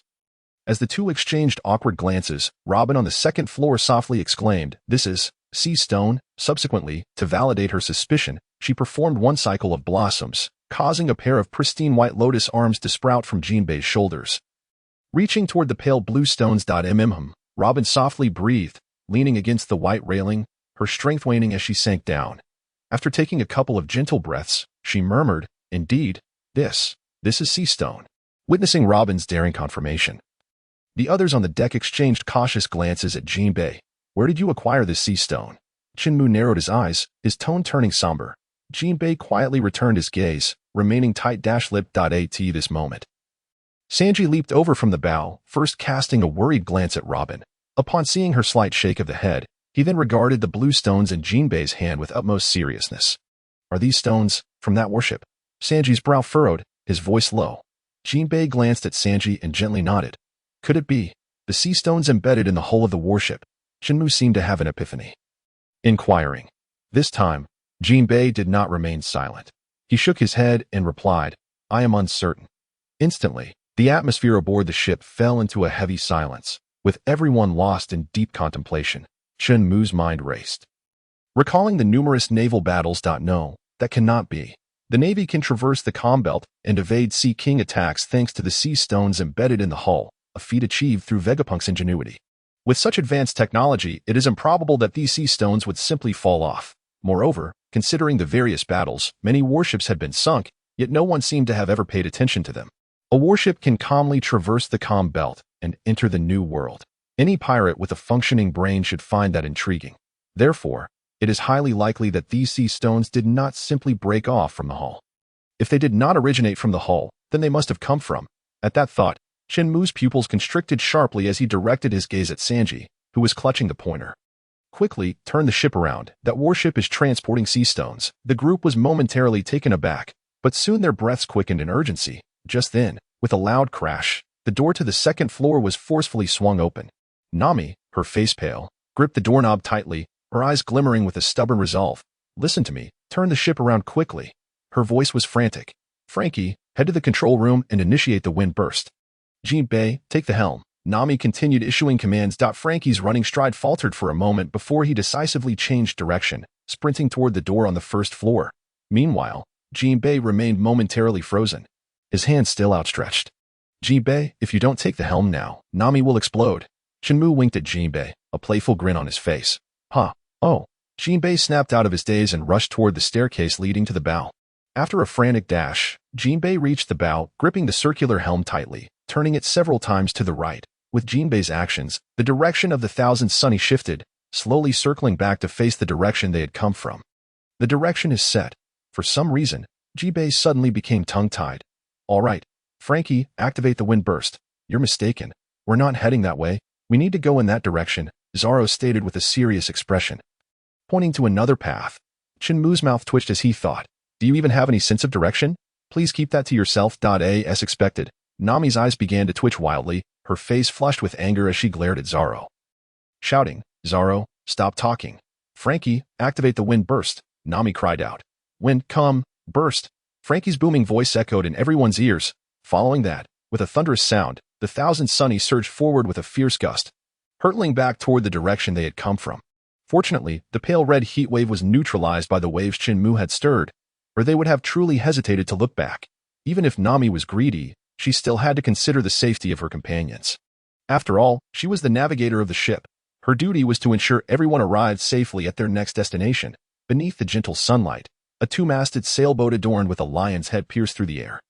Accompanied by the rush of wind, it swiftly descended upon the sea. With a resounding thud, this medium-sized sailboat, capable of carrying dozens of people, crashed onto the water, sending towering waves soaring several meters high.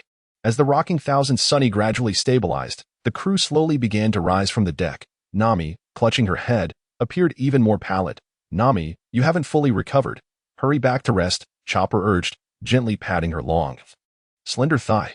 "Wait a moment, I'll finish up quickly." Nami stubbornly shook her head. She then steadied herself against the white railing and addressed the swaying Chen Mu. "Uncle, I leave the matter of locating that warship to you." And Jinbei.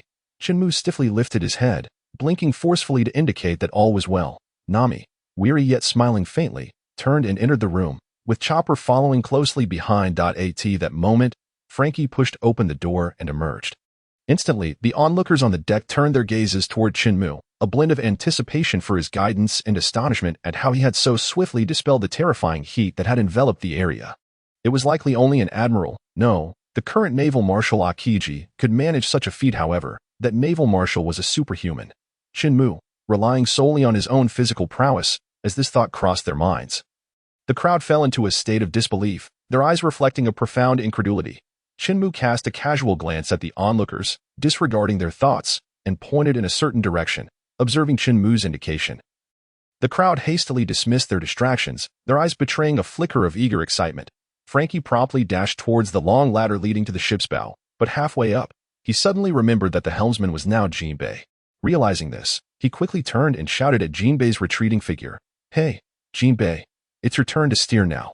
Jinbei, lost in thought, paused and turned around with a puzzled expression, pointing to himself and asking quizzically, "Me?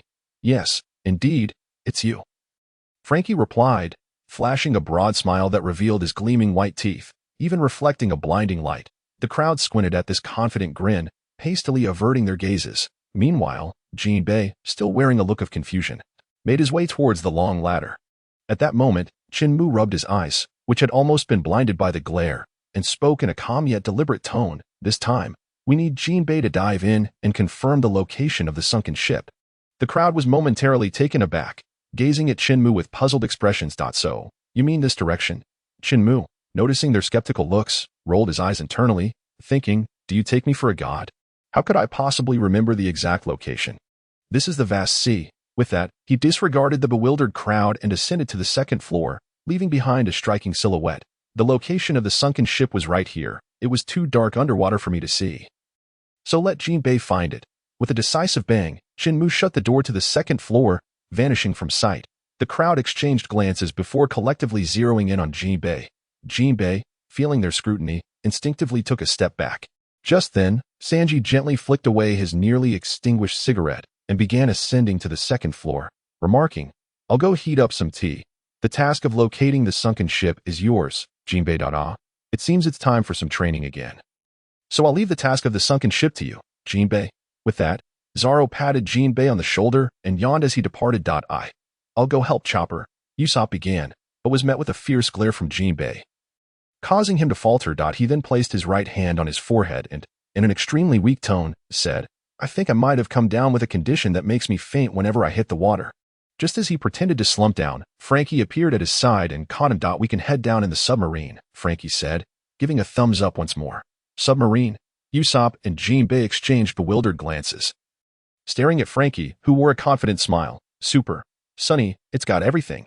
Frankie gestured with 3 fingers toward the others before walking unceremoniously to the control room. Upon hearing this, Luffy's eyes instantly sparkled with excitement as he raised his hand and exclaimed, "Hee, let me go with Usopp and Jinbei." Hearing Luffy's voice, Frankie halted abruptly, then sighed. "Well, you're the captain. Your word is law," he continued. "Then let Usopp steer the shark sub. I'll feel more at ease. No problem." Luffy readily agreed. Moments later, the small hatch of Channel 3 rose, revealing a submarine resembling a blue shark, which then slowly submerged into the sea. Inside the submarine, Luffy and Jinbei settled into the back row, while Usopp took the lone front seat, as this small submarine had only one driving position. Just as everyone was in awe, the phone bug on the right side of the control panel suddenly rang. Usopp set down the control stick and reached for the phone. "Hello," he began, but was abruptly interrupted by the voice on the other end. "Super. Usopp, ISNT the shark sub number 3 amazing. Hey, Luffy, can you hear me?" Isn't it cool? Frankie's exuberant voice echoed through the submarine. Oh yeah. Frankie, it's just too cool, Luffy exclaimed, squeezing forward from the back seat. Luffy, get back. I can't breathe, Usopp exclaimed, his eyes wide with panic as his hands flailed in the air. The cautious Usopp, the Straw Hat Crew's #1 worrywart, had immediately buckled his seatbelt upon boarding. Little did he know that Luffy would leap from the back seat, nearly choking him with the safety belt. Huh. Luffy's smile faltered as he looked down at Usopp with a hint of confusion. Fortunately, Jinbei reacted swiftly, grabbing Luffy's arm and pulling him back. Otherwise, their driver, little Usopp, would have met an untimely demise. Thanks to Jinbei's timely intervention, Usopp, who had nearly fainted, finally caught his breath, gasping for air. After a brief silence, the atmosphere within the submarine shifted as Chopper's frantic voice came through the phone. Usopp, are you okay? You must die. I can't bear to lose you. He began to choke up. Usopp, with sweat beading on his forehead, rolled his eyes and replied, I'm not dead. I can still breathe just fine. Oh, that's good. Well, I'm off then. Chopper's voice, tinged with a hint of sadness, suddenly became flat as he faded away, his distinctive footsteps disappearing from the phone. Chopper's gone bad. He must have learned that from Zoro. Usopp thought, mentally placing the blame for Chopper's abrupt change of demeanor squarely on Zoro's shoulders. Achoo, somewhere, a certain individual training suddenly sneezed. 1,000 meters beneath the sea, in the dark depths. The Blue Shark submarine advanced slowly, its eyes emitting 2 beams of yellow light. After cruising for a while, Usopp halted the Shark Sub #3, the dim lights illuminating the rusted exterior of a warship. Inside the submarine, Usopp turned to Jinbei and asked, Is this the warship? Through the glass in front, Jinbei, too, gazed at the dilapidated vessel illuminated by the beams. After a moment's contemplation, Jinbei, with a serious expression, declared, I'll go take a look. No sooner had he spoken than he raised both hands, pushing against the circular hatch above, ready to exit. Stop, don't do that. We can't open it, or we'll lose our lives, Usopp exclaimed urgently. Hearing Usopp's panicked voice, Jinbei paused and turned, his face a mask of confusion as he asked, Then how am I supposed to get out? Just then, a small speaker in the upper left corner of the control panel crackled to life. Usopp, press the red button, Frankie's voice came through the speaker. Usopp glanced around, then focused on the speaker, bewildered as he asked, Frankie, have you been monitoring us the whole time? I have not. The calm voice of Frankie reverberated once more from the speaker, accompanied by a rather strange sound. Why does this noise seem so familiar? Are you sneaking a glance at us while sipping on cola? Usopp furrowed his brow, questioning. I haven't burp. Frankie denied again. Upon hearing that belch, Usopp immediately grasped the truth. This guy is lying. While we toil in the unknown depths of the sea to make a living, you're comfortably reclining in the surveillance room, watching the show and drinking cola. Usopp's temples throbbed with fury. It seems you've located that military ship. Let us not dawdle any longer. Just press that red button, and the rear hatch will open. Clearly, Frankie felt guilty, but after 2 years of advanced study in future country, he was no longer the dull underwear boy he once was. He had become quite adept at diverting the conversation. Usopp, recognizing the gravity of the situation, lowered his head and gazed at the multitude of red buttons. They're all red buttons. How am I supposed to know which one is the right one? Usopp's eyes twitched with agitation. Unable to contain his rising anger, he bellowed into the speaker.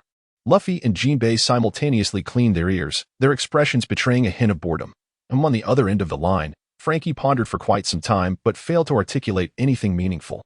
At this moment, Usopp could no longer remain seated. He promptly unlatched his safety belt, stood atop his chair, and shouted frantically into the speaker, Don't tell me you've forgotten.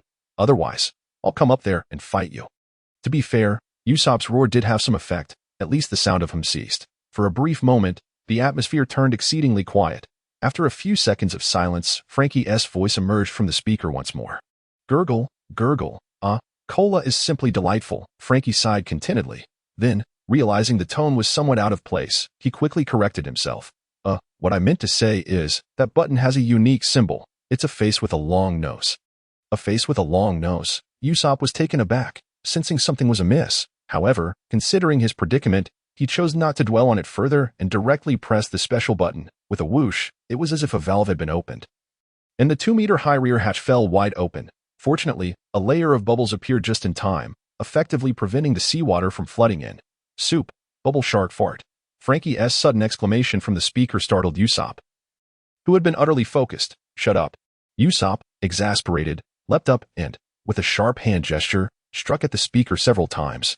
After a brief venting of his frustrations, Usopp panted heavily and looked at Jinbei, saying, "The next steps are in your hands." Jinbei, leave it to me. Jinbei nodded solemnly.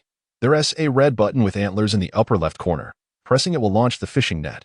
The speaker crackled to life again. Got it. Usopp replied listlessly, his eyelids drooping. Just as the trio at the seabed was fervently engaged in their salvage operation, several massive ships appeared on the horizon, eyeing the lookout room.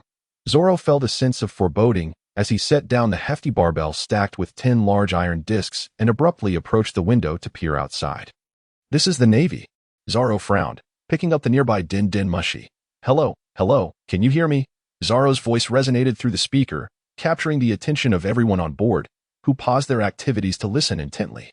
Hello, Cook, there's a Navy ship approaching.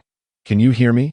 Zoro waited a few seconds in silence, and upon hearing no response from the Din Din Mushi, he carelessly tossed the receiver aside and left the lookout room with a look of disdain. Muttering to himself, "Why is there a broken Din Din Mushi here? I should discuss with Nami later about buying a new one once we reach the island." Unbeknownst to him, his voice had echoed throughout the entire ship, particularly enraging Sanji in the kitchen, causing him to tremble with rage, even dropping the ladle he held. That green-haired bastard Sanji gritted his teeth, unlike Sanji, who was in a rage. The others on the ship wore serious expressions as they assembled on the deck. Watching the approaching naval ships, their brows furrowed, they braced themselves for battle. Meanwhile, aboard the central naval ship, a silver-haired man with slick-back hair and a cigar clenched between his teeth slowly lowered his monocular. Speaking calmly, "It's the Straw Hat Pirates. Akainu, standing beside Smoker, raised an eyebrow in slight surprise. Then, with a cold smirk, he commanded, "Move in closer." "Yes," a soldier replied respectfully. Shortly thereafter, the fleet bearing the G5 insignia gradually surrounded the Thousand Sunny.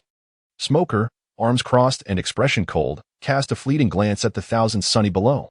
"Long time no see." Everyone dotted him. Sanji's brow furrowed, his tone growing somber. "No, look behind him. There is another figure," Nami exclaimed from the second floor. The massive naval ship had drawn so near that it blocked out the sunlight, preventing the crew from clearly seeing the figure behind Smoker. I've finally found you," accompanied by a chilling laugh.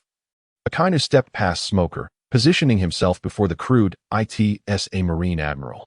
Nami's pupils constricted, instinctively taking a step back. "You must be the navigator of the Straw Hat Pirates." Akainu raised an eyebrow, scrutinizing Nami's pale face. After a brief pause, he continued, "With such remarkable navigational talent, yet you choose to aid these vile pirates." Akainu took a step forward, his gaze fixated on Nami, his expression growing increasingly fierce. Like a predator stalking its prey. No, more like a vicious dog. Under Akainu's chilling glare, Nami trembled uncontrollably, her beautiful eyes wide open, reflecting the terrifying figure of Akainu. As her pupils widened, her shaking intensified until she finally collapsed. Clutching her head, she muttered incessantly phrases like "No, and I didn't do anything wrong." Bearing the weight of Akainu's pressure alone, Nami was clearly on the brink of collapse. "Nami!" The crew cried out in distress. In the midst of this suffocating silence, a figure suddenly leaped onto the second floor. Sanji, brimming with restless energy, his not-so-broad back, nonetheless provided Nami with an overwhelming sense of security. In truth, he is the true knight who guards the princess. Sanji. Nami slowly lifted her head, tears glimmering in her beautiful eyes. "Don't worry, I won't let anyone harm you." Sanji turned to Nami, smiling gently. Is that so?" Akainu scoffed dismissively, then shifted his gaze, scanning the crew below. After observing for a while, he noticed that the most crucial person was conspicuously absent, prompting a discreet sigh of relief. Following this, a cold glint flickered in his eyes as he sneered, "Where is your captain?" "The Straw Hat brat. Our captain had something to attend to." Zoro replied calmly, unperturbed by Akainu's presence. Then, he unsheathed his swords, biting down on the white-handled Wadakamanji while gripping the other two, his black haki swirling around them. When the captain is away, as a fighter, he naturally must be the first to charge forward and confront the enemy. Upon seeing Zoro draw his sword, the crew swiftly armed themselves, ready for battle. Observing their tense expressions, Smoker grinned, chuckling. "Are we about to fight? I've been waiting for this moment for a long time." Before the echoes of his voice faded, Smoker had already leapt from the warship, brandishing his jutty, and aimed a fierce strike at Zoro below. The assailant's assault was swift and relentless, yet Zoro did not falter. He gripped his twin swords horizontally and surged upward against the force. A resounding clash of metal reverberated, a deafening sound that pierced the ears of onlookers. However, Zoro and Smoker did not engage in a prolonged skirmish. After a brief exchange, they separated. Zoro's expression turned grave as he bent slightly, sliding back several meters and carving shallow furrows into the verdant grass. Smoker, too, utilized the recoil to hover in midair. Heh, this is rather interesting, Smoker grinned, exhaling a thick ring of smoke. Then, with a cold smirk, he prepared to dive down once more. Yet, a melodic female voice interrupted him. Smoker, please allow me to handle this adversary. Taken aback, Smoker turned to see Tashigi descending gracefully, and he reluctantly nodded before drifting towards the bow of the Sunny. Tashigi alighted on the ship's railing, drawing her sword and eyeing Zoro with caution. In response, Zoro furrowed his brow, lowering his sword, and calmly stated, I don't strike women. With that, he pivoted and strode towards Smoker at the ship's bow. Hee, it seems you have forgotten about me, Akainu interjected with a chilling laugh, stepping onto the stone railing at the ship's bow, his left arm transforming into a massive fist of molten lava, exuding terrifying heat and acrid smoke that enveloped the area. In an instant, the crew felt the oppressive, searing aura bearing down upon them. Damn it, is this the enemy Luffy faced back then? Sanji gritted his teeth, refusing to relent. Meanwhile, Nami, seated behind him, lowered her head and bit her lip, battling her inner turmoil before slowly rising to her feet. I can fight too. Nami's voice trembled. Nami. Chopper looked on in astonishment at her unsteady form. Although Sanji did not turn around, he could distinctly sense the resolve emanating from her. I will no longer allow my comrades to face formidable foes alone. Nami pressed her pale lips together, suppressing her fear as she aimed the climb attack at the towering Akainu. Though they remained silent, the memory of Luffy's lone venture to Marine headquarters 2 years prior, where he was forced to battle countless formidable Marines, left an indelible mark on their hearts. They were determined to never let their captain bear the brunt of such overwhelming threats alone, to never be separated again, no matter how high-ranking you are in the Navy. It changes nothing. We'll still send you flying. At that moment, a languid voice reached their ears. What a coincidence. We meet again. At the sound, everyone turned in unison to the bald man on the third floor. He was casually wrapped in a white towel, holding a steaming cup of red tea, watching Akainu with an air of nonchalance. The sight of the composed Chen Mu caused Nami and the others to pause, recalling his performance against Admiral Fujitora in Dragon Palace. That's right, the uncle can contend with an admiral. Although that battle ended in a stalemate, he had not been defeated. With this thought, Nami's furrowed brow relaxed, and she broke into a smile. She skipped lightly over to Chen Mu, pouting in a pitiful manner and pointing at the menacing Akainu. Uncle, look at that Marine. He just tried to sink the Sunny and drown us. Chen Mu raised an eyebrow, casting a bemused glance at Nami, who clung to his arm, and chuckled lightly. Did he really say that? Yes. Nami nodded vigorously. Then, scrunching her nose, she pointed at the molten lava dripping from Akainu's left arm. If that drips on the Sunny, it will create a huge pit. She seemed anxious to emphasize, the repair costs for the Sunny are exorbitant. I don't have any money. Her voice trailed off, perhaps feeling a bit guilty. Hearing this, Chen Mu couldn't help but shake his head with a wry smile, thinking to himself, you're out of money. In just this month, you must have siphoned off at least 30 million berry from me. Of course, such thoughts remained unspoken. After all, a man who had been single for so long could hardly resist the charms of a woman, and Chen Mu was no exception, reflecting on his years of solitude. He chuckled to himself and turned to the seemingly pitiful Nami, gently saying, let me go have a chat with him. With that, he set down his exquisite teacup, raised an eyebrow at Akainu in the distance, bent his legs to gather strength, and prepared to leap forward. However, knowing the terrifying nature of Akainu, he was cut off before he could act. I'll let you off this time, Akainu declared flatly. He then glanced at the still-dazed Smoker, commanding, retreat, return to headquarters. Without waiting for Smoker and Tashigi to react, he turned and walked away, vanishing from the ship's bow. Observing this, Tashigi furrowed her brow, looking towards Smoker, hesitating. So, what do we? Smoker's gaze swept over the group with an icy chill, his tone devoid of emotion as he replied, retreat, follow orders. With that, he enveloped himself in smoke and ascended to the warship. Tashigi, biting her lip in uncertainty, glanced at Zoro before resolutely leaping after him. As the two departed, the naval fleet encircling the Straw Hat crew gradually dispersed, sailing into the distance. Instantly, the tense atmosphere aboard the ship evaporated. Not long after the Navy had left, a Blue Shark submarine surfaced, trailing a heavy iron fishing net filled with bluestone handcuffs. As the dock's gate opened, the Blue Shark submarine glided in and settled into place, once the shark number 3 came to a complete stop. A loud clang resounded as the circular hatch on top was pushed open by a pair of robust blue arms, revealing the fierce-looking Jinbei as he emerged from the entrance. This entrance is just too cramped. Next time, I'll take the rear cabin. Jinbei supported himself on the submarine as he clumsily crawled out. There won't be a next time. If there is, don't even mention it. I'm not going back to that perilous deep sea with you. Usopp's voice, dripping with disdain from within the submarine, echoed. He never wanted to see those ferocious sea kings again, swinging in front of him. Even now that he was on land, he remained shaken. As Jinbei slowly emerged from the entrance, Luffy burst out with an exuberant laugh, followed closely by Usopp. Ha ha ha.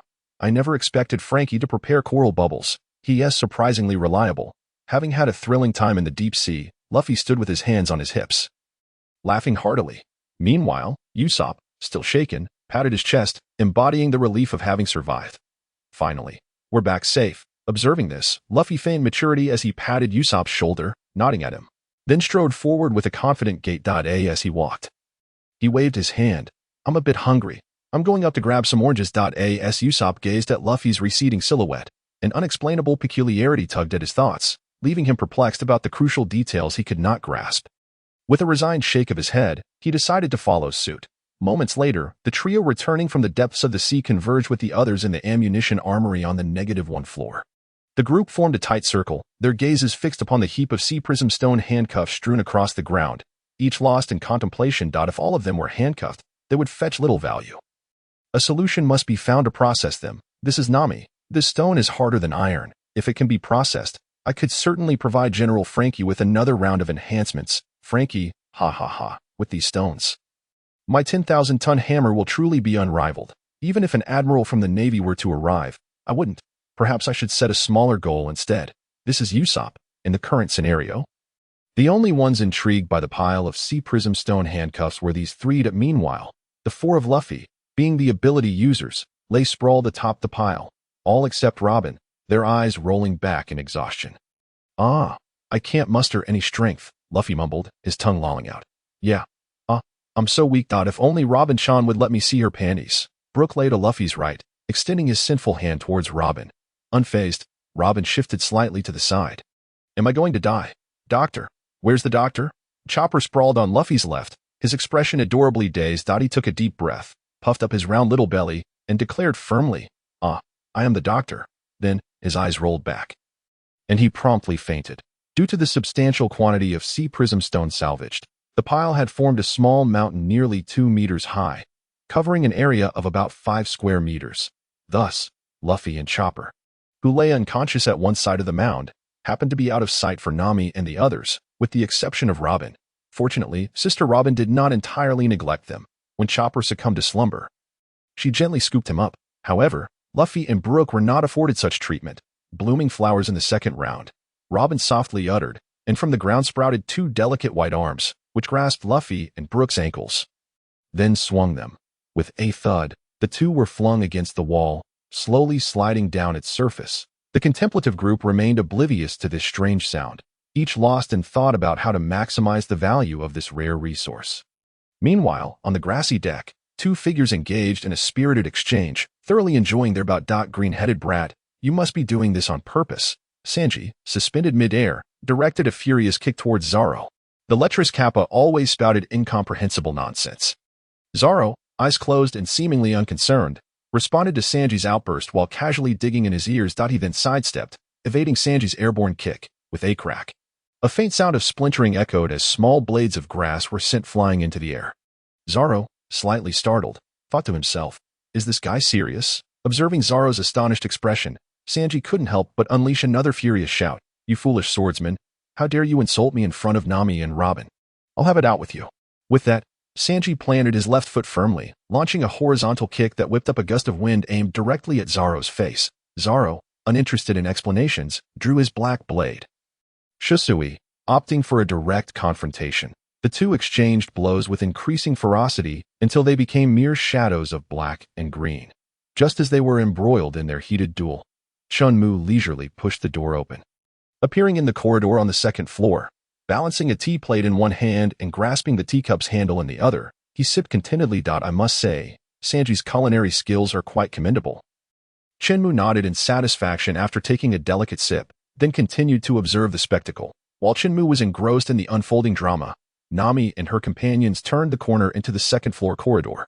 Chen Mu paused, turning his gaze towards Nami, who held the sea prism stone handcuffs. Raising an eyebrow in mild surprise, he remarked, "Have you found them so quickly?" Upon hearing Chen Mu's voice, Nami broke into a radiant smile. Gently nodding as she asked, "Uncle, you must know a great deal about sea prism stone, right?" With her sparkling eyes fixed intently on Chen Mu's dark pupils, it seemed she believed that by staring deeply, she could discern whether he was lying. Chen Mu scratched his head, looking at Nami with a hint of confusion. "Well, I suppose I know a bit. Why do you suddenly ask?" "Hee, that's good to hear." "I trust you, Uncle," Nami replied with a beaming smile.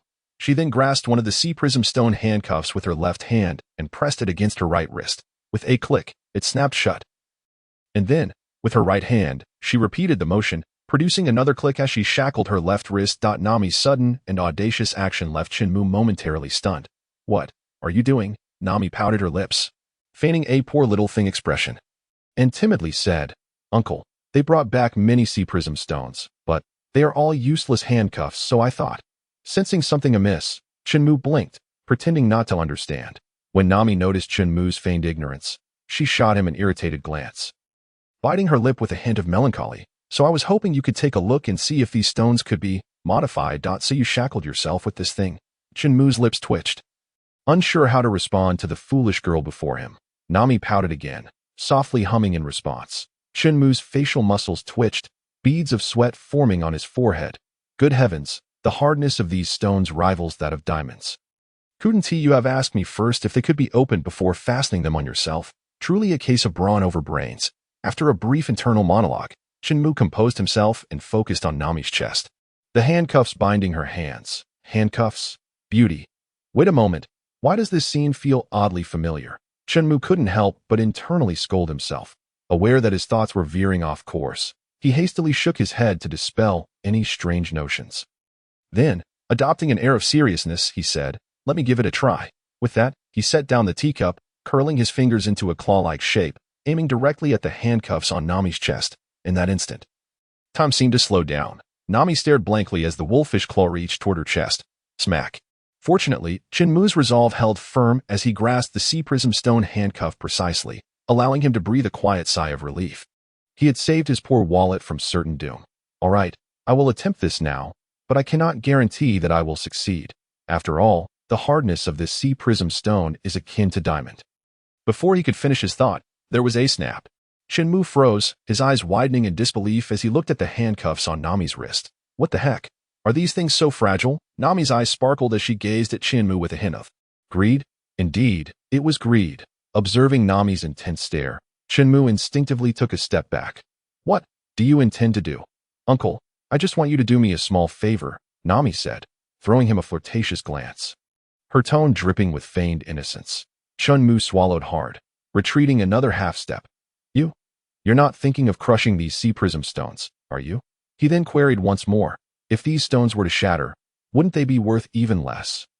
Nami flashed him a sultry smile, her voice sweet and coaxing. "Uncle, with just a gentle squeeze, you could crush this stone as hard as diamond. If you just control it a little, wouldn't it be possible to shape it into whatever you desire?" Before Chen Mu could respond, Nami continued in a soft voice, "If it's you, Uncle, I'm sure you can do it."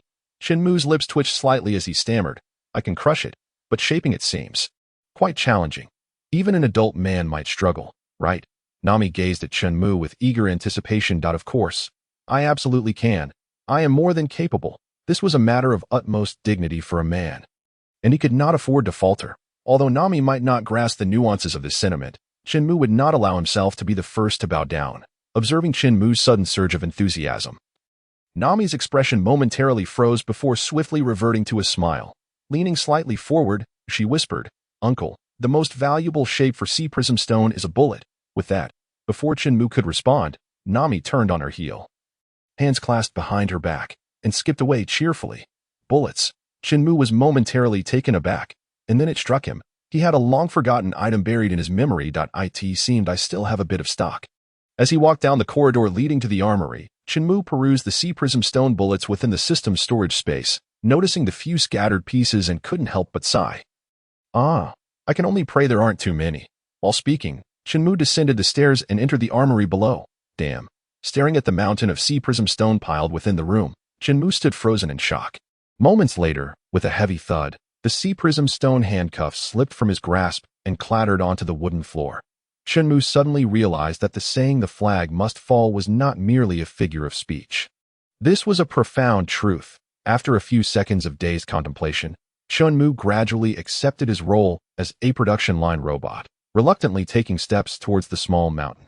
Surely, I must be the only one traversing into this animated world to fulfill such production line tasks. Chen Mu walked forward with vacant eyes, his expression somewhat dazed. After a moment, with no self-encouragement yielding results, Chen Mu, feeling utterly helpless, sat before the pile of stones and commenced his task. The sound of crunching echoed in the slightly cramped room. After half an hour of relentless crushing, Chen Mu could no longer bear it. He leaned back, closed his eyes, and began a brief rest. His once fair and sturdy hands now trembled slightly. This monotonous labor, repeated endlessly, was truly tormenting. About 10 minutes into his respite, Chen Mu's expression gradually softened, his elbows resting on the ground as he reclined and sighed.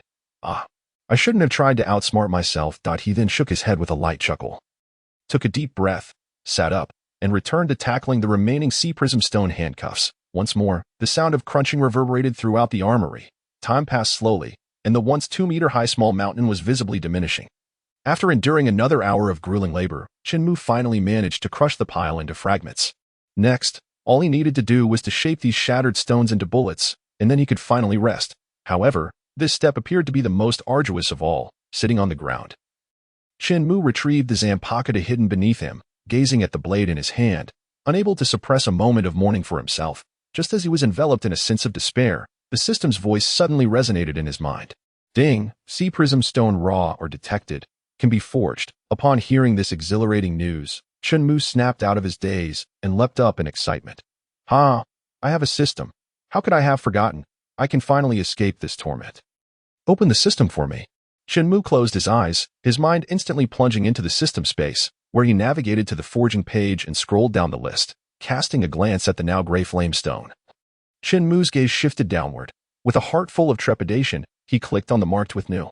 Sea prism stone raw, or, can be forged, item tier random bullets, long spikes, handcuffs, explosive collars, miscellaneous items. Random forging, what a surprise. This is truly a test of luck.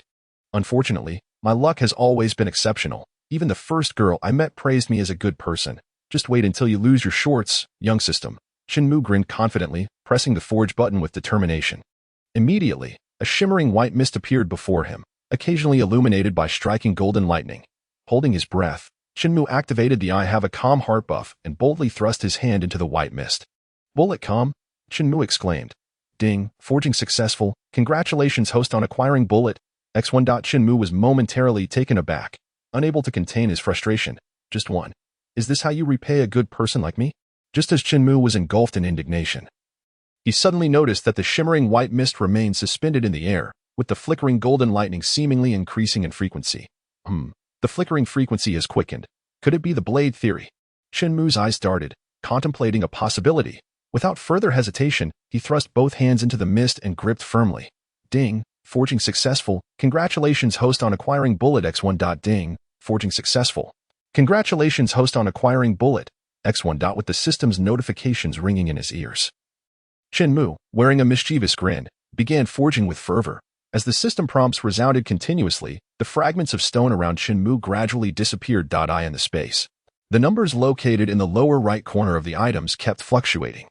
1, 1, 1. After a considerable time, a flash of white light erupted, and the mist abruptly vanished before Chen Mu's eyes. His hands, still attuned to muscle memory, instinctively clenched. Chen Mu blinked in surprise, a flicker of confusion crossing his eyes. Is that it? He turned to glance at the now empty space behind him, reluctantly accepting reality.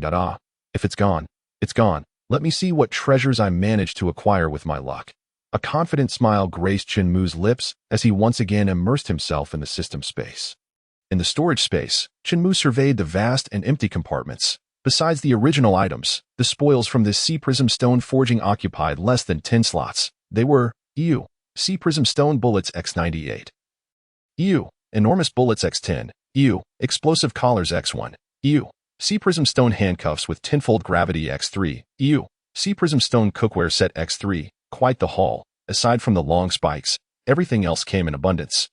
Fortunately, the bullet count is sufficient to report to Nami. Chen Mu nodded in satisfaction. Lost in thought, Chen Mu suddenly realized something and questioned, why do I need to report to Nami? Thus, he quietly succumbed to the allure of the true One Piece.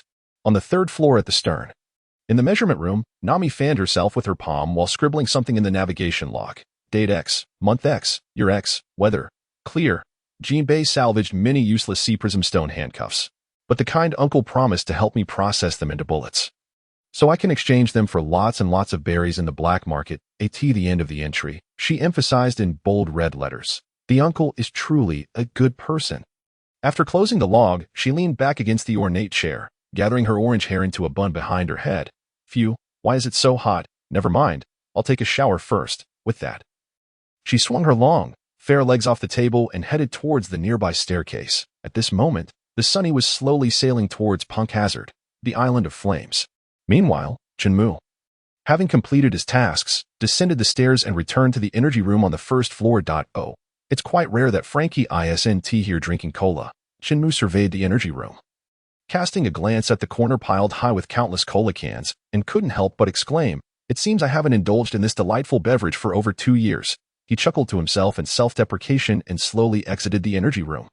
As he pushed the door open, Chen Mu tucked the mirror flower water moon slashing blade under his arm, while each hand carried a bulging fabric bag. One contained sea tower stone bullets.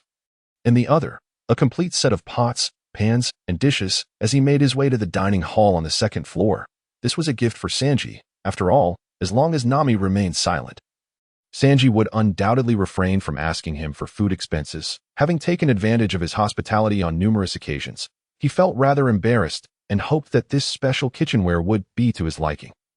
With this heavy gift in tow, Chen Mu entered the room on the second floor.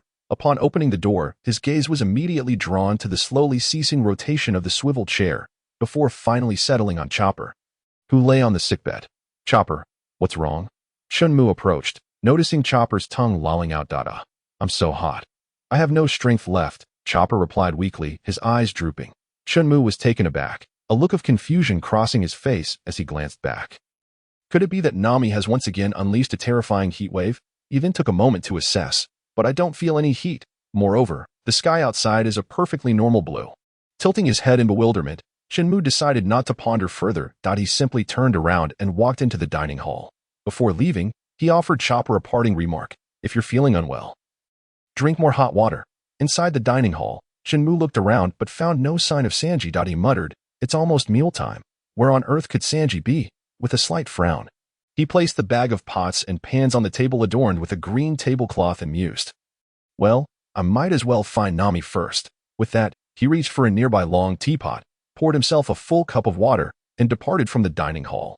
Pushing the door open, he returned to the corridor, the infirmary, and glanced at Chopper, who was still panting with his tongue out. He gently cradled Chopper's head with one hand and helped him sit up, saying, Here, open your mouth. Drinking some water should help you feel better. Chopper replied softly. And with his tiny hands, he accepted the cup from Chen Mu, tilting his head back, accompanied by a series of glug-glug sounds. The cup was quickly emptied. I'm back to life, Chopper sighed contentedly, returning the cup to Chen Mu before lying back down.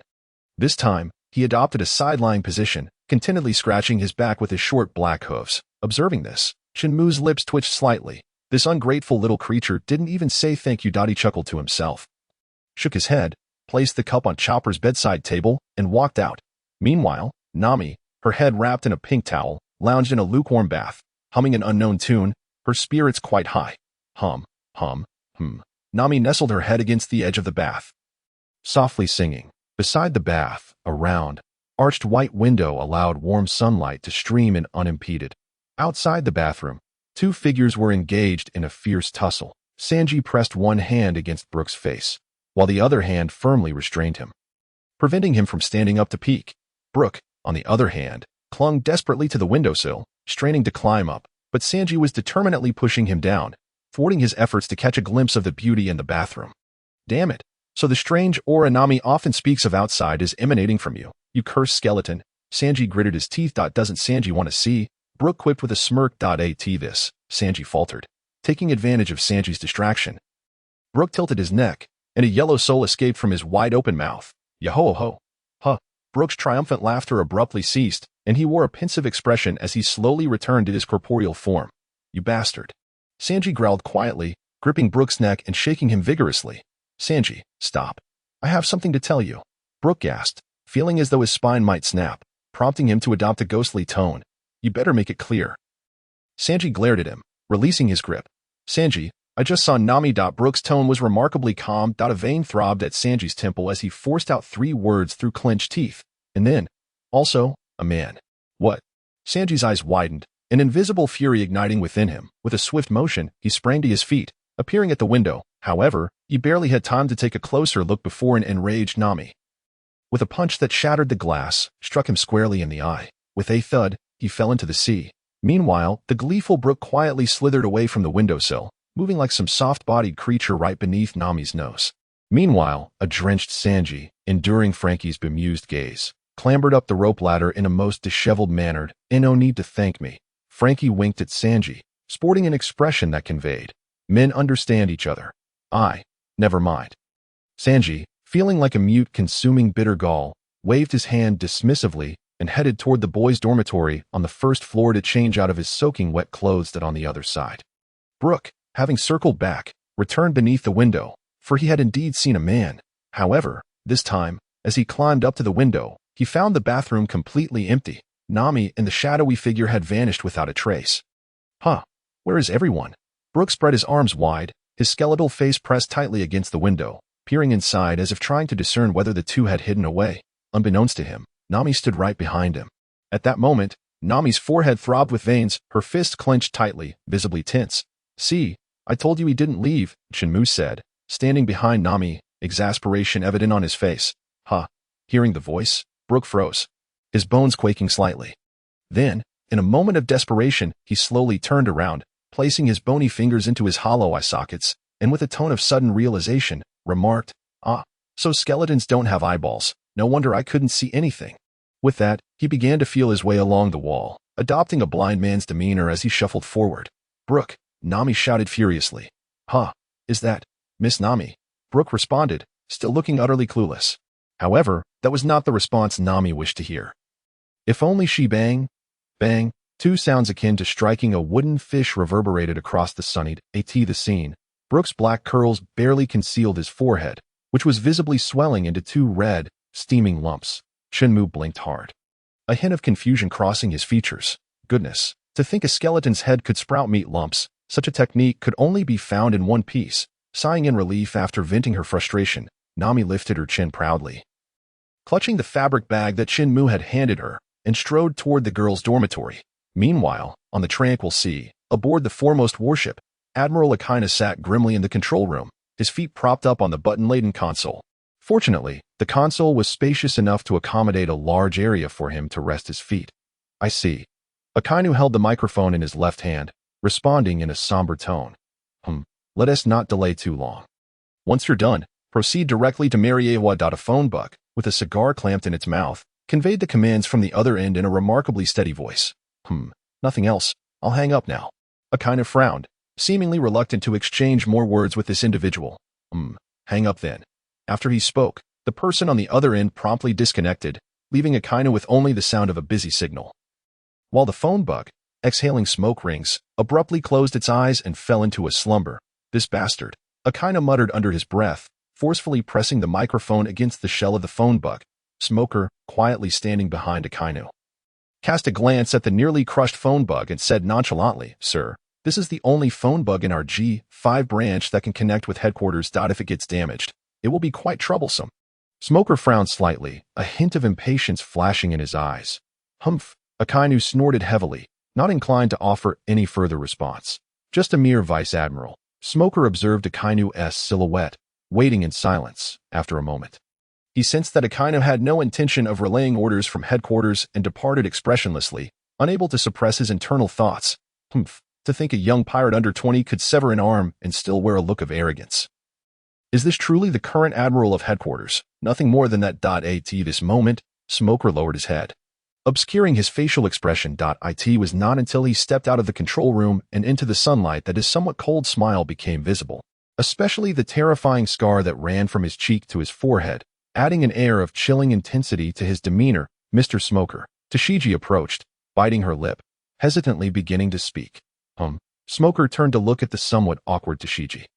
Then frowned slightly, his tone tinged with dissatisfaction as he admonished, Tashigi, this is the G5 naval ship. Do not display such weakness on our own vessel. Yes, Vice Admiral Smoker. Tashigi straightened her posture, her tone resolute. Observing this, Smoker acknowledged with a faint hum, his tone softening a bit as he inquired, is there something you wish to discuss? Tashigi adjusted her glasses and said, is our current course towards Mariewa? It should be. He paused before continuing. Whitebeard has suddenly declared an alliance with the Straw Hat Brat, undoubtedly plotting something. Moreover, during this world conference, those self-proclaimed revolutionaries will also be making an appearance. As he spoke, Smoker's eyes narrowed slightly, his tone growing heavier. Are you suggesting that we will be facing the Yonko and the Revolutionary Army this time?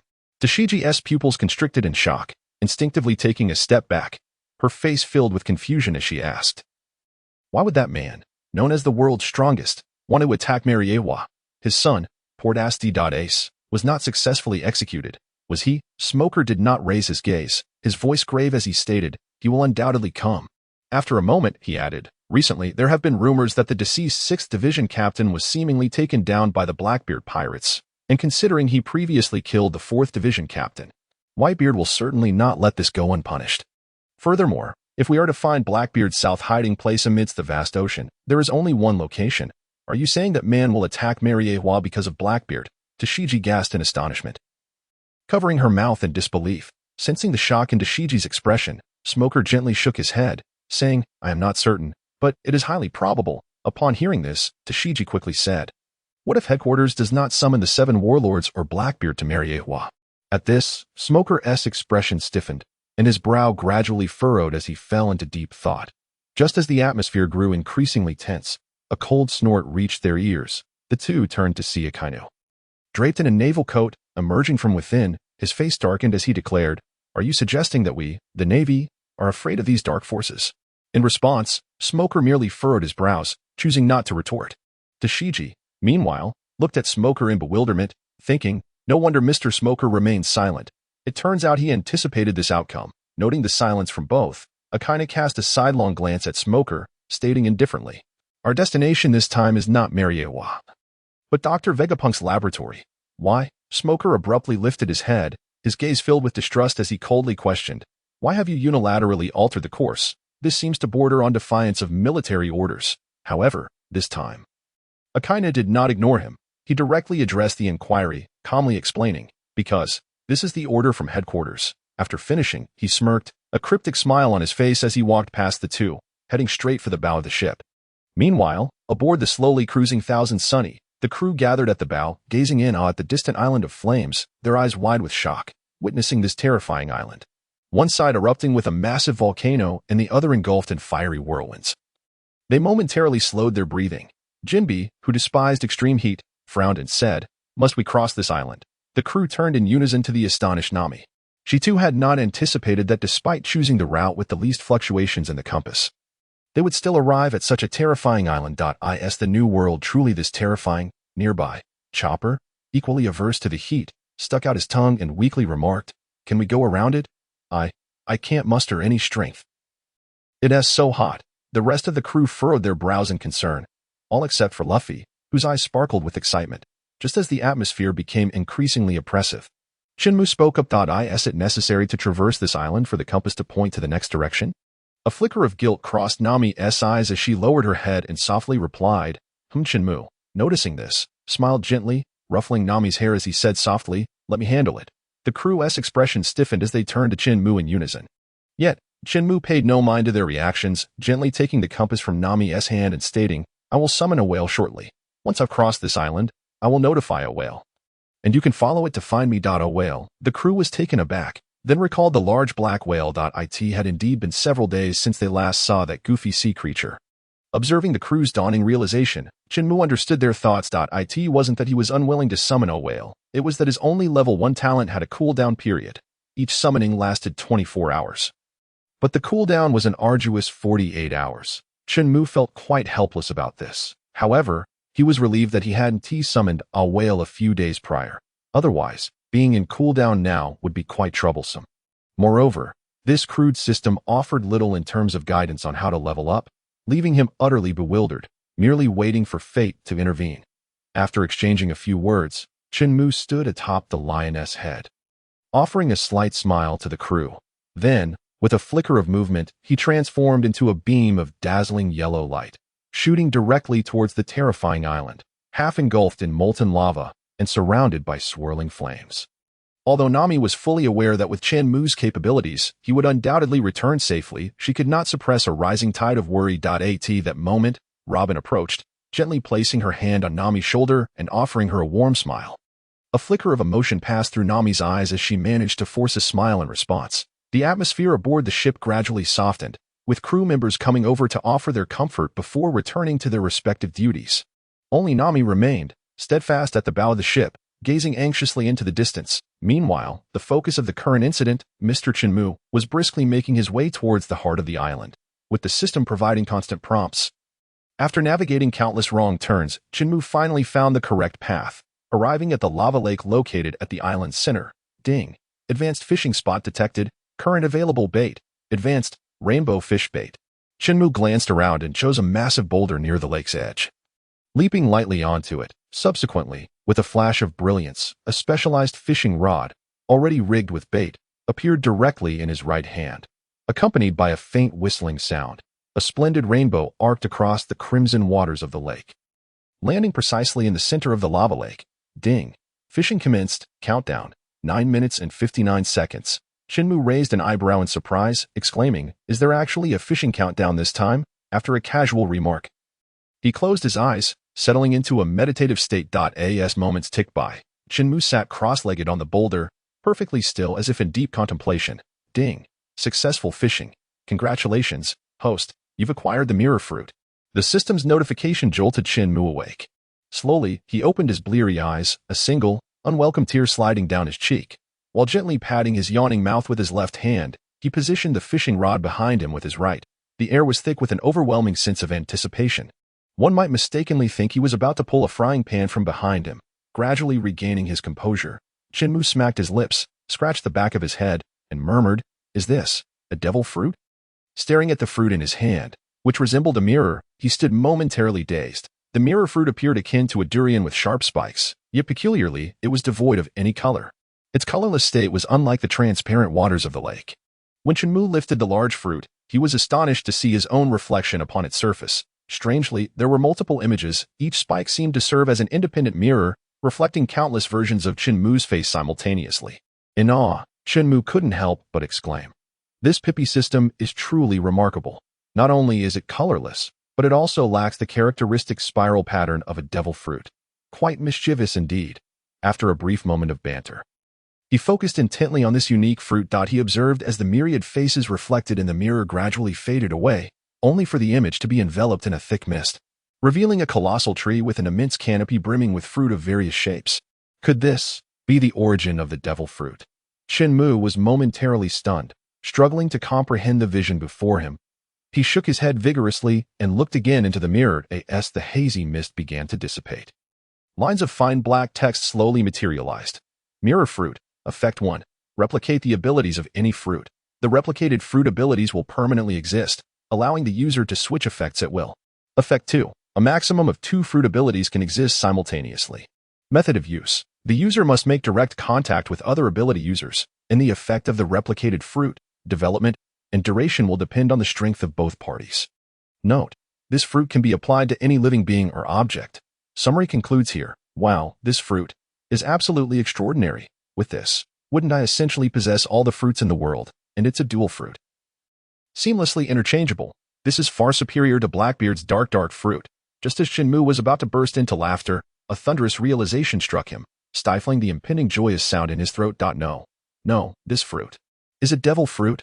Oh no, I already suffer from seasickness. Consuming a devil fruit will only exacerbate my motion sickness. I in this world where the storyline revolves around either the sea or islands. How am I supposed to navigate this? Just as Chen Mu was on the verge of transforming into an irate figure, a line of small black text appeared at the bottom of the mirror fruit's description. Note: upon consumption of this fruit. The user will develop a fear of seawater. I can't believe it. Do you think I didn't know this? Chen Mu managed to suppress the curse that was about to escape his lips. There was no point in uttering it. It would only be automatically muted. Just as he was fuming at the mirror, the small text began to fade gradually. Eventually, only a single line remained. Note: this fruit can be applied to any living being or object. The vast image was left with just this one profound statement. Contemplating this deeply significant summary, Chen Mu took a moment to calm himself, repeatedly murmuring, applicable to any living being or object. Objects? A thunderous realization struck Chen Mu once more. Instantly enlightened, his eyes sparkled with brilliance. Objects. I have objects. Ha ha ha. It's time to evolve. Come forth, my mirror flower water moon beast. With a flash of ethereal light, a green-handled blade materialized in Chen Mu's right hand. Gripping the sword in one hand and the fruit in the other, he raised both arms high above his head and clapped down forcefully. Ding. Mirror fruit successfully utilized. Ding. Mirror flower water moon blade attributes have been altered. Hearing the melodious system notification, Chen Mu eagerly examined the mirror flower water moon before him. It appeared less hazy and more crystalline. Excellent. Excellent. Ha! Standing atop the massive boulder, Chen Mu gazed at the blade reflecting the surrounding scenery. Unable to contain his laughter in this sweltering land, his laughter echoed loudly, nearly igniting the air. After a moment, he composed himself, filled with joy as he embarked once again on this journey. Time passed swiftly, and in the blink of an eye. Half a day had elapsed since Chen Mu's departure. Meanwhile, the sky had already darkened, but the fiery island continued to illuminate the surrounding skies and sea in a brilliant red.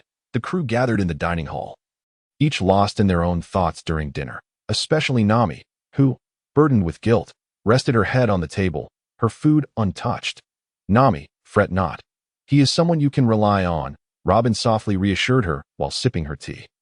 Nami responded weakly. Just as Luffy was about to sneak a piece of Nami's food, a sudden whale's call resonated in the air. Nami suddenly lifted her head, her eyes sparkling with excitement. It's a whale. He has reached the other side. The crew rushed outside, their spirits lifted at the sight of the immense shadow that had appeared beside the ship. Hey, a whale. Usopp waved enthusiastically, filled with joy. Chopper grinned with delight. Mimicking the greeting, Sanji, on the other hand, lit a cigarette, exhaling a thick smoke ring into the starry night sky, murmuring, what a troublesome fellow. The crew was ecstatic, jumping with joy, whether from the news of Chen Mu's successful task or the reunion with their comrade. At that moment, Zoro, who had already climbed to the lookout tower, suddenly exclaimed, pointing towards a dilapidated warship not far from a whale, there are people overboard. The ship fell silent as all eyes turned to the lookout. Can you see who they are? Nami raised her head cautiously and inquired. Upon hearing her, Zoro narrowed his right eye and, glancing at the nearby flame island, discerned a few individuals bobbing on the wooden planks. He pondered, they are not the Navy. Then let us prepare to rescue them. Sanji flicked away his cigarette and, accompanied by Chopper, dashed towards the shipyard on the lower deck. Before departing, he specifically instructed Frankie to hasten and open the dock gate. Thus, several rescue boats maneuvered around the colossal A-whale, steering towards the distant victims. In the moonless night cloaked in dark clouds, the sunny lay quietly upon the water's surface, with a gigantic black whale to its left and the illuminating flame island to its right. Punk Hazard, not far from the sunny, a lifeboat floated on the sea, operated by Sanji, the Mary 2, a steam-powered vessel designed for 4.AT. This moment, the Mary 2 sat several centimeters lower in the water than usual. Its speed considerably diminished. It was evident that this four-seater craft was not merely occupied by 4 individuals. A glance at the piled-up figures in the rear clearly revealed more than just 4. After a challenging journey, the Mary 2 successfully returned to the Sunny's dock. Usopp and Luffy, already impatiently waiting at the central ladder of the dock, slid down. As the Mary 2 gradually came to a halt, Luffy and Usopp rushed to the ship's side before Sanji could even leap off, each taking hold of the unconscious victims and gently hoisting them ashore. Sanji, using one hand to support himself, jumped down from the Mary 2, smoothing out the wrinkles in his suit upon landing. Observing the individuals clad in protective gear, each carrying a black square oxygen tank, Sanji furrowed his brow in contemplation. However, upon witnessing Luffy rudely yank off the protective masks from their faces, Sanji's eye twitched, and he silently stepped aside. Luffy, allow me to handle this. Chopper, who had arrived unannounced, stood beside Luffy with a look of concern. Ah, Chopper? Ha. Ha. Then you take over, Luffy chuckled awkwardly, retracting his hand that had been forcefully holding the eyelids of the victims. Usopp sighed in resignation, shaking his head. This captain had indeed grown stronger over the past 2 years. But his intellect, well, best left unspoken. While the three squatted on the ground, meticulously tending to the victims, Sanji calmly interjected, "I'll go prepare a pot of fish soup. Once they awaken, you can take them directly to the dining room." "Sanji, I want to eat chunks of meat with bones," Luffy exclaimed with a playful grin, raising his right hand high above his head. In a way. Sanji shot Luffy a glare, then added, "Didn't we just have dinner?" Did I eat just now?" Luffy ignored Sanji's outburst and turned to Usopp for confirmation. Usopp sighed again, helplessly closing his eyes. Sanji, well aware of Luffy's penchant for scamming food, chose not to engage further. Ascending the stairs to the lawn deck. Moments later, the victims, having been freed from their joint protective suits, sputtered out seawater and gradually regained consciousness. "From now on, I shall be Dr. Luffy," Luffy declared, wiping the imaginary sweat from his forehead. Hands on his hips. Beaming with confidence. "You merely followed Chopper's instructions and punched their bellies a few times," Usopp exclaimed indignantly, swiftly striking Luffy on the back of his head with his hand. A resounding thunk echoed. And Luffy's still grinning head bobbed back and forth with a speed that left an afterimage. Chopper, finding the situation amusing, leaped up, mimicking Usopp's earlier action while playfully imitating the sound of the impact. "Chopper, don't imitate that." Usopp sighed once more. As the trio engaged in their playful banter. The individuals clad in yellow-striped protective gear stood up expressionlessly, zipping up their suits and re-entering the safety of their protective attire. "Oh, everyone is all right," Luffy remarked cheerfully, glancing at the gradually awakening crowd. "Let us head upstairs. Sanji has prepared a delicious meal for us." With that, Luffy's eyes sparkled with anticipation. That moment, a hissing sound of gas leakage filled the air, followed by a faint yellow mist rising. The curious Luffy and his companions inhaled deeply, succumbing to its effects. "So drowsy, I want to sleep," Luffy muttered before a bubble inexplicably formed in his nostril, causing him to topple over. Usopp, shocked, covered his mouth and nose, managing to utter, It's a hypnotic gas." Before he too collapsed, Chopper had already succumbed to slumber before Luffy fell. The individuals enveloped in protective suits approached and confirmed that Luffy and the others had indeed been incapacitated by the sleeping gas. Then proceeded to the staircase. This is quite a splendid location," the leader remarked, glancing up at the staircase, gesturing for the others to follow. After receiving the signal, the group nodded, retrieving small metal balls from their suit pockets. They pressed the buttons on top and threw them towards the staircase's exit. "Fortunately, our master provided us with potent sleeping gas. Otherwise, this capture plan might have failed miserably." After a brief wait, the team in protective gear ascended the staircase. Emerging onto the lawn deck, Frankie and Brook lay sprawled on the grass, while Nami leaned against the main mast, dozing off. Nearby, on a white aristocratic chair, Robin, dressed in a dark green dress, had also succumbed to sleep. A book resting on her pale, slender thigh, poised to be opened. The gas team observed the open kitchen door on the second floor and headed straight for the staircase leading up, with a series of thud footsteps. They entered the kitchen, discovering Zoro reclined on the sofa in deep slumber and Sanji unconscious nearby, next to a broken plate and melting ice cream. Jinbei lay sprawled across the dining table, hands resting on his belly, sleeping peacefully. The group approached, gently nudging Zoro and the others to confirm they were also in a state of slumber before looking back at their leader by the door. "Since our ship has been destroyed by that sudden appearance of a sea king, let's commandeer this pirate ship to return and report back." "Yes," the others responded. Just as they exited the kitchen, preparing to head to the bow to take the helm, a deep whale call resonated, prompting everyone to turn back in alarm. The massive sea king materialized at the ship's stern, its enormous eyes fixed on them, unblinking. The crew gasped in shock, eager to meet Chen Mu. The A-whale could not wait for them to set sail and was unwilling to abandon them to venture alone. In a moment of desperation, it swiftly submerged beneath the surface, reappearing at the Sunny's rear. Its intentions were clear. If they would not depart, it would push them along, and thus, the crew found themselves witnessing the sight of the whale at the ship's stern. The impatient A-whale showed no regard for the suddenly appearing strangers, plunging its head into the water and ramming against the Sunny with fervent vigor. The crew aboard lost their balance, tumbling to the ground. "Quick, notify the captain. We need assistance. Where's the snail phone? Who has it? Get it out now." "Yes, hurry for help. Otherwise this fearsome black whale will smash the ship to pieces," as the multitude lay trembling upon the ground. A spirited debate erupted amongst them, each voice vying for prominence. Meanwhile, the jubilant whale, affectionately known as Ah Jing, swam joyously around the periphery of the island, delightedly circling to transport both itself and the Sunny to the opposite side, where Chen Mu awaited. This magnificent creature, in tune with Chen Mu's thoughts, suddenly felt invigorated. Indeed, I am the most astute among our kin.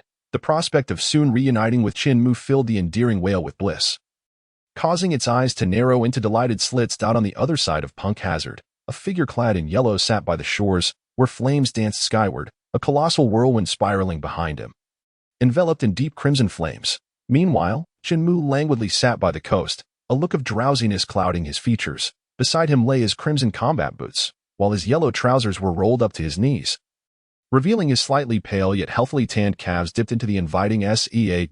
As he soaked his feet, a contented smile crept across Chen Mu's face, and he murmured, "Finally, I have the time to enjoy a proper foot soak." Taking a deep breath, he sighed, "If only I had someone to converse with." With a self-deprecating chuckle, he added, "Once night falls, my chatter seems to multiply. This habit must change." Amused, Chen Mu shook his head, dismissing his wandering thoughts, and reclined on his back. As time trickled by, Chen Mu, lost in reverie, suddenly jolted upright, a hint of boredom prompting him to glance around. He picked up a stone radiating warmth and tossed it into the darkness beyond the flickering flames. The stone, glowing faintly red, swiftly traversed the night sky, vanishing into the abyss. Watching it disappear, Chen Mu sighed, gazing at the shimmering water surface, his impatience surfacing. Why is Jing taking so long? I'm utterly bored. He then lifted his slightly pale feet from the water, shaking off the droplets, and shifted into a more comfortable position, resting his hands behind his head as he reclined on the shore. With his eyes partially opened, Chen Mu stared at the starless night sky, pouting slightly. After finally summoning a Jing, I find myself facing the prospect of rain tomorrow. How unfortunate. He chuckled at his own misfortune. In the midst of this monotonous wait, Chen Mu's thoughts began to drift further away. In the past, during such sweltering heat, I would hide in an air-conditioned room, relishing watermelon while enjoying the finest Wi-Fi. Now, I am surrounded only by this endless expanse of sea and the raging flames. As his thoughts wandered deeper, Chen Mu's eyelids grew heavy. He softly murmured, "I'm tired. Perhaps a brief nap would do." With that, he closed his weary eyes and slipped into slumber. Meanwhile, a Jing joyfully propelled the Sunny towards Chen Mu's location. Due to its rapid pace, the mainsail, adorned with a straw hat skull, billowed proudly under the force of the wind. After some time, the slumbering Chen Mu was abruptly awakened by a splash of cold water. He sat up in surprise. Jing let out an excited call, its enormous body swaying playfully, fins splashing waves in all directions. Chen Mu, still dazed, turned to regard the jovial giant, his expression slowly shifting to one of bemusement. Jing, please stop. I feel as if I'm about to be boiled alive. Chen Mu's facial muscles twitched, a hint of exasperation evident. He wiped the incessantly dripping seawater from his face, the warmth dissipating. With a sigh of relief, he beckoned to Jing, indicating it should submerge slightly.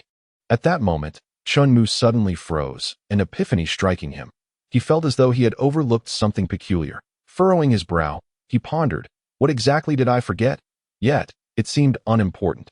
After a prolonged moment of contemplation yielding no clarity, he abandoned his thoughts and waved at Jing, signaling that it was all right. With a gentle leap, he ascended onto Jing's back.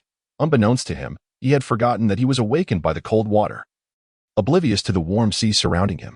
This was merely a fleeting incident, and perhaps it was better that Chen Mu remained unaware, sparing Jing from any potential embarrassment. On another front, Akainu and Smoker, aboard a naval vessel, arrived at a steel island. As the ship smoothly docked at the Seve steel port, Akainu's gaze grew contemplative as he surveyed his surroundings, estimating at least 50 automated docking stations.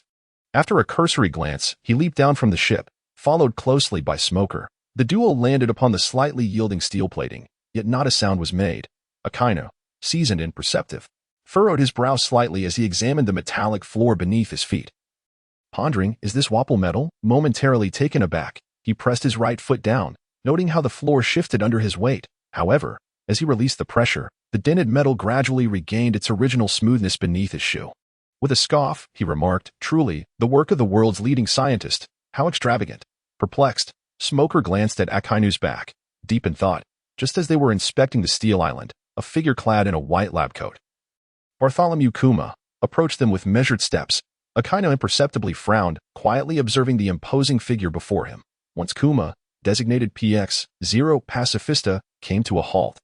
His eyes emanated a pale glow as he scanned the duo. In a stilted, mechanical voice, he announced, "The doctor is conducting an experiment.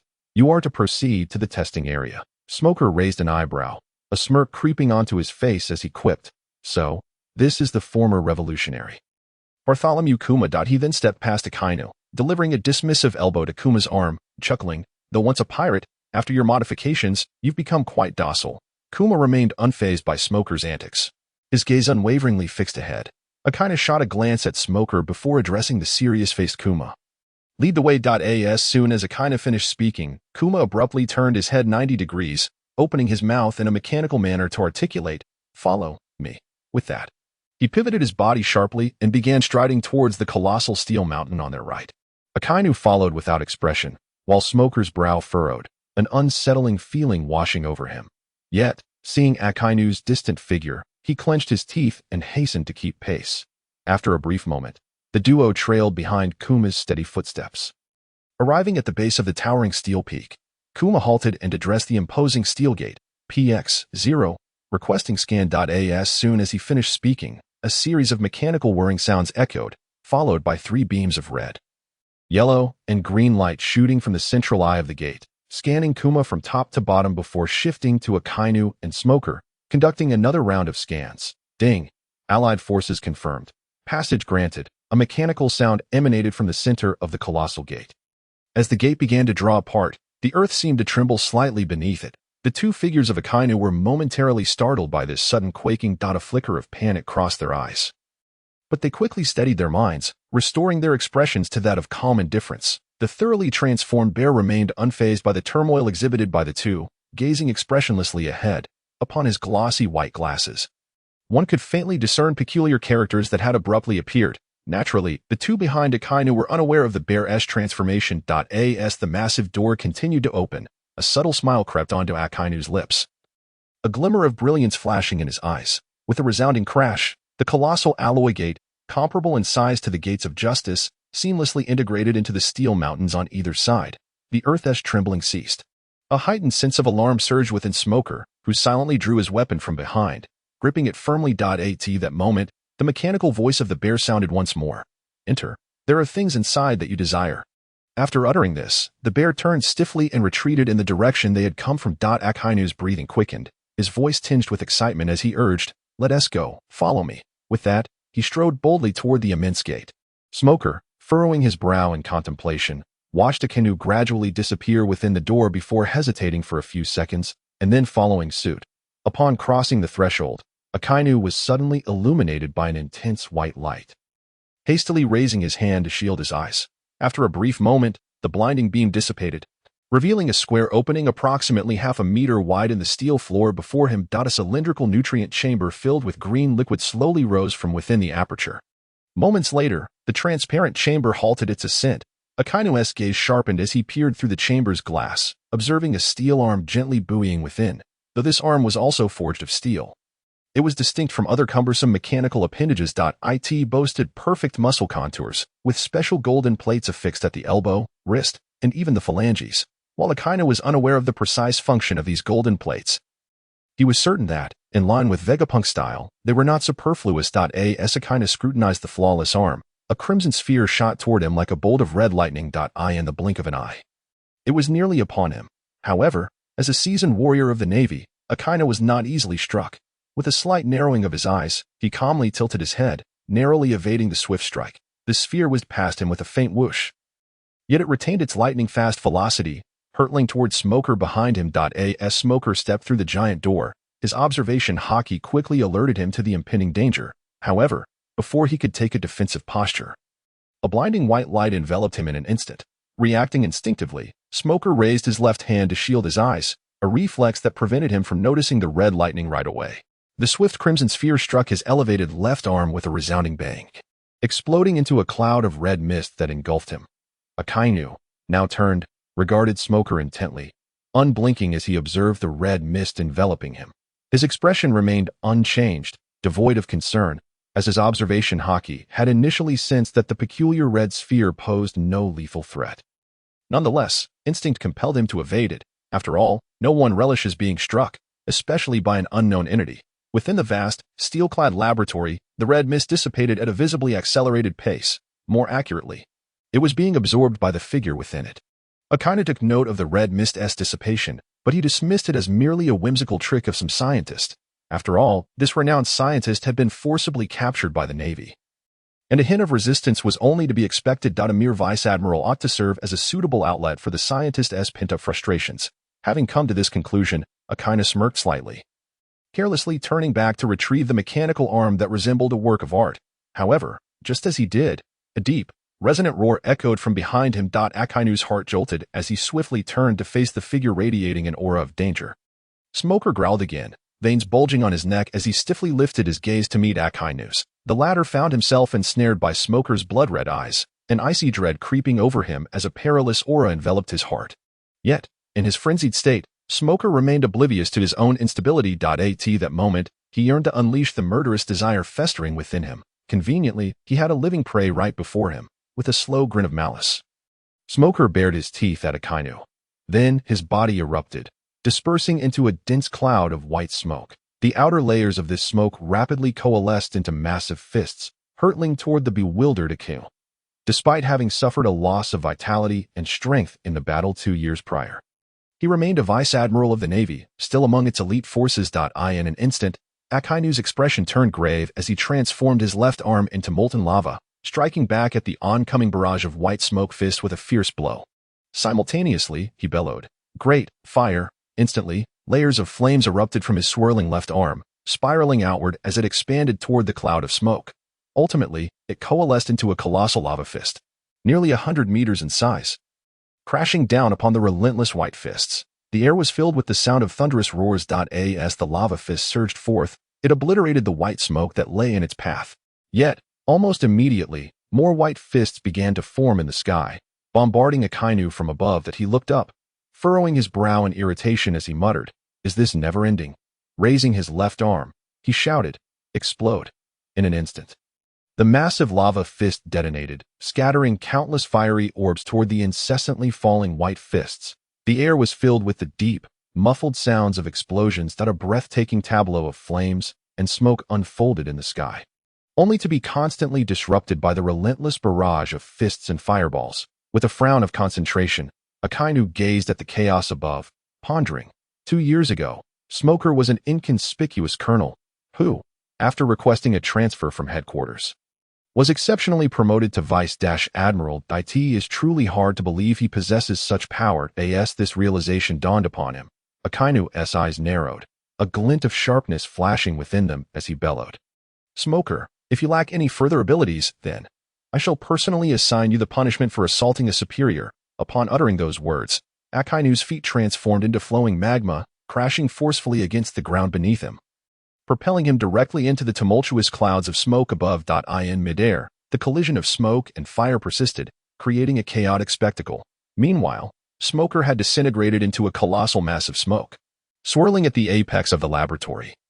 Offering no response to the rapidly advancing Akainu. At a height of 20 meters, the fiery sphere clashed once more with the smoky fist, the white vapor and the explosive fiery cloud coalescing into a distinctive two-toned boundary that spanned the entirety of the laboratory. Akainu, with flames erupting from his lower body, charged headlong into the fiery cloud. In less than a second, he emerged from the white smoke, hurtling towards the wispy mass above. As he forcefully advanced, he retracted the lava from his left arm, the bulging muscles at his elbow straining against the confines of his red suit sleeve. He bellowed once more, "To defy authority is to court your own demise under the aegis of absolute justice. Perish." No sooner had his words faded than Akainu's charged left fist struck the surface of the white smoke. With a resounding bang, the white cloud faltered under the might of his fist, imbued with formidable Haki, lasting merely 2 seconds before erupting violently. As the dispersed smoke wafted around him, Akainu's form began to descend slowly, his breath coming in heavy gasps. Immersed in shock, he failed to notice a particularly thin wisp of white smoke being drawn into his nostrils. After a brief descent of several seconds, the flowing magma from Akainu's lower body subsided, reverting to his normal feet, which gently touched down upon the steel floor, with his brow furrowed in deep contemplation. Akainu pondered the sensation he had just experienced. It had to be the hardening of Haki. Although faint, that iron-like firmness was unmistakable. It was indeed the power of Haki. Conflicted thoughts swirled within Akainu's mind. In the face of such an upper-echelon Haki user, Smoker's elemental transformation merely served to amplify his own presence.